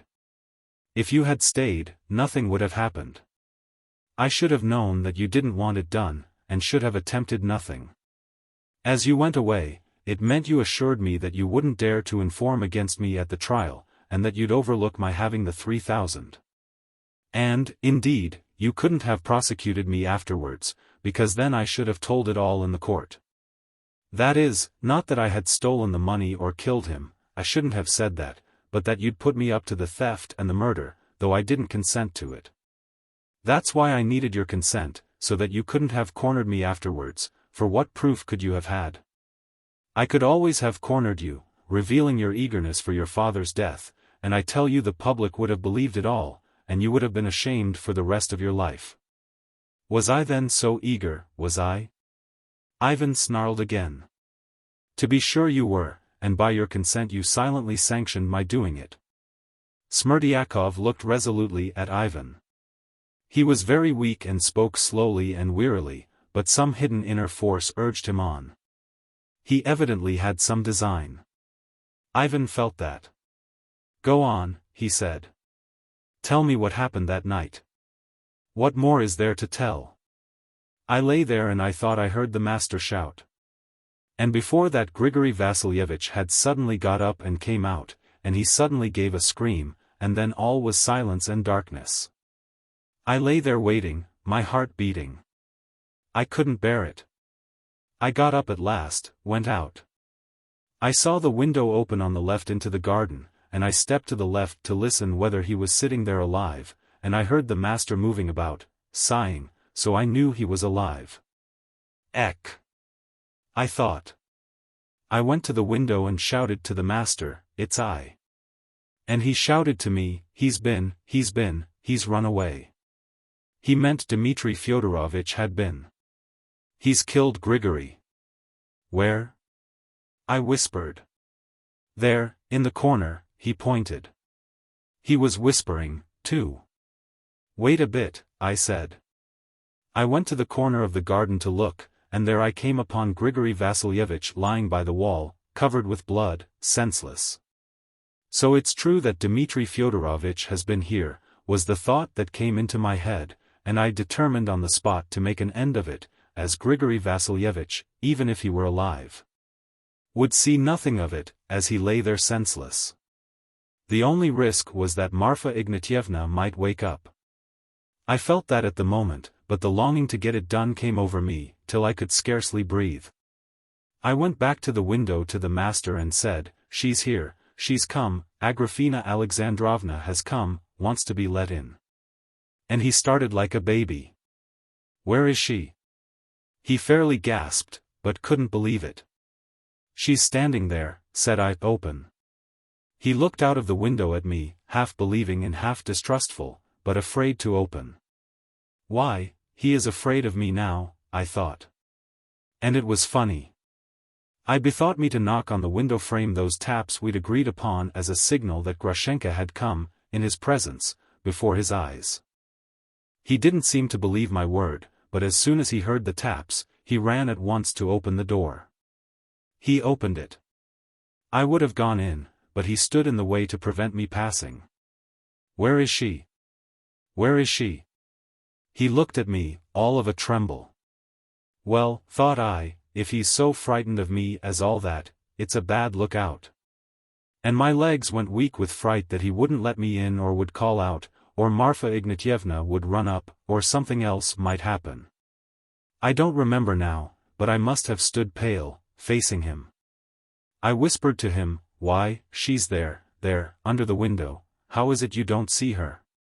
I said. "Bring her then, bring her." "She's afraid," said I, "she was frightened at the noise, she's hidden in the bushes, go and call to her yourself from the study." He ran to the window, put the candle in the window. "Grushenka," he cried, "Grushenka, are you here?" Though he cried that, he didn't want to lean out of the window, he didn't want to move away from me, for he was panic-stricken. He was so frightened he didn't dare to turn his back on me. "Why, here she is," said I. I went up to the window and leaned right out of it. "Here she is. She's in the bush, laughing at you, don't you see her?" He suddenly believed it, he was all of a shake, he was awfully crazy about her, and he leaned right out of the window.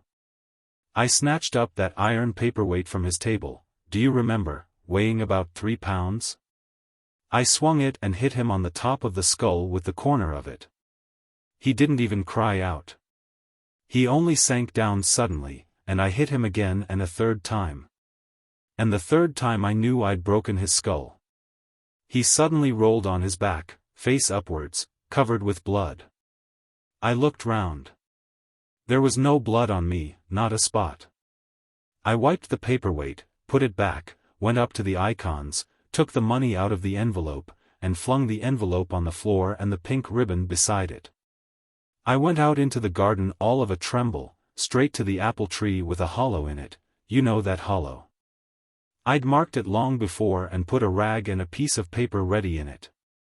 I wrapped all the notes in the rag and stuffed it deep down in the hole. And there it stayed for over a fortnight. I took it out later, when I came out of the hospital. I went back to my bed, lay down and thought, if Grigory Vassilyevich has been killed outright it may be a bad job for me, but if he is not killed and recovers, it will be first-rate. For then he'll bear witness that Dmitri Fyodorovich has been here, and so he must have killed him and taken the money. Then I began groaning with suspense and impatience, so as to wake Marfa Ignatyevna as soon as possible. At last she got up and she rushed to me, but when she saw Grigory Vassilyevich was not there, she ran out, and I heard her scream in the garden. And that set it all going and set my mind at rest. He stopped. Ivan had listened all the time in dead silence without stirring or taking his eyes off him. As he told his story Smerdyakov glanced at him from time to time, but for the most part kept his eyes averted. When he had finished he was evidently agitated and was breathing hard. The perspiration stood out on his face. But it was impossible to tell whether it was remorse he was feeling, or what. "Stay," cried Ivan, pondering. What about the door? If he only opened the door to you, how could Grigory have seen it open before?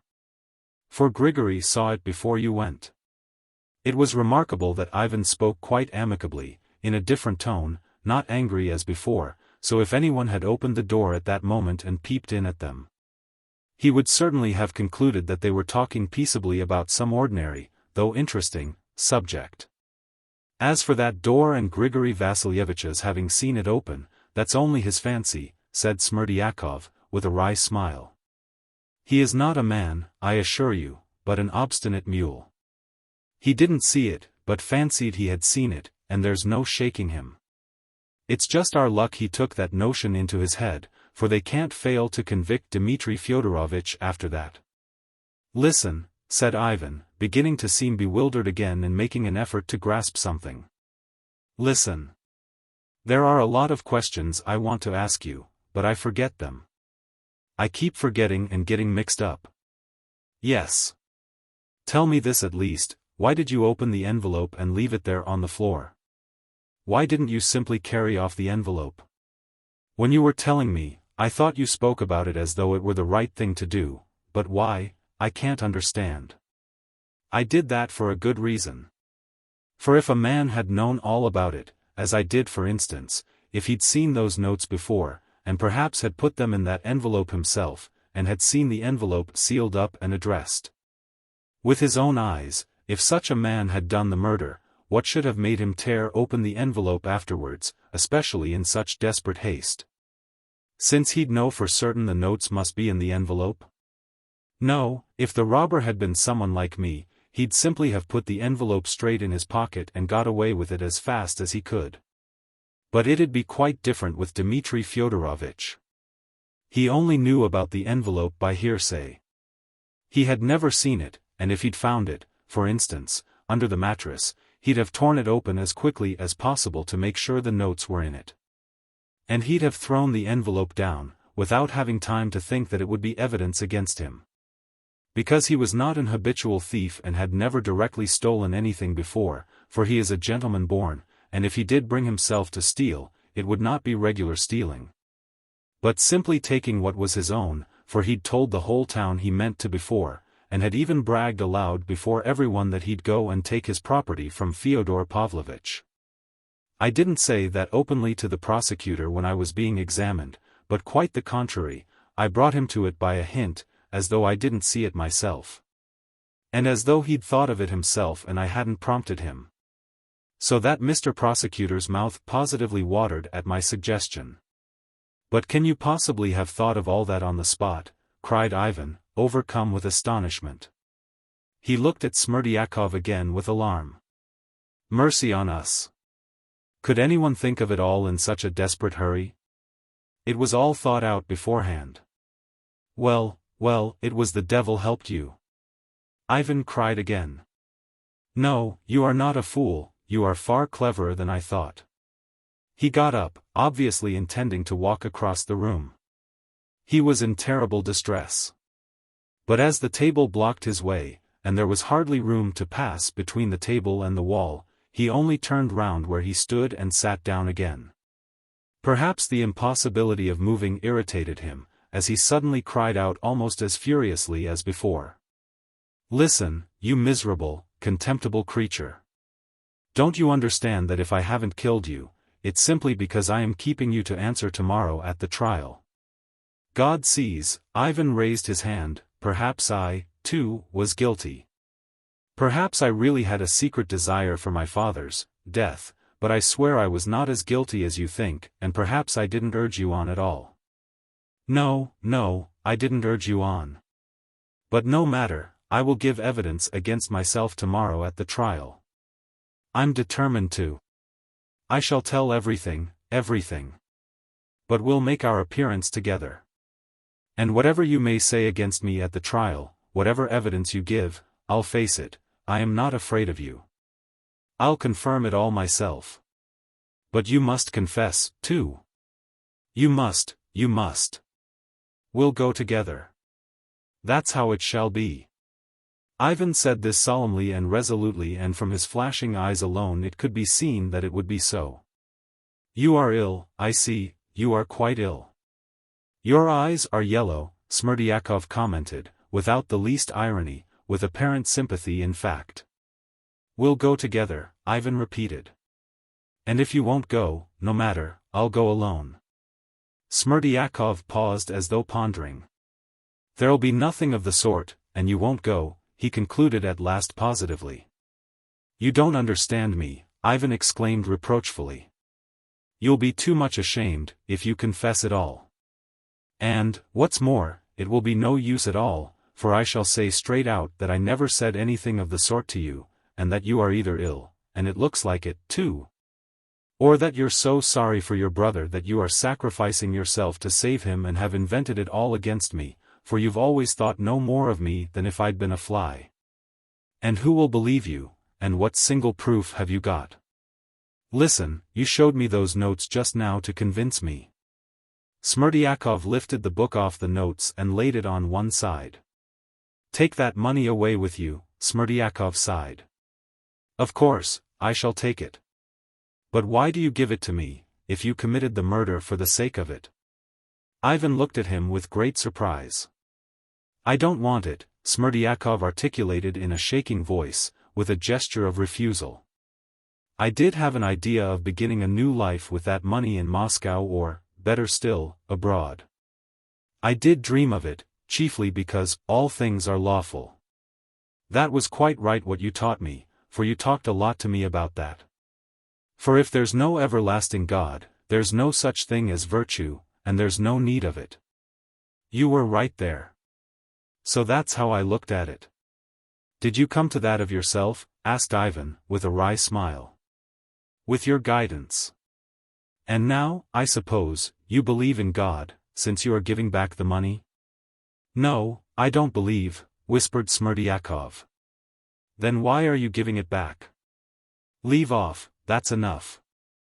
Smerdyakov waved his hand again. You used to say yourself that everything was lawful, so now why are you so upset, too?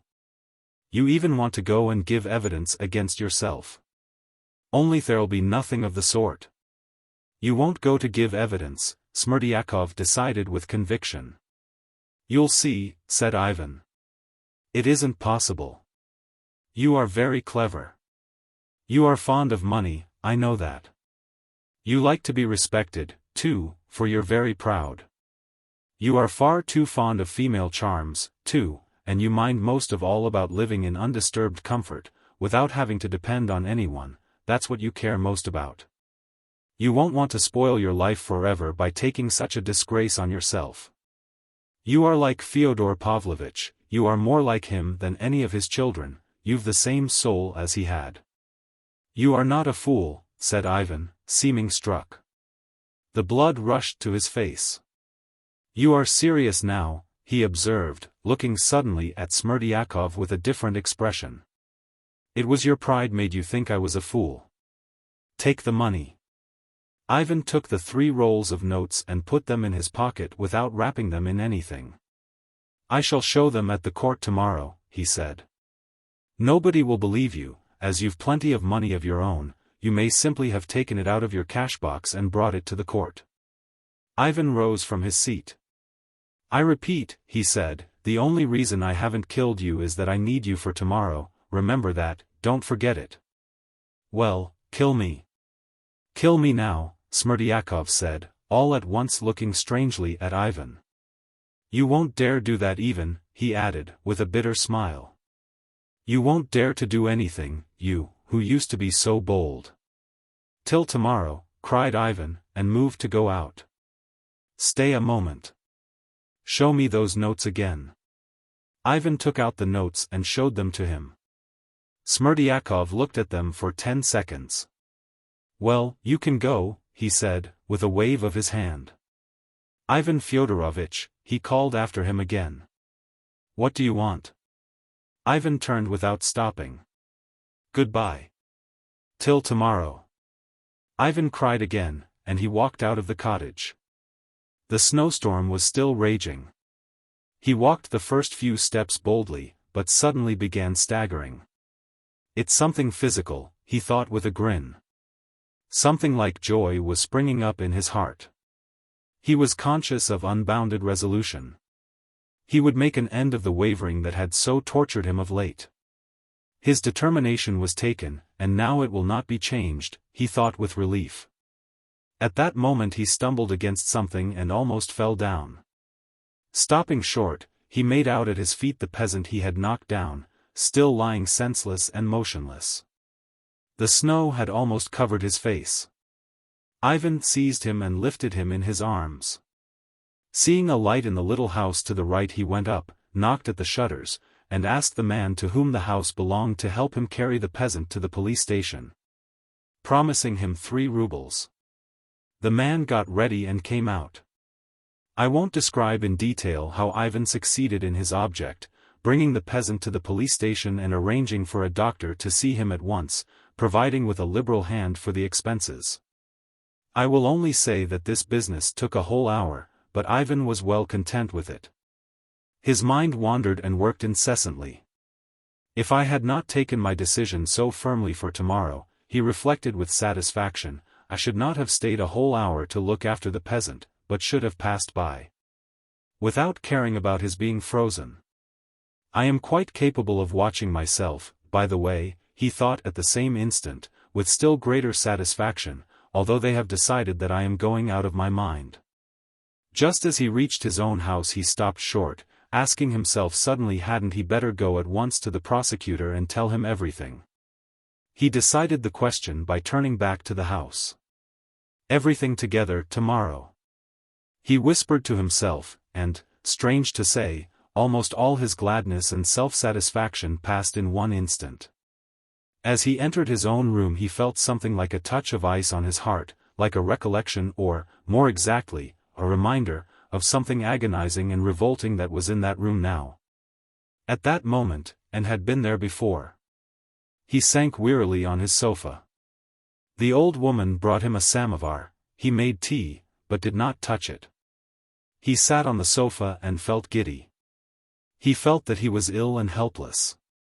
He was beginning to drop asleep, but got up uneasily and walked across the room to shake off his drowsiness. At moments he fancied he was delirious, but it was not illness that he thought of most. Sitting down again, he began looking round, as though searching for something. This happened several times. At last his eyes were fastened intently on one point. Ivan smiled, but an angry flush suffused his face. He sat a long time in his place, his head propped on both arms, though he looked sideways at the same point, at the sofa that stood against the opposite wall. There was evidently something, some object, that irritated him there, worried him and tormented him. Chapter 9. The Devil.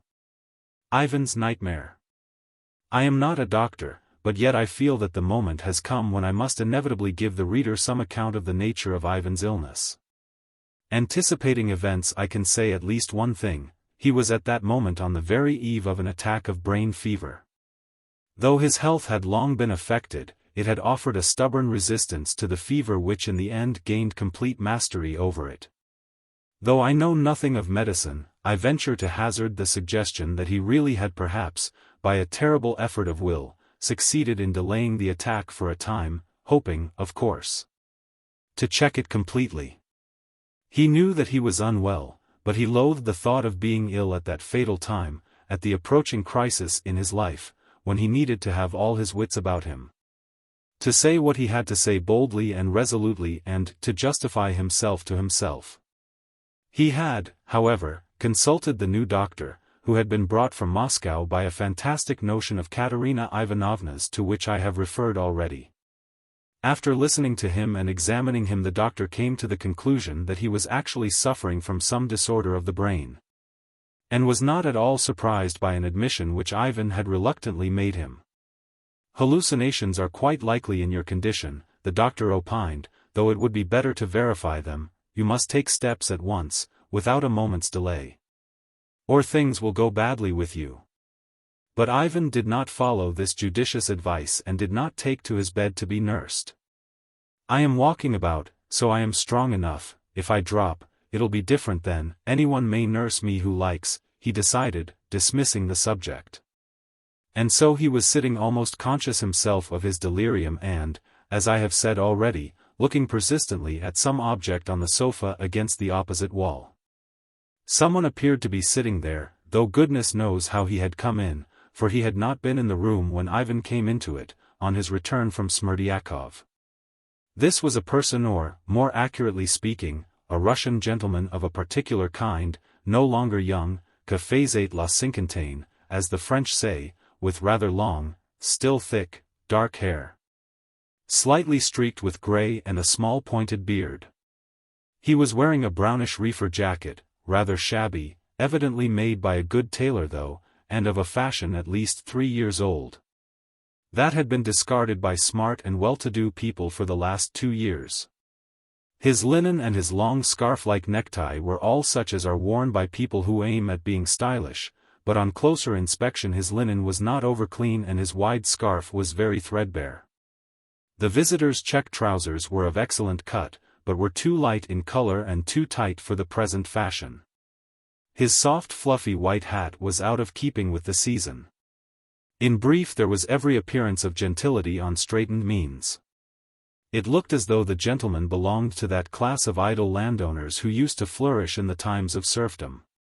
He had unmistakably been, at some time, in good and fashionable society, had once had good connections, had possibly preserved them indeed, but, after a gay youth, becoming gradually impoverished on the abolition of serfdom, he had sunk into the position of a poor relation of the best class. Wandering from one good old friend to another and received by them for his companionable and accommodating disposition and as being, after all, a gentleman who could be asked to sit down with anyone. Though, of course, not in a place of honor. Such gentlemen of accommodating temper and dependent position, who can tell a story, take a hand at cards, and who have a distinct aversion for any duties that may be forced upon them, are usually solitary creatures, either bachelors or widowers.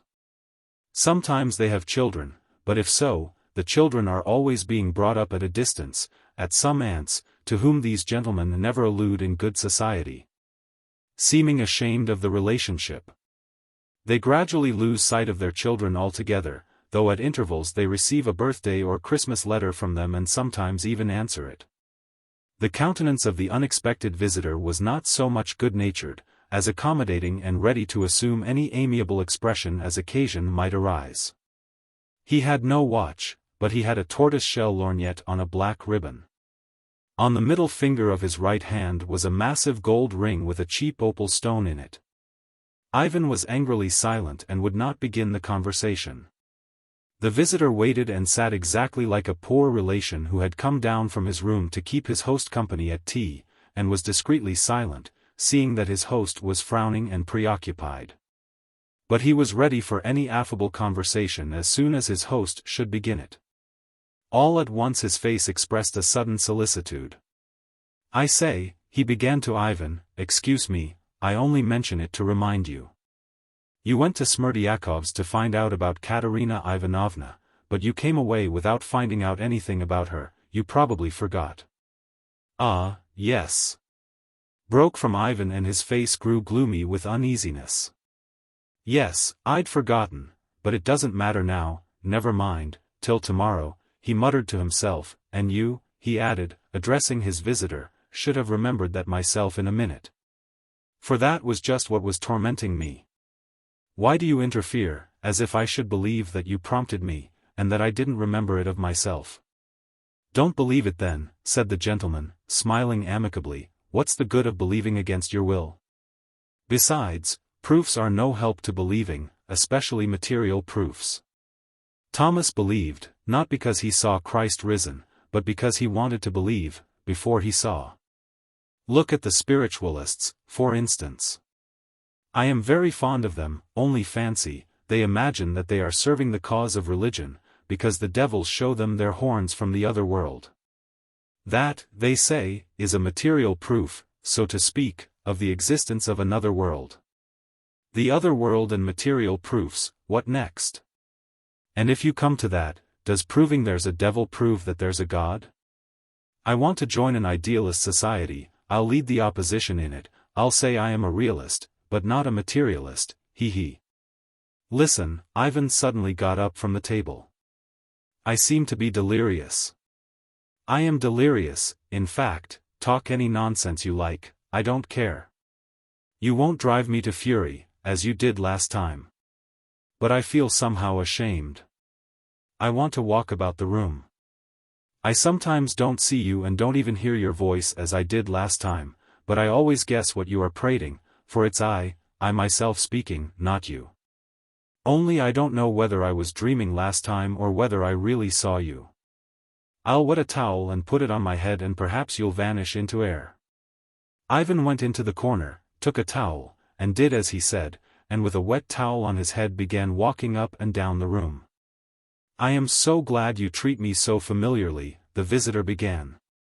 Fool, laughed Ivan, do you suppose I should stand on ceremony with you? I am in good spirits now, though I've a pain in my forehead, and in the top of my head, only please don't talk philosophy, as you did last time. If you can't take yourself off, talk of something amusing. Talk gossip, you are a poor relation, you ought to talk gossip. What a nightmare to have. But I am not afraid of you. I'll get the better of you. I won't be taken to a madhouse. C'est charmant, poor relation. Yes, I am in my natural shape. For what am I on earth but a poor relation? By the way, I am listening to you and am rather surprised to find you are actually beginning to take me for something real, not simply your fancy. As you persisted in declaring last time. Never for 1 minute have I taken you for reality, Ivan cried with a sort of fury. You are a lie, you are my illness, you are a phantom. It's only that I don't know how to destroy you and I see I must suffer for a time. You are my hallucination. You are the incarnation of myself, but only of one side of me, of my thoughts and feelings, but only the nastiest and stupidest of them. From that point of view you might be of interest to me, if only I had time to waste on you. Excuse me, I'll catch you. When you flew out at Alyosha under the lamppost this evening and shouted to him, you learnt it from him. How do you know that he visits me? You were thinking of me then. So for one brief moment you did believe that I really exist, the gentleman laughed blandly. Yes, that was a moment of weakness, but I couldn't believe in you. I don't know whether I was asleep or awake last time. Perhaps I was only dreaming then and didn't see you really at all. And why were you so surly with Alyosha just now? He is a dear. I've treated him badly over Father Zosima. Don't talk of Alyosha. How dare you, you flunky? Ivan laughed again. You scold me, but you laugh, that's a good sign. But you are ever so much more polite than you were last time and I know why, that great resolution of yours. Don't speak of my resolution, cried Ivan, savagely. I understand, say noble, say charmant, you are going to defend your brother and to sacrifice yourself. Say chevaleresque. Hold your tongue, I'll kick you. I shan't be altogether sorry, for then my object will be attained. If you kick me, you must believe in my reality, for people don't kick ghosts. Joking apart, it doesn't matter to me, scold if you like, though it's better to be a trifle more polite even to me. Fool, flunky, what words? Scolding you, I scold myself, Ivan laughed again, you are myself, only with a different face. You just say what I am thinking, and are incapable of saying anything new. If I am like you in my way of thinking, it's all to my credit, the gentleman declared, with delicacy and dignity. You choose out only my worst thoughts, and what's more, the stupid ones. You are stupid and vulgar. You are awfully stupid. No, I can't put up with you. What am I to do, what am I to do? Ivan said through his clenched teeth. My dear friend, above all things I want to behave like a gentleman and to be recognized as such, the visitor began in an excess of deprecating and simple-hearted pride, typical of a poor relation. I am poor, but I won't say very honest, but it's an axiom generally accepted in society that I am a fallen angel.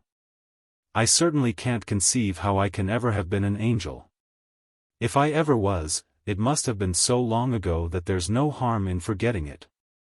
Now I only prize the reputation of being a gentlemanly person and live as I can, trying to make myself agreeable. I love men genuinely. I've been greatly calumniated. Here when I stay with you from time to time, my life gains a kind of reality, and that's what I like most of all. You see, like you, I suffer from the fantastic, and so I love the realism of earth. Here, with you, everything is circumscribed, here all is formulated and geometrical, while we have nothing but indeterminate equations. I wander about here dreaming. I like dreaming. Besides, on earth I become superstitious. Please don't laugh, that's just what I like, to become superstitious. I adopt all your habits here. I've grown fond of going to the public baths, would you believe it? And I go and steam myself with merchants and priests. What I dream of is becoming incarnate once for all and irrevocably in the form of some merchant's wife weighing 18 stone, and of believing all she believes. My ideal is to go to church and offer a candle in simple-hearted faith, upon my word it is. Then there would be an end to my sufferings. I like being doctored too. In the spring there was an outbreak of smallpox and I went and was vaccinated in a foundling hospital. If only you knew how I enjoyed myself that day. I subscribed 10 rubles in the cause of the Slavs. But you are not listening. Do you know, you are not at all well this evening? I know you went yesterday to that doctor. Well, what about your health? What did the doctor say? Fool! Ivan snapped out. But you are clever, anyway. You are scolding again? I didn't ask out of sympathy. You needn't answer. Now rheumatism has come in again. Fool, repeated Ivan. You keep saying the same thing. But I had such an attack of rheumatism last year that I remember it to this day. The devil have rheumatism. Why not, if I sometimes put on fleshly form? I put on fleshly form and I take the consequences. Satan sum eti nihil humanum a me alienum puto. What, Satan sum eti nihil humanum, that's not bad for the devil. I am glad I've pleased you at last. But you didn't get that from me. Ivan stopped suddenly, seeming struck. That never entered my head, that's strange. C'est du nouveau, nestce pas. This time I'll act honestly and explain to you. Listen, in dreams and especially in nightmares, from indigestion or anything, a man sees sometimes such artistic visions, such complex and real actuality, such events, even a whole world of events. Woven into such a plot, with such unexpected details from the most exalted matters to the last button on a cuff, as I swear Leo Tolstoy has never invented. Yet such dreams are sometimes seen not by writers, but by the most ordinary people, officials, journalists, priests. The subject is a complete enigma. A statesman confessed to me, indeed, that all his best ideas came to him when he was asleep. Well, that's how it is now, though I am your hallucination, yet just as in a nightmare, I say original things which had not entered your head before. So I don't repeat your ideas, yet I am only your nightmare, nothing more. You are lying, your aim is to convince me you exist apart and are not my nightmare, and now you are asserting you are a dream. My dear fellow, I've adopted a special method today, I'll explain it to you afterwards. Stay, where did I break off? Oh, yes. I caught cold then, only not here but yonder. Where is yonder? Tell me, will you be here long? Can't you go away? Ivan exclaimed almost in despair. He ceased walking to and fro, sat down on the sofa, leaned his elbows on the table again and held his head tight in both hands. He pulled the wet towel off and flung it away in vexation. It was evidently of no use. Your nerves are out of order, observed the gentleman, with a carelessly easy, though perfectly polite, air. You are angry with me even for being able to catch cold, though it happened in a most natural way. I was hurrying then to a diplomatic soirée at the house of a lady of high rank in Petersburg, who was aiming at influence in the ministry. Well, an evening suit, white tie, gloves, though I was God knows where and had to fly through space to reach your Earth. Of course, it took only an instant, but you know a ray of light from the sun takes full 8 minutes, and fancy in an evening suit and open waistcoat. Spirits don't freeze, but when one's in fleshly form, well, in brief, I didn't think, and set off, and you know in those ethereal spaces, in the water that is above the firmament. There's such a frost, at least one can't call it frost, you can fancy, 150 degrees below zero.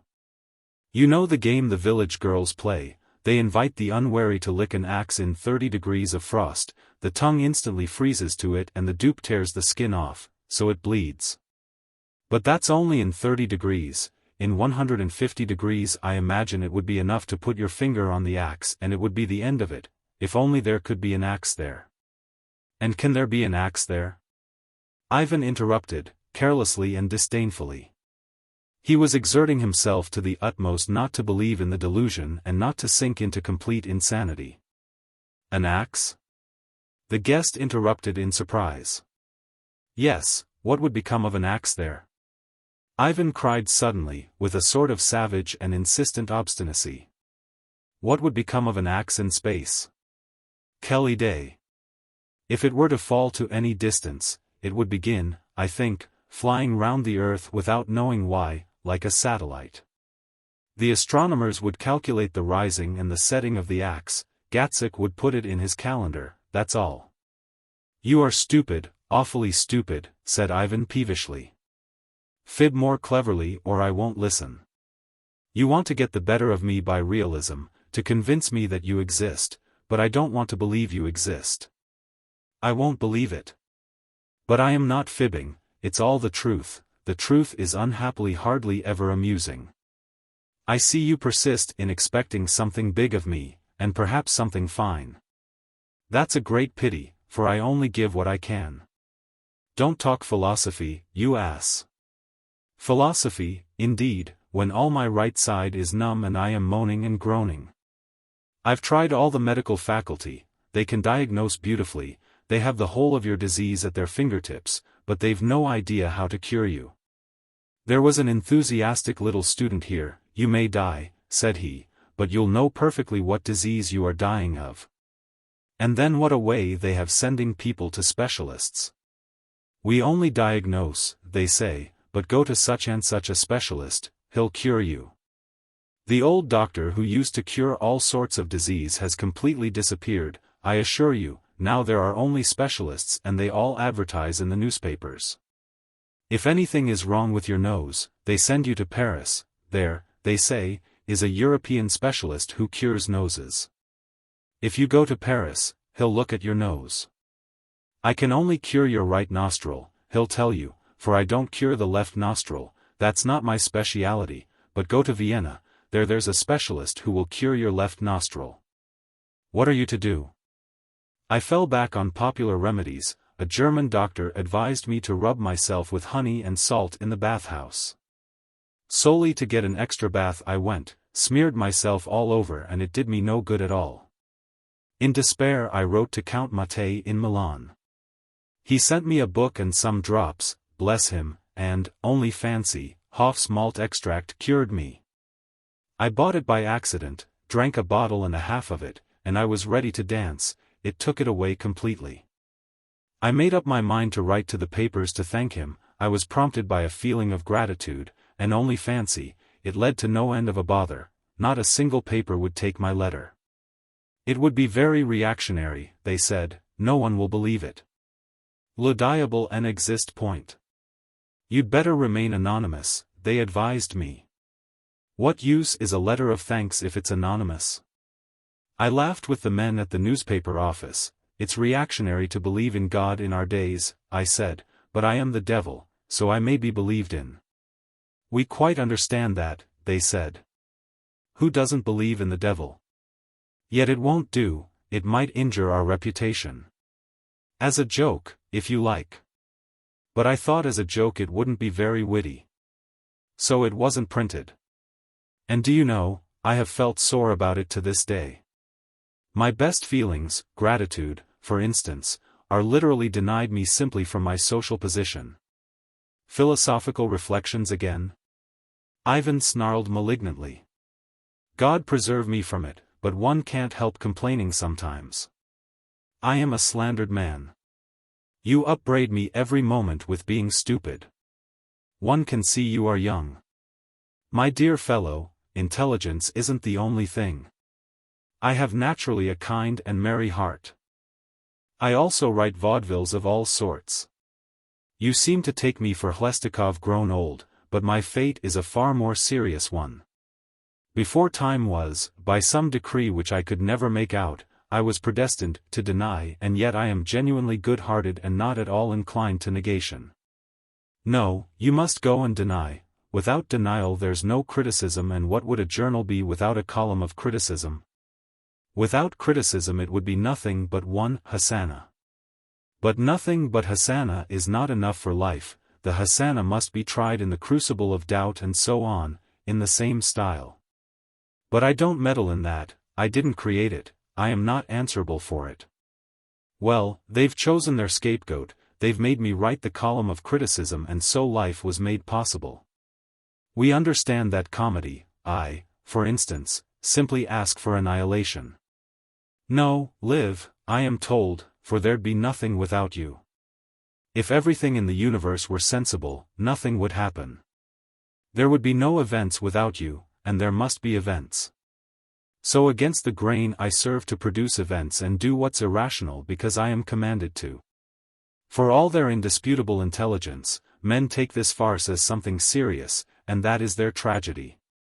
They suffer, of course, but then they live a real life, not a fantastic one, for suffering is life. Without suffering, what would be the pleasure of it? It would be transformed into an endless church service, it would be holy, but tedious. But what about me? I suffer, but still, I don't live. I am X in an indeterminate equation. I am a sort of phantom in life who has lost all beginning and end, and who has even forgotten his own name. You are laughing. No, you are not laughing, you are angry again.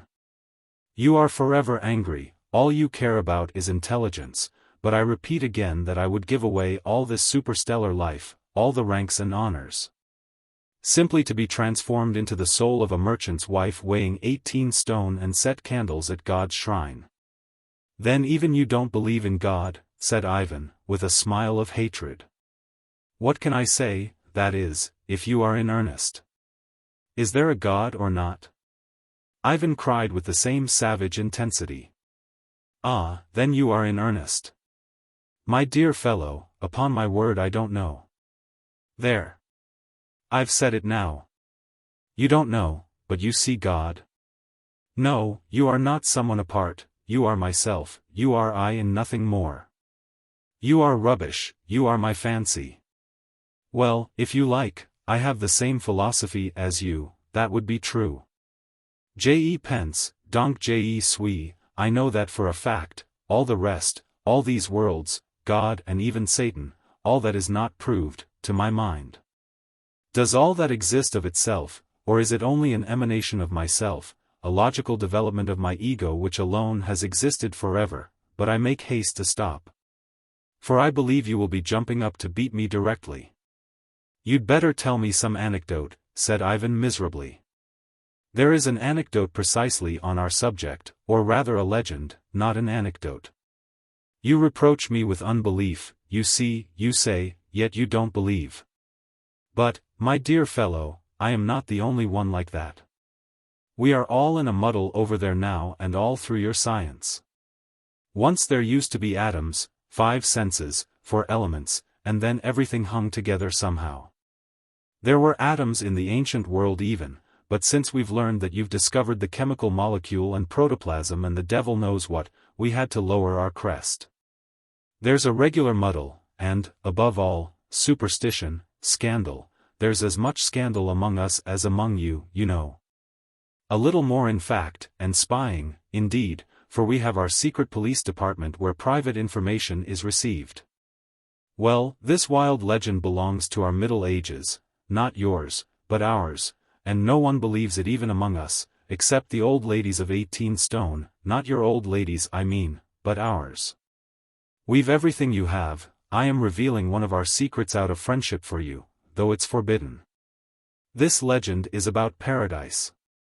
There was, they say, here on earth a thinker and philosopher.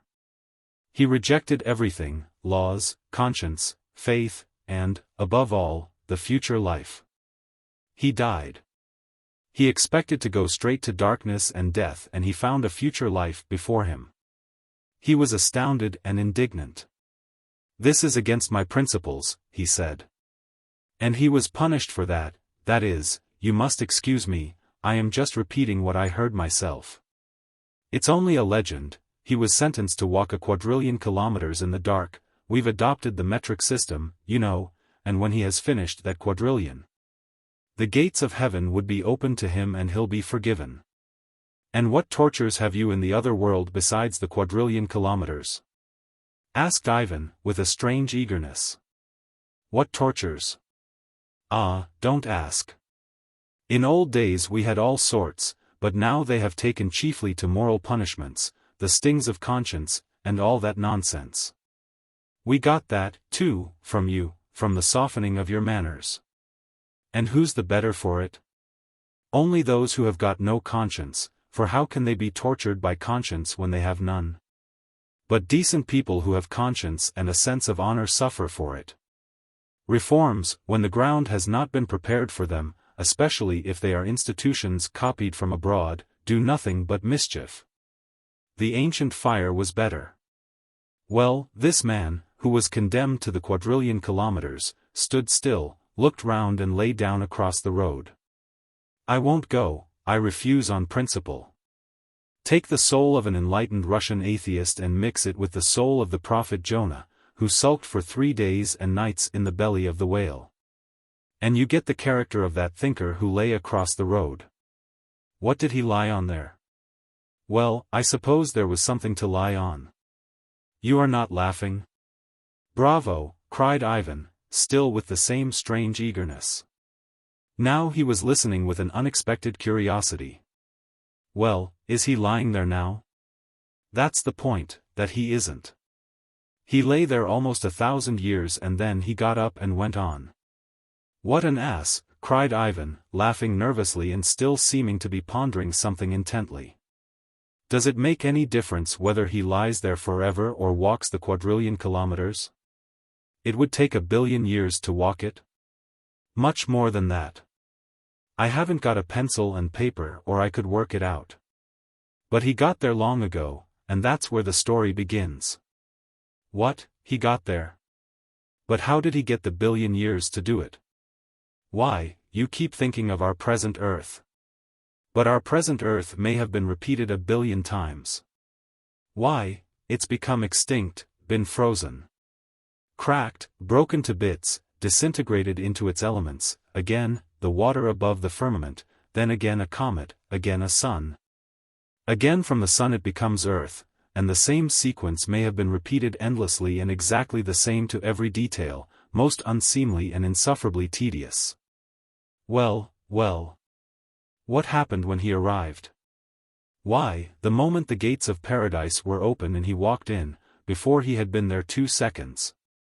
By his watch, though to my thinking his watch must have long dissolved into its elements on the way. He cried out that those 2 seconds were worth walking not a quadrillion kilometers but a quadrillion of quadrillions, raised to the quadrillionth power. In fact, he sang Hosanna and overdid it so, that some persons there of lofty ideas wouldn't shake hands with him at first, he'd become too rapidly reactionary, they said. The Russian temperament. I repeat, it's a legend. I give it for what it's worth. So that's the sort of ideas we have on such subjects even now. I've caught you. Ivan cried, with an almost childish delight, as though he had succeeded in remembering something at last. That anecdote about the quadrillion years, I made up myself. I was 17 then, I was at the high school. I made up that anecdote and told it to a schoolfellow called Korovkin, it was at Moscow. The anecdote is so characteristic that I couldn't have taken it from anywhere. I thought I'd forgotten it, but I've unconsciously recalled it. I recalled it myself, it was not you telling it. Thousands of things are unconsciously remembered like that even when people are being taken to execution. It's come back to me in a dream. You are that dream. You are a dream, not a living creature. From the vehemence with which you deny my existence, laughed the gentleman, I am convinced that you believe in me. Not in the slightest. I haven't 100th part of a grain of faith in you. But you have the 1,000th of a grain. Homeopathic doses perhaps are the strongest. Confess that you have faith even to the 10,000th of a grain. Not for 1 minute, cried Ivan furiously. But I should like to believe in you, he added strangely. Aha! There's an admission. But I am good-natured. I'll come to your assistance again. Listen, it was I caught you, not you me. I told you your anecdote you'd forgotten, on purpose, so as to destroy your faith in me completely. You are lying. The object of your visit is to convince me of your existence. Just so.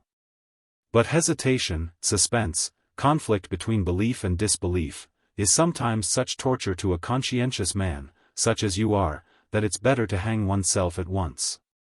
Knowing that you are inclined to believe in me, I administered some disbelief by telling you that anecdote. I lead you to belief and disbelief by turns, and I have my motive in it. It's the new method.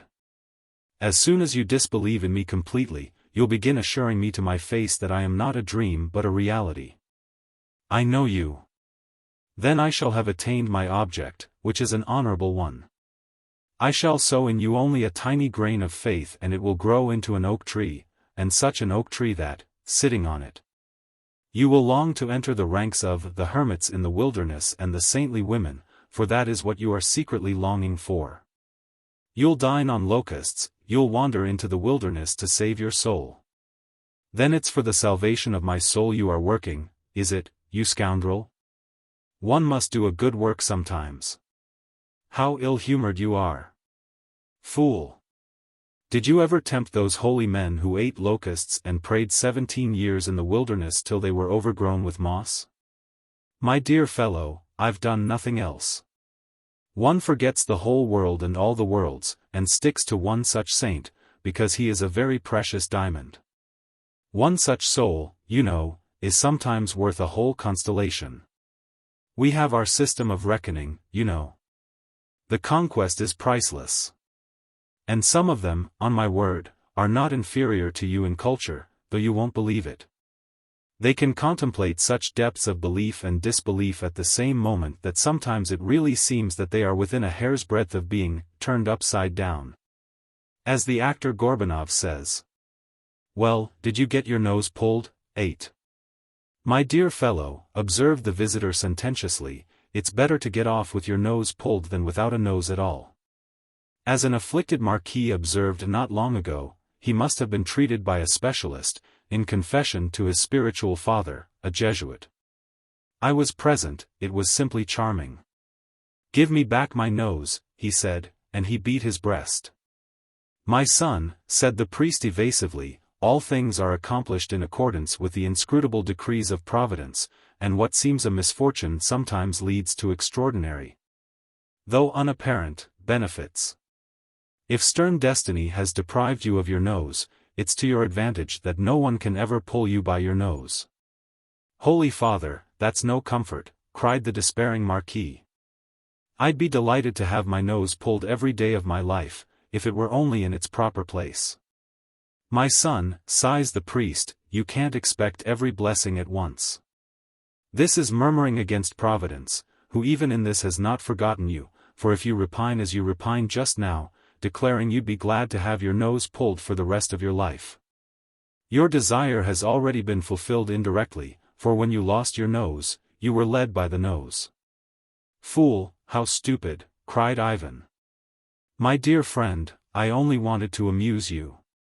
But I swear that's the genuine Jesuit casuistry, and I swear that it all happened word for word as I've told you. It happened lately and gave me a great deal of trouble. The unhappy young man shot himself that very night when he got home. I was by his side till the very last moment. Those Jesuit confessionals are really my most delightful diversion at melancholy moments. Here's another incident that happened only the other day. A little blonde Norman girl of 20, a buxom, unsophisticated beauty that would make your mouth water, comes to an old priest. She bends down and whispers her sin into the grating. "Why, my daughter, have you fallen again already?" cries the priest. "Oh Sancta Maria, what do I hear? Not the same man this time, how long is this going on? Aren't you ashamed?" "Ah, mon père," answers the sinner with tears of penitence, "si lui fait tant de plaisir, et à moi si peu de peine." Fancy, such an answer. I drew back. It was the cry of nature, better than innocence itself, if you like. I absolved her sin on the spot and was turning to go, but I was forced to turn back. I heard the priest at the grating making an appointment with her for the evening. Though he was an old man hard as flint, he fell in an instant. It was nature, the truth of nature asserted its rights. "What, you are turning up your nose again? Angry again? I don't know how to please you. Leave me alone, you are beating on my brain like a haunting nightmare," Ivan moaned miserably, helpless before his apparition. "I am bored with you, agonizingly and insufferably. I would give anything to be able to shake you off. I repeat, moderate your expectations, don't demand of me everything great and noble, and you'll see how well we shall get on," said the gentleman impressively. "You are really angry with me for not having appeared to you in a red glow, with thunder and lightning, with scorched wings, but have shown myself in such a modest form. You are wounded, in the first place, in your aesthetic feelings, and, secondly, in your pride. How could such a vulgar devil visit such a great man as you? Yes, there is that romantic strain in you, that was so derided by Byelinsky. I can't help it, young man. As I got ready to come to you I did think as a joke of appearing in the figure of a retired general who had served in the Caucasus, with a star of the lion and the sun on my coat. But I was positively afraid of doing it, for you'd have thrashed me for daring to pin the lion and the sun on my coat, instead of, at least, the polar star or the Sirius. And you keep on saying I am stupid, but, mercy on us, I make no claim to be equal to you in intelligence." Mephistopheles declared to Faust that he desired evil, but did only good. Well, he can say what he likes, it's quite the opposite with me. I am perhaps the one man in all creation who loves the truth and genuinely desires good. I was there when the Word, who died on the cross, rose up into heaven bearing on his bosom the soul of the penitent thief. I heard the glad shrieks of the cherubim singing and shouting Hosanna and the thunderous rapture of the seraphim which shook heaven and all creation, and I swear to you by all that's sacred, I longed to join the choir and shout Hosanna with them all. The word had almost escaped me, had almost broken from my lips. You know how susceptible and aesthetically impressionable I am. But common sense, oh, a most unhappy trait in my character, kept me in due bounds and I let the moment pass. For what would have happened, I reflected, what would have happened after my Hosanna? Everything on earth would have been extinguished at once and no events could have occurred. And so, solely from a sense of duty in my social position, I was forced to suppress the good moment and to stick to my nasty task. Somebody takes all the credit of what's good for himself, and nothing but nastiness is left for me. But I don't envy the honor of a life of idle imposture. I am not ambitious. Why am I, of all creatures in the world, doomed to be cursed by all decent people and even to be kicked, for if I put on mortal form I am bound to take such consequences sometimes. I know, of course, there's a secret in it, but they won't tell me the secret for anything, for then perhaps, seeing the meaning of it, I might bawl Hosanna. And the indispensable minus would disappear at once, and good sense would reign supreme throughout the whole world. And that, of course, would mean the end of everything, even of magazines and newspapers, for who would take them in? I know that at the end of all things I shall be reconciled. I, too, shall walk my quadrillion and learn the secret. But till that happens I am sulking and fulfill my destiny though it's against the grain, that is, to ruin thousands for the sake of saving one. How many souls have had to be ruined and how many honorable reputations destroyed for the sake of that one righteous man, Job, over whom they made such a fool of me in old days. Yes, till the secret is revealed, there are two sorts of truths for me, one, their truth, yonder, which I know nothing about so far, and the other my own. And there's no knowing which will turn out the better. Are you asleep? I might well be, Ivan groaned angrily. All my stupid ideas, outgrown, thrashed out long ago, and flung aside like a dead carcass, you present to me as something new. There's no pleasing you. And I thought I should fascinate you by my literary style. That Hosanna in the skies really wasn't bad, was it? And then that ironical tone a la Heine, eh? No, I was never such a flunky. How then could my soul beget a flunky like you? My dear fellow, I know a most charming and attractive young Russian gentleman, a young thinker and a great lover of literature and art, the author of a promising poem entitled The Grand Inquisitor. I was only thinking of him. I forbid you to speak of the Grand Inquisitor, cried Ivan, crimson with shame. And the geological cataclysm. Do you remember? That was a poem, now. Hold your tongue, or I'll kill you. You'll kill me? No, excuse me, I will speak. I came to treat myself to that pleasure. Oh, I love the dreams of my ardent young friends, quivering with eagerness for life.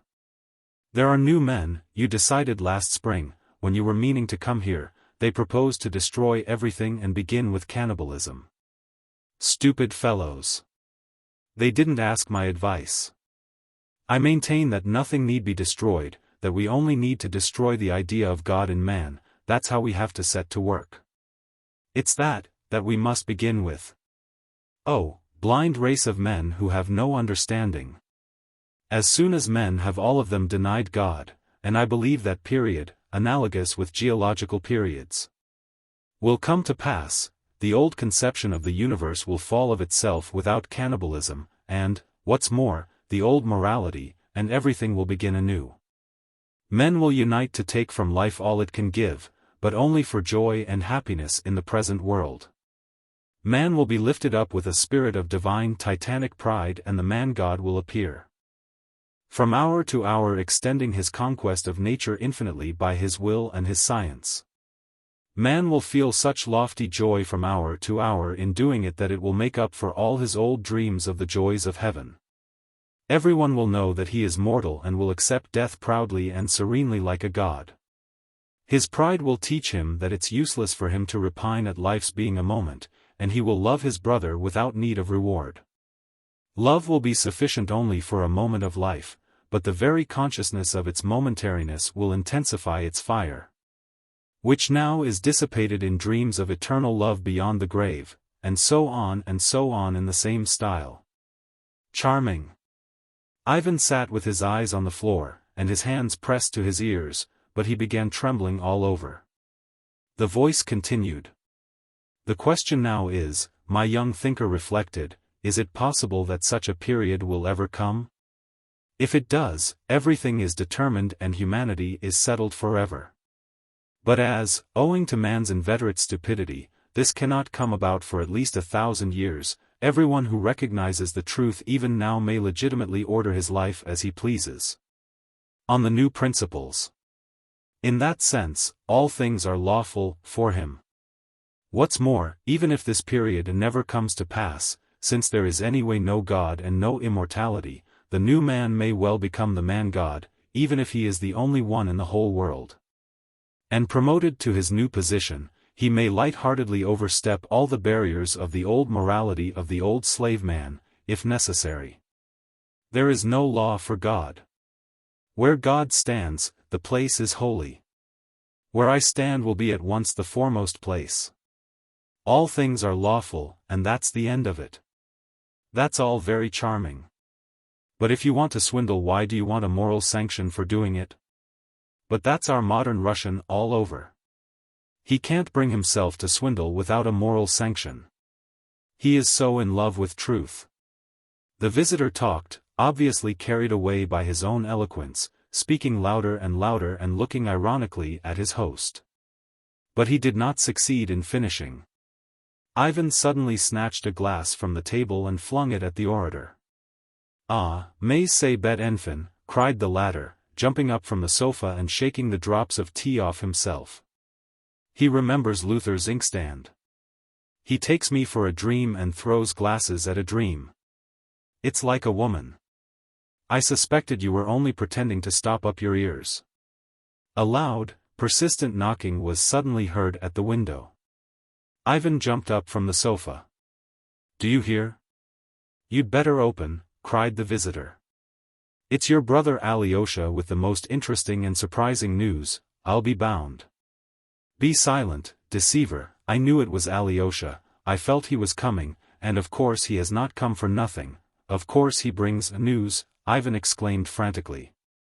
"Open, open to him. There's a snowstorm and he is your brother. Monsieur sait-il le temps qu'il fait? C'est à ne pas mettre un chien dehors." The knocking continued. Ivan wanted to rush to the window, but something seemed to fetter his arms and legs. He strained every effort to break his chains, but in vain. The knocking at the window grew louder and louder. At last the chains were broken and Ivan leapt up from the sofa. He looked round him wildly. Both candles had almost burnt out, the glass he had just thrown at his visitor stood before him on the table, and there was no one on the sofa opposite. The knocking on the window frame went on persistently, but it was by no means so loud as it had seemed in his dream, on the contrary, it was quite subdued. It was not a dream. "No, I swear it was not a dream, it all happened just now," cried Ivan. He rushed to the window and opened the movable pane. "Alyosha, I told you not to come," he cried fiercely to his brother. "In 2 words, what do you want? In 2 words, do you hear?" "An hour ago Smerdyakov hanged himself," Alyosha answered from the yard. "Come round to the steps, I'll open at once," said Ivan, going to open the door to Alyosha. Chapter 10. It was he who said that. Alyosha coming in told Ivan that a little over an hour ago Marya Kondratyevna had run to his rooms and informed him Smerdyakov had taken his own life. "I went in to clear away the samovar and he was hanging on a nail in the wall." On Alyosha's inquiring whether she had informed the police, she answered that she had told no one, "But I flew straight to you, I've run all the way." She seemed perfectly crazy, Alyosha reported, and was shaking like a leaf. When Alyosha ran with her to the cottage, he found Smerdyakov still hanging. On the table lay a note, "I destroy my life of my own will and desire, so as to throw no blame on anyone." Alyosha left the note on the table and went straight to the police captain and told him all about it. "And from him I've come straight to you," said Alyosha, in conclusion, looking intently into Ivan's face. He had not taken his eyes off him while he told his story, as though struck by something in his expression. "Brother," he cried suddenly, "you must be terribly ill. You look and don't seem to understand what I tell you." "It's a good thing you came," said Ivan, as though brooding, and not hearing Alyosha's exclamation. "I knew he had hanged himself." "From whom?" "I don't know. But I knew." "Did I know?" "Yes, he told me. He told me so just now." Ivan stood in the middle of the room, and still spoke in the same brooding tone, looking at the ground. "Who is he?" asked Alyosha, involuntarily looking round. "He's slipped away." Ivan raised his head and smiled softly. "He was afraid of you, of a dove like you. You are a pure cherub. Dmitri calls you a cherub. Cherub, the thunderous rapture of the seraphim. What are seraphim? Perhaps a whole constellation. But perhaps that constellation is only a chemical molecule. There's a constellation of the lion and the sun, don't you know it?" "Brother, sit down," said Alyosha in alarm. "For goodness sake, sit down on the sofa. You are delirious, put your head on the pillow, that's right. Would you like a wet towel on your head? Perhaps it will do you good. Give me the towel, it's here on the chair. I just threw it down there. It's not here. Don't worry yourself. I know where it is, here, said Alyosha, finding a clean towel, folded up and unused, by Ivan's dressing table in the other corner of the room. Ivan looked strangely at the towel, recollection seemed to come back to him for an instant. Stay, he got up from the sofa, an hour ago I took that new towel from there and wetted it. I wrapped it round my head and threw it down here. How is it it's dry? There was no other. You put that towel on your head? Asked Alyosha. Yes, and walked up and down the room an hour ago. Why have the candles burnt down so? What's the time? Nearly 12. No, no, no. Ivan cried suddenly. It was not a dream. He was here. He was sitting here, on that sofa. When you knocked at the window, I threw a glass at him, this one. Wait a minute. I was asleep last time, but this dream was not a dream. It has happened before. I have dreams now, Alyosha, yet they are not dreams, but reality. I walk about, talk and see, though I am asleep. But he was sitting here, on that sofa there. He is frightfully stupid, Alyosha, frightfully stupid. Ivan laughed suddenly and began pacing about the room. Who is stupid? Of whom are you talking, brother? Alyosha asked anxiously again. The devil. He's taken to visiting me. He's been here twice, almost 3 times. He taunted me with being angry at his being a simple devil and not Satan, with scorched wings, in thunder and lightning. But he is not Satan, that's a lie. He is an impostor. He is simply a devil, a paltry, trivial devil. He goes to the baths. If you undressed him, you'd be sure to find he had a tail, long and smooth like a Danish dog's, a yard long, dun color. Alyosha, you are cold. You've been in the snow. Would you like some tea? What? Is it cold? Shall I tell her to bring some? C'est à ne pas mettre un chien dehors. Alyosha ran to the washing stand, wetted the towel, persuaded Ivan to sit down again, and put the wet towel round his head. He sat down beside him. What were you telling me just now about Lise? Ivan began again. He was becoming very talkative. I like Lise. I said something nasty about her. It was a lie. I like her. I am afraid for Katya tomorrow. I am more afraid of her than of anything. On account of the future. She will cast me off tomorrow and trample me underfoot. She thinks that I am ruining Mitya from jealousy on her account. Yes, she thinks that. But it's not so. Tomorrow the cross, but not the gallows. No, I shan't hang myself. Do you know, I can never commit suicide, Alyosha. Is it because I am base? I am not a coward. Is it from love of life? How did I know that Smerdyakov had hanged himself? Yes, it was he told me so. And you are quite convinced that there has been someone here? Asked Alyosha. Yes, on that sofa in the corner. You would have driven him away. You did drive him away, he disappeared when you arrived.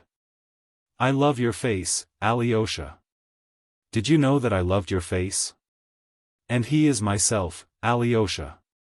All that's base in me, all that's mean and contemptible. Yes, I am a romantic. He guessed it, though it's a libel.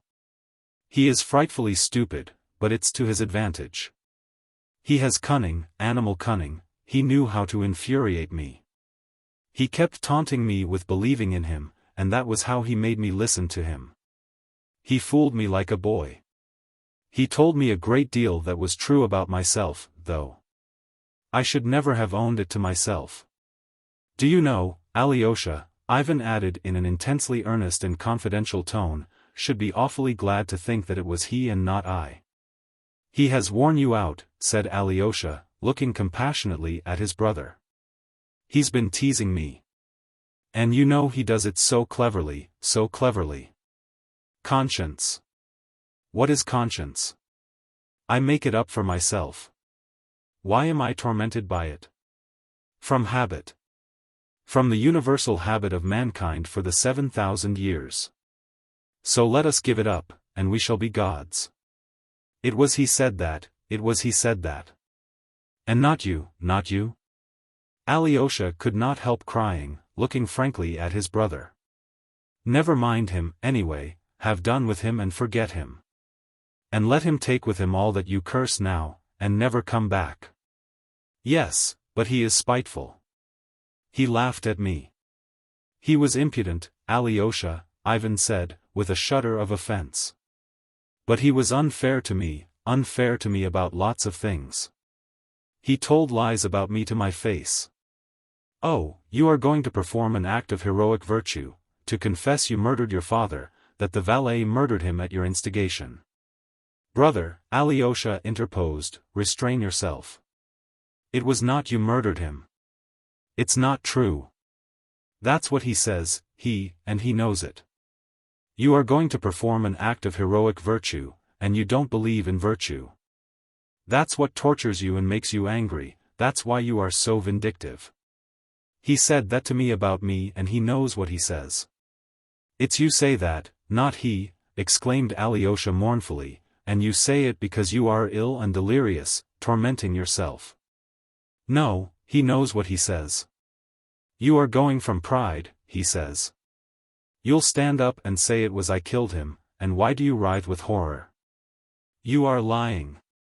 I despise your opinion, I despise your horror. He said that about me.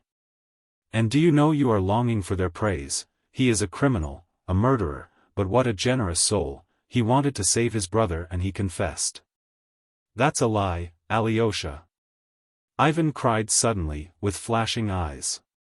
I don't want the low rabble to praise me, I swear I don't. That's a lie.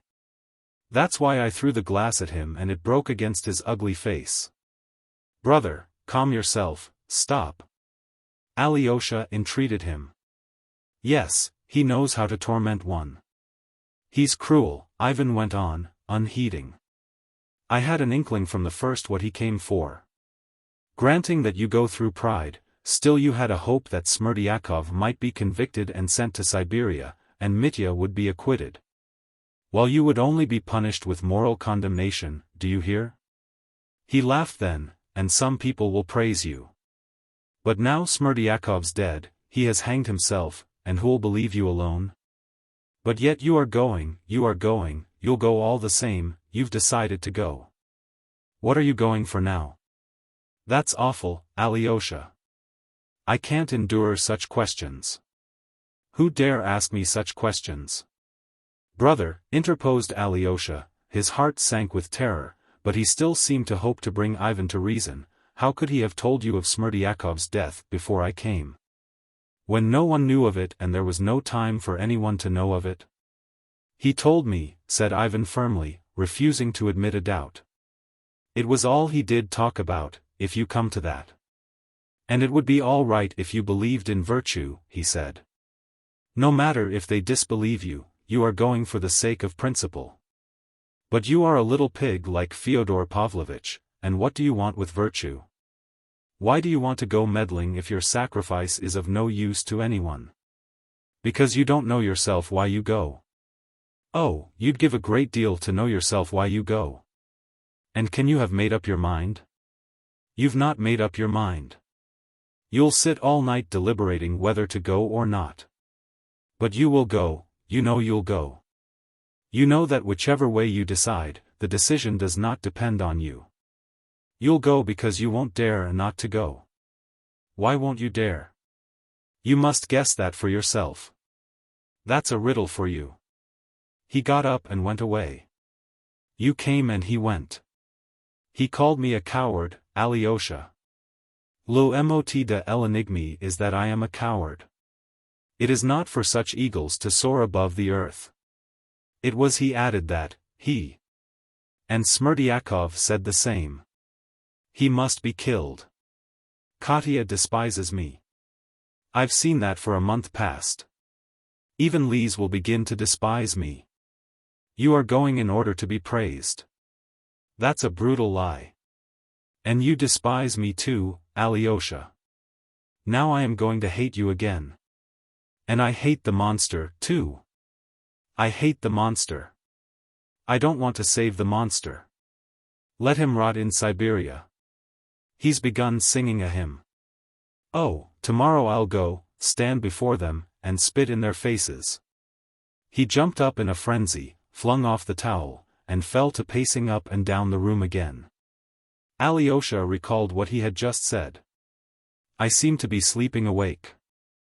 I walk, I speak, I see, but I am asleep. It seemed to be just like that now. Alyosha did not leave him. The thought passed through his mind to run for a doctor, but he was afraid to leave his brother alone. There was no one to whom he could leave him. By degrees Ivan lost consciousness completely at last. He still went on talking incessantly, but quite incoherently, and even articulated his words with difficulty. Suddenly he staggered violently, but Alyosha was in time to support him. Ivan let him lead him to his bed. Alyosha undressed him somehow and put him to bed. He sat watching over him for another 2 hours. The sick man slept soundly, without stirring, breathing softly and evenly. Alyosha took a pillow and lay down on the sofa, without undressing. As he fell asleep he prayed for Mitya and Ivan. He began to understand Ivan's illness. The anguish of a proud determination. An earnest conscience. God, in whom he disbelieved, and his truth were gaining mastery over his heart, which still refused to submit. Yes, the thought floated through Alyosha's head as it lay on the pillow, yes, if Smerdyakov is dead, no one will believe Ivan's evidence, but he will go and give it. Alyosha smiled softly. God will conquer, he thought. He will either rise up in the light of truth, or he'll perish in hate, revenging on himself and on everyone as having served the cause he does not believe in, Alyosha added bitterly. And again he prayed for Ivan. Book.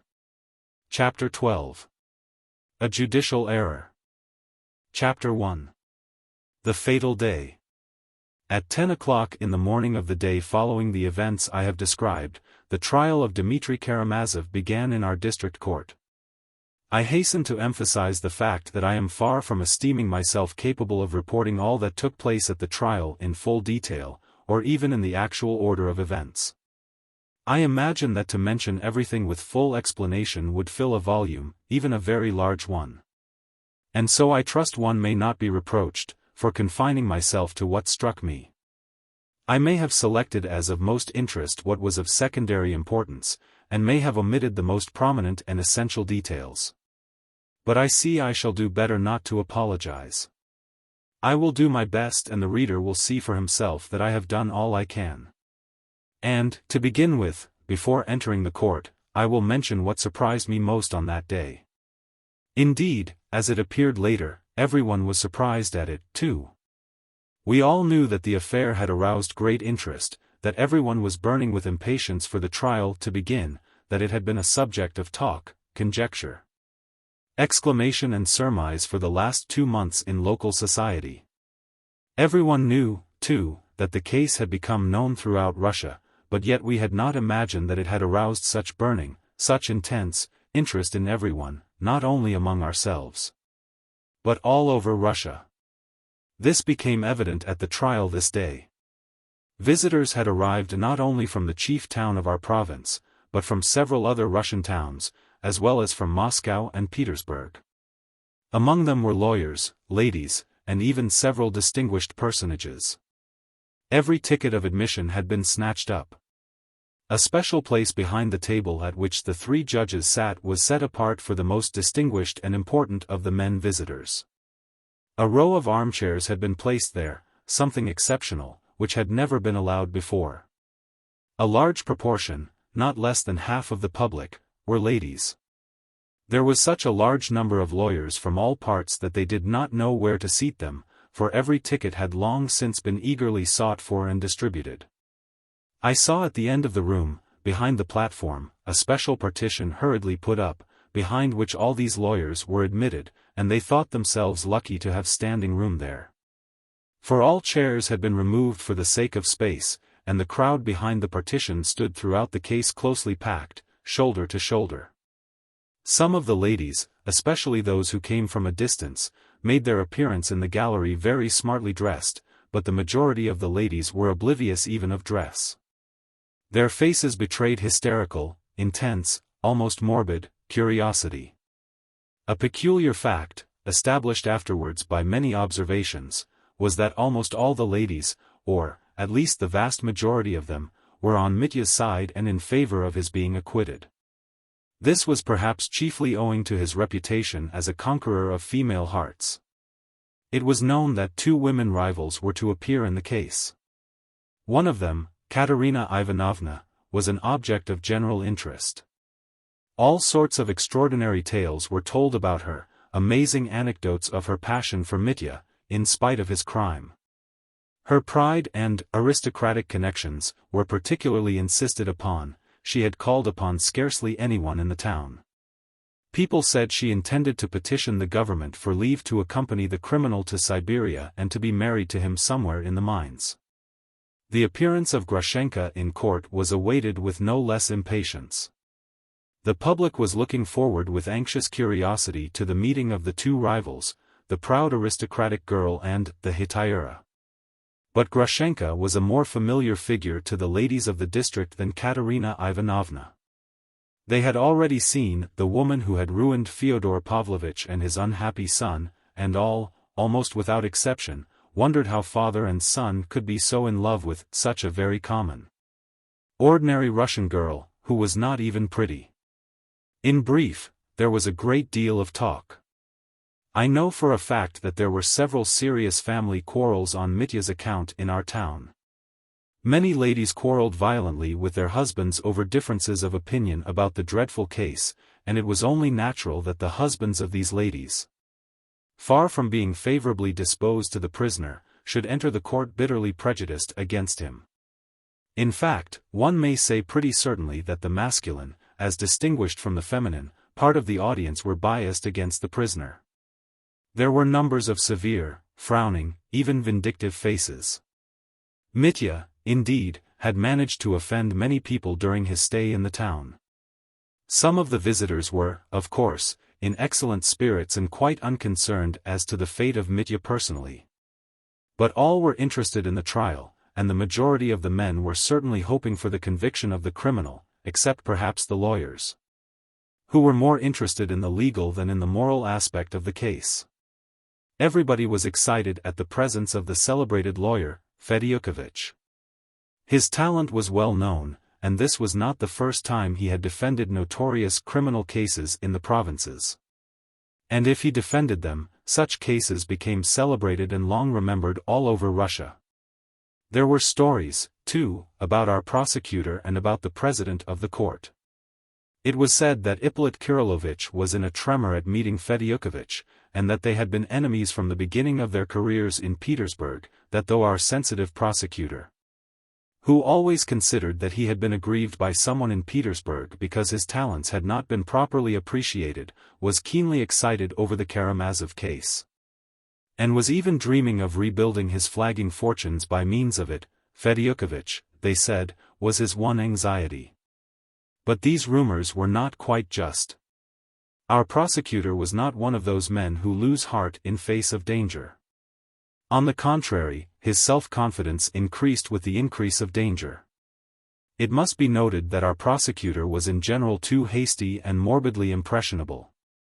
He would put his whole soul into some case and work at it as though his whole fate and his whole fortune depended on its result. This was the subject of some ridicule in the legal world, for just by this characteristic our prosecutor had gained a wider notoriety than could have been expected from his modest position. People laughed particularly at his passion for psychology. In my opinion, they were wrong, and our prosecutor was, I believe, a character of greater depth than was generally supposed. But with his delicate health he had failed to make his mark at the outset of his career and had never made up for it later. As for the president of our court, I can only say that he was a humane and cultured man, who had a practical knowledge of his work and progressive views. He was rather ambitious, but did not concern himself greatly about his future career.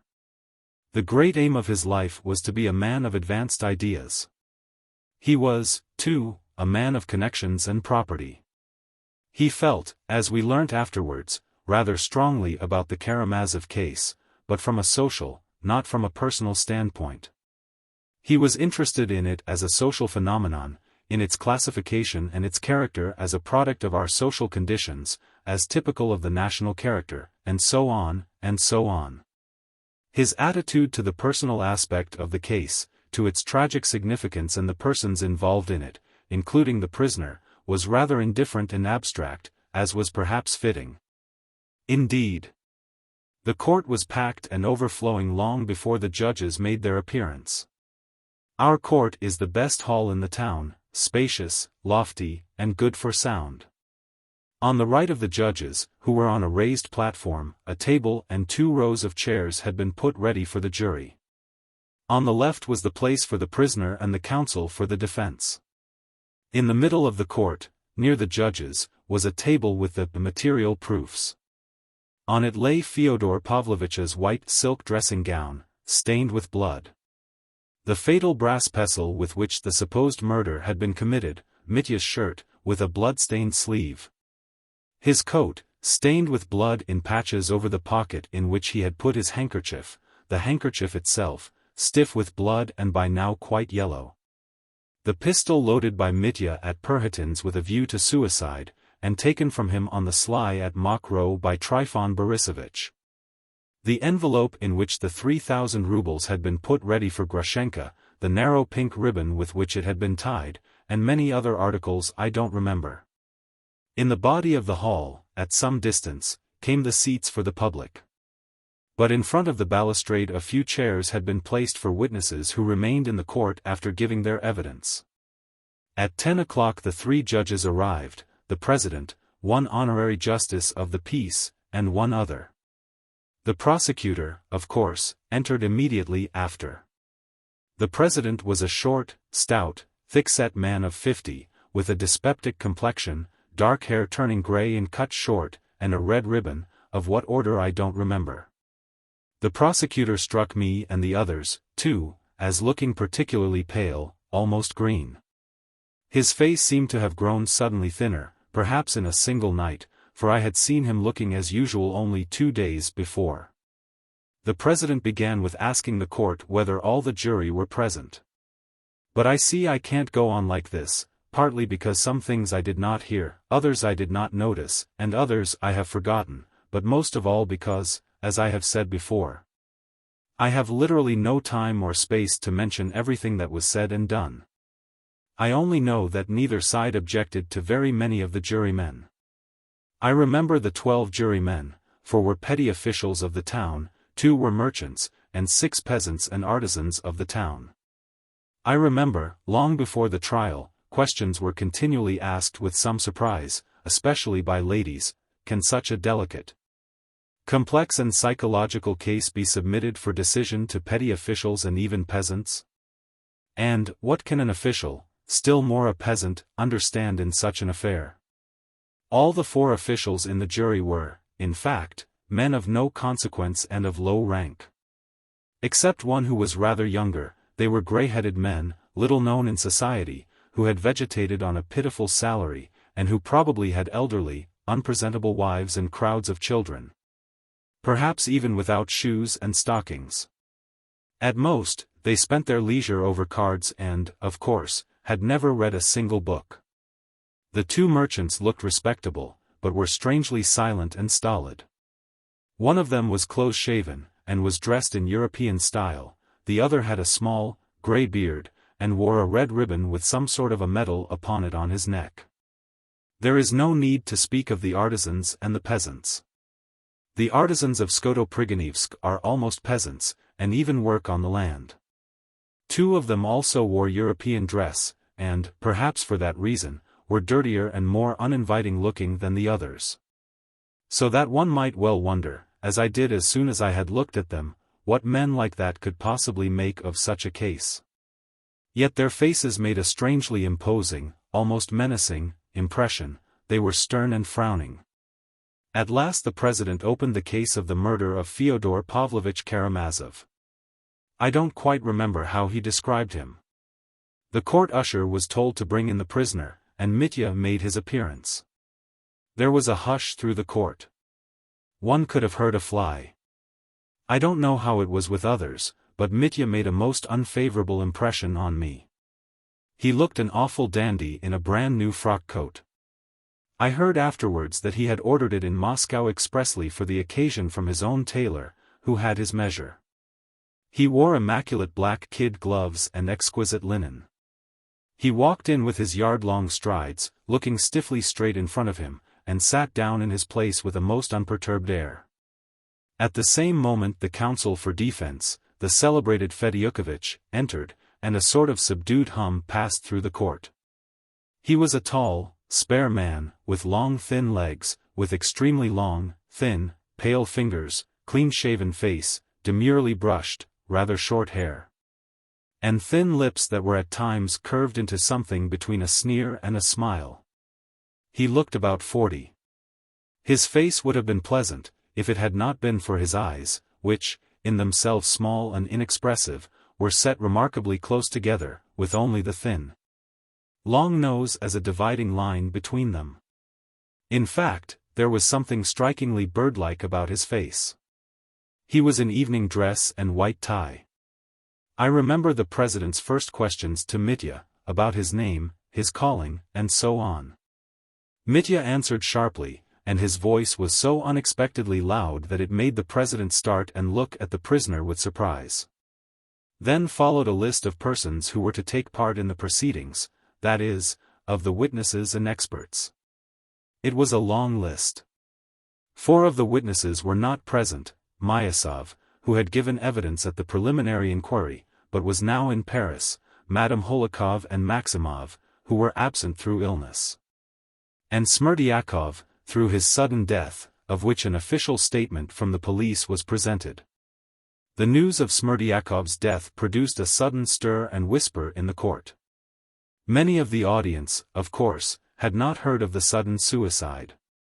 What struck people most was Mitya's sudden outburst as soon as the statement of Smerdyakov's death was made. He cried out aloud from his place. He was a dog and died like a dog. I remember how his counsel rushed to him, and how the president addressed him, threatening to take stern measures, if such an irregularity were repeated. Mitya nodded and in a subdued voice repeated several times abruptly to his counsel, with no show of regret: "I won't again, I won't. It escaped me. I won't do it again." And, of course, this brief episode did him no good with the jury or the public. His character was displayed, and it spoke for itself. It was under the influence of this incident that the opening statement was read. It was rather short, but circumstantial. It only stated the chief reasons why he had been arrested, why he must be tried, and so on. Yet it made a great impression on me. The clerk read it loudly and distinctly. The whole tragedy was suddenly unfolded before us, concentrated, in bold relief, in a fatal and pitiless light. I remember how, immediately after it had been read, the president asked Mitya in a loud impressive voice: "Prisoner, do you plead guilty?" Mitya suddenly rose from his seat. "I plead guilty to drunkenness and dissipation," he exclaimed, again in a startling, almost frenzied, voice, "to idleness and debauchery. I meant to become an honest man for good, just at the moment when I was struck down by fate. But I am not guilty of the death of that old man, my enemy and my father. No, no, I am not guilty of robbing him. I could not be. Dmitri Karamazov is a scoundrel, but not a thief." He sat down again, visibly trembling all over. The president again briefly, but impressively, admonished him to answer only what was asked, and not to go off into irrelevant exclamations. Then he ordered the case to proceed. All the witnesses were led up to take the oath. Then I saw them all together. The brothers of the prisoner were, however, allowed to give evidence without taking the oath. After an exhortation from the priest and the president, the witnesses were led away and were made to sit as far as possible apart from one another. Then they began calling them up one by one. Chapter 2. Dangerous Witnesses. I do not know whether the witnesses for the defense and for the prosecution were separated into groups by the president, and whether it was arranged to call them in a certain order. But no doubt it was so. I only know that the witnesses for the prosecution were called first. I repeat, I don't intend to describe all the questions step by step. Besides, my account would be to some extent superfluous. Because in the speeches for the prosecution and for the defense the whole course of the evidence was brought together and set in a strong and significant light. And I took down parts of those two remarkable speeches in full, and will quote them in due course, together with one extraordinary and quite unexpected episode, which occurred before the final speeches, and undoubtedly influenced the sinister and fatal outcome of the trial. I will only observe that from the first moments of the trial one peculiar characteristic of the case was conspicuous and observed by all, that is, the overwhelming strength of the prosecution as compared with the arguments the defense had to rely upon. Everyone realized it from the first moment that the facts began to group themselves round a single point, and the whole horrible and bloody crime was gradually revealed. Everyone, perhaps, felt from the first that the case was beyond dispute, that there was no doubt about it, that there could be really no discussion, and that the defense was only a matter of form. And that the prisoner was guilty, obviously and conclusively guilty. I imagine that even the ladies, who were so impatiently longing for the acquittal of the interesting prisoner, were at the same time, without exception, convinced of his guilt. What's more, I believe they would have been mortified if his guilt had not been so firmly established, as that would have lessened the effect of the closing scene of the criminal's acquittal. That he would be acquitted, all the ladies, strange to say, were firmly persuaded up to the very last moment. He is guilty, but he will be acquitted, from motives of humanity, in accordance with the new ideas, the new sentiments that had come into fashion, and so on, and so on. And that was why they had crowded into the court so impatiently. The men were more interested in the contest between the prosecutor and the famous Fedyukovich. All were wondering and asking themselves what could even a talent like Fedyukovich's make of such a desperate case, and so they followed his achievements, step by step, with concentrated attention. But Fedyukovich remained an enigma to all up to the very end, up to his speech. Persons of experience suspected that he had some design, that he was working toward some object, but it was almost impossible to guess what it was. His confidence and self-reliance were unmistakable, however. Everyone noticed with pleasure, moreover, that he, after so short a stay, not more than 3 days, perhaps, among us, had so wonderfully succeeded in mastering the case and had studied it to a nicety. People described with relish, afterwards, how cleverly he had taken down all the witnesses for the prosecution, and as far as possible perplexed them and, what's more, had aspersed their reputation and so depreciated the value of their evidence. But it was supposed that he did this rather by way of sport, so to speak, for professional glory, to show nothing had been omitted of the accepted methods. For all were convinced that he could do no real good by such disparagement of the witnesses, and probably was more aware of this than anyone, having some idea of his own in the background. Some concealed weapon of defense, which he would suddenly reveal when the time came. But meanwhile, conscious of his strength, he seemed to be diverting himself. So, for instance, when Grigory, Fyodor Pavlovich's old servant, who had given the most damning piece of evidence about the open door, was examined, the counsel for the defense positively fastened upon him when his turn came to question him. It must be noted that Grigory entered the hall with a composed and almost stately air, not the least disconcerted by the majesty of the court or the vast audience listening to him.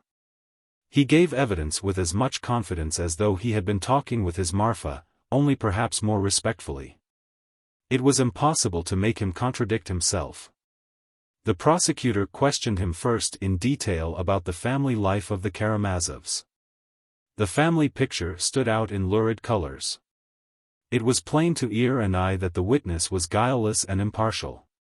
In spite of his profound reverence for the memory of his deceased master, he yet bore witness that he had been unjust to Mitya and hadn't brought up his children as he should. He'd have been devoured by lice when he was little, if it hadn't been for me, he added, describing Mitya's early childhood.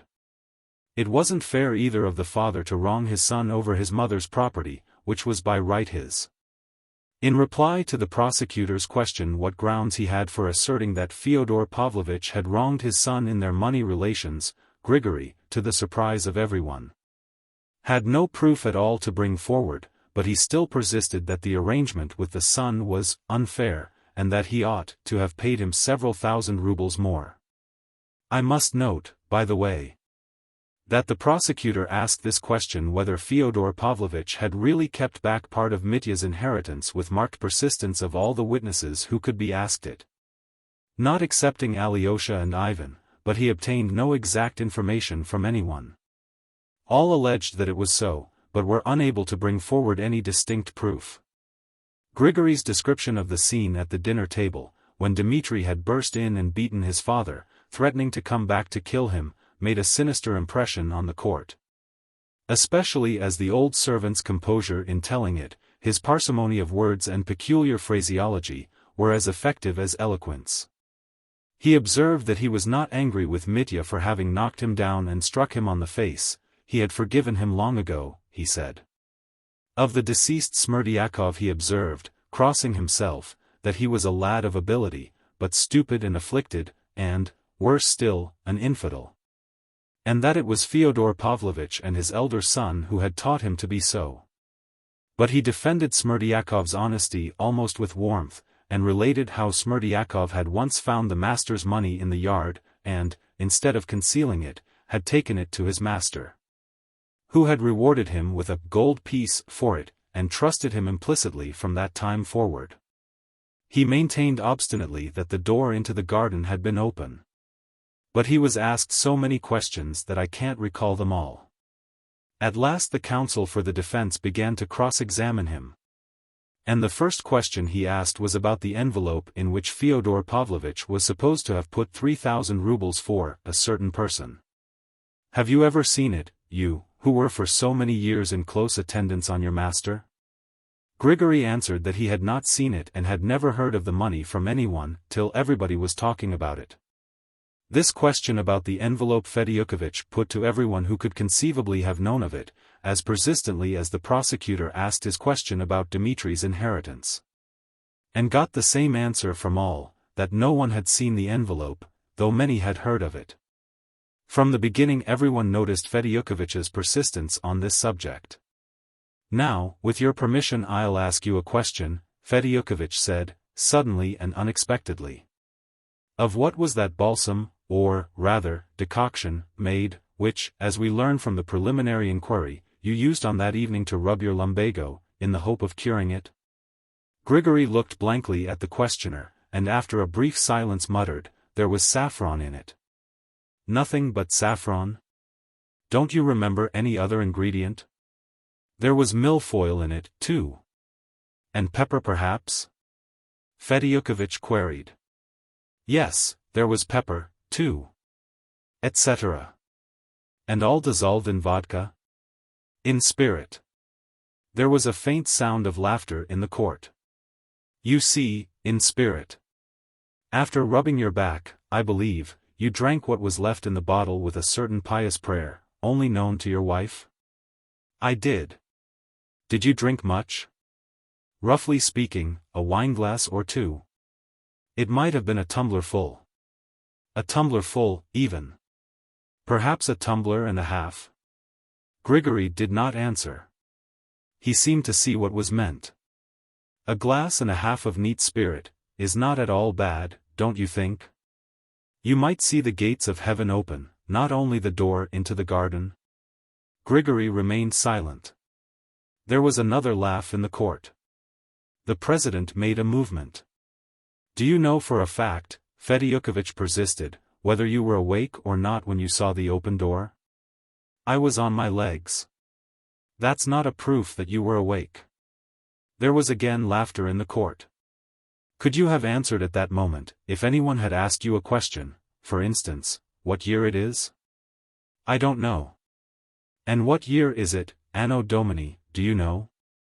Grigory stood with a perplexed face, looking straight at his tormentor. Strange to say, it appeared he really did not know what year it was. But perhaps you can tell me how many fingers you have on your hands? I am a servant, Grigory said suddenly, in a loud and distinct voice. If my betters think fit to make game of me, it is my duty to suffer it. Fedyukovich was a little taken aback, and the president intervened, reminding him that he must ask more relevant questions. Fedyukovich bowed with dignity and said that he had no more questions to ask of the witness.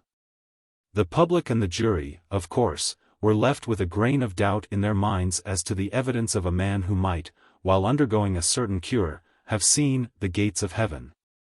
And who did not even know what year he was living in. But before Grigory left the box another episode occurred.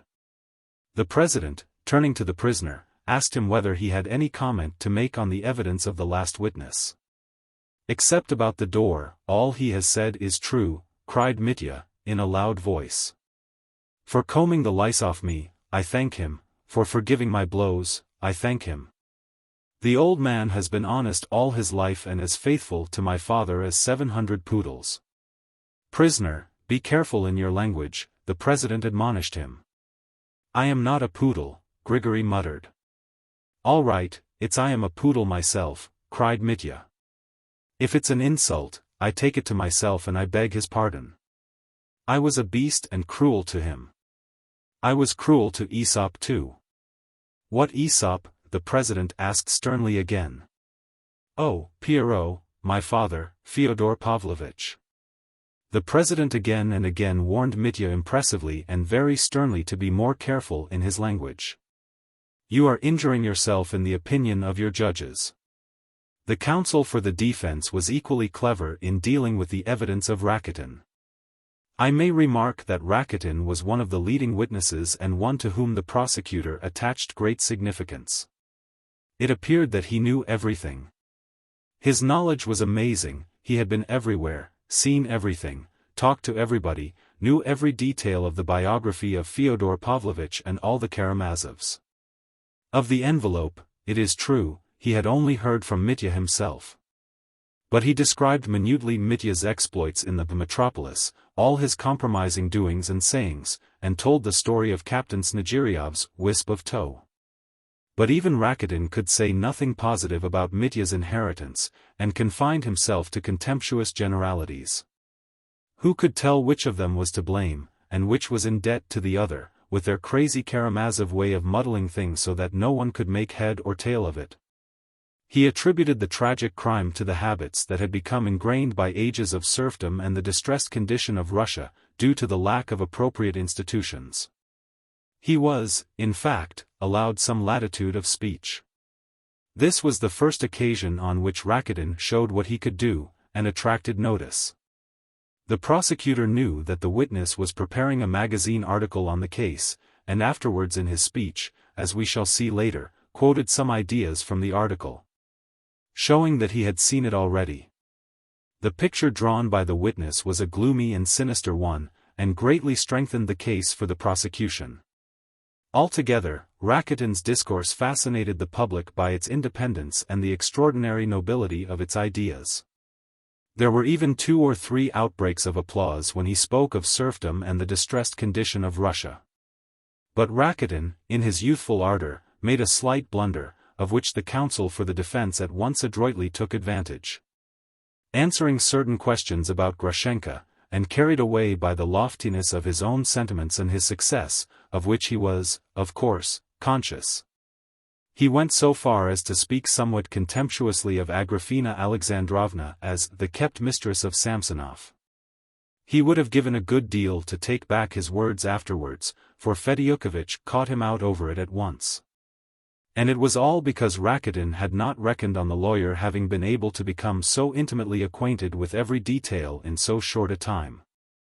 "Allow me to ask," began the counsel for the defense, with the most affable and even respectful smile, "you are, of course, the same Mr. Rakitin whose pamphlet, The Life of the Deceased Elder, Father Zosima, published by the diocesan authorities, full of profound and religious reflections and preceded by an excellent and devout dedication to the bishop, I have just read with such pleasure? I did not write it for publication, it was published afterwards," muttered Rakitin, for some reason fearfully disconcerted and almost ashamed. "Oh, that's excellent. A thinker like you can, and indeed ought to, take the widest view of every social question. Your most instructive pamphlet has been widely circulated through the patronage of the bishop, and has been of appreciable service. But this is the chief thing I should like to learn from you. You stated just now that you were very intimately acquainted with Madame Svyetlov. It must be noted that Grushenka's surname was Svyetlov. I heard it for the first time that day, during the case. I cannot answer for all my acquaintances. I am a young man, and who can be responsible for everyone he meets?" cried Rakitin, flushing all over. "I understand, I quite understand," cried Fedyukovich, as though he, too, were embarrassed and in haste to excuse himself. "You, like any other, might well be interested in an acquaintance with a young and beautiful woman who would readily entertain the elite of the youth of the neighborhood. But I only wanted to know. It has come to my knowledge that Madame Svyetlov was particularly anxious a couple of months ago to make the acquaintance of the younger Karamazov, Alexei Fyodorovich, and promised you 25 rubles, if you would bring him to her in his monastic dress. And that actually took place on the evening of the day on which the terrible crime, which is the subject of the present investigation, was committed. You brought Alexei Karamazov to Madame Svyetlov, and did you receive the 25 rubles from Madame Svyetlov as a reward? That's what I wanted to hear from you. It was a joke. I don't see of what interest that can be to you. I took it for a joke, meaning to give it back later." "Then you did take, but you have not given it back yet, or have you?" "That's of no consequence," muttered Rakitin, "I refuse to answer such questions." "Of course I shall give it back." The president intervened, but Fedyukovich declared he had no more questions to ask of the witness. Mr. Rakitin left the witness box not absolutely without a stain upon his character. The effect left by the lofty idealism of his speech was somewhat marred, and Fedyukovich's expression, as he watched him walk away, seemed to suggest to the public, this is a specimen of the lofty-minded persons who accuse him. I remember that this incident, too, did not pass off without an outbreak from Mitya. Enraged by the tone in which Rakitin had referred to Grushenka, he suddenly shouted, "Bernard!" When, after Rakitin's cross-examination, the president asked the prisoner if he had anything to say, Mitya cried loudly, "Since I've been arrested, he has borrowed money from me. He is a contemptible Bernard and opportunist, and he doesn't believe in God, he took the bishop in." Mitya, of course, was pulled up again for the intemperance of his language, but Rakitin was done for. Captain Snegiryov's evidence was a failure, too, but from quite a different reason. He appeared in ragged and dirty clothes, muddy boots, and in spite of the vigilance and expert observation of the police officers, he turned out to be hopelessly drunk. On being asked about Mitya's attack upon him, he refused to answer. "God bless him. Ilusha told me not to. God will make it up to me yonder." "Who told you not to tell? Of whom are you talking?" "Ilusha, my little son." Father, how he insulted you. He said that at the stone. Now he is dying." The captain suddenly began sobbing, and plumped down on his knees before the president. He was hurriedly led away amidst the laughter of the public. The effect prepared by the prosecutor did not come off at all. Fedyukovich went on making the most of every opportunity, and amazed people more and more by his minute knowledge of the case. Thus, for example, Trifon Borisovich made a great impression, of course, very prejudicial to Mitya. He calculated almost on his fingers that on his first visit to Mokroe, Mitya must have spent 3,000 rubles, or very little less. Just think what he squandered on those gypsy girls alone. And as for our lousy peasants, it wasn't a case of flinging half a ruble in the street, he made them presents of 25 rubles each, at least, he didn't give them less. And what a lot of money was simply stolen from him. And if anyone did steal, he did not leave a receipt. How could one catch the thief when he was flinging his money away all the time? Our peasants are robbers, you know, they have no care for their souls. And the way he went on with the girls, our village girls. They're completely set up since then, I tell you, they used to be poor. He recalled, in fact, every item of expense and added it all up. So the theory that only 1,500 had been spent and the rest had been put aside in a little bag seemed inconceivable. I saw 3,000 as clear as a penny in his hands, I saw it with my own eyes. I should think I ought to know how to reckon money, cried Trifon Borisovich, doing his best to satisfy his betters. When Fedyukovich had to cross-examine him, he scarcely tried to refute his evidence, but began asking him about an incident at the first carousal at Mokroe, a month before the arrest. When Timofey and another peasant called Akim had picked up on the floor in the passage 100 rubles dropped by Mitya when he was drunk, and had given them to Trifon Borisovich and received a ruble each from him for doing so. Well, asked the lawyer, did you give that 100 rubles back to Mr. Karamazov? Trifon Borisovich shuffled in vain.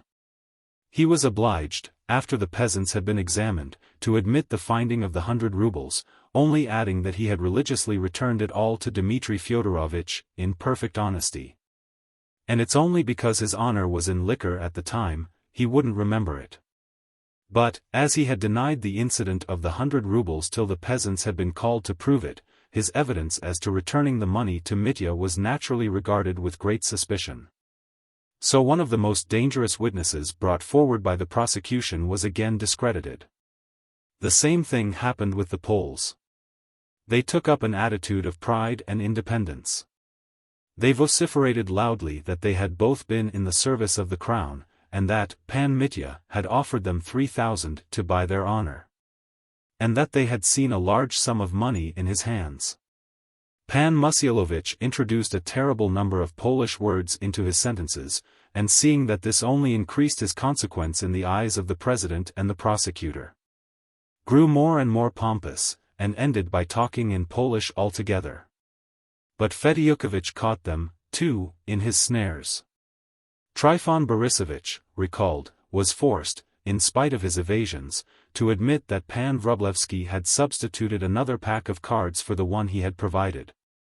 And that Pan Musyalovich had cheated during the game. Kalganov confirmed this, and both the Poles left the witness box with damaged reputations, amidst laughter from the public.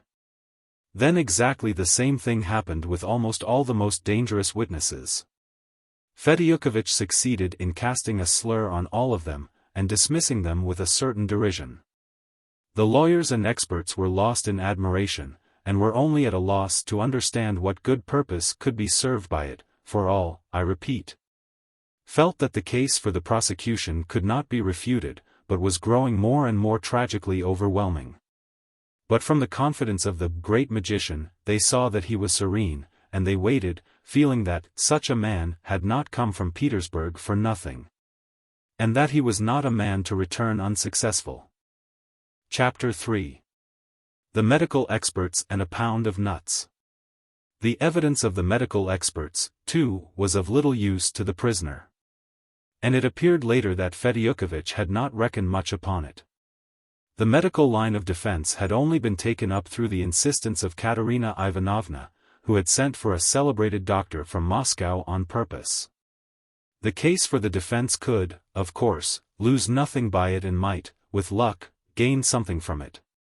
There was, however, an element of comedy about it, through the difference of opinion of the doctors. The medical experts were the famous doctor from Moscow, our doctor, Herzenstube, and the young doctor, Varvinsky. The two latter appeared also as witnesses for the prosecution. The first to be called in the capacity of expert was Dr. Herzenstube. He was a grey and bald old man of 70, of middle height and sturdy build. He was much esteemed and respected by everyone in the town. He was a conscientious doctor and an excellent and pious man, a Herrnhuter or Moravian brother, I am not quite sure which. He had been living amongst us for many years and behaved with wonderful dignity. He was a kind-hearted and humane man. He treated the sick, poor and peasants for nothing, visited them in their slums and huts, and left money for medicine, but he was as obstinate as a mule. If once he had taken an idea into his head, there was no shaking it. Almost everyone in the town was aware, by the way, that the famous doctor had, within the first 2 or 3 days of his presence among us, uttered some extremely offensive allusions to Dr. Herzenstube's qualifications. Though the Moscow doctor asked 25 rubles for a visit, several people in the town were glad to take advantage of his arrival, and rushed to consult him regardless of expense. All these had, of course, been previously patients of Dr. Herzenstube, and the celebrated doctor had criticized his treatment with extreme harshness. Finally, he had asked the patients as soon as he saw them, "Well, who has been cramming you with nostrums? Herzenstube?" He. Dr. Herzenstube, of course, heard all this, and now all the 3 doctors made their appearance, one after another, to be examined. Dr. Herzenstube roundly declared that the abnormality of the prisoner's mental faculties was self-evident. Then, giving his grounds for this opinion, which I omit here, he added that the abnormality was not only evident in many of the prisoner's actions in the past, but was apparent even now at this very moment. When he was asked to explain how it was apparent now at this moment, the old doctor, with simple-hearted directness, pointed out that the prisoner on entering the court had an extraordinary air, remarkable in the circumstances. That he had marched in like a soldier, looking straight before him, though it would have been more natural for him to look to the left where, among the public, the ladies were sitting. Seeing that he was a great admirer of the fair sex and must be thinking much of what the ladies are saying of him now, the old man concluded in his peculiar language. I must add that he spoke Russian readily, but every phrase was formed in German style, which did not, however, trouble him. For it had always been a weakness of his to believe that he spoke Russian perfectly, better indeed than Russians. And he was very fond of using Russian proverbs, always declaring that the Russian proverbs were the best and most expressive sayings in the whole world. I may remark, too, that in conversation, through absent-mindedness he often forgot the most ordinary words, which sometimes went out of his head, though he knew them perfectly. The same thing happened, though, when he spoke German, and at such times he always waved his hand before his face as though trying to catch the lost word. And no one could induce him to go on speaking till he had found the missing word. His remark that the prisoner ought to have looked at the ladies on entering roused a whisper of amusement in the audience. All our ladies were very fond of our old doctor. They knew, too, that having been all his life a bachelor and a religious man of exemplary conduct, he looked upon women as lofty creatures. And so his unexpected observation struck everyone as very queer. The Moscow doctor, being questioned in his turn, definitely and emphatically repeated that he considered the prisoner's mental condition abnormal in the highest degree.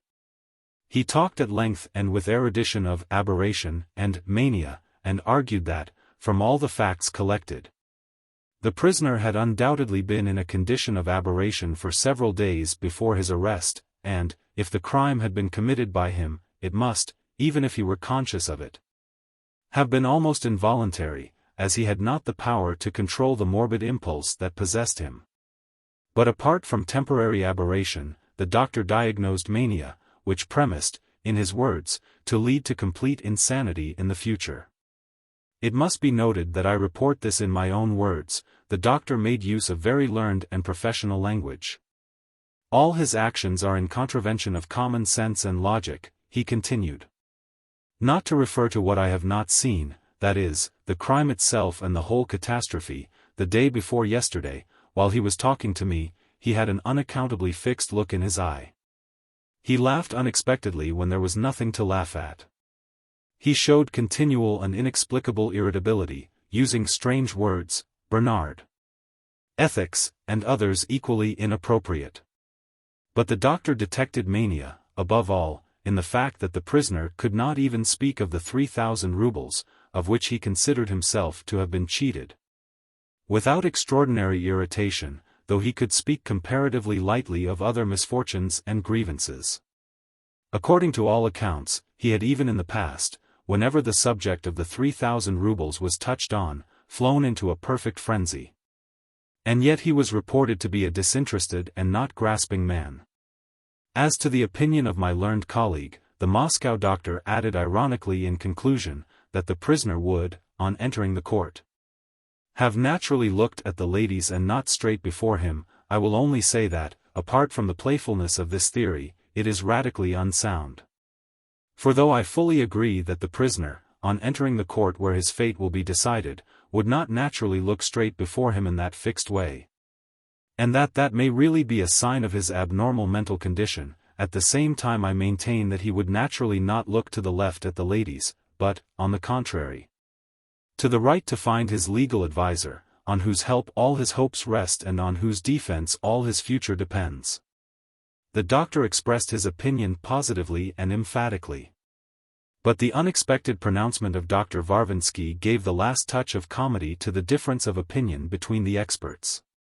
In his opinion the prisoner was now, and had been all along, in a perfectly normal condition, and, although he certainly must have been in a nervous and exceedingly excited state before his arrest, this might have been due to several perfectly obvious causes, jealousy, anger, continual drunkenness, and so on. But this nervous condition would not involve the mental aberration of which mention had just been made.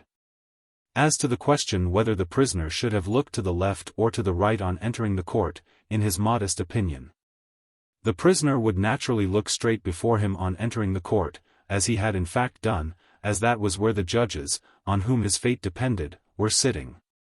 So that it was just by looking straight before him that he showed his perfectly normal state of mind at the present. The young doctor concluded his modest testimony with some heat.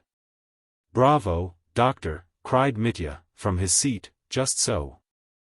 Mitya, of course, was checked, but the young doctor's opinion had a decisive influence on the judges and on the public, and, as appeared afterwards, everyone agreed with him. But Dr. Herzenstube, when called as a witness, was quite unexpectedly of use to Mitya. As an old resident in the town who had known the Karamazov family for years, he furnished some facts of great value for the prosecution, and suddenly, as though recalling something, he added, "But the poor young man might have had a very different life, for he had a good heart both in childhood and after childhood, that I know. But the Russian proverb says, if a man has one head, it's good, but if another clever man comes to visit him, it would be better still, for then there will be two heads and not only one." "One head is good, but two are better," the prosecutor put in impatiently. He knew the old man's habit of talking slowly and deliberately, regardless of the impression he was making and of the delay he was causing, and highly prizing his flat, dull and always gleefully complacent German wit. The old man was fond of making jokes. "Oh, yes, that's what I say," he went on stubbornly. "One head is good, but two are much better," but he did not meet another head with wits, and his wits went. Where did they go? I've forgotten the word. He went on, passing his hand before his eyes. "Oh, yes, spazieren." "Wandering?" "Oh, yes, wandering, that's what I say." Well, his wits went wandering and fell in such a deep hole that he lost himself. And yet he was a grateful and sensitive boy. Oh, I remember him very well, a little chap so high, left neglected by his father in the backyard, when he ran about without boots on his feet, and his little breeches hanging by one button. A note of feeling and tenderness suddenly came into the honest old man's voice. Fedyukovitch positively started, as though scenting something, and caught at it instantly. "Oh, yes, I was a young man then. I was 45 then, and had only just come here. And I was so sorry for the boy then. I asked myself, why shouldn't I buy him a pound of what? I've forgotten what it's called. A pound of what children are very fond of. What is it? What is it? The doctor began waving his hands again. It grows on a tree and is gathered and given to everyone. Apples? Oh, no, no. You have a dozen of apples, not a pound. No, there are a lot of them, and all little. You put them in the mouth and crack. Nuts? Quite so, nuts, I say so. The doctor repeated in the calmest way, as though he had been at no loss for a word. And I bought him a pound of nuts, for no one had ever bought the boy a pound of nuts before. And I lifted my finger and said to him, Boy, Gott der Vater. He laughed and said, Gott der Vater. Gott der Sohn. He laughed again and lisped, Gott der Sohn. Gott der Heilige Geist. Then he laughed and said as best he could, Gott der Heilige Geist. I went away, and 2 days after I happened to be passing, and he shouted to me of himself, Uncle, Gott der Vater, Gott der Sohn, and he had only forgotten Gott der Heilige Geist. But I reminded him of it, and I felt very sorry for him again. But he was taken away, and I did not see him again. 23 years passed. I am sitting one morning in my study, a white-haired old man, when there walks into the room a blooming young man, whom I should never have recognized, but he held up his finger and said, laughing, Gott der Vater, Gott der Sohn, and Gott der Heilige Geist. I have just arrived and have come to thank you for that pound of nuts, for no one else ever bought me a pound of nuts, you are the only one that ever did. And then I remembered my happy youth and the poor child in the yard, without boots on his feet, and my heart was touched, and I said, You are a grateful young man. For you have remembered all your life the pound of nuts I bought you in your childhood. And I embraced him and blessed him. And I shed tears. He laughed, but he shed tears, too, for the Russian often laughs when he ought to be weeping. But he did weep, I saw it. And now, alas! And I am weeping now, German, I am weeping now, too, you saintly man, Mitya cried suddenly. In any case, the anecdote made a certain favorable impression on the public. But the chief sensation in Mitya's favor was created by the evidence of Katerina Ivanovna, which I will describe directly. Indeed, when the witnesses à décharge, that is, called by the defense, began giving evidence, fortune seemed all at once markedly more favorable to Mitya, and what was particularly striking. This was a surprise even to the counsel for the defense. But before Katerina Ivanovna was called, Alyosha was examined, and he recalled a fact which seemed to furnish positive evidence against one important point made by the prosecution. Chapter 4. Fortune smiles on Mitya. It came quite as a surprise even to Alyosha himself. He was not required to take the oath, and I remember that both sides addressed him very gently and sympathetically. It was evident that his reputation for goodness had preceded him.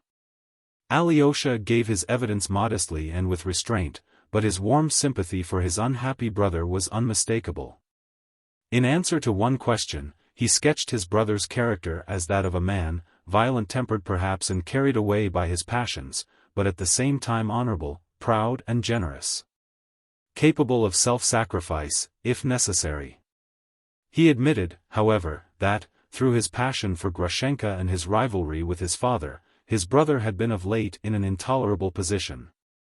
But he repelled with indignation the suggestion that his brother might have committed a murder for the sake of gain.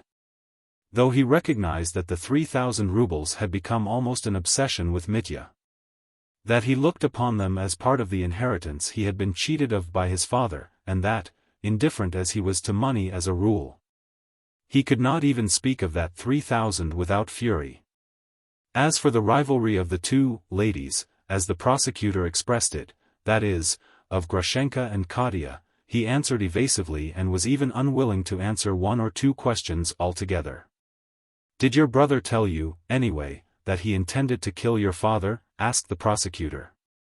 You can refuse to answer if you think necessary, he added. He did not tell me so directly, answered Alyosha. How so? Did he indirectly?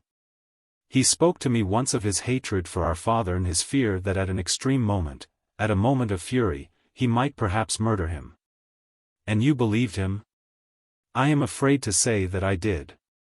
But I never doubted that some higher feeling would always save him at the fatal moment, as it has indeed saved him, for it was not he killed my father, Alyosha said firmly, in a loud voice that was heard throughout the court. The prosecutor started like a warhorse at the sound of a trumpet. Let me assure you that I fully believe in the complete sincerity of your conviction and do not explain it by or identify it with your affection for your unhappy brother. Your peculiar view of the whole tragic episode is known to us already from the preliminary investigation. I won't attempt to conceal from you that it is highly individual and contradicts all the other evidence collected by the prosecution. And so I think it essential to press you to tell me what facts have led you to this conviction of your brother's innocence and of the guilt of another person against whom you gave evidence at the preliminary inquiry. I only answered the questions asked me at the preliminary inquiry, replied Alyosha, slowly and calmly. I made no accusation against Smerdyakov of myself. Yet you gave evidence against him? I was led to do so by my brother Dmitri's words. I was told what took place at his arrest and how he had pointed to Smerdyakov before I was examined. I believe absolutely that my brother is innocent, and if he didn't commit the murder, then Smerdyakov? Why Smerdyakov? And why are you so completely persuaded of your brother's innocence? I cannot help believing my brother. I know he wouldn't lie to me. I saw from his face he wasn't lying. Only from his face? Is that all the proof you have? I have no other proof. And of Smerdyakov's guilt you have no proof whatever but your brother's word and the expression of his face? No, I have no other proof. The prosecutor dropped the examination at this point. The impression left by Alyosha's evidence on the public was most disappointing. There had been talk about Smerdyakov before the trial. Someone had heard something. Someone had pointed out something else. It was said that Alyosha had gathered together some extraordinary proofs of his brother's innocence and Smerdyakov's guilt. And after all there was nothing, no evidence except certain moral convictions so natural in a brother. But Fedyukovich began his cross-examination. On his asking Alyosha when it was that the prisoner had told him of his hatred for his father and that he might kill him, and whether he had heard it, for instance. At their last meeting before the catastrophe, Alyosha started as he answered, as though only just recollecting and understanding something. I remember one circumstance now which I'd quite forgotten myself. It wasn't clear to me at the time, but now. And, obviously only now for the first time struck by an idea, he recounted eagerly how, at his last interview with Mitya that evening under the tree, on the road to the monastery, Mitya had struck himself on the breast, the upper part of the breast, and had repeated several times that he had a means of regaining his honor. That means was here on his breast. I thought, when he struck himself on the breast, he meant that it was in his heart, Alyosha continued. That he might find in his heart strength to save himself from some awful disgrace which was awaiting him and which he did not dare confess even to me. I must confess I did think at the time that he was speaking of our father, and that the disgrace he was shuddering at was the thought of going to our father and doing some violence to him. Yet it was just then that he pointed to something on his breast, so that I remember the idea struck me at the time that the heart is not on that part of the breast, but below. And that he struck himself much too high, just below the neck, and kept pointing to that place. My idea seemed silly to me at the time, but he was perhaps pointing then to that little bag in which he had 1,500 rubles. Just so, Mitya cried from his place. That's right, Alyosha, it was the little bag I struck with my fist. Fedyukovich flew to him in hot haste entreating him to keep quiet, and at the same instant pounced on Alyosha. Alyosha, carried away himself by his recollection, warmly expressed his theory that this disgrace was probably just that 1,500 rubles on him, which he might have returned to Katerina Ivanovna as half of what he owed her, but which he had yet determined not to repay her and to use for another purpose, namely, To enable him to elope with Grushenka, if she consented.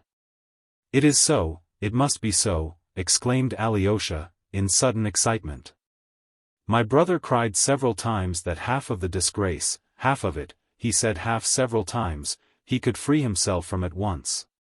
But that he was so unhappy in his weakness of will that he wouldn't do it, that he knew beforehand he was incapable of doing it. "And you clearly, confidently remember that he struck himself just on this part of the breast?" Fedyukovich asked eagerly. "Clearly and confidently, for I thought at the time, why does he strike himself up there when the heart is lower down? And the thought seemed stupid to me at the time. I remember it seeming stupid, it flashed through my mind. That's what brought it back to me just now. How could I have forgotten it till now? It was that little bag he meant when he said he had the means but wouldn't give back that 1,500. And when he was arrested at Mokroe he cried out, I know, I was told it, that he considered it the most disgraceful act of his life that when he had the means of repaying Katerina Ivanovna half. Note. What he owed her, he yet could not bring himself to repay the money and preferred to remain a thief in her eyes rather than part with it. And what torture that debt has been to him!" Alyosha exclaimed in conclusion. The prosecutor, of course, intervened. He asked Alyosha to describe once more how it had all happened, and several times insisted on the question, had the prisoner seemed to point to anything? Perhaps he had simply struck himself with his fist on the breast? But it was not with his fist, cried Alyosha, he pointed with his fingers and pointed here, very high up. How could I have so completely forgotten it till this moment? The president asked Mitya what he had to say to the last witness's evidence. Mitya confirmed it, saying that he had been pointing to the 1,500 rubles which were on his breast, just below the neck, and that was, of course, the disgrace. A disgrace I cannot deny, the most shameful act of my whole life, cried Mitya. I might have repaid it and didn't repay it. I preferred to remain a thief in her eyes rather than give it back. And the most shameful part of it was that I knew beforehand I shouldn't give it back. You are right, Alyosha. Thanks, Alyosha. So Alyosha's cross-examination ended. What was important and striking about it was that one fact at least had been found, and even though this were only one tiny bit of evidence, a mere hint at evidence, it did go some little way towards proving that the bag had existed and had contained 1,500 rubles and that the prisoner had not been lying at the preliminary inquiry when he alleged at Mokroe that those 1,500 rubles were his own. Alyosha was glad. With a flushed face he moved away to the seat assigned to him. He kept repeating to himself, how was it I forgot? How could I have forgotten it? And what made it come back to me now? Katerina Ivanovna was called to the witness box. As she entered something extraordinary happened in the court. The ladies clutched their lorgnettes and opera glasses. There was a stir among the men, some stood up to get a better view. Everybody alleged afterwards that Mitya had turned white as a sheet on her entrance. All in black, she advanced modestly, almost timidly. It was impossible to tell from her face that she was agitated, but there was a resolute gleam in her dark and gloomy eyes. I may remark that many people mentioned that she looked particularly handsome at that moment. She spoke softly but clearly, so that she was heard all over the court. She expressed herself with composure, or at least tried to appear composed. The president began his examination discreetly and very respectfully, as though afraid to touch on certain chords, and showing consideration for her great unhappiness. But in answer to one of the first questions Katerina Ivanovna replied firmly that she had been formerly betrothed to the prisoner, until he left me of his own accord, she added quietly. When they asked her about the 3,000 she had entrusted to Mitya to post to her relations, she said firmly, I didn't give him the money simply to send it off. I felt at the time that he was in great need of money. I gave him the 3,000 on the understanding that he should post it within the month if he cared to. There was no need for him to worry himself about that debt afterwards. I will not repeat all the questions asked her and all her answers in detail. I will only give the substance of her evidence. I was firmly convinced that he would send off that sum as soon as he got money from his father, she went on. I have never doubted his disinterestedness and his honesty, his scrupulous honesty, in money matters. He felt quite certain that he would receive the money from his father, and spoke to me several times about it. I knew he had a feud with his father and have always believed that he had been unfairly treated by his father. I don't remember any threat uttered by him against his father. He certainly never uttered any such threat before me. If he had come to me at that time, I should have at once relieved his anxiety about that unlucky 3,000 rubles. But he had given up coming to see me, and I myself was put in such a position, that I could not invite him. And I had no right, indeed, to be exacting as to that money, she added suddenly, and there was a ring of resolution in her voice. I was once indebted to him for assistance in money for more than 3,000, and I took it, although I could not at that time foresee that I should ever be in a position to repay my debt. There was a note of defiance in her voice. It was then Fedyukovich began his cross-examination. Did that take place not here, but at the beginning of your acquaintance? Fedyukovich suggested cautiously, feeling his way, instantly scenting something favorable.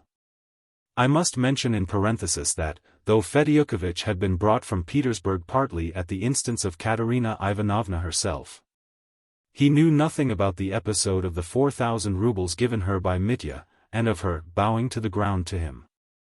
She concealed this from him and said nothing about it, and that was strange. It may be pretty certainly assumed that she herself did not know till the very last minute whether she would speak of that episode in the court, and waited for the inspiration of the moment. No, I can never forget those moments. She began telling her story. She told everything, the whole episode that Mitya had told Alyosha, and her bowing to the ground, and her reason. She told about her father and her going to Mitya, and did not in one word, in a single hint, suggest that Mitya had himself, through her sister, proposed they should send him Katerina Ivanovna to fetch the money. She generously concealed that and was not ashamed to make it appear as though she had of her own impulse run to the young officer, relying on something, to beg him for the money. It was something tremendous. I turned cold and trembled as I listened. The court was hushed, trying to catch each word. It was something unexampled. Even from such a self-willed and contemptuously proud girl as she was, such an extremely frank avowal, such sacrifice, such self-immolation, seemed incredible. And for what, for whom? To save the man who had deceived and insulted her, and to help, in however small a degree, in saving him, by creating a strong impression in his favor.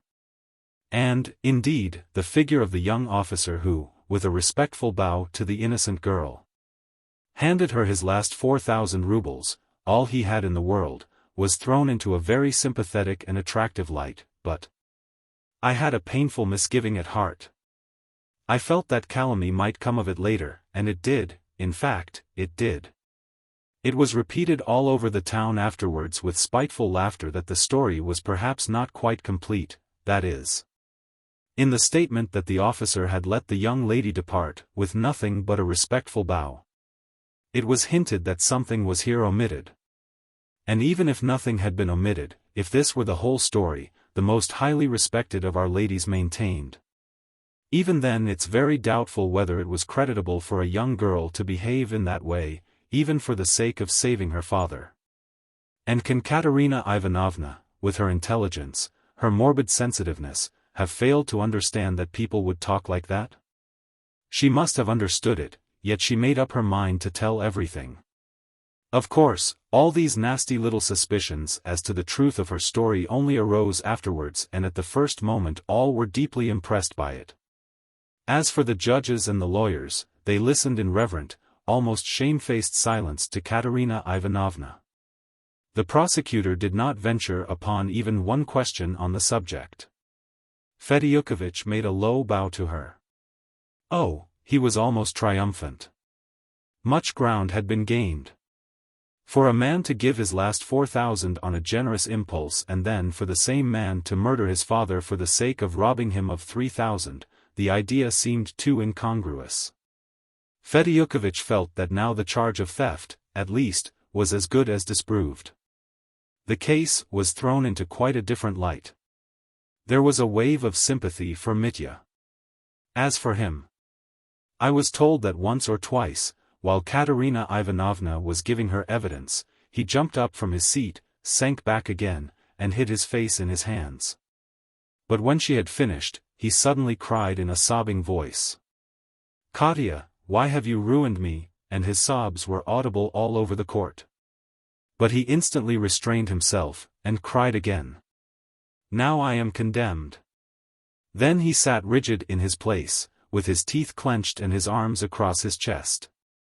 Katerina Ivanovna remained in the court and sat down in her place.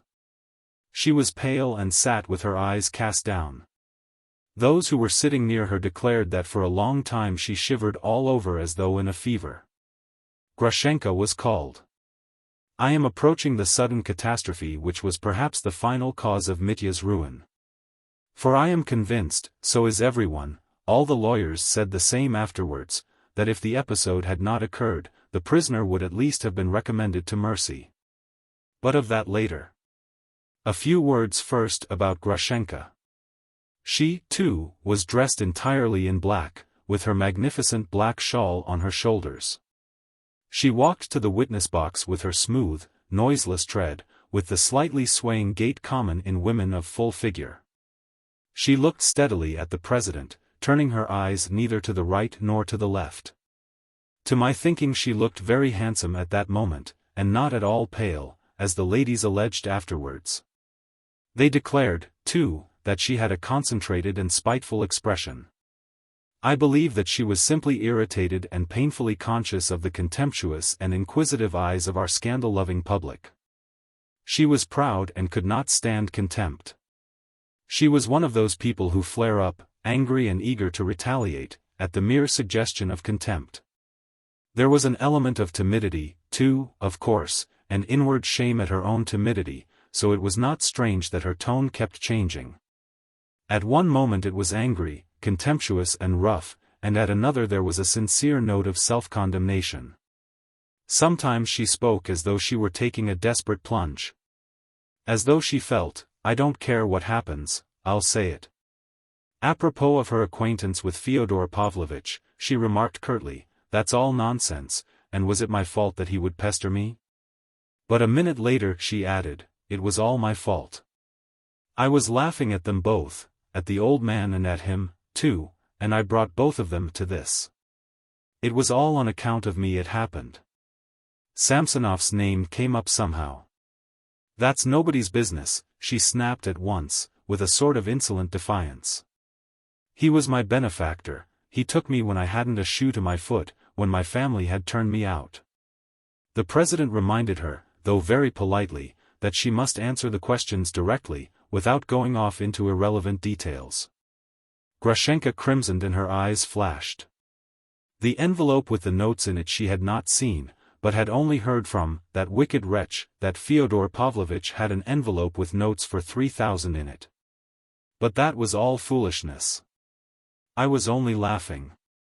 I wouldn't have gone to him for anything. "To whom are you referring as that wicked wretch?" inquired the prosecutor. "The lackey, Smerdyakov, who murdered his master and hanged himself last night."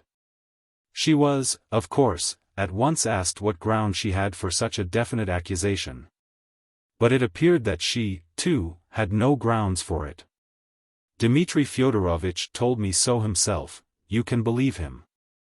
The woman who came between us has ruined him. She is the cause of it all, let me tell you," Grushenka added. She seemed to be quivering with hatred, and there was a vindictive note in her voice. She was again asked to whom she was referring. "The young lady, Katerina Ivanovna there. She sent for me, offered me chocolate, tried to fascinate me. There's not much true shame about her, I can tell you that." At this point the president checked her sternly, begging her to moderate her language. But the jealous woman's heart was burning, and she did not care what she did. When the prisoner was arrested at Mokroe, the prosecutor asked, "Everyone saw and heard you run out of the next room and cry out, 'It's all my fault.' We'll go to Siberia together. So you already believed him to have murdered his father? I don't remember what I felt at the time, answered Grushenka. Everyone was crying out that he had killed his father, and I felt that it was my fault, that it was on my account he had murdered him. But when he said he wasn't guilty, I believed him at once, and I believe him now and always shall believe him. He is not the man to tell a lie. Fedyukovich began his cross-examination. I remember that among other things he asked about Rakitin and the 25 rubles you paid him for bringing Alexei Fyodorovich Karamazov to see you. There was nothing strange about his taking the money, sneered Grushenka, with angry contempt. He was always coming to me for money. He used to get 30 rubles a month at least out of me, chiefly for luxuries. He had enough to keep him without my help. What led you to be so liberal to Mr. Rakitin? Fedyukovich asked, in spite of an uneasy movement on the part of the president. Why, he is my cousin. His mother was my mother's sister. But he's always besought me not to tell anyone here of it, he is so dreadfully ashamed of me. This fact was a complete surprise to everyone. No one in the town nor in the monastery, not even Mitya, knew of it. I was told that Rakitin turned purple with shame where he sat. Grushenka had somehow heard before she came into the court that he had given evidence against Mitya, and so she was angry. The whole effect on the public, of Rakitin's speech, of his noble sentiments, of his attacks upon serfdom and the political disorder of Russia, was this time finally ruined. Fedyukovich was satisfied, it was another godsend. Grushenka's cross-examination did not last long and, of course, there could be nothing particularly new in her evidence. She left a very disagreeable impression on the public. Hundreds of contemptuous eyes were fixed upon her, as she finished giving her evidence and sat down again in the court, at a good distance from Katerina Ivanovna. Mitya was silent throughout her evidence. He sat as though turned to stone, with his eyes fixed on the ground. Ivan was called to give evidence. Chapter 5. A Sudden Catastrophe. I may note that he had been called before Alyosha. But the usher of the court announced to the president that, owing to an attack of illness or some sort of fit, the witness could not appear at the moment. But was ready to give his evidence as soon as he recovered. But no one seemed to have heard it and it only came out later. His entrance was for the first moment almost unnoticed. The principal witnesses, especially the two rival ladies, had already been questioned. Curiosity was satisfied for the time, the public was feeling almost fatigued. Several more witnesses were still to be heard, who probably had little information to give after all that had been given. Time was passing. Ivan walked up with extraordinary slowness, looking at no one, and with his head bowed, as though plunged in gloomy thought. He was irreproachably dressed, but his face made a painful impression, on me at least. There was an earthy look in it, a look like a dying man's. His eyes were lusterless. He raised them and looked slowly round the court. Alyosha jumped up from his seat and moaned, "Ah!" I remember that, but it was hardly noticed. The president began by informing him that he was a witness not on oath, that he might answer or refuse to answer, but that, of course, he must bear witness according to his conscience, and so on. And so on. Ivan listened and looked at him blankly, but his face gradually relaxed into a smile, and as soon as the president, looking at him in astonishment, finished, he laughed outright. "Well, and what else?" he asked in a loud voice. There was a hush in the court, there was a feeling of something strange. The president showed signs of uneasiness. "You are perhaps still unwell," he began, looking everywhere for the usher. "Don't trouble yourself, Your Excellency, I am well enough and can tell you something interesting," Ivan answered with sudden calmness and respectfulness. "You have some special communication to make," the president went on, still mistrustfully. Ivan looked down, waited a few seconds and, raising his head, answered, almost stammering. "No. I haven't. I have nothing particular." They began asking him questions. He answered, as it were, reluctantly, with extreme brevity, with a sort of disgust which grew more and more marked, though he answered rationally. To many questions he answered that he did not know. He knew nothing of his father's money relations with Dmitri. I wasn't interested in the subject, he added. Threats to murder his father he had heard from the prisoner. Of the money in the envelope he had heard from Smerdyakov. The same thing over and over again, he interrupted suddenly, with a look of weariness. I have nothing particular to tell the court. I see you are unwell and understand your feelings, the president began. He turned to the prosecutor and the counsel for the defense to invite them to examine the witness, if necessary, when Ivan suddenly asked in an exhausted voice. Let me go, Your Excellency. I feel very ill. And with these words, without waiting for permission, he turned to walk out of the court. But after taking 4 steps he stood still, as though he had reached a decision, smiled slowly, and went back. I am like the peasant girl, Your Excellency, you know. How does it go? I'll stand up if I like, and I won't if I don't. They were trying to put on her sarafan to take her to church to be married, and she said, I'll stand up if I like, and I won't if I don't. It's in some book about the peasantry.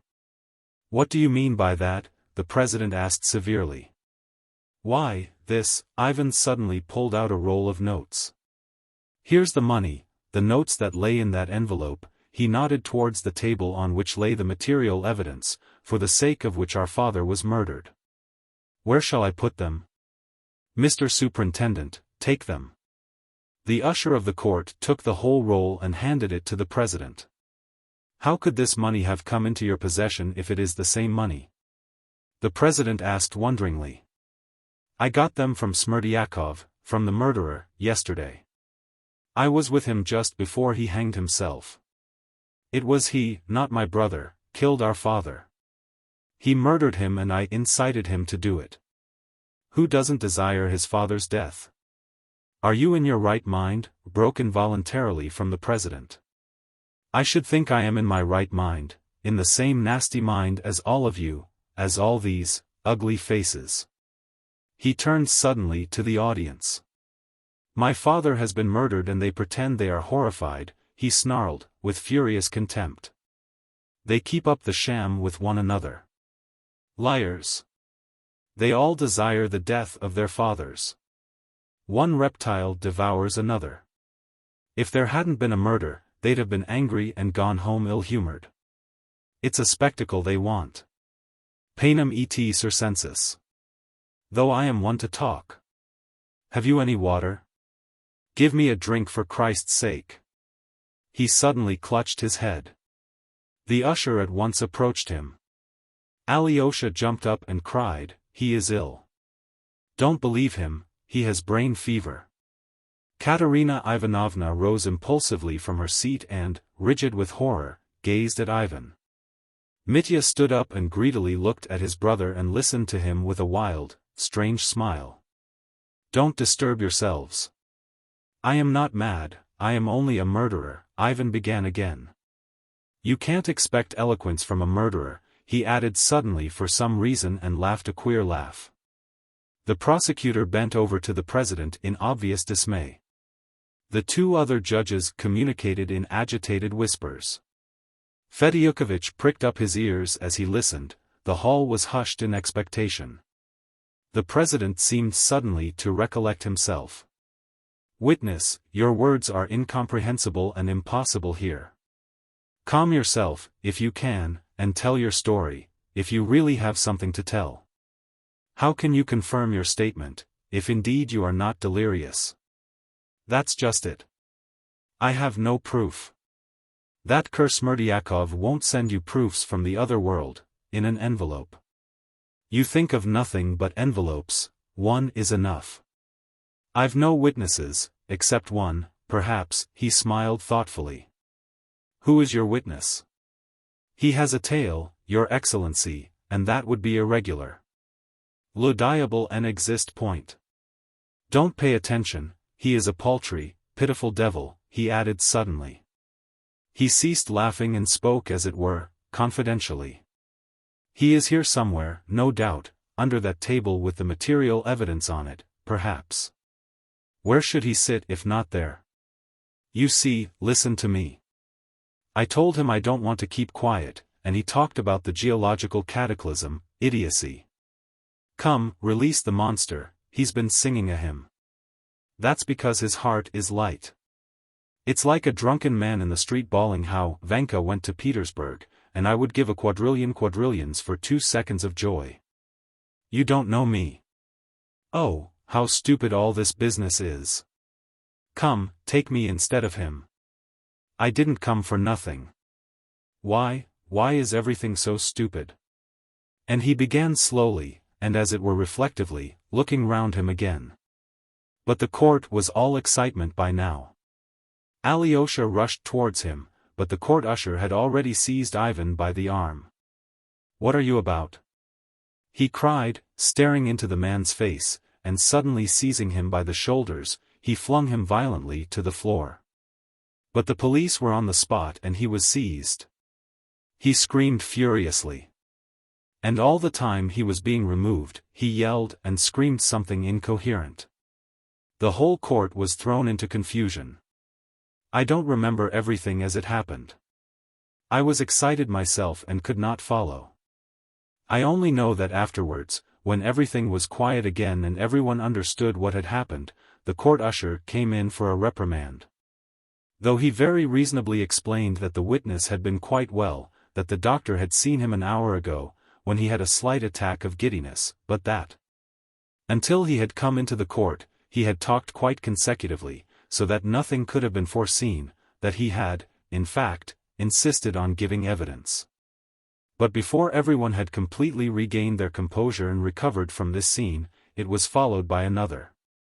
Katerina Ivanovna had an attack of hysterics.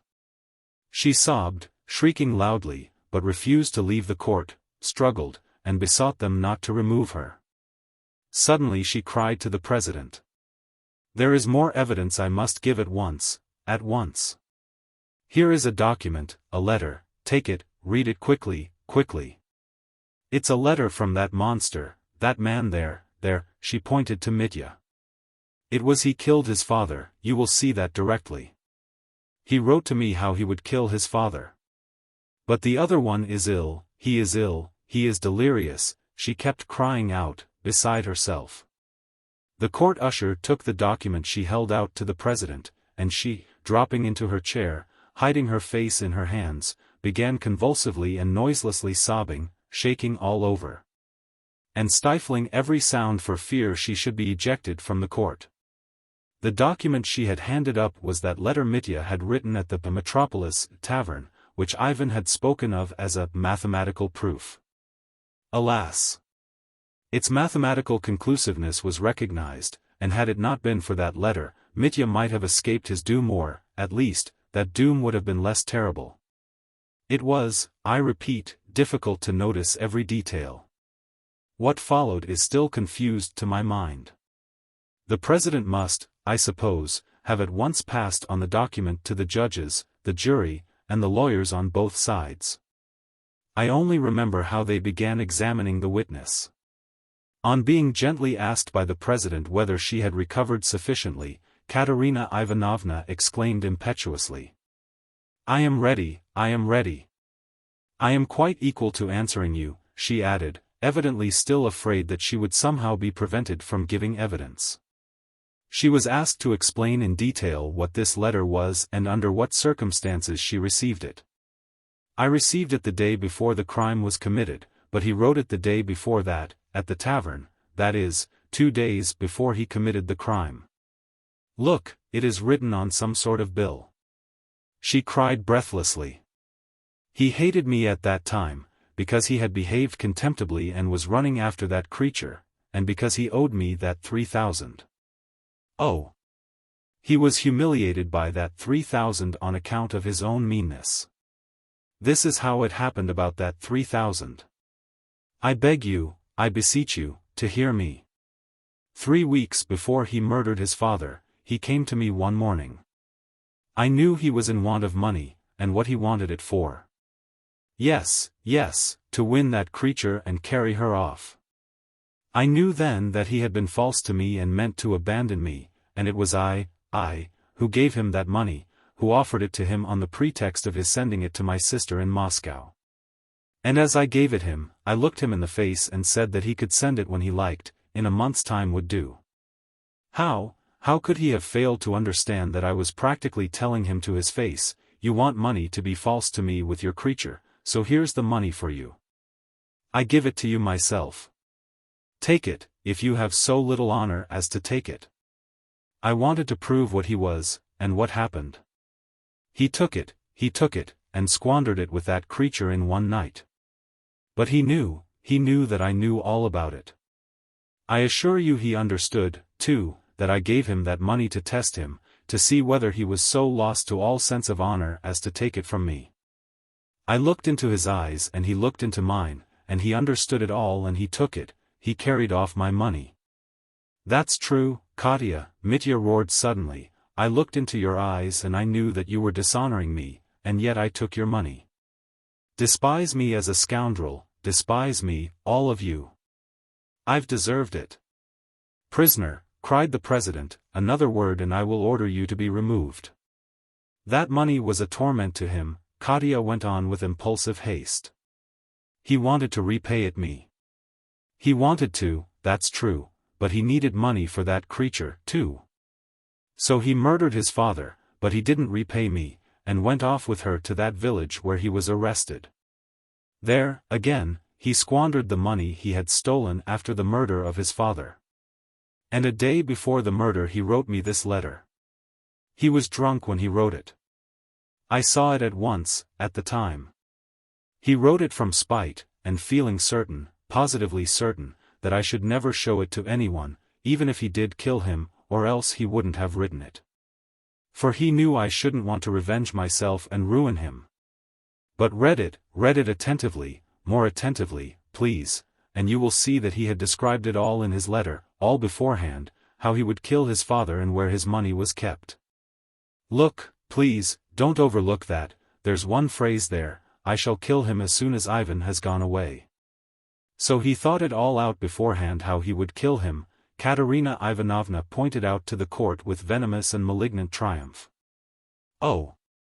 It was clear she had studied every line of that letter and detected every meaning underlining it. If he hadn't been drunk, he wouldn't have written to me. But, look, everything is written there beforehand, just as he committed the murder after. A complete program of it, she exclaimed frantically. She was reckless now of all consequences to herself, though, no doubt, she had foreseen them even a month ago, for even then, perhaps, shaking with anger, she had pondered whether to show it at the trial or not. Now she had taken the fatal plunge. I remember that the letter was read aloud by the clerk, directly afterwards, I believe. It made an overwhelming impression. They asked Mitya whether he admitted having written the letter. "It's mine," cried Mitya. "I shouldn't have written it, if I hadn't been drunk. We've hated each other for many things, Katya, but I swear I loved you even while I hated you, and you didn't love me." He sank back on his seat, wringing his hands in despair. The prosecutor and counsel for the defense began cross-examining her, chiefly to ascertain what had induced her to conceal such a document and to give her evidence in quite a different tone and spirit just before. Yes. I was telling lies just now.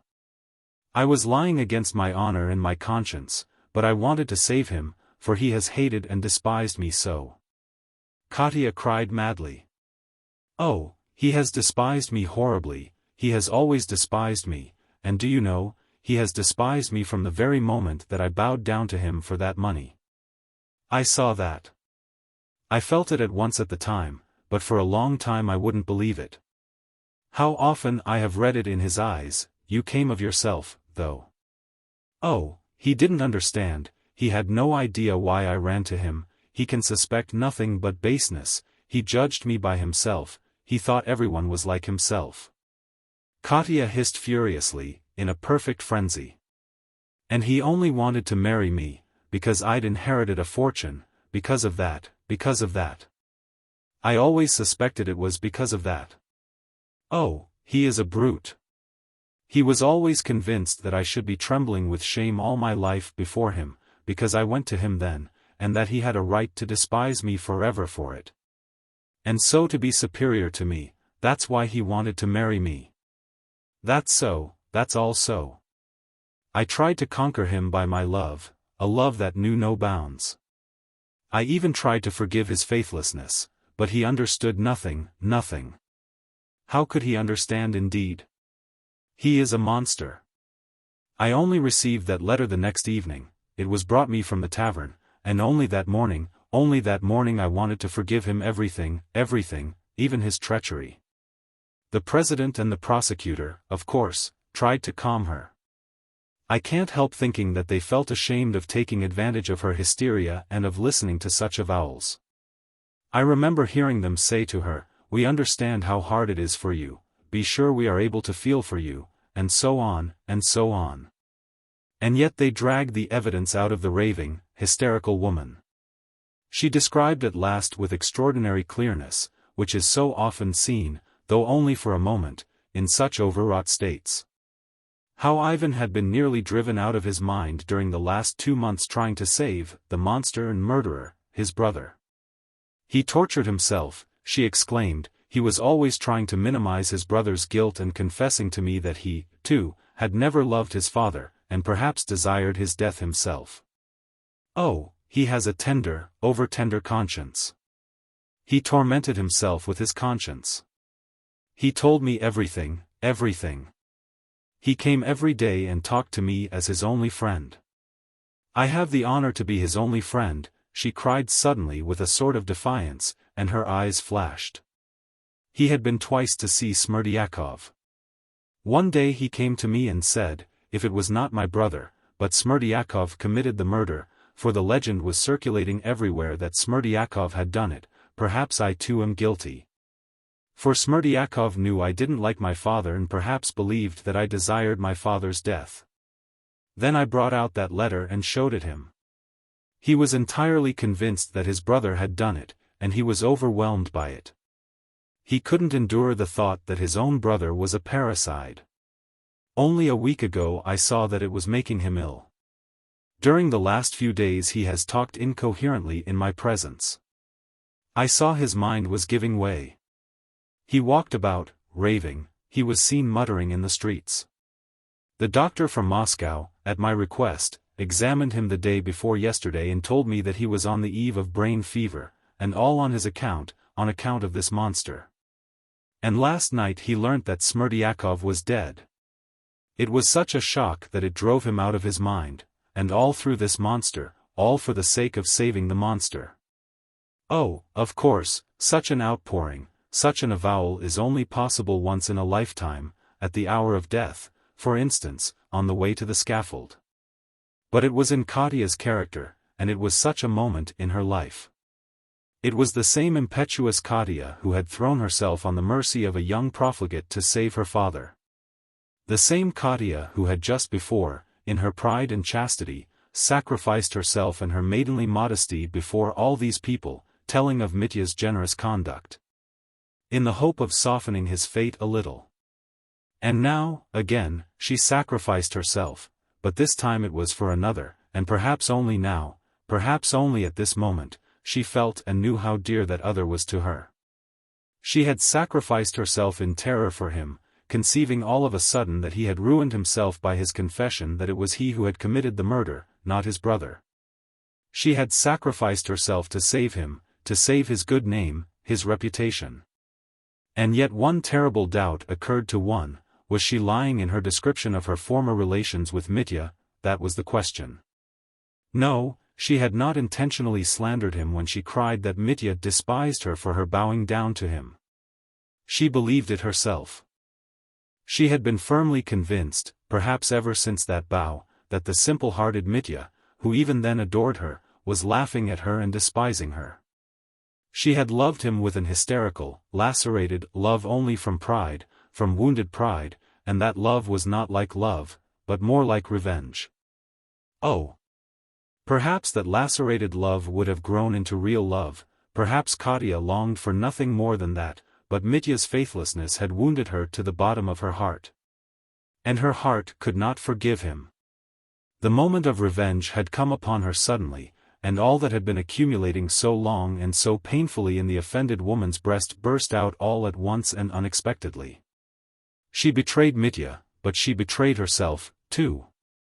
And no sooner had she given full expression to her feelings than the tension of course was over and she was overwhelmed with shame. Hysterics began again, she fell on the floor, sobbing and screaming. She was carried out. At that moment Grushenka, with a wail, rushed towards Mitya before they had time to prevent her. "Mitya," she wailed, "your serpent has destroyed you. There, she has shown you what she is," she shouted to the judges, shaking with anger. At a signal from the president they seized her and tried to remove her from the court. She wouldn't allow it. She fought and struggled to get back to Mitya. Mitya uttered a cry and struggled to get to her. He was overpowered. Yes, I think the ladies who came to see the spectacle must have been satisfied, the show had been a varied one. Then I remember the Moscow doctor appeared on the scene. I believe the president had previously sent the court usher to arrange for medical aid for Ivan. The doctor announced to the court that the sick man was suffering from a dangerous attack of brain fever, and that he must be at once removed. In answer to questions from the prosecutor and the counsel for the defense he said that the patient had come to him of his own accord the day before yesterday and that he had warned him that he had such an attack coming on. But he had not consented to be looked after. He was certainly not in a normal state of mind. He told me himself that he saw visions when he was awake, that he met several persons in the street, who were dead. And that Satan visited him every evening, said the doctor, in conclusion. Having given his evidence, the celebrated doctor withdrew. The letter produced by Katerina Ivanovna was added to the material proofs. After some deliberation, the judges decided to proceed with the trial and to enter both the unexpected pieces of evidence, given by Ivan and Katerina Ivanovna, on the protocol. But I will not detail the evidence of the other witnesses, who only repeated and confirmed what had been said before, though all with their characteristic peculiarities. I repeat, all was brought together in the prosecutor's speech, which I shall quote immediately. Everyone was excited, everyone was electrified by the late catastrophe, and all were awaiting the speeches for the prosecution and the defense with intense impatience. Fedyukovich was obviously shaken by Katerina Ivanovna's evidence. But the prosecutor was triumphant. When all the evidence had been taken, the court was adjourned for almost an hour. I believe it was just 8 o'clock when the president returned to his seat and our prosecutor, Ippolit Kirillovich, began his speech. Chapter 6. The prosecutor's speech. Sketches of character. Ippolit Kirillovich began his speech, trembling with nervousness, with cold sweat on his forehead, feeling hot and cold all over by turns. He described this himself afterwards. He regarded this speech as his chef d'oeuvre, the chef d'oeuvre of his whole life, as his swan song. He died, it is true, 9 months later of rapid consumption, so that he had the right, as it turned out, to compare himself to a swan singing his last song. He had put his whole heart and all the brain he had into that speech. And poor Ippolit Kirillovich unexpectedly revealed that at least some feeling for the public welfare and the eternal question lay concealed in him. Where his speech really excelled was in its sincerity. He genuinely believed in the prisoner's guilt. He was accusing him not as an official duty only, and in calling for vengeance he quivered with a genuine passion for the security of society. Even the ladies in the audience, though they remained hostile to Ippolit Kirillovich, admitted that he made an extraordinary impression on them.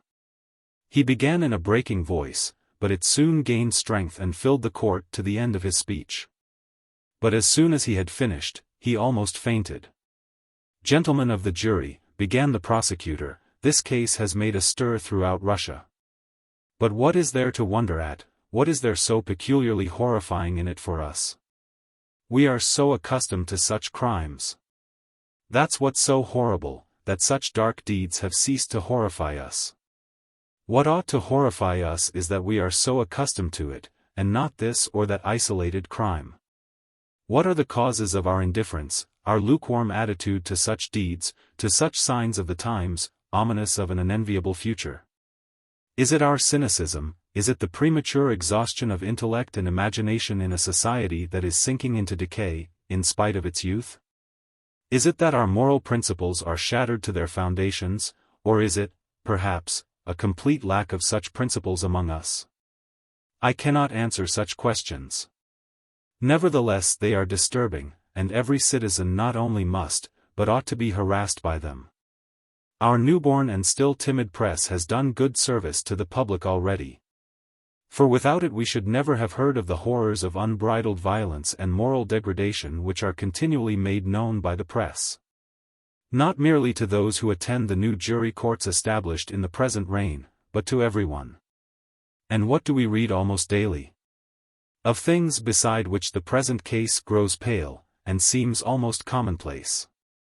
But what is most important is that the majority of our national crimes of violence bear witness to a widespread evil, now so general among us that it is difficult to contend against it. One day we see a brilliant young officer of high society, at the very outset of his career, in a cowardly underhand way, without a pang of conscience, murdering an official who had once been his benefactor, and the servant girl, to steal his own eye. Oh, you and what ready money he could find on him, it will come in handy for my pleasures in the fashionable world and for my career in the future. After murdering them, he puts pillows under the head of each of his victims, he goes away. Next, a young hero decorated for bravery, kills the mother of his chief and benefactor, like a highwayman, and to urge his companions to join him he asserts that she loves him like a son.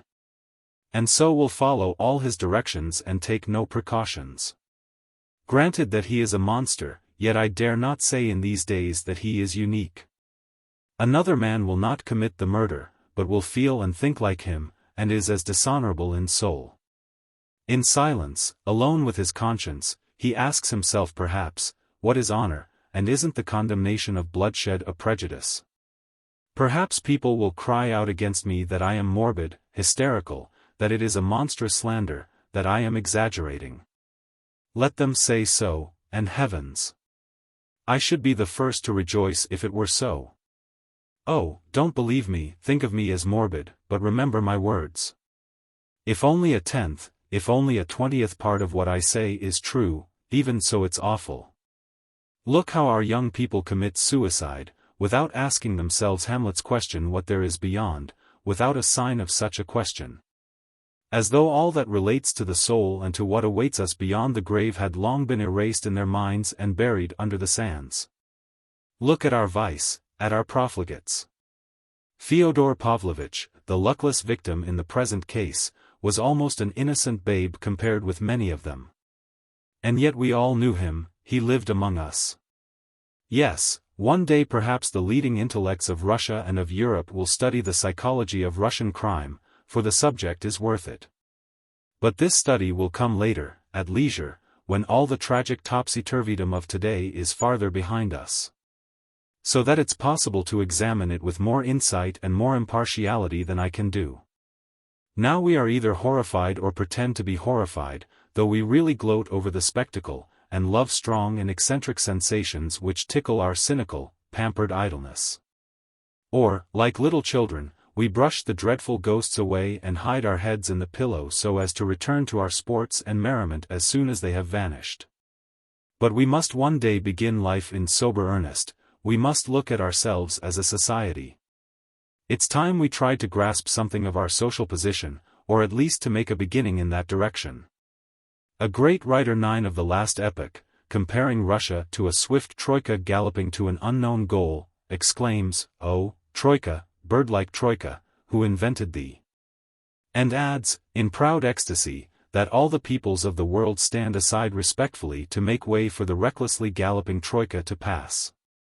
That may be, they may stand aside, respectfully or no, but in my poor opinion the great writer ended his book in this way either in an access of childish and naive optimism, or simply in fear of the censorship of the day. For if the Troika were drawn by his heroes, Sobokovich, Nozdryov, Chichikov, it could reach no rational goal, whoever might be driving it. And those were the heroes of an older generation, ours are worse specimens still. At this point Ippolit Kirillovich's speech was interrupted by applause. The liberal significance of this simile was appreciated. The applause was, it's true, of brief duration, so that the president did not think it necessary to caution the public and only looked severely in the direction of the offenders. But Ippolit Kirillovich was encouraged, he had never been applauded before. He had been all his life unable to get a hearing, and now he suddenly had an opportunity of securing the ear of all Russia. What, after all, is this Karamazov family, which has gained such an unenviable notoriety throughout Russia? He continued. Perhaps I am exaggerating, but it seems to me that certain fundamental features of the educated class of today are reflected in this family picture, only, of course, in miniature. Like the sun in a drop of water. Think of that unhappy, vicious, unbridled old man, who has met with such a melancholy end, the head of a family. Beginning life of noble birth, but in a poor dependent position, through an unexpected marriage he came into a small fortune. A petty knave, a toady and buffoon, of fairly good, though undeveloped, intelligence, he was, above all, a moneylender, who grew bolder with growing prosperity. His abject and servile characteristics disappeared, his malicious and sarcastic cynicism was all that remained. On the spiritual side he was undeveloped, while his vitality was excessive. He saw nothing in life but sensual pleasure, and he brought his children up to be the same. He had no feelings for his duties as a father. He ridiculed those duties. He left his little children to the servants, and was glad to be rid of them, forgot about them completely. The old man's maxim was après-moi le déluge. He was an example of everything that is opposed to civic duty, of the most complete and malignant individualism. The world may burn for aught I care, so long as I am all right, and he was all right, he was content, he was eager to go on living in the same way for another 20 or 30 years. He swindled his own son and spent his money, his maternal inheritance, on trying to get his mistress from him. No, I don't intend to leave the prisoner's defense altogether to my talented colleague from Petersburg. I will speak the truth myself, I can well understand what resentment he had heaped up in his son's heart against him. But enough of that unhappy old man, he has paid the penalty. Let us remember, however, that he was a father, and one of the typical fathers of today. Am I unjust, indeed, in saying that he is typical of many modern fathers? Alas! Many of them only differ in not openly professing such cynicism, for they are better educated, more cultured, but their philosophy is essentially the same as his. Perhaps I am a pessimist, but you have agreed to forgive me. Let us agree beforehand, you need not believe me, but let me speak. Let me say what I have to say, and remember something of my words. Now for the children of this father, this head of a family. One of them is the prisoner before us, all the rest of my speech will deal with him. Of the other two I will speak only cursorily. The elder is one of those modern young men of brilliant education and vigorous intellect, who has lost all faith in everything. He has denied and rejected much already, like his father. We have all heard him, he was a welcome guest in local society. He never concealed his opinions, quite the contrary in fact, which justifies me in speaking rather openly of him now, of course, not as an individual, but as a member of the Karamazov family. Another personage closely connected with the case died here by his own hand last night. I mean an afflicted idiot, formerly the servant, and possibly the illegitimate son, of Fyodor Pavlovich, Smerdyakov. At the preliminary inquiry, he told me with hysterical tears how the young Ivan Karamazov had horrified him by his spiritual audacity. Everything in the world is lawful according to him, and nothing must be forbidden in the future, that is what he always taught me. I believe that idiot was driven out of his mind by this theory, though, of course, the epileptic attacks from which he suffered, and this terrible catastrophe, have helped to unhinge his faculties. But he dropped one very interesting observation, which would have done credit to a more intelligent observer, and that is, indeed, Why I've mentioned it, if there is one of the sons that is like Fyodor Pavlovitch in character, it is Ivan Fyodorovitch.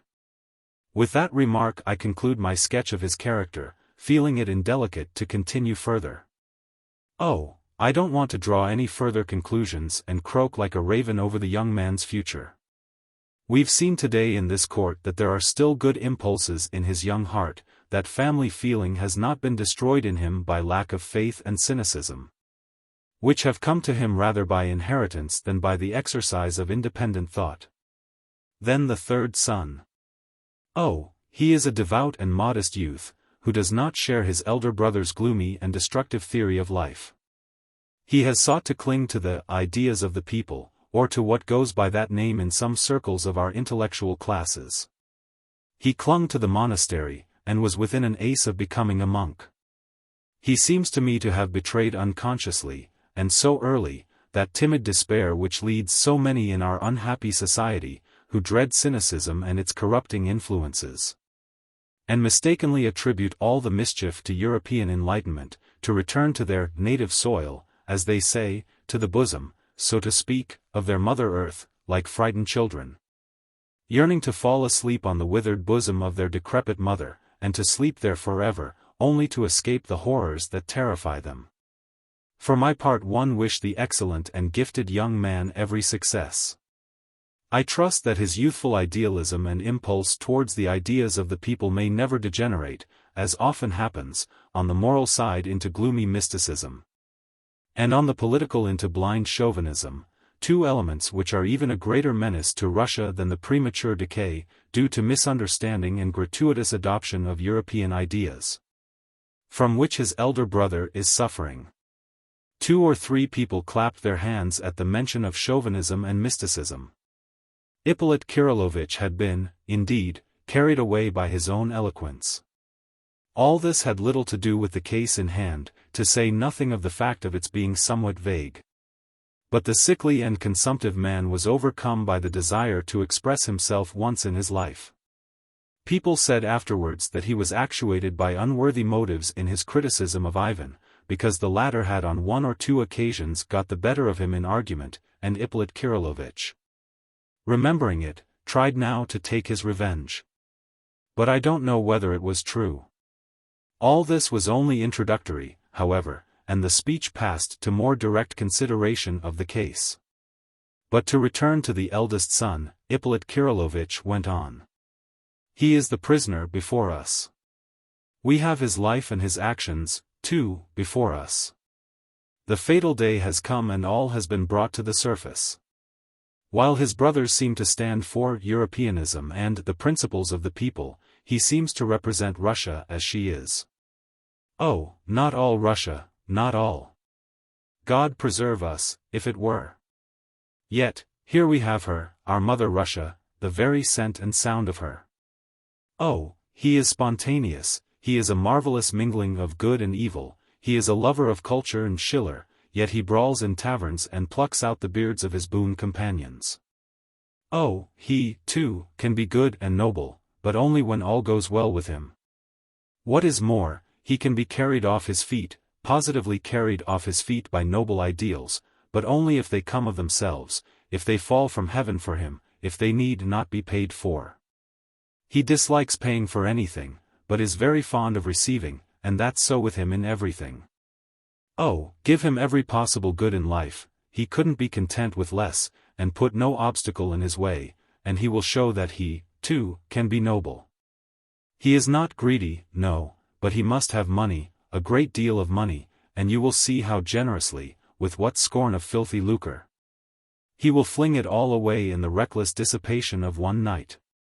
But if he has not money, he will show what he is ready to do to get it when he is in great need of it. But all this later, let us take events in their chronological order. First, we have before us a poor abandoned child, running about the backyard without boots on his feet, as our worthy and esteemed fellow citizen, of foreign origin, alas, expressed it just now. I repeat it again, I yield to no one the defense of the criminal. I am here to accuse him, but to defend him also. Yes, I, too, am human. I, too, can weigh the influence of home and childhood on the character. But the boy grows up and becomes an officer. For a duel and other reckless conduct he is exiled to one of the remote frontier towns of Russia. There he led a wild life as an officer.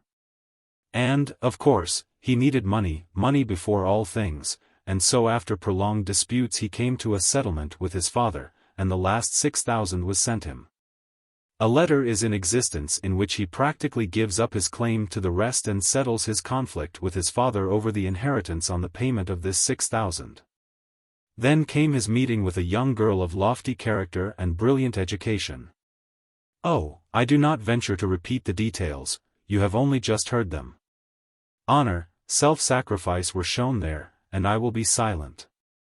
The figure of the young officer, frivolous and profligate, doing homage to true nobility and a lofty ideal, was shown in a very sympathetic light before us. But the other side of the medal was unexpectedly turned to us immediately after in this very court. Again I will not venture to conjecture why it happened so, but there were causes.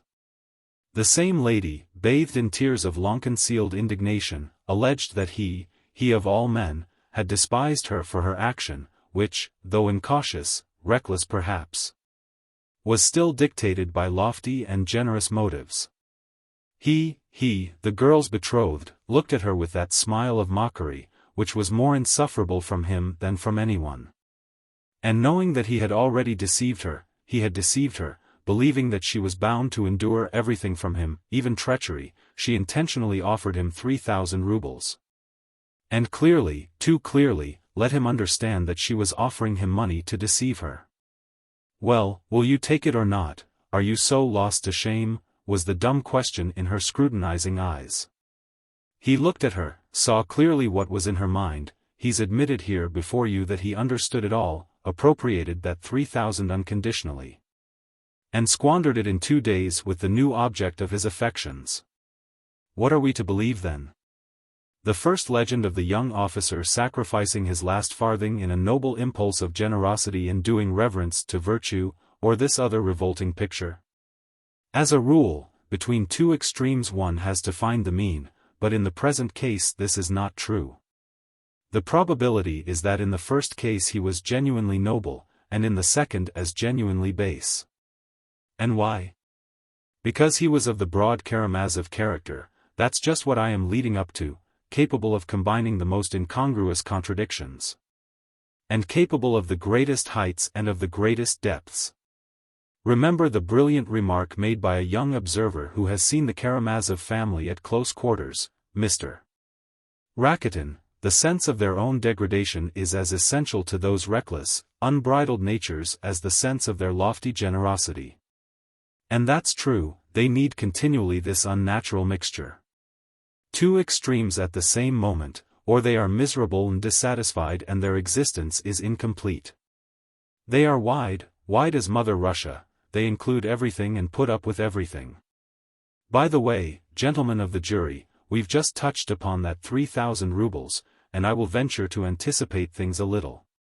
Can you conceive that a man like that, on receiving that sum and in such a way, at the price of such shame, such disgrace, such utter degradation, could have been capable that very day of setting apart half that sum, that very day, and sewing it up in a little bag?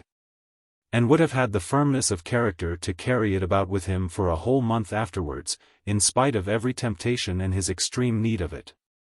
Neither in drunken debauchery in taverns, nor when he was flying into the country, trying to get from God knows whom the money so essential to him to remove the object of his affections from being tempted by his father, did he bring himself to touch that little bag. Why, if only to avoid abandoning his mistress to the rival of whom he was so jealous, he would have been certain to have opened that bag and to have stayed at home to keep watch over her. And to await the moment when she would say to him at last, "I am yours," and to fly with her far from their fatal surroundings. But no, he did not touch his talisman, and what is the reason he gives for it? The chief reason, as I have just said, was that when she would say, "I am yours, take me where you will," he might have the wherewithal to take her. But that first reason, in the prisoner's own words, was of little weight beside the second. "While I have that money on me," he said, "I am a scoundrel, not a thief, for I can always go to my insulted betrothed, and, laying down half the sum I have fraudulently appropriated, I can always say to her, 'You see, I've squandered half your money, and shown I am a weak and immoral man, and, if you like, a scoundrel.' I use the prisoner's own expressions. But though I am a scoundrel, I am not a thief, for if I had been a thief, I shouldn't have brought you back this half of the money, but should have taken it as I did the other half." A marvelous explanation.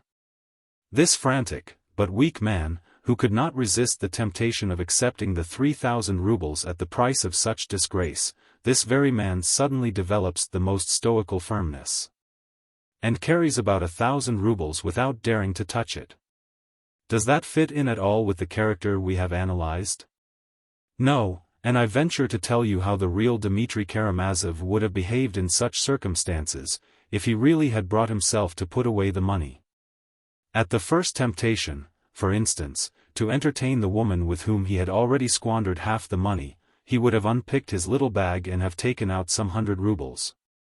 For why should he have taken back precisely half the money, that is, 1,500 rubles? Why not 1,400? He could just as well have said then that he was not a thief, because he brought back 1,400 rubles. Then another time he would have unpicked it again and taken out another 100, and then a third, and then a fourth, and before the end of the month he would have taken the last note but one, feeling that if he took back only 100 it would answer the purpose, for a thief would have stolen it all. And then he would have looked at this last note, and have said to himself, "It's really not worth while to give back 100, let's spend that, too." That's how the real Dmitri Karamazov, as we know him, would have behaved. One cannot imagine anything more incongruous with the actual fact than this legend of the little bag. Nothing could be more inconceivable. But we shall return to that later. After touching upon what had come out in the proceedings concerning the financial relations of father and son, and arguing again and again that it was utterly impossible, from the facts known, to determine which was in the wrong, Ippolit Kirillovitch passed to the evidence of the medical experts in reference to Mitya's fixed idea about the 3,000 owing him. Chapter 7. An historical survey. The medical experts have striven to convince us that the prisoner is out of his mind and, in fact, a maniac. I maintain that he is in his right mind, and that if he had not been, he would have behaved more cleverly. As for his being a maniac, that I would agree with, but only in one point, that is, his fixed idea about the 3,000. Yet I think one might find a much simpler cause than his tendency to insanity. For my part, one agree thoroughly with the young doctor who maintained that the prisoner's mental faculties have always been normal, and that he has only been irritable and exasperated. The object of the prisoner's continual and violent anger was not the sum itself, there was a special motive at the bottom of it. That motive is jealousy. Here Ippolit Kirillovitch described at length the prisoner's fatal passion for Grushenka. He began from the moment when the prisoner went to the young person's lodgings to beat her. I use his own expression, the prosecutor explained, but instead of beating her, he remained there, at her feet. That was the beginning of the passion. At the same time the prisoner's father was captivated by the same young person, a strange and fatal coincidence, for they both lost their hearts to her simultaneously, though both had known her before. And she inspired in both of them the most violent, characteristically Karamazov passion. We have her own confession, "I was laughing at both of them." Yes, the sudden desire to make a jest of them came over her, and she conquered both of them at once. The old man, who worshipped money, at once set aside 3,000 rubles as a reward for one visit from her, but soon after that, he would have been happy to lay his property in his name at her feet, if only she would become his lawful wife. We have good evidence of this. As for the prisoner, the tragedy of his fate is evident, it is before us. But such was the young person's game. The enchantress gave the unhappy young man no hope until the last moment, when he knelt before her, stretching out hands that were already stained with the blood of his father and rival. It was in that position that he was arrested. "Send me to Siberia with him," I have brought him to this, I am most to blame, the woman herself cried, in genuine remorse at the moment of his arrest. The talented young man, to whom I have referred already, Mr. Rakitin, characterized this heroine in brief and impressive terms. She was disillusioned early in life, deceived and ruined by a betrothed, who seduced and abandoned her. She was left in poverty, cursed by her respectable family, and taken under the protection of a wealthy old man, whom she still, however, considers as her benefactor. There was perhaps much that was good in her young heart, but it was embittered too early. She became prudent and saved money. She grew sarcastic and resentful against society. After this sketch of her character, it may well be understood that she might laugh at both of them simply from mischief, from malice. After a month of hopeless love and moral degradation, during which he betrayed his betrothed and appropriated money entrusted to his honor, the prisoner was driven almost to frenzy. Almost to madness by continual jealousy, and of whom? His father. And the worst of it was that the crazy old man was alluring and enticing the object of his affection by means of that very 3,000 rubles, which the son looked upon as his own property. Part of his inheritance from his mother, of which his father was cheating him.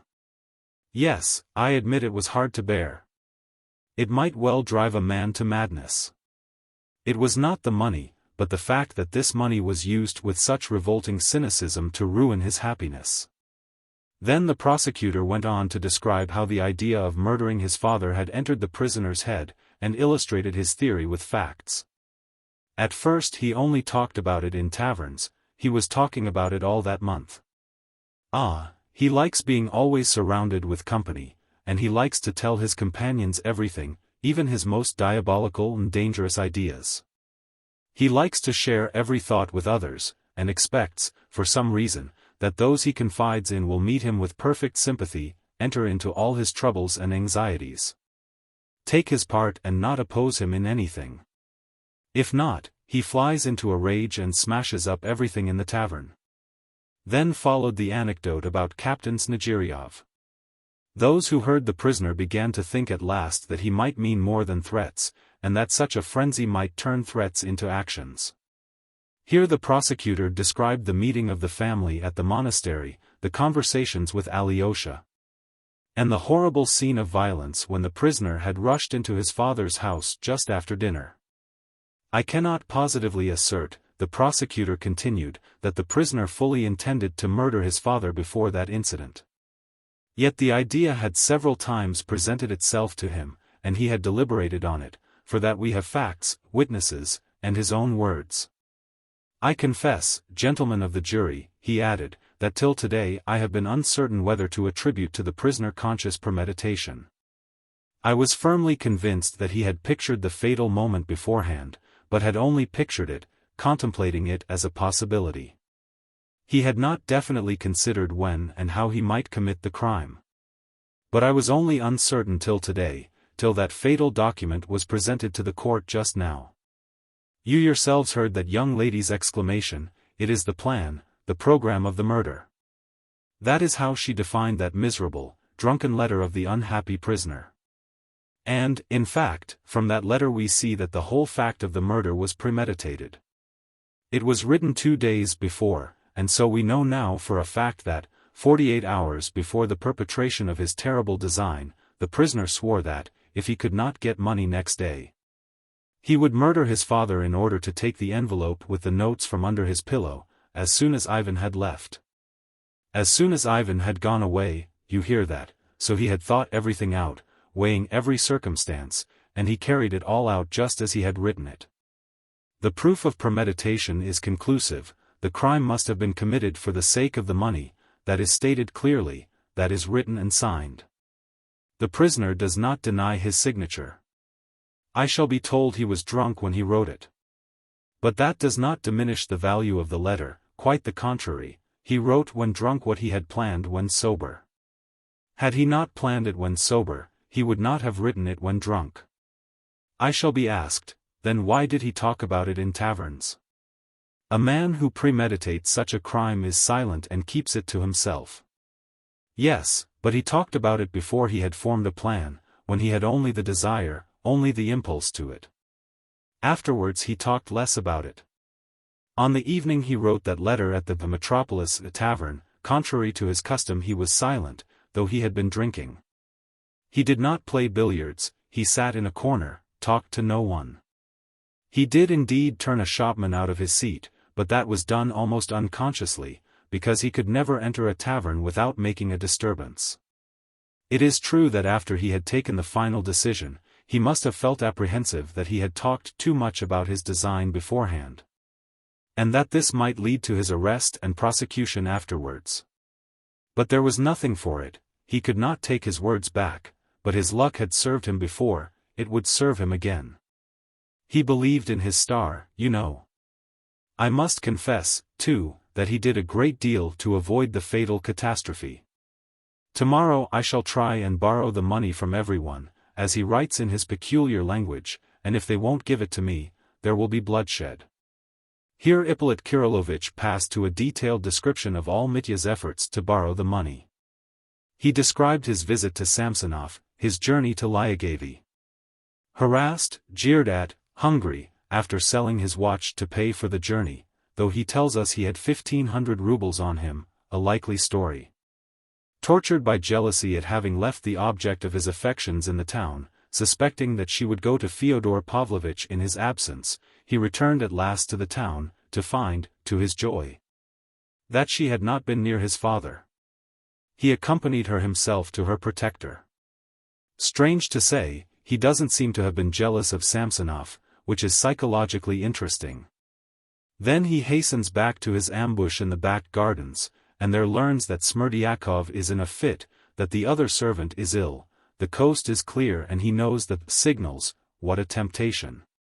Still he resists it, he goes off to a lady who has for some time been residing in the town, and who is highly esteemed among us, Madame Holikov. That lady, who had long watched his career with compassion, gave him the most judicious advice, to give up his dissipated life, his unseemly love affair, the waste of his youth and vigor in pothouse debauchery, and to set off to Siberia to the gold mines. That would be an outlet for your turbulent energies, your romantic character, your thirst for adventure. After describing the result of this conversation and the moment when the prisoner learnt that Grushenka had not remained at Samsonov's, the sudden frenzy of the luckless man worn out with jealousy and nervous exhaustion, at the thought that she had deceived him and was now with his father, Ippolit Kirillovitch concluded by dwelling upon the fatal influence of chance. Had the maid told him that her mistress was at Mokroe with her former lover, nothing would have happened.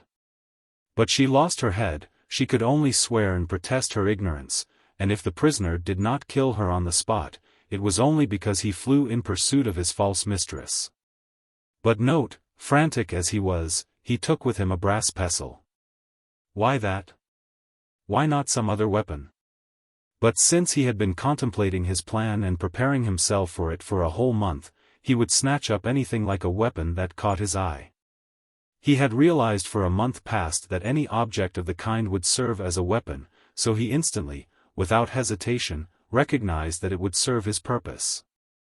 So it was by no means unconsciously, by no means involuntarily, that he snatched up that fatal pestle. And then we find him in his father's garden, the coast is clear, there are no witnesses, darkness and jealousy. The suspicion that she was there, with him, with his rival, in his arms, and perhaps laughing at him at that moment, took his breath away. And it was not mere suspicion, the deception was open, obvious. She must be there, in that lighted room, she must be behind the screen. And the unhappy man would have us believe that he stole up to the window, peeped respectfully in, and discreetly withdrew, for fear something terrible and immoral should happen. And he tries to persuade us of that, us, who understand his character, who know his state of mind at the moment, and that he knew the signals by which he could at once enter the house. At this point Ippolit Kirillovitch broke off to discuss exhaustively the suspected connection of Smerdyakov with the murder. He did this very circumstantially, and everyone realized that, although he professed to despise that suspicion, he thought the subject of great importance. Chapter 8. A Treatise on Smerdyakov. To begin with, what was the source of this suspicion? Ippolit Kirillovitch began. The first person who cried out that Smerdyakov had committed the murder was the prisoner himself at the moment of his arrest. Yet from that time to this he had not brought forward a single fact to confirm the charge, nor the faintest suggestion of a fact. The charge is confirmed by 3 persons only, the 2 brothers of the prisoner and Madame Sviatlov. The elder of these brothers expressed his suspicions only today, when he was undoubtedly suffering from brain fever. But we know that for the last 2 months he has completely shared our conviction of his brother's guilt and did not attempt to combat that idea. But of that later. The younger brother has admitted that he has not the slightest fact to support his notion of Smerdyakov's guilt, and has only been led to that conclusion from the prisoner's own words and the expression of his face. Yes, that astounding piece of evidence has been brought forward twice today by him. Madame Sviatlov was even more astounding. What the prisoner tells you, you must believe. He is not a man to tell a lie. That is all the evidence against Smerdyakov produced by these 3 persons, who are all deeply concerned in the prisoner's fate. And yet the theory of Smerdyakov's guilt has been noised about, has been and is still maintained. Is it credible? Is it conceivable? Here Ippolit Kirillovitch thought it necessary to describe the personality of Smerdyakov, who had cut short his life in a fit of insanity. He depicted him as a man of weak intellect, with a smattering of education, who had been thrown off his balance by philosophical ideas above his level and certain modern theories of duty, which he learnt in practice from the reckless life of his master, who was also perhaps his father, Fyodor Pavlovitch. And, theoretically, from various strange philosophical conversations with his master's elder son, Ivan Fyodorovitch, who readily indulged in this diversion, probably feeling dull or wishing to amuse himself at the valet's expense. He spoke to me himself of his spiritual condition during the last few days at his father's house, Ippolit Kirillovitch explained. But others too have borne witness to it, the prisoner himself, his brother, and the servant Grigory, that is, all who knew him well. Moreover, Smerdyakov, whose health was shaken by his attacks of epilepsy, had not the courage of a chicken. He fell at my feet and kissed them, the prisoner himself has told us, before he realized how damaging such a statement was to himself. He is an epileptic chicken, he declared about him in his characteristic language. And the prisoner chose him for his confidant, we have his own word for it, and he frightened him into consenting at last to act as a spy for him. In that capacity he deceived his master, revealing to the prisoner the existence of the envelope with the notes in it and the signals by means of which he could get into the house. How could he help telling him, indeed? He would have killed me, I could see that he would have killed me, he said at the inquiry, trembling and shaking even before us. Though his tormentor was by that time arrested and could do him no harm. He suspected me at every instant. In fear and trembling I hastened to tell him every secret to pacify him, that he might see that I had not deceived him and let me off alive. Those are his own words. I wrote them down and I remember them. When he began shouting at me, I would fall on my knees. He was naturally very honest and enjoyed the complete confidence of his master, ever since he had restored him some money he had lost. So it may be supposed that the poor fellow suffered pangs of remorse at having deceived his master, whom he loved as his benefactor. Persons severely afflicted with epilepsy are, so the most skillful doctors tell us, always prone to continual and morbid self-reproach. They worry over their wickedness, they are tormented by pangs of conscience, often entirely without cause, they exaggerate and often invent all sorts of faults and crimes. And here we have a man of that type who had really been driven to wrongdoing by terror and intimidation. He had, besides, a strong presentiment that something terrible would be the outcome of the situation that was developing before his eyes. When Ivan Fyodorovitch was leaving for Moscow, just before the catastrophe, Smerdyakov besought him to remain, though he was too timid to tell him plainly what he feared. He confined himself to hints, but his hints were not understood. It must be observed that he looked on Ivan Fyodorovitch as a protector, whose presence in the house was a guarantee that no harm would come to pass. Remember the phrase in Dmitri Karamazov's drunken letter, "I shall kill the old man, if only Ivan goes away." So Ivan Fyodorovich's presence seemed to everyone a guarantee of peace and order in the house. But he went away, and within an hour of his young master's departure Smerdyakov was taken with an epileptic fit. But that's perfectly intelligible. Here I must mention that Smerdyakov, oppressed by terror and despair of a sort, had felt during those last few days that one of the fits from which he had suffered before at moments of strain might be coming upon him again. The day and hour of such an attack cannot, of course, be foreseen, but every epileptic can feel beforehand that he is likely to have one. So the doctors tell us.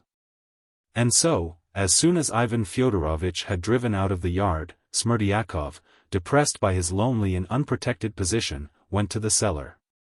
He went down the stairs wondering if he would have a fit or not, and what if it were to come upon him at once. And that very apprehension, that very wonder, brought on the spasm in his throat that always precedes such attacks, and he fell unconscious into the cellar. And in this perfectly natural occurrence people try to detect a suspicion, a hint that he was shamming an attack on purpose. But, if it were on purpose, the question arises at once, what was his motive? What was he reckoning on? What was he aiming at? I say nothing about medicine. Science, I am told, may go astray. The doctors were not able to discriminate between the counterfeit and the real. That may be so, but answer me one question, what motive had he for such a counterfeit? Could he, had he been plotting the murder, have desired to attract the attention of the household by having a fit just before? You see, gentlemen of the jury, on the night of the murder, there were 5 persons in Fyodor Pavlovich's, Fyodor Pavlovich himself, but he did not kill himself, that's evident. Then his servant, Grigory, but he was almost killed himself. The 3rd person was Grigory's wife, Marfa Ignatyevna, but it would be simply shameful to imagine her murdering her master. 2 persons are left, the prisoner and Smerdyakov. But, if we are to believe the prisoner's statement that he is not the murderer, then Smerdyakov must have been, for there is no other alternative, no one else can be found. That is what accounts for the artful, astounding accusation against the unhappy idiot who committed suicide yesterday. Had a shadow of suspicion rested on anyone else, had there been any 6th person, I am persuaded that even the prisoner would have been ashamed to accuse Smerdyakov. And would have accused that 6th person, for to charge Smerdyakov with that murder is perfectly absurd. Gentlemen, let us lay aside psychology, let us lay aside medicine, let us even lay aside logic, let us turn only to the facts and see what the facts tell us.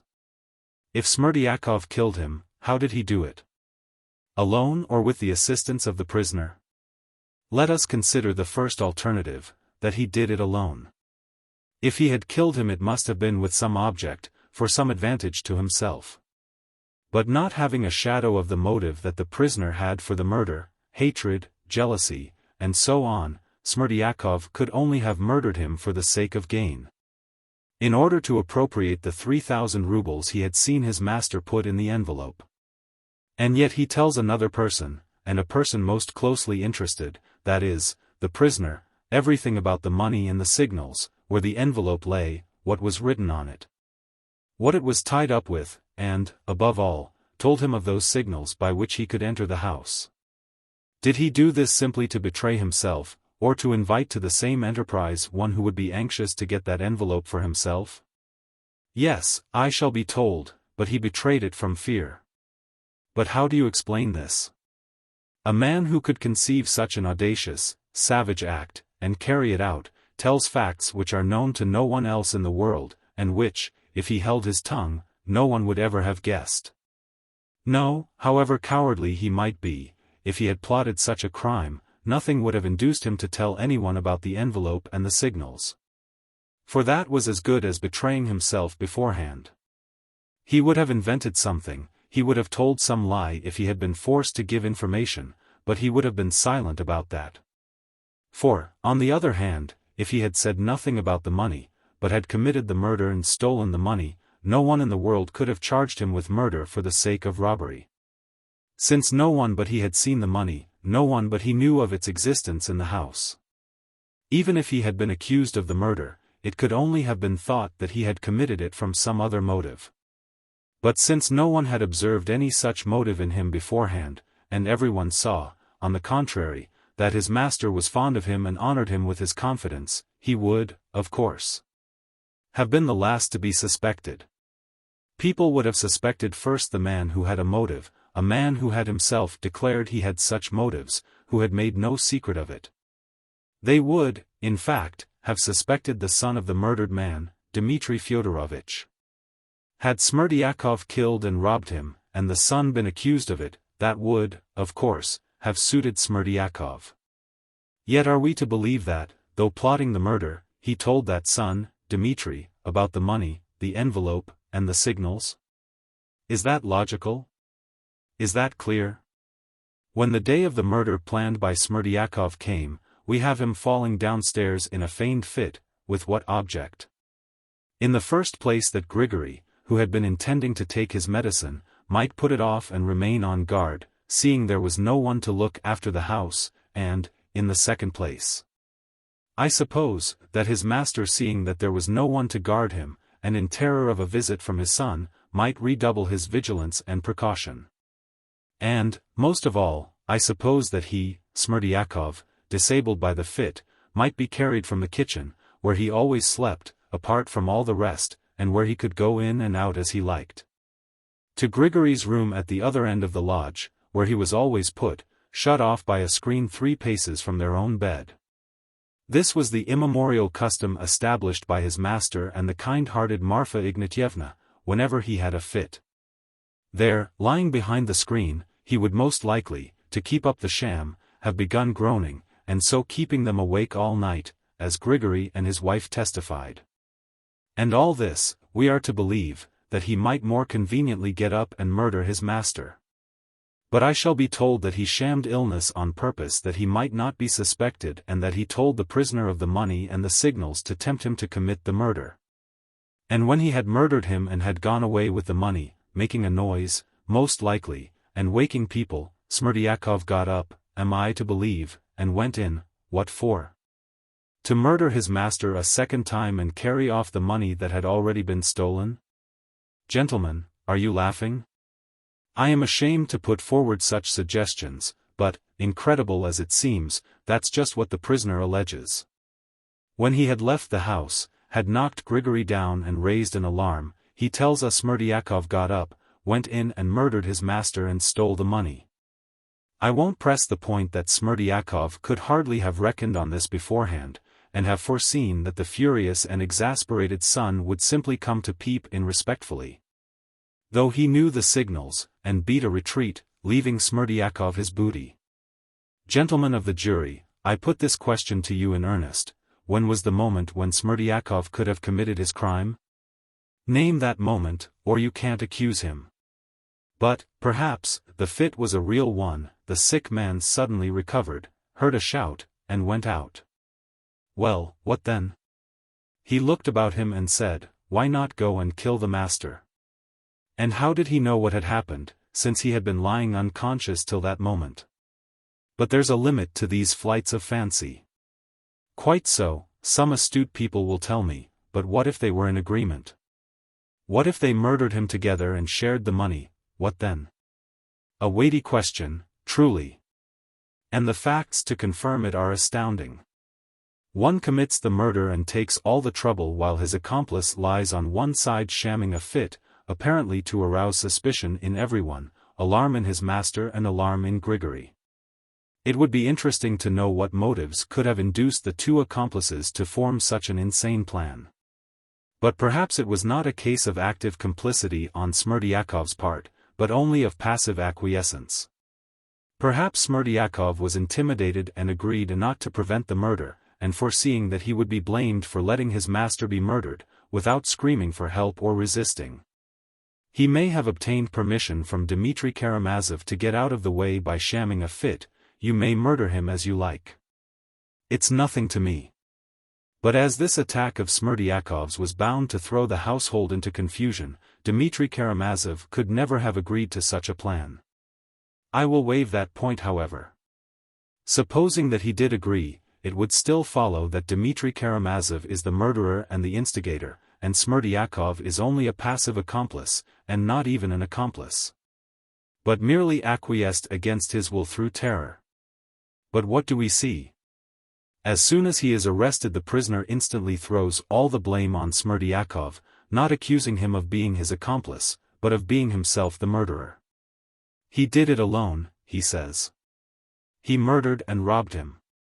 It was the work of his hands. Strange sort of accomplices who begin to accuse one another at once. And think of the risk for Karamazov. After committing the murder while his accomplice lay in bed, he throws the blame on the invalid, who might well have resented it and in self-preservation might well have confessed the truth. For he might well have seen that the court would at once judge how far he was responsible, and so he might well have reckoned that if he were punished, it would be far less severely than the real murderer. But in that case he would have been certain to make a confession, yet he has not done so. Smerdyakov never hinted at their complicity, though the actual murderer persisted in accusing him and declaring that he had committed the crime alone. What's more, Smerdyakov at the inquiry volunteered the statement that it was he who had told the prisoner of the envelope of notes and of the signals, and that, but for him, he would have known nothing about them. If he had really been a guilty accomplice, would he so readily have made this statement at the inquiry? On the contrary, he would have tried to conceal it, to distort the facts or minimize them. But he was far from distorting or minimizing them. No one but an innocent man, who had no fear of being charged with complicity, could have acted as he did. And in a fit of melancholy arising from his disease and this catastrophe he hanged himself yesterday. He left a note written in his peculiar language: I destroy myself of my own will and inclination so as to throw no blame on anyone. What would it have cost him to add, I am the murderer, not Karamazov? But that he did not add. Did his conscience lead him to suicide and not to avowing his guilt? And what followed? Notes for 3,000 rubles were brought into the court just now, and we were told that they were the same that lay in the envelope now on the table before us, and that the witness had received them from Smerdyakov the day before. But I need not recall the painful scene, though I will make one or two comments, selecting such trivial ones as might not be obvious at first sight to everyone, and so may be overlooked. In the first place, Smerdyakov must have given back the money and hanged himself yesterday from remorse. And only yesterday he confessed his guilt to Ivan Karamazov, as the latter informs us. If it were not so, indeed, why should Ivan Fyodorovitch have kept silence till now? And so, if he has confessed, then why, I ask again, did he not avow the whole truth in the last letter he left behind? Knowing that the innocent prisoner had to face this terrible ordeal the next day? The money alone is no proof. A week ago, quite by chance, the fact came to the knowledge of myself and two other persons in this court that Ivan Fyodorovitch had sent 2 5% coupons of 5,000 each, that is, 10,000 in all, to the chief town of the province to be changed. I only mention this to point out that anyone may have money, and that it can't be proved that these notes are the same as were in Fyodor Pavlovitch's envelope. Ivan Karamazov, after receiving yesterday a communication of such importance from the real murderer, did not stir. Why didn't he report it at once? Why did he put it all off till morning? I think I have a right to conjecture why. His health had been giving way for a week past. He had admitted to a doctor and to his most intimate friends that he was suffering from hallucinations and seeing phantoms of the dead. He was on the eve of the attack of brain fever by which he has been stricken down today. In this condition he suddenly heard of Smerdyakov's death, and at once reflected, the man is dead, I can throw the blame on him and save my brother. I have money. I will take a roll of notes and say that Smerdyakov gave them me before his death. You will say that was dishonorable. It's dishonorable to slander even the dead, and even to save a brother. True, but what if he slandered him unconsciously? What if, finally unhinged by the sudden news of the valet's death, he imagined it really was so? You saw the recent scene, you have seen the witness's condition. He was standing up and was speaking, but where was his mind? Then followed the document, the prisoner's letter written 2 days before the crime, and containing a complete program of the murder. Why, then, are we looking for any other program? The crime was committed precisely according to this program, and by no other than the writer of it. Yes, gentlemen of the jury, it went off without a hitch. He did not run respectfully and timidly away from his father's window, though he was firmly convinced that the object of his affections was with him. No, that is absurd and unlikely. He went in and murdered him. Most likely he killed him in anger, burning with resentment, as soon as he looked on his hated rival. But having killed him, probably with one blow of the brass pestle, and having convinced himself, after careful search, that she was not there, he did not, however, forget to put his hand under the pillow and take out the envelope, the torn cover of which lies now on the table before us. I mention this fact that you may note one, to my thinking, very characteristic circumstance. Had he been an experienced murderer and had he committed the murder for the sake of gain only, would he have left the torn envelope on the floor as it was found, beside the corpse?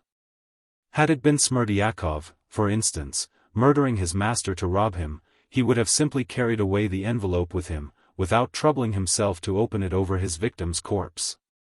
For he would have known for certain that the notes were in the envelope, they had been put in and sealed up in his presence, and had he taken the envelope with him, no one would ever have known of the robbery.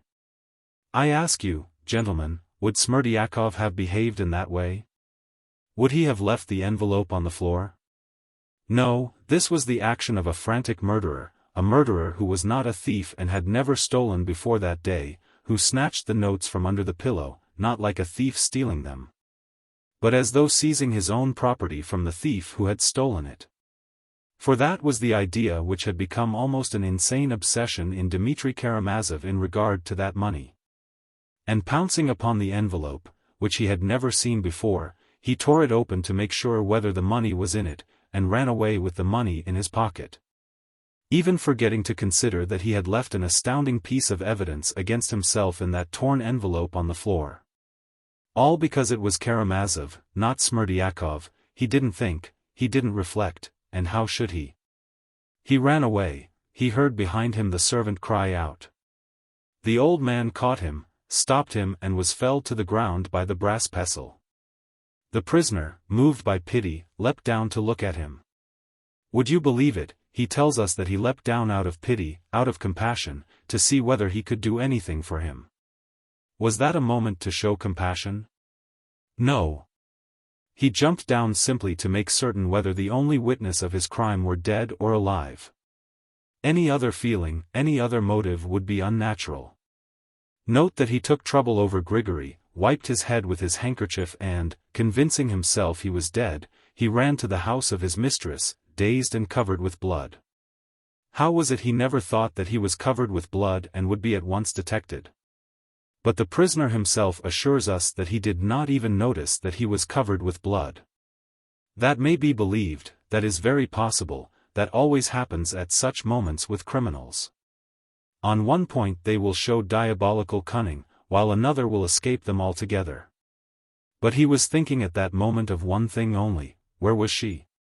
He wanted to find out at once where she was, so he ran to her lodging and learnt an unexpected and astounding piece of news: she had gone off to Mokroe to meet her first lover. Chapter 9. The Galloping Troika. The end of the prosecutor's speech. Ippolit Kirillovitch had chosen the historical method of exposition, beloved by all nervous orators, who find in its limitation a check on their own eager rhetoric. At this moment in his speech he went off into a dissertation on Grushenka's first lover, and brought forward several interesting thoughts on this theme.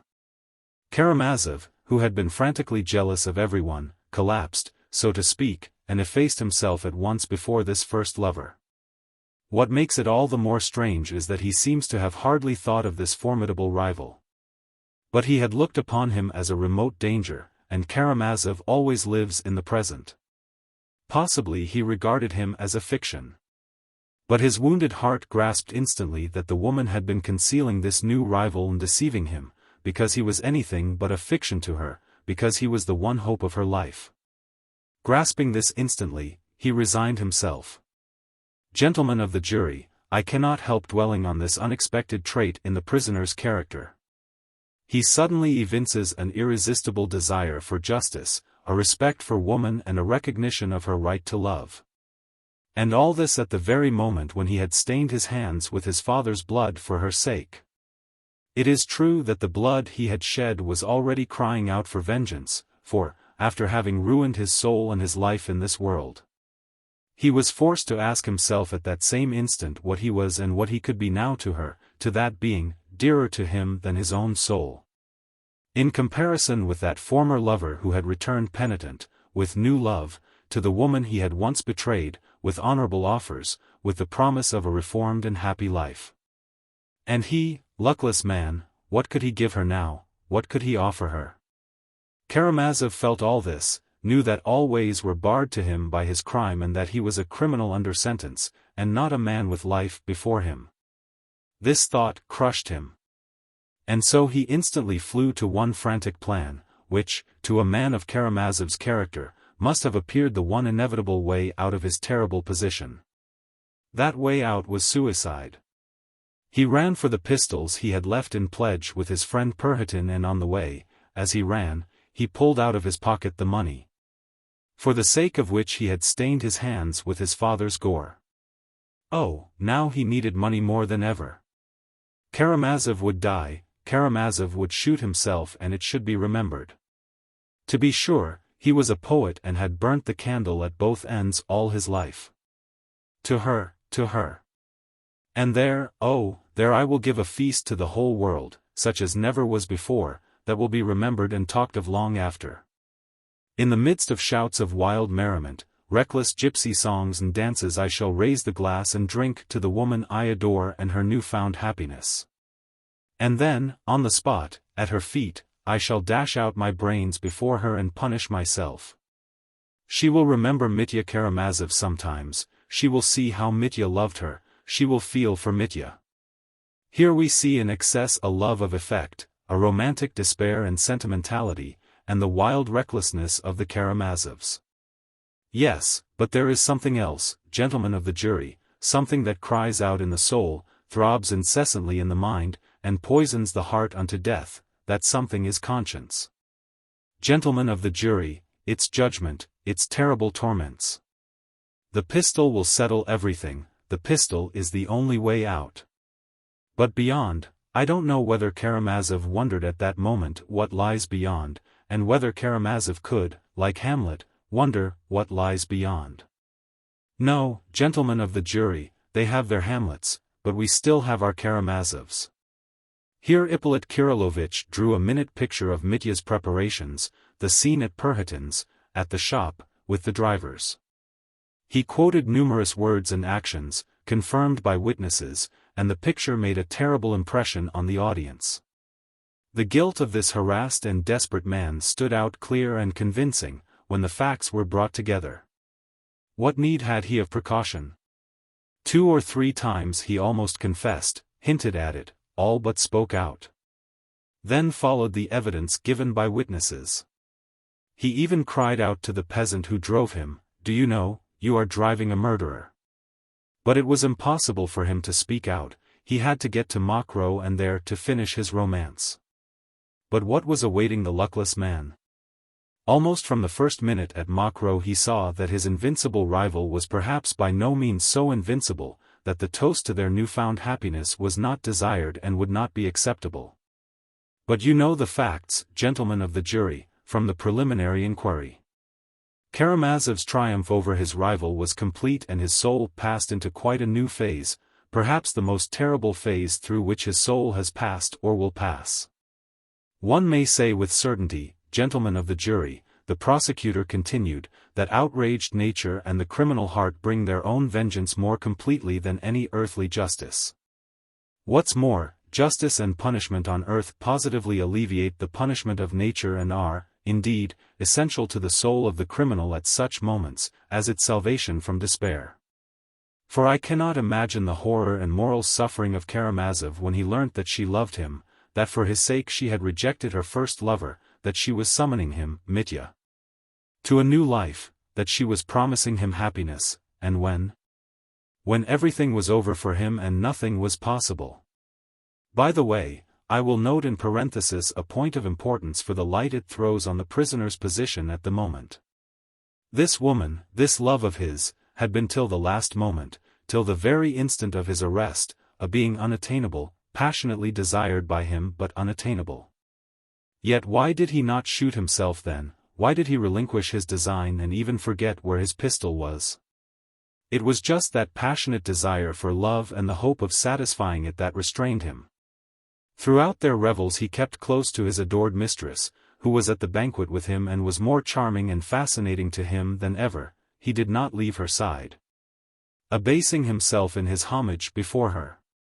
His passion might well, for a moment, stifle not only the fear of arrest, but even the torments of conscience. For a moment, oh, only for a moment. I can picture the state of mind of the criminal hopelessly enslaved by these influences. First, the influence of drink, of noise and excitement, of the thud of the dance and the scream of the song. And of her, flushed with wine, singing and dancing and laughing to him. Secondly, the hope in the background that the fatal end might still be far off, that not till next morning, at least, they would come and take him. So he had a few hours, and that's much, very much. In a few hours one can think of many things. I imagine that he felt something like what criminals feel when they are being taken to the scaffold. They have another long, long street to pass down and at walking pace, past thousands of people. Then there will be a turning into another street and only at the end of that street the dread place of execution. I fancy that at the beginning of the journey the condemned man, sitting on his shameful cart, must feel that he has infinite life still before him. The houses recede, the cart moves on, oh, that's nothing.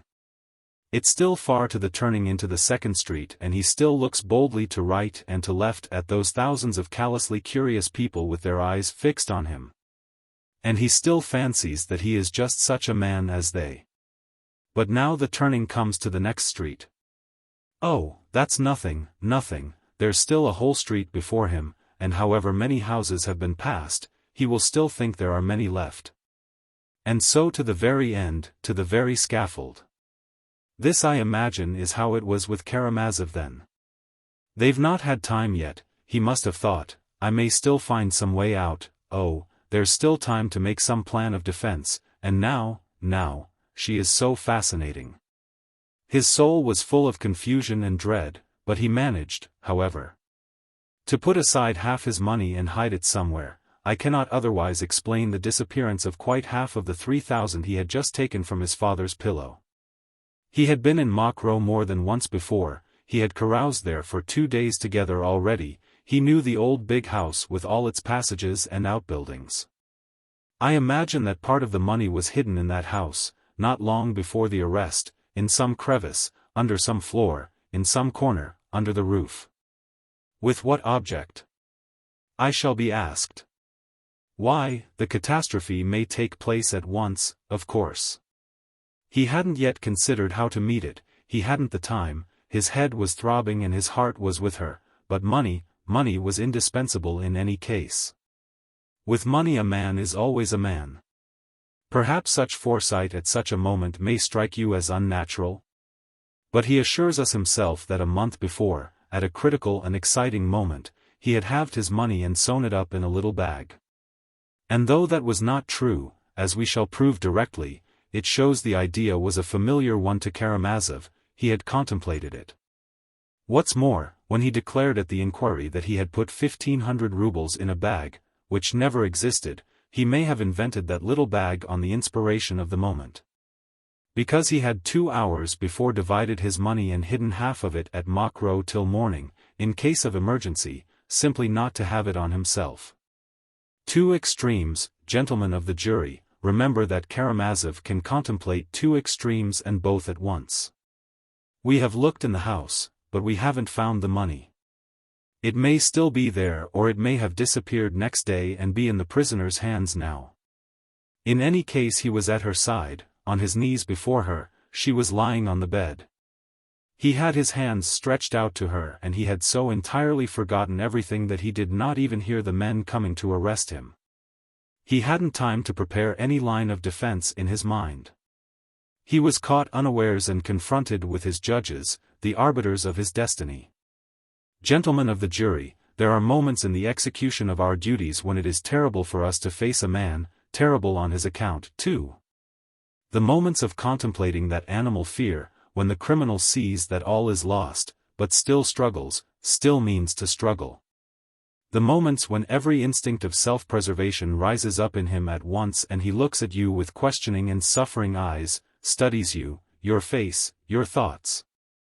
Uncertain on which side you will strike, and his distracted mind frames thousands of plans in an instant, but he is still afraid to speak, afraid of giving himself away. This purgatory of the spirit, this animal thirst for self-preservation, these humiliating moments of the human soul, are awful.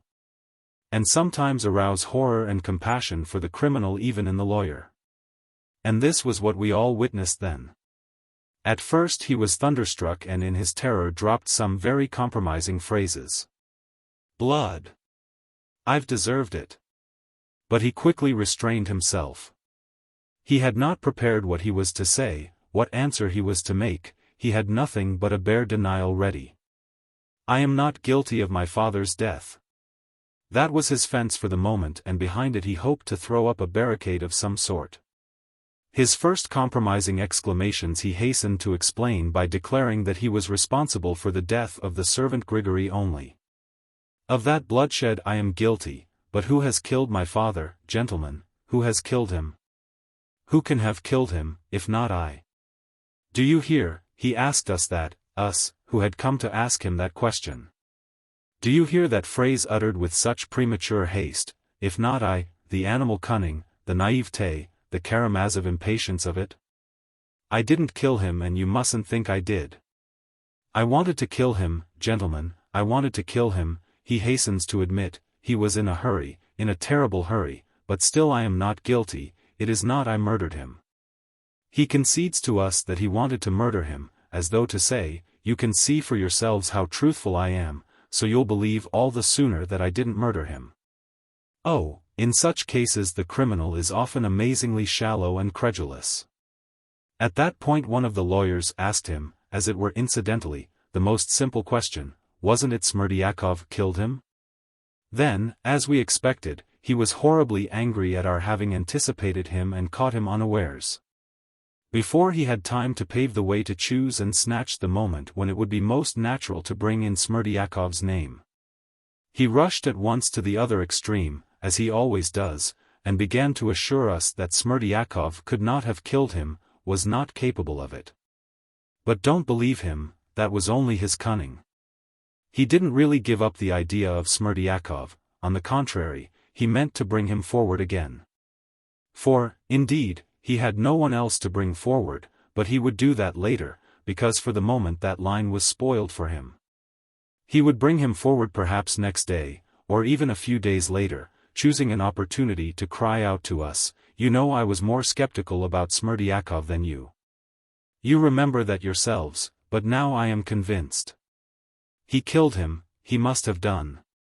And for the present he falls back upon a gloomy and irritable denial.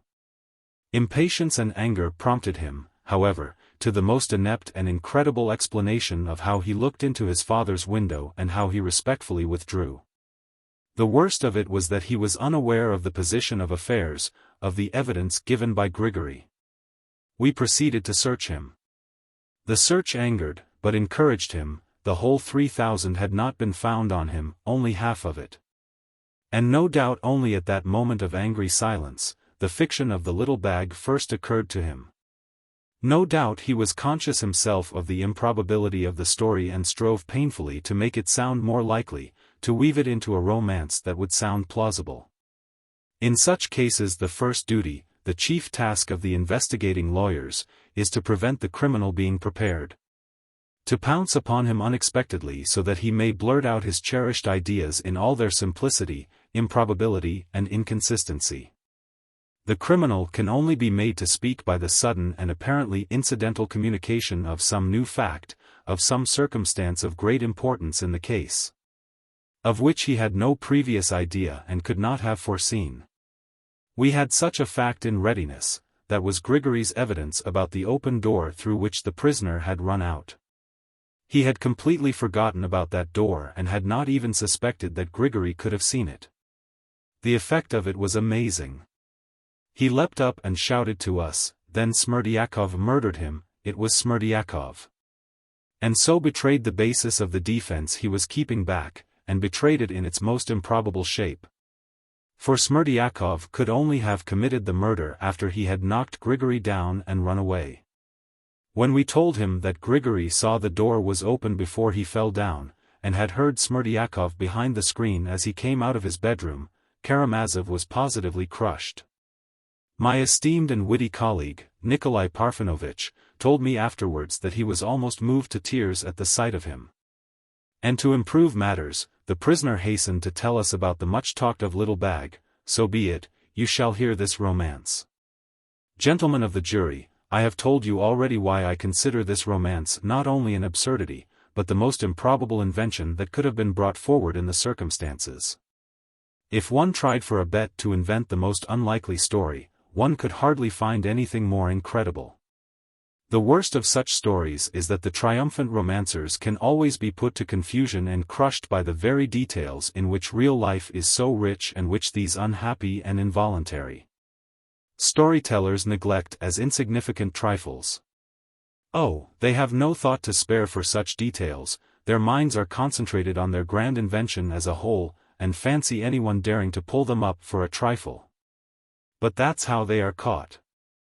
The prisoner was asked the question, "Where did you get the stuff for your little bag and who made it for you?" "I made it myself." "And where did you get the linen?" The prisoner was positively offended, he thought it almost insulting to ask him such a trivial question, and would you believe it, his resentment was genuine. "But they are all like that. I tore it off my shirt." "Then we shall find that shirt among your linen tomorrow, with a piece torn off. And only fancy, gentlemen of the jury, if we really had found that torn shirt, and how could we have failed to find it in his chest of drawers or trunk? That would have been a fact, a material fact in support of his statement. But he was incapable of that reflection. "I don't remember, it may not have been off my shirt, I sewed it up in one of my landlady's caps." "What sort of a cap?" "It was an old cotton rag of hers lying about." "And do you remember that clearly?" "No, I don't." And he was angry, very angry, and yet imagine not remembering it. At the most terrible moments of man's life, for instance when he is being led to execution, he remembers just such trifles. He will forget anything but some green roof that has flashed past him on the road, or a jackdaw on a cross, that he will remember. He concealed the making of that little bag from his household, he must have remembered his humiliating fear that someone might come in and find him needle in hand. How at the slightest sound he slipped behind the screen, there is a screen in his lodgings. But, gentlemen of the jury, why do I tell you all this, all these details, trifles, cried Ippolit Kirillovitch suddenly. Just because the prisoner still persists in these absurdities to this moment. He has not explained anything since that fatal night 2 months ago, he has not added one actual illuminating fact to his former fantastic statements, all those are trivialities. You must believe it on my honor. Oh, we are glad to believe it, we are eager to believe it, even if only on his word of honor. Are we jackals thirsting for human blood? Show us a single fact in the prisoner's favor and we shall rejoice. But let it be a substantial, real fact, and not a conclusion drawn from the prisoner's expression by his own brother. Or that when he beat himself on the breast he must have meant to point to the little bag, in the darkness, too. We shall rejoice at the new fact, we shall be the first to repudiate our charge, we shall hasten to repudiate it. But now justice cries out and we persist, we cannot repudiate anything. Ippolit Kirillovitch passed to his final peroration. He looked as though he was in a fever, he spoke of the blood that cried for vengeance, the blood of the father murdered by his son, with the base motive of robbery. He pointed to the tragic and glaring consistency of the facts. And whatever you may hear from the talented and celebrated counsel for the defense, Ippolit Kirillovitch could not resist adding. Whatever eloquent and touching appeals may be made to your sensibilities, remember that at this moment you are in a temple of justice. Remember that you are the champions of our justice, the champions of our holy Russia, of her principles, her family, everything that she holds sacred. Yes, you represent Russia here at this moment, and your verdict will be heard not in this hall only but will re-echo throughout the whole of Russia, and all Russia will hear you. As her champions and her judges, and she will be encouraged or disheartened by your verdict. Do not disappoint Russia and her expectations. Our fatal Troika dashes on in her headlong flight perhaps to destruction, and in all Russia for long past men have stretched out imploring hands and called a halt to its furious reckless course. And if other nations stand aside from that Troika, that may be, not from respect, as the poet would fain believe, but simply from horror. From horror, perhaps from disgust. And well it is that they stand aside, but maybe they will cease one day to do so and will form a firm wall confronting the hurrying apparition and will check the frenzied rush of our lawlessness. For the sake of their own safety, enlightenment and civilization. Already we have heard voices of alarm from Europe, they already begin to sound. Do not tempt them. Do not heap up their growing hatred by a sentence justifying the murder of a father by his son. Though Ippolit Kirillovitch was genuinely moved, he wound up his speech with this rhetorical appeal, and the effect produced by him was extraordinary. When he had finished his speech, he went out hurriedly and, as I have mentioned before, almost fainted in the adjoining room. There was no applause in the court, but serious persons were pleased. The ladies were not so well satisfied, though even they were pleased with his eloquence, especially as they had no apprehensions as to the upshot of the trial and had full trust in Fedyukovitch. He will speak at last and of course carry all before him. Everyone looked at Mitya. He sat silent through the whole of the prosecutor's speech, clenching his teeth, with his hands clasped, and his head bowed. Only from time to time he raised his head and listened, especially when Grushenka was spoken of. When the prosecutor mentioned Rakitin's opinion of her, a smile of contempt and anger passed over his face and he murmured rather audibly, "The Bernards." When Ippolit Kirillovitch described how he had questioned and tortured him at Mokroe, Mitya raised his head and listened with intense curiosity. At one point he seemed about to jump up and cry out, but controlled himself and only shrugged his shoulders disdainfully. People talked afterwards of the end of the speech, of the prosecutor's feat in examining the prisoner at Mokroe, and jeered at Ippolit Kirillovitch. The man could not resist boasting of his cleverness, they said.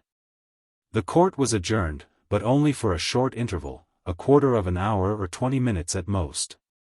There was a hum of conversation and exclamations in the audience. I remember some of them. A weighty speech, a gentleman in one group observed gravely. He brought in too much psychology, said another voice. But it was all true, the absolute truth. Yes, he is first-rate at it. He summed it all up. Yes, he summed us up, too, chimed in another voice. Do you remember, at the beginning of his speech, making out we were all like Fyodor Pavlovitch? And at the end, too. But that was all rot. And obscure too. He was a little too much carried away. It's unjust, it's unjust. No, it was smartly done, anyway. He's had long to wait, but he's had his say, ha. What will the counsel for the defense say? In another group I heard. He had no business to make a thrust at the Petersburg man like that, appealing to your sensibilities, do you remember?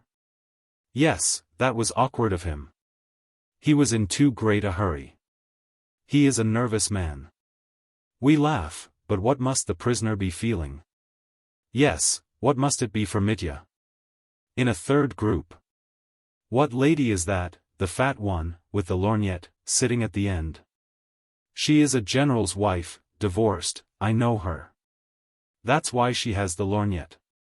She is not good for much. Oh, no, she is a piquante little woman. 2 places beyond her there is a little fair woman, she is prettier. They caught him smartly at Mokrow, didn't they, eh? Oh, it was smart enough. We've heard it before, how often he has told the story at people's houses. And he couldn't resist doing it now. That's vanity. He is a man with a grievance, he. Yes, and quick to take offense. And there was too much rhetoric, such long sentences. Yes, he tries to alarm us, he kept trying to alarm us. Do you remember about the Troika? Something about they have Hamlets, but we have, so far, only Karamazovs. That was cleverly said. That was to propitiate the liberals. He is afraid of them. Yes, and he is afraid of the lawyer, too. Yes, what will Fedyukovich say? Whatever he says, he won't get round our peasants. Don't you think so? A fourth group. What he said about the Troika was good, that piece about the other nations. And that was true what he said about other nations not standing it. What do you mean? Why, in the English Parliament a member got up last week and speaking about the Nihilists asked the ministry whether it was not high time to intervene, to educate this barbarous people. Ippolit was thinking of him, I know he was. He was talking about that last week. Not an easy job. Not an easy job? Why not? Why, we'd shut up Kronstadt and not let them have any corn. Where would they get it? In America. They get it from America now. Nonsense. But the bell rang, all rushed to their places. Fedyukovich mounted the tribune. Chapter 10. The speech for the defense. An argument that cuts both ways. All was hushed as the first words of the famous orator rang out. The eyes of the audience were fastened upon him. He began very simply and directly, with an air of conviction, but not the slightest trace of conceit. He made no attempt at eloquence, at pathos, or emotional phrases. He was like a man speaking in a circle of intimate and sympathetic friends. His voice was a fine one, sonorous and sympathetic, and there was something genuine and simple in the very sound of it. But everyone realized at once that the speaker might suddenly rise to genuine pathos and pierce the heart with untold power. His language was perhaps more irregular than Ippolit Kirillovich's, but he spoke without long phrases, and indeed, with more precision. One thing did not please the ladies, he kept bending forward, especially at the beginning of his speech, not exactly bowing, but as though he were about to dart at his listeners. Bending his long spine in half, as though there were a spring in the middle that enabled him to bend almost at right angles. At the beginning of his speech he spoke rather disconnectedly, without system, one may say, dealing with facts separately, though, at the end, these facts formed a whole. His speech might be divided into two parts, the first consisting of criticism in refutation of the charge, sometimes malicious and sarcastic. But in the second half he suddenly changed his tone, and even his manner, and at once rose to pathos. The audience seemed on the lookout for it, and quivered with enthusiasm. He went straight to the point, and began by saying that although he practiced in Petersburg, he had more than once visited provincial towns to defend prisoners, of whose innocence he had a conviction or at least a preconceived idea. That is what has happened to me in the present case, he explained. From the very first accounts in the newspapers I was struck by something which strongly prepossessed me in the prisoner's favor. What interested me most was a fact which often occurs in legal practice, but rarely, I think, in such an extreme and peculiar form as in the present case. I ought to formulate that peculiarity only at the end of my speech, but I will do so at the very beginning, for it is my weakness to go to work directly, not keeping my effects in reserve and economizing my material. That may be imprudent on my part, but at least it's sincere. What I have in my mind is this: there is an overwhelming chain of evidence against the prisoner, and at the same time not one fact that will stand criticism, if it is examined separately. As I followed the case more closely in the papers my idea was more and more confirmed, and I suddenly received from the prisoner's relatives a request to undertake his defense. I at once hurried here, and here I became completely convinced. It was to break down this terrible chain of facts, and to show that each piece of evidence taken separately was unproved and fantastic, that I undertook the case. So Fedyukovich began. Gentlemen of the jury, he suddenly protested, I am new to this district. I have no preconceived ideas. The prisoner, a man of turbulent and unbridled temper, has not insulted me. But he has insulted perhaps hundreds of persons in this town, and so prejudiced many people against him beforehand. Of course I recognize that the moral sentiment of local society is justly excited against him. The prisoner is of turbulent and violent temper. Yet he was received in society here. He was even welcome in the family of my talented friend, the prosecutor. N.B. At these words there were 2 or 3 laughs in the audience, quickly suppressed, but noticed by all. All of us knew that the prosecutor received Mitya against his will, solely because he had somehow interested his wife, a lady of the highest virtue and moral worth, but fanciful, capricious, and fond of opposing her husband, especially in trifles. Mitya's visits, however, had not been frequent. Nevertheless I venture to suggest, Fedyukovich continued, that in spite of his independent mind and just character, my opponent may have formed a mistaken prejudice against my unfortunate client. Oh, that is so natural, the unfortunate man has only too well deserved such prejudice. Outraged morality, and still more outraged taste, is often relentless. We have, in the talented prosecutor's speech, heard a stern analysis of the prisoner's character and conduct, and his severe critical attitude to the case was evident. And, what's more, he went into psychological subtleties into which he could not have entered, if he had the least conscious and malicious prejudice against the prisoner. But there are things which are even worse, even more fatal in such cases, than the most malicious and consciously unfair attitude. It is worse if we are carried away by the artistic instinct, by the desire to create, so to speak, a romance, especially if God has endowed us with psychological insight. Before I started on my way here, I was warned in Petersburg, and was myself aware that I should find here a talented opponent whose psychological insight and subtlety had gained him peculiar renown in legal circles of recent years. But profound as psychology is, it's a knife that cuts both ways. Laughter among the public. You will, of course, forgive me my comparison, I can't boast of eloquence. But I will take as an example any point in the prosecutor's speech. The prisoner, running away in the garden in the dark, climbed over the fence, was seized by the servant, and knocked him down with a brass pestle. Then he jumped back into the garden and spent 5 minutes over the man, trying to discover whether he had killed him or not. And the prosecutor refuses to believe the prisoner's statement that he ran to old Grigory out of pity. No, he says, such sensibility is impossible at such a moment, that's unnatural.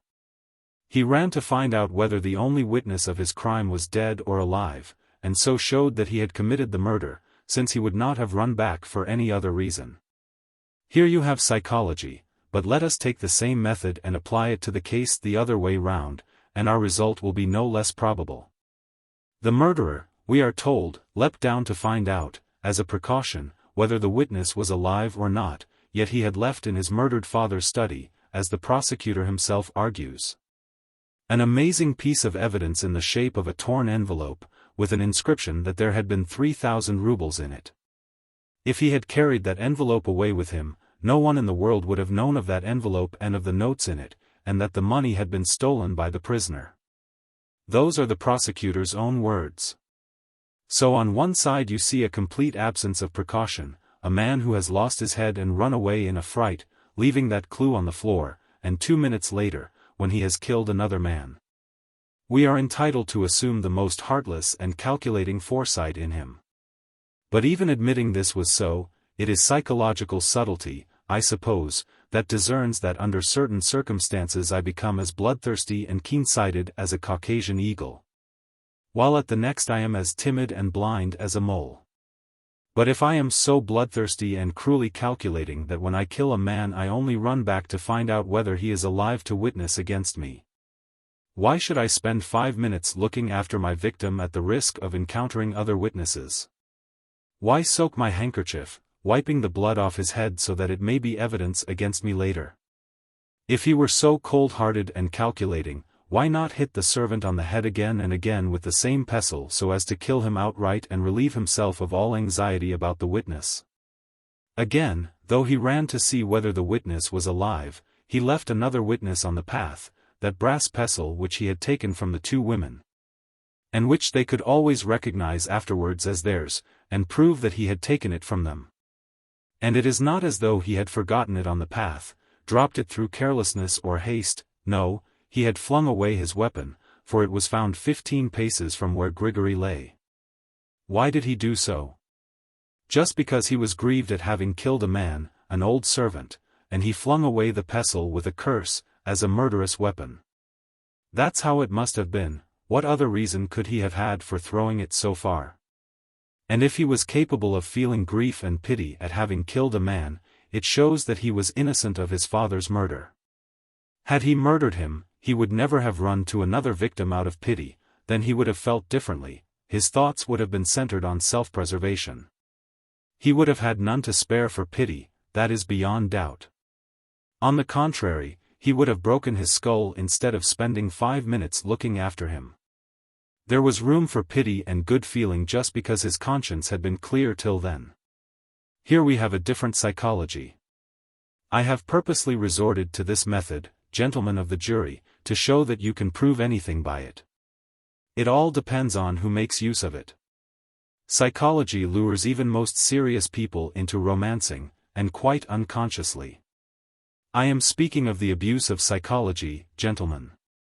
Sounds of approval and laughter, at the expense of the prosecutor, were again audible in the court. I will not repeat the speech in detail. I will only quote some passages from it, some leading points. Chapter 11. There was no money. There was no robbery. There was one point that struck everyone in Fedyukovich's speech. He flatly denied the existence of the fatal 3,000 rubles, and consequently, the possibility of their having been stolen. Gentlemen of the jury, he began. Every new and unprejudiced observer must be struck by a characteristic peculiarity in the present case, namely, the charge of robbery, and the complete impossibility of proving that there was anything to be stolen. We are told that money was stolen, 3,000 rubles, but whether those rubles ever existed, nobody knows. Consider, how have we heard of that sum, and who has seen the notes? The only person who saw them, and stated that they had been put in the envelope, was the servant, Smerdyakov. He had spoken of it to the prisoner and his brother, Ivan Fyodorovich, before the catastrophe. Madame Svyetlov, too, had been told of it. But not one of these three persons had actually seen the notes, no one but Smerdyakov had seen them. Here the question arises, if it's true that they did exist, and that Smerdyakov had seen them, when did he see them for the last time? What if his master had taken the notes from under his bed and put them back in his cashbox without telling him? Note, that according to Smerdyakov's story the notes were kept under the mattress. The prisoner must have pulled them out, and yet the bed was absolutely unrumpled, that is carefully recorded in the protocol. How could the prisoner have found the notes without disturbing the bed? How could he have helped soiling with his blood-stained hands the fine and spotless linen with which the bed had been purposely made? But I shall be asked, what about the envelope on the floor? Yes, it's worth saying a word or two about that envelope. I was somewhat surprised just now to hear the highly talented prosecutor declare of himself, observe, that but for that envelope, but for its being left on the floor, no one in the world would have known of the existence of that envelope and the notes in it, and therefore of the prisoners having stolen it. And so that torn scrap of paper is, by the prosecutor's own admission, the sole proof on which the charge of robbery rests, otherwise no one would have known of the robbery, nor perhaps even of the money. But is the mere fact that that scrap of paper was lying on the floor a proof that there was money in it, and that that money had been stolen? Yet, it will be objected, Smerdyakov had seen the money in the envelope. But when had he seen it for the last time? I ask you that? I talked to Smerdyakov, and he told me that he had seen the notes 2 days before the catastrophe. Then why not imagine that old Fyodor Pavlovitch, locked up alone in impatient and hysterical expectation of the object of his adoration, may have whiled away the time by breaking open the envelope and taking out the notes? What's the use of the envelope, he may have asked himself. She won't believe the notes are there, but when I show her the 30 rainbow-colored notes in one roll, it will make more impression, you may be sure, it will make her mouth water. And so he tears open the envelope, takes out the money, and flings the envelope on the floor, conscious of being the owner and untroubled by any fears of leaving evidence. Listen, gentlemen, could anything be more likely than this theory and such an action? Why is it out of the question? But if anything of the sort could have taken place, the charge of robbery falls to the ground. If there was no money, there was no theft of it. If the envelope on the floor may be taken as evidence that there had been money in it, why may I not maintain the opposite? That the envelope was on the floor because the money had been taken from it by its owner? But I shall be asked what became of the money if Fyodor Pavlovitch took it out of the envelope, since it was not found when the police searched the house?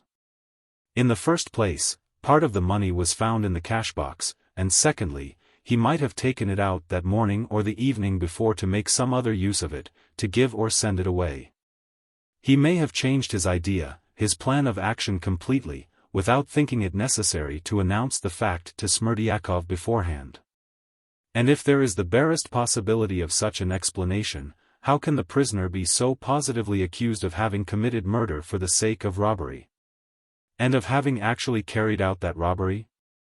This is encroaching on the domain of romance. If it is maintained that something has been stolen, the thing must be produced, or at least its existence must be proved beyond doubt. Yet no one had ever seen these notes. Not long ago in Petersburg a young man of 18, hardly more than a boy, who carried on a small business as a costermonger, went in broad daylight into a money-changer's shop with an axe. And with extraordinary, typical audacity killed the master of the shop and carried off 1,500 rubles. 5 hours later he was arrested, and, except 15 rubles he had already managed to spend, the whole sum was found on him. Moreover, the shopman, on his return to the shop after the murder, informed the police not only of the exact sum stolen, but even of the notes and gold coins of which that sum was made up. And those very notes and coins were found on the criminal. This was followed by a full and genuine confession on the part of the murderer. That's what I call evidence, gentlemen of the jury. In that case I know, I see, I touched the money, and cannot deny its existence. Is it the same in the present case? And yet it is a question of life and death. Yes, I shall be told, but he was carousing that night, squandering money, he was shown to have had 1,500 rubles, where did he get the money? But the very fact that only 1,500 could be found, and the other half of the sum could nowhere be discovered, shows that that money was not the same, and had never been in any envelope. By strict calculation of time it was proved at the preliminary inquiry that the prisoner ran straight from those women servants to Perhotin's without going home, and that he had been nowhere. So he had been all the time in company and therefore could not have divided the 3,000 in half and hidden half in the town. It's just this consideration that has led the prosecutor to assume that the money is hidden in some crevice at Mokroe.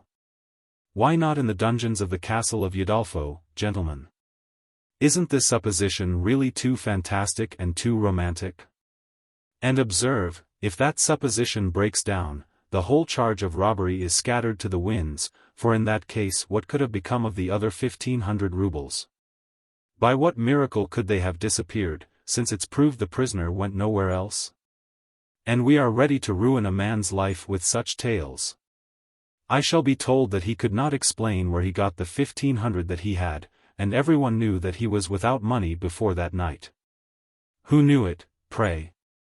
The prisoner has made a clear and unflinching statement of the source of that money, and if you will have it so, gentlemen of the jury, nothing can be more probable than that statement. And more consistent with the temper and spirit of the prisoner. The prosecutor is charmed with his own romance. A man of weak will, who had brought himself to take the 3,000 so insultingly offered by his betrothed, could not, we are told, have set aside half and sewn it up, but would, even if he had done so, have unpicked it every 2 days and taken out 100, and so would have spent it all in a month. All this, you will remember, was put forward in a tone that brooked no contradiction. But what if the thing happened quite differently? What if you've been weaving a romance, and about quite a different kind of man? That's just it, you have invented quite a different man. I shall be told, perhaps, there are witnesses that he spent on one day all that 3,000 given him by his betrothed a month before the catastrophe.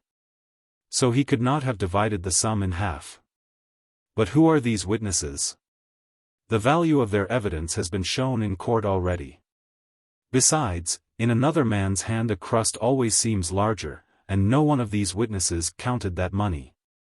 They all judged simply at sight. And the witness Maximov has testified that the prisoner had 20,000 in his hand. You see, gentlemen of the jury, psychology is a two-edged weapon. Let me turn the other edge now and see what comes of it.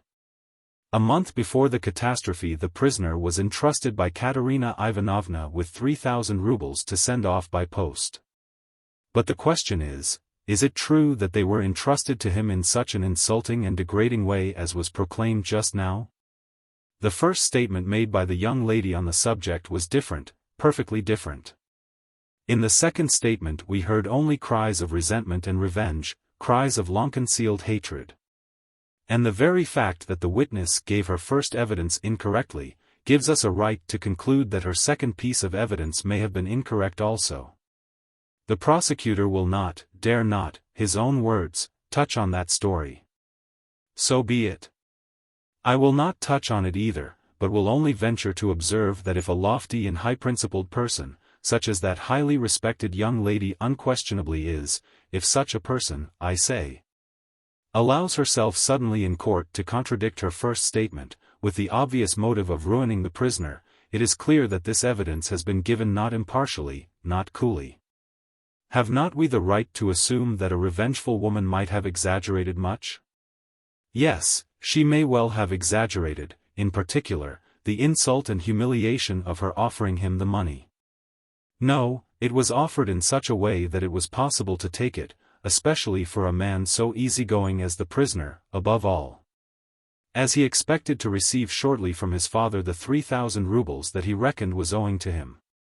It was unreflecting of him, but it was just his irresponsible want of reflection that made him so confident that his father would give him the money, that he would get it, and so could always dispatch the money entrusted to him and repay the debt. But the prosecutor refuses to allow that he could the same day have set aside half the money and sewn it up in a little bag. That's not his character, he tells us, he couldn't have had such feelings. But yet he talked himself of the broad Karamazov nature. He cried out about the two extremes which a Karamazov can contemplate at once. Karamazov is just such a two-sided nature, fluctuating between two extremes, that even when moved by the most violent craving for riotous gaiety, he can pull himself up, if something strikes him on the other side. And on the other side is love, that new love which had flamed up in his heart, and for that love he needed money, oh, far more than for carousing with his mistress. If she were to say to him, I am yours, I won't have Fyodor Pavlovitch, then he must have money to take her away. That was more important than carousing. Could a Karamazov fail to understand it? That anxiety was just what he was suffering from. What is there improbable in his laying aside that money and concealing it in case of emergency? But time passed, and Fyodor Pavlovitch did not give the prisoner the expected 3,000. On the contrary, the latter heard that he meant to use this sum to seduce the woman he, the prisoner, loved. If Fyodor Pavlovitch doesn't give the money, he thought, I shall be put in the position of a thief before Katerina Ivanovna. And then the idea presented itself to him that he would go to Katerina Ivanovna, lay before her the 1,500 rubles he still carried round his neck, and say, I am a scoundrel, but not a thief. So here we have already a twofold reason why he should guard that sum of money as the apple of his eye, why he shouldn't unpick the little bag, and spend it 100 at a time. Why should you deny the prisoner a sense of honor? Yes, he has a sense of honor, granted that it's misplaced, granted it's often mistaken, yet it exists and amounts to a passion, and he has proved that. But now the affair becomes even more complex. His jealous torments reach a climax, and those same two questions torture his fevered brain more and more. If I repay Katerina Ivanovna, where can I find the means to go off with Grushenka? If he behaved wildly, drank, and made disturbances in the taverns in the course of that month, it was perhaps because he was wretched and strained beyond his powers of endurance. These two questions became so acute that they drove him at last to despair.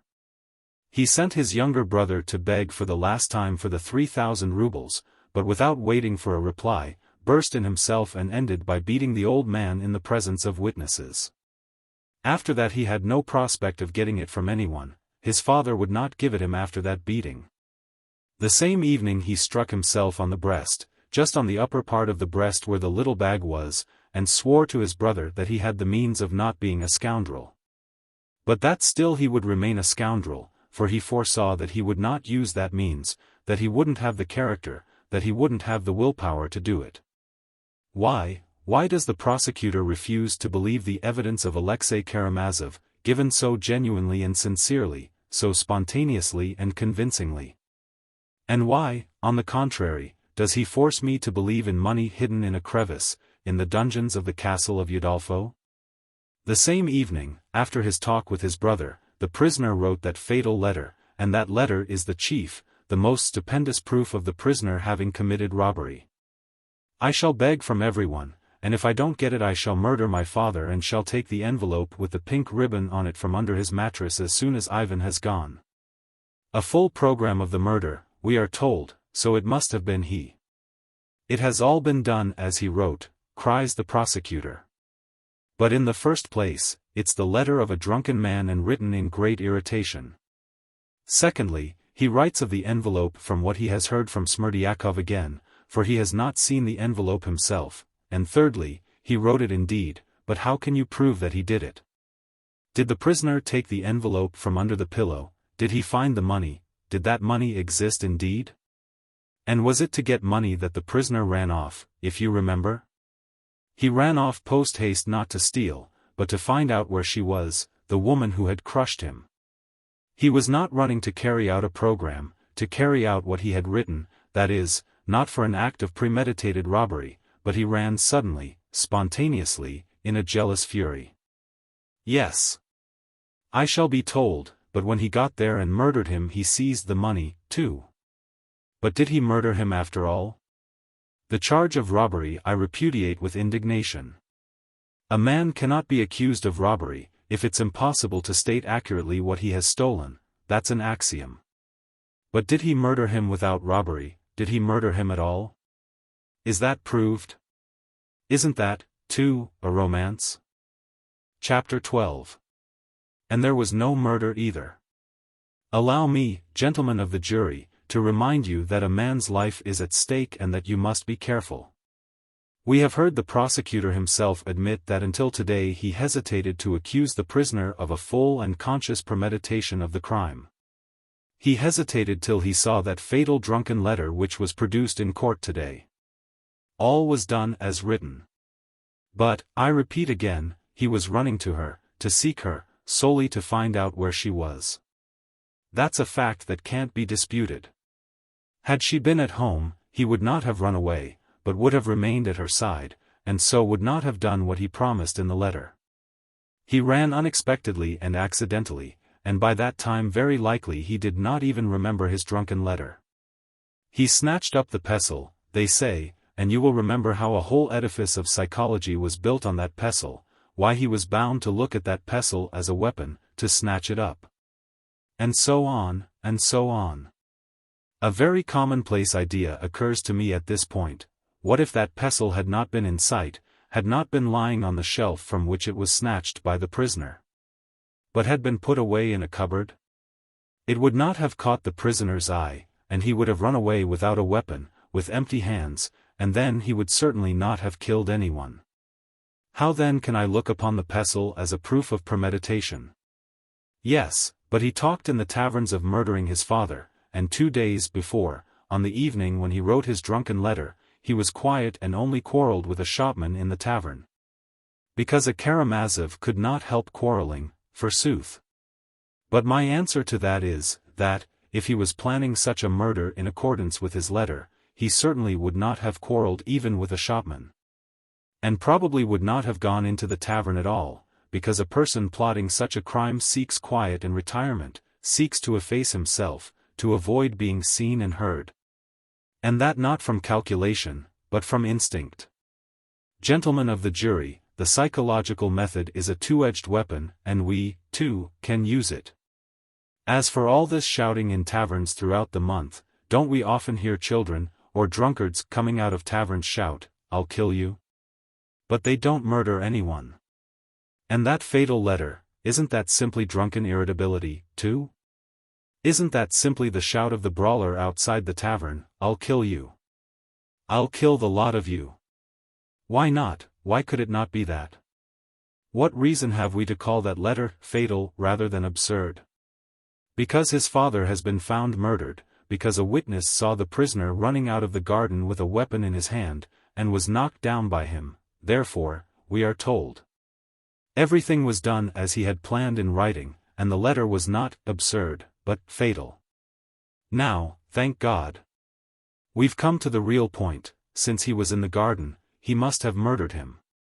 In those few words, since he was, then he must, lies the whole case for the prosecution. He was there, so he must have. And what if there is no must about it, even if he was there? Oh, I admit that the chain of evidence, the coincidences, are really suggestive. But examine all these facts separately, regardless of their connection. Why, for instance, does the prosecution refuse to admit the truth of the prisoner's statement that he ran away from his father's window? Remember the sarcasms in which the prosecutor indulged at the expense of the respectful and pious sentiments which suddenly came over the murderer. But what if there were something of the sort, a feeling of religious awe, if not of filial respect? "My mother must have been praying for me at that moment," were the prisoner's words at the preliminary inquiry. And so he ran away as soon as he convinced himself that Madame Svydlov was not in his father's house. But he could not convince himself by looking through the window, the prosecutor objects. But why couldn't he? Why? The window opened at the signals given by the prisoner. Some word might have been uttered by Fyodor Pavlovitch, some exclamation which showed the prisoner that she was not there. Why should we assume everything as we imagine it, as we make up our minds to imagine it? 1,000 things may happen in reality which elude the subtlest imagination. Yes, but Grigory saw the door open, and so the prisoner certainly was in the house, therefore he killed him. Now about that door, gentlemen of the jury. Observe that we have only the statement of one witness as to that door, and he was at the time in such a condition, that, but supposing the door was open. Supposing the prisoner has lied in denying it, from an instinct of self-defense, natural in his position, supposing he did go into the house, well, what then? How does it follow that because he was there he committed the murder? He might have dashed in, run through the rooms, might have pushed his father away, might have struck him. But as soon as he had made sure Madame Svydlov was not there, he may have run away rejoicing that she was not there and that he had not killed his father. And it was perhaps just because he had escaped from the temptation to kill his father, because he had a clear conscience and was rejoicing at not having killed him, that he was capable of a pure feeling, the feeling of pity and compassion, and leapt off the fence a minute later to the assistance of Grigory after he had, in his excitement, knocked him down. With terrible eloquence the prosecutor has described to us the dreadful state of the prisoner's mind at Mokroe when love again lay before him calling him to new life. While love was impossible for him because he had his father's blood-stained corpse behind him and beyond that corpse, retribution. And yet the prosecutor allowed him love, which he explained, according to his method, talking about his drunken condition, about a criminal being taken to execution, about it being still far off. And so on and so on. But again I ask, Mr. Prosecutor, have you not invented a new personality? Is the prisoner so coarse and heartless as to be able to think at that moment of love and of dodges to escape punishment, if his hands were really stained with his father's blood? No, no, no. As soon as it was made plain to him that she loved him and called him to her side, promising him new happiness, oh! Then, I protest he must have felt the impulse to suicide doubled, trebled, and must have killed himself, if he had his father's murder on his conscience. Oh, no! He would not have forgotten where his pistols lay. I know the prisoner, the savage, stony heartlessness ascribed to him by the prosecutor is inconsistent with his character. He would have killed himself, that's certain.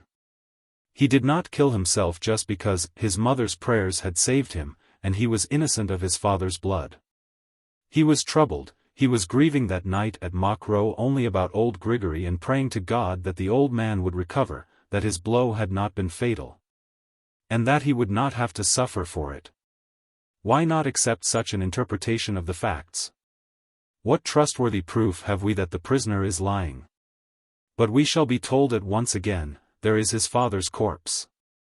If he ran away without murdering him, who did murder him? Here, I repeat, you have the whole logic of the prosecution. Who murdered him, if not he? There's no one to put in his place. Gentlemen of the jury, is that really so? Is it positively, actually true that there is no one else at all? We've heard the prosecutor count on his fingers all the persons who were in that house that night. They were 5 in number. 3 of them, I agree, could not have been responsible, the murdered man himself, old Grigory, and his wife. There are left then the prisoner and Smerdyakov, and the prosecutor dramatically exclaims that the prisoner pointed to Smerdyakov because he had no one else to fix on. That had there been a 6th person, even a phantom of a 6th person, he would have abandoned the charge against Smerdyakov at once in shame and have accused that other. But, gentlemen of the jury, why may I not draw the very opposite conclusion?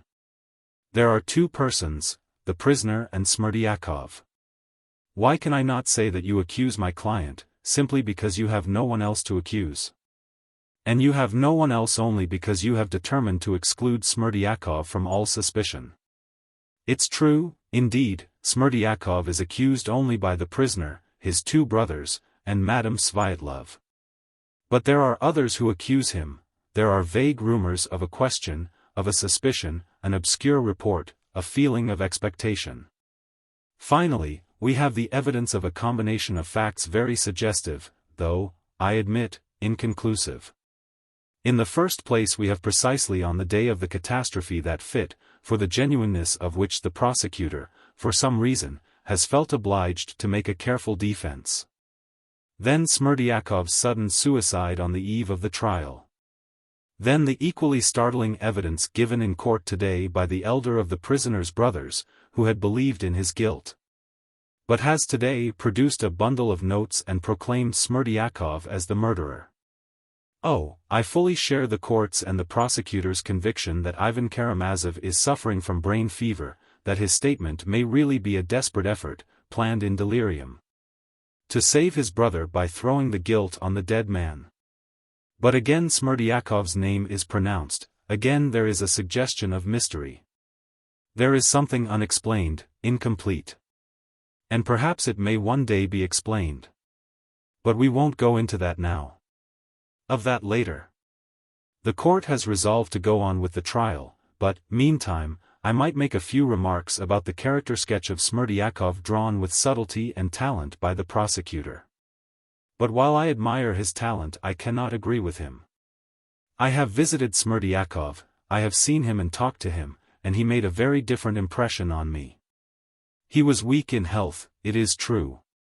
But in character, in spirit, he was by no means the weak man the prosecutor has made him out to be. I found in him no trace of the timidity on which the prosecutor so insisted. There was no simplicity about him either. I found in him, on the contrary, an extreme mistrustfulness concealed under a mask of naivete, and an intelligence of considerable range. The prosecutor was too simple in taking him for weak-minded. He made a very definite impression on me. I left him with the conviction that he was a distinctly spiteful creature, excessively ambitious, vindictive, and intensely envious. I made some inquiries. He resented his parentage, was ashamed of it, and would clench his teeth when he remembered that he was the son of stinking Lizaveta. He was disrespectful to the servant Grigory and his wife, who had cared for him in his childhood. He cursed and jeered at Russia. He dreamed of going to France and becoming a Frenchman. He used often to say that he hadn't the means to do so.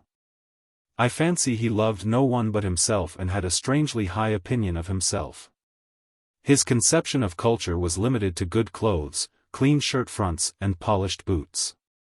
Believing himself to be the illegitimate son of Fyodor Pavlovitch, there is evidence of this, he might well have resented his position, compared with that of his master's legitimate sons. They had everything, he nothing. They had all the rights, they had the inheritance, while he was only the cook. He told me himself that he had helped Fyodor Pavlovitch to put the notes in the envelope. The destination of that sum, a sum which would have made his career, must have been hateful to him. Moreover, he saw 3,000 rubles in new rainbow-colored notes. I asked him about that on purpose. Oh, beware of showing an ambitious and envious man a large sum of money at once. And it was the first time he had seen so much money in the hands of one man. The sight of the rainbow-colored notes may have made a morbid impression on his imagination, but with no immediate results. The talented prosecutor, with extraordinary subtlety, sketched for us all the arguments for and against the hypothesis of Smerdyakov's guilt. And asked us in particular what motive he had in feigning a fit. But he may not have been feigning at all, the fit may have happened quite naturally, but it may have passed off quite naturally, and the sick man may have recovered, not completely perhaps, but still regaining consciousness, as happens with epileptics. The prosecutor asks at what moment could Smerdyakov have committed the murder. But it is very easy to point out that moment. He might have waked up from deep sleep, for he was only asleep. An epileptic fit is always followed by a deep sleep, at that moment when the old Grigory shouted at the top of his voice, "Parricide." That shout in the dark and stillness may have waked Smerdyakov, whose sleep may have been less sound at the moment. He might naturally have waked up an hour before. Getting out of bed, he goes almost unconsciously and with no definite motive towards the sound to see what's the matter. His head is still clouded with his attack, his faculties are half asleep. But, once in the garden, he walks to the lighted windows and he hears terrible news from his master, who would be, of course, glad to see him. His mind sets to work at once. He hears all the details from his frightened master, and gradually in his disordered brain there shapes itself an idea, terrible, but seductive and irresistibly logical. To kill the old man, take the 3,000, and throw all the blame on to his young master. A terrible lust of money, of booty, might seize upon him as he realized his security from detection. Oh! These sudden and irresistible impulses come so often when there is a favorable opportunity, and especially with murderers who have had no idea of committing a murder beforehand. And Smerdyakov may have gone in and carried out his plan. With what weapon? Why, with any stone picked up in the garden. But what for, with what object? Why, the 3,000, which means a career for him. Oh, I am not contradicting myself. The money may have existed. And perhaps Smerdyakov alone knew where to find it, where his master kept it. And the covering of the money, the torn envelope on the floor? Just now, when the prosecutor was explaining his subtle theory that only an inexperienced thief like Karamazov would have left the envelope on the floor, and not one like Smerdyakov, who would have avoided leaving a piece of evidence against himself, I thought as I listened that I was hearing something very familiar. And, would you believe it, I have heard that very argument. That very conjecture, of how Karamazov would have behaved, precisely 2 days before, from Smerdyakov himself. What's more, it struck me at the time. I fancied that there was an artificial simplicity about him, that he was in a hurry to suggest this idea to me that I might fancy it was my own. He insinuated it, as it were. Did he not insinuate the same idea at the inquiry and suggest it to the talented prosecutor? I shall be asked, what about the old woman, Grigory's wife? She heard the sick man moaning close by, all night. Yes, she heard it, but that evidence is extremely unreliable. I knew a lady who complained bitterly that she had been kept awake all night by a dog in the yard. Yet the poor beast, it appeared, had only yelped once or twice in the night. And that's natural. If anyone is asleep and hears a groan, he wakes up, annoyed at being waked, but instantly falls asleep again. 2 hours later, again a groan, he wakes up and falls asleep again. And the same thing again 2 hours later, 3 times altogether in the night. Next morning the sleeper wakes up and complains that someone has been groaning all night and keeping him awake. And it is bound to seem so to him. The intervals of 2 hours of sleep he does not remember, he only remembers the moments of waking, so he feels he has been waked up all night. But why, asks the prosecutor, did not Smerdyakov confess in his last letter?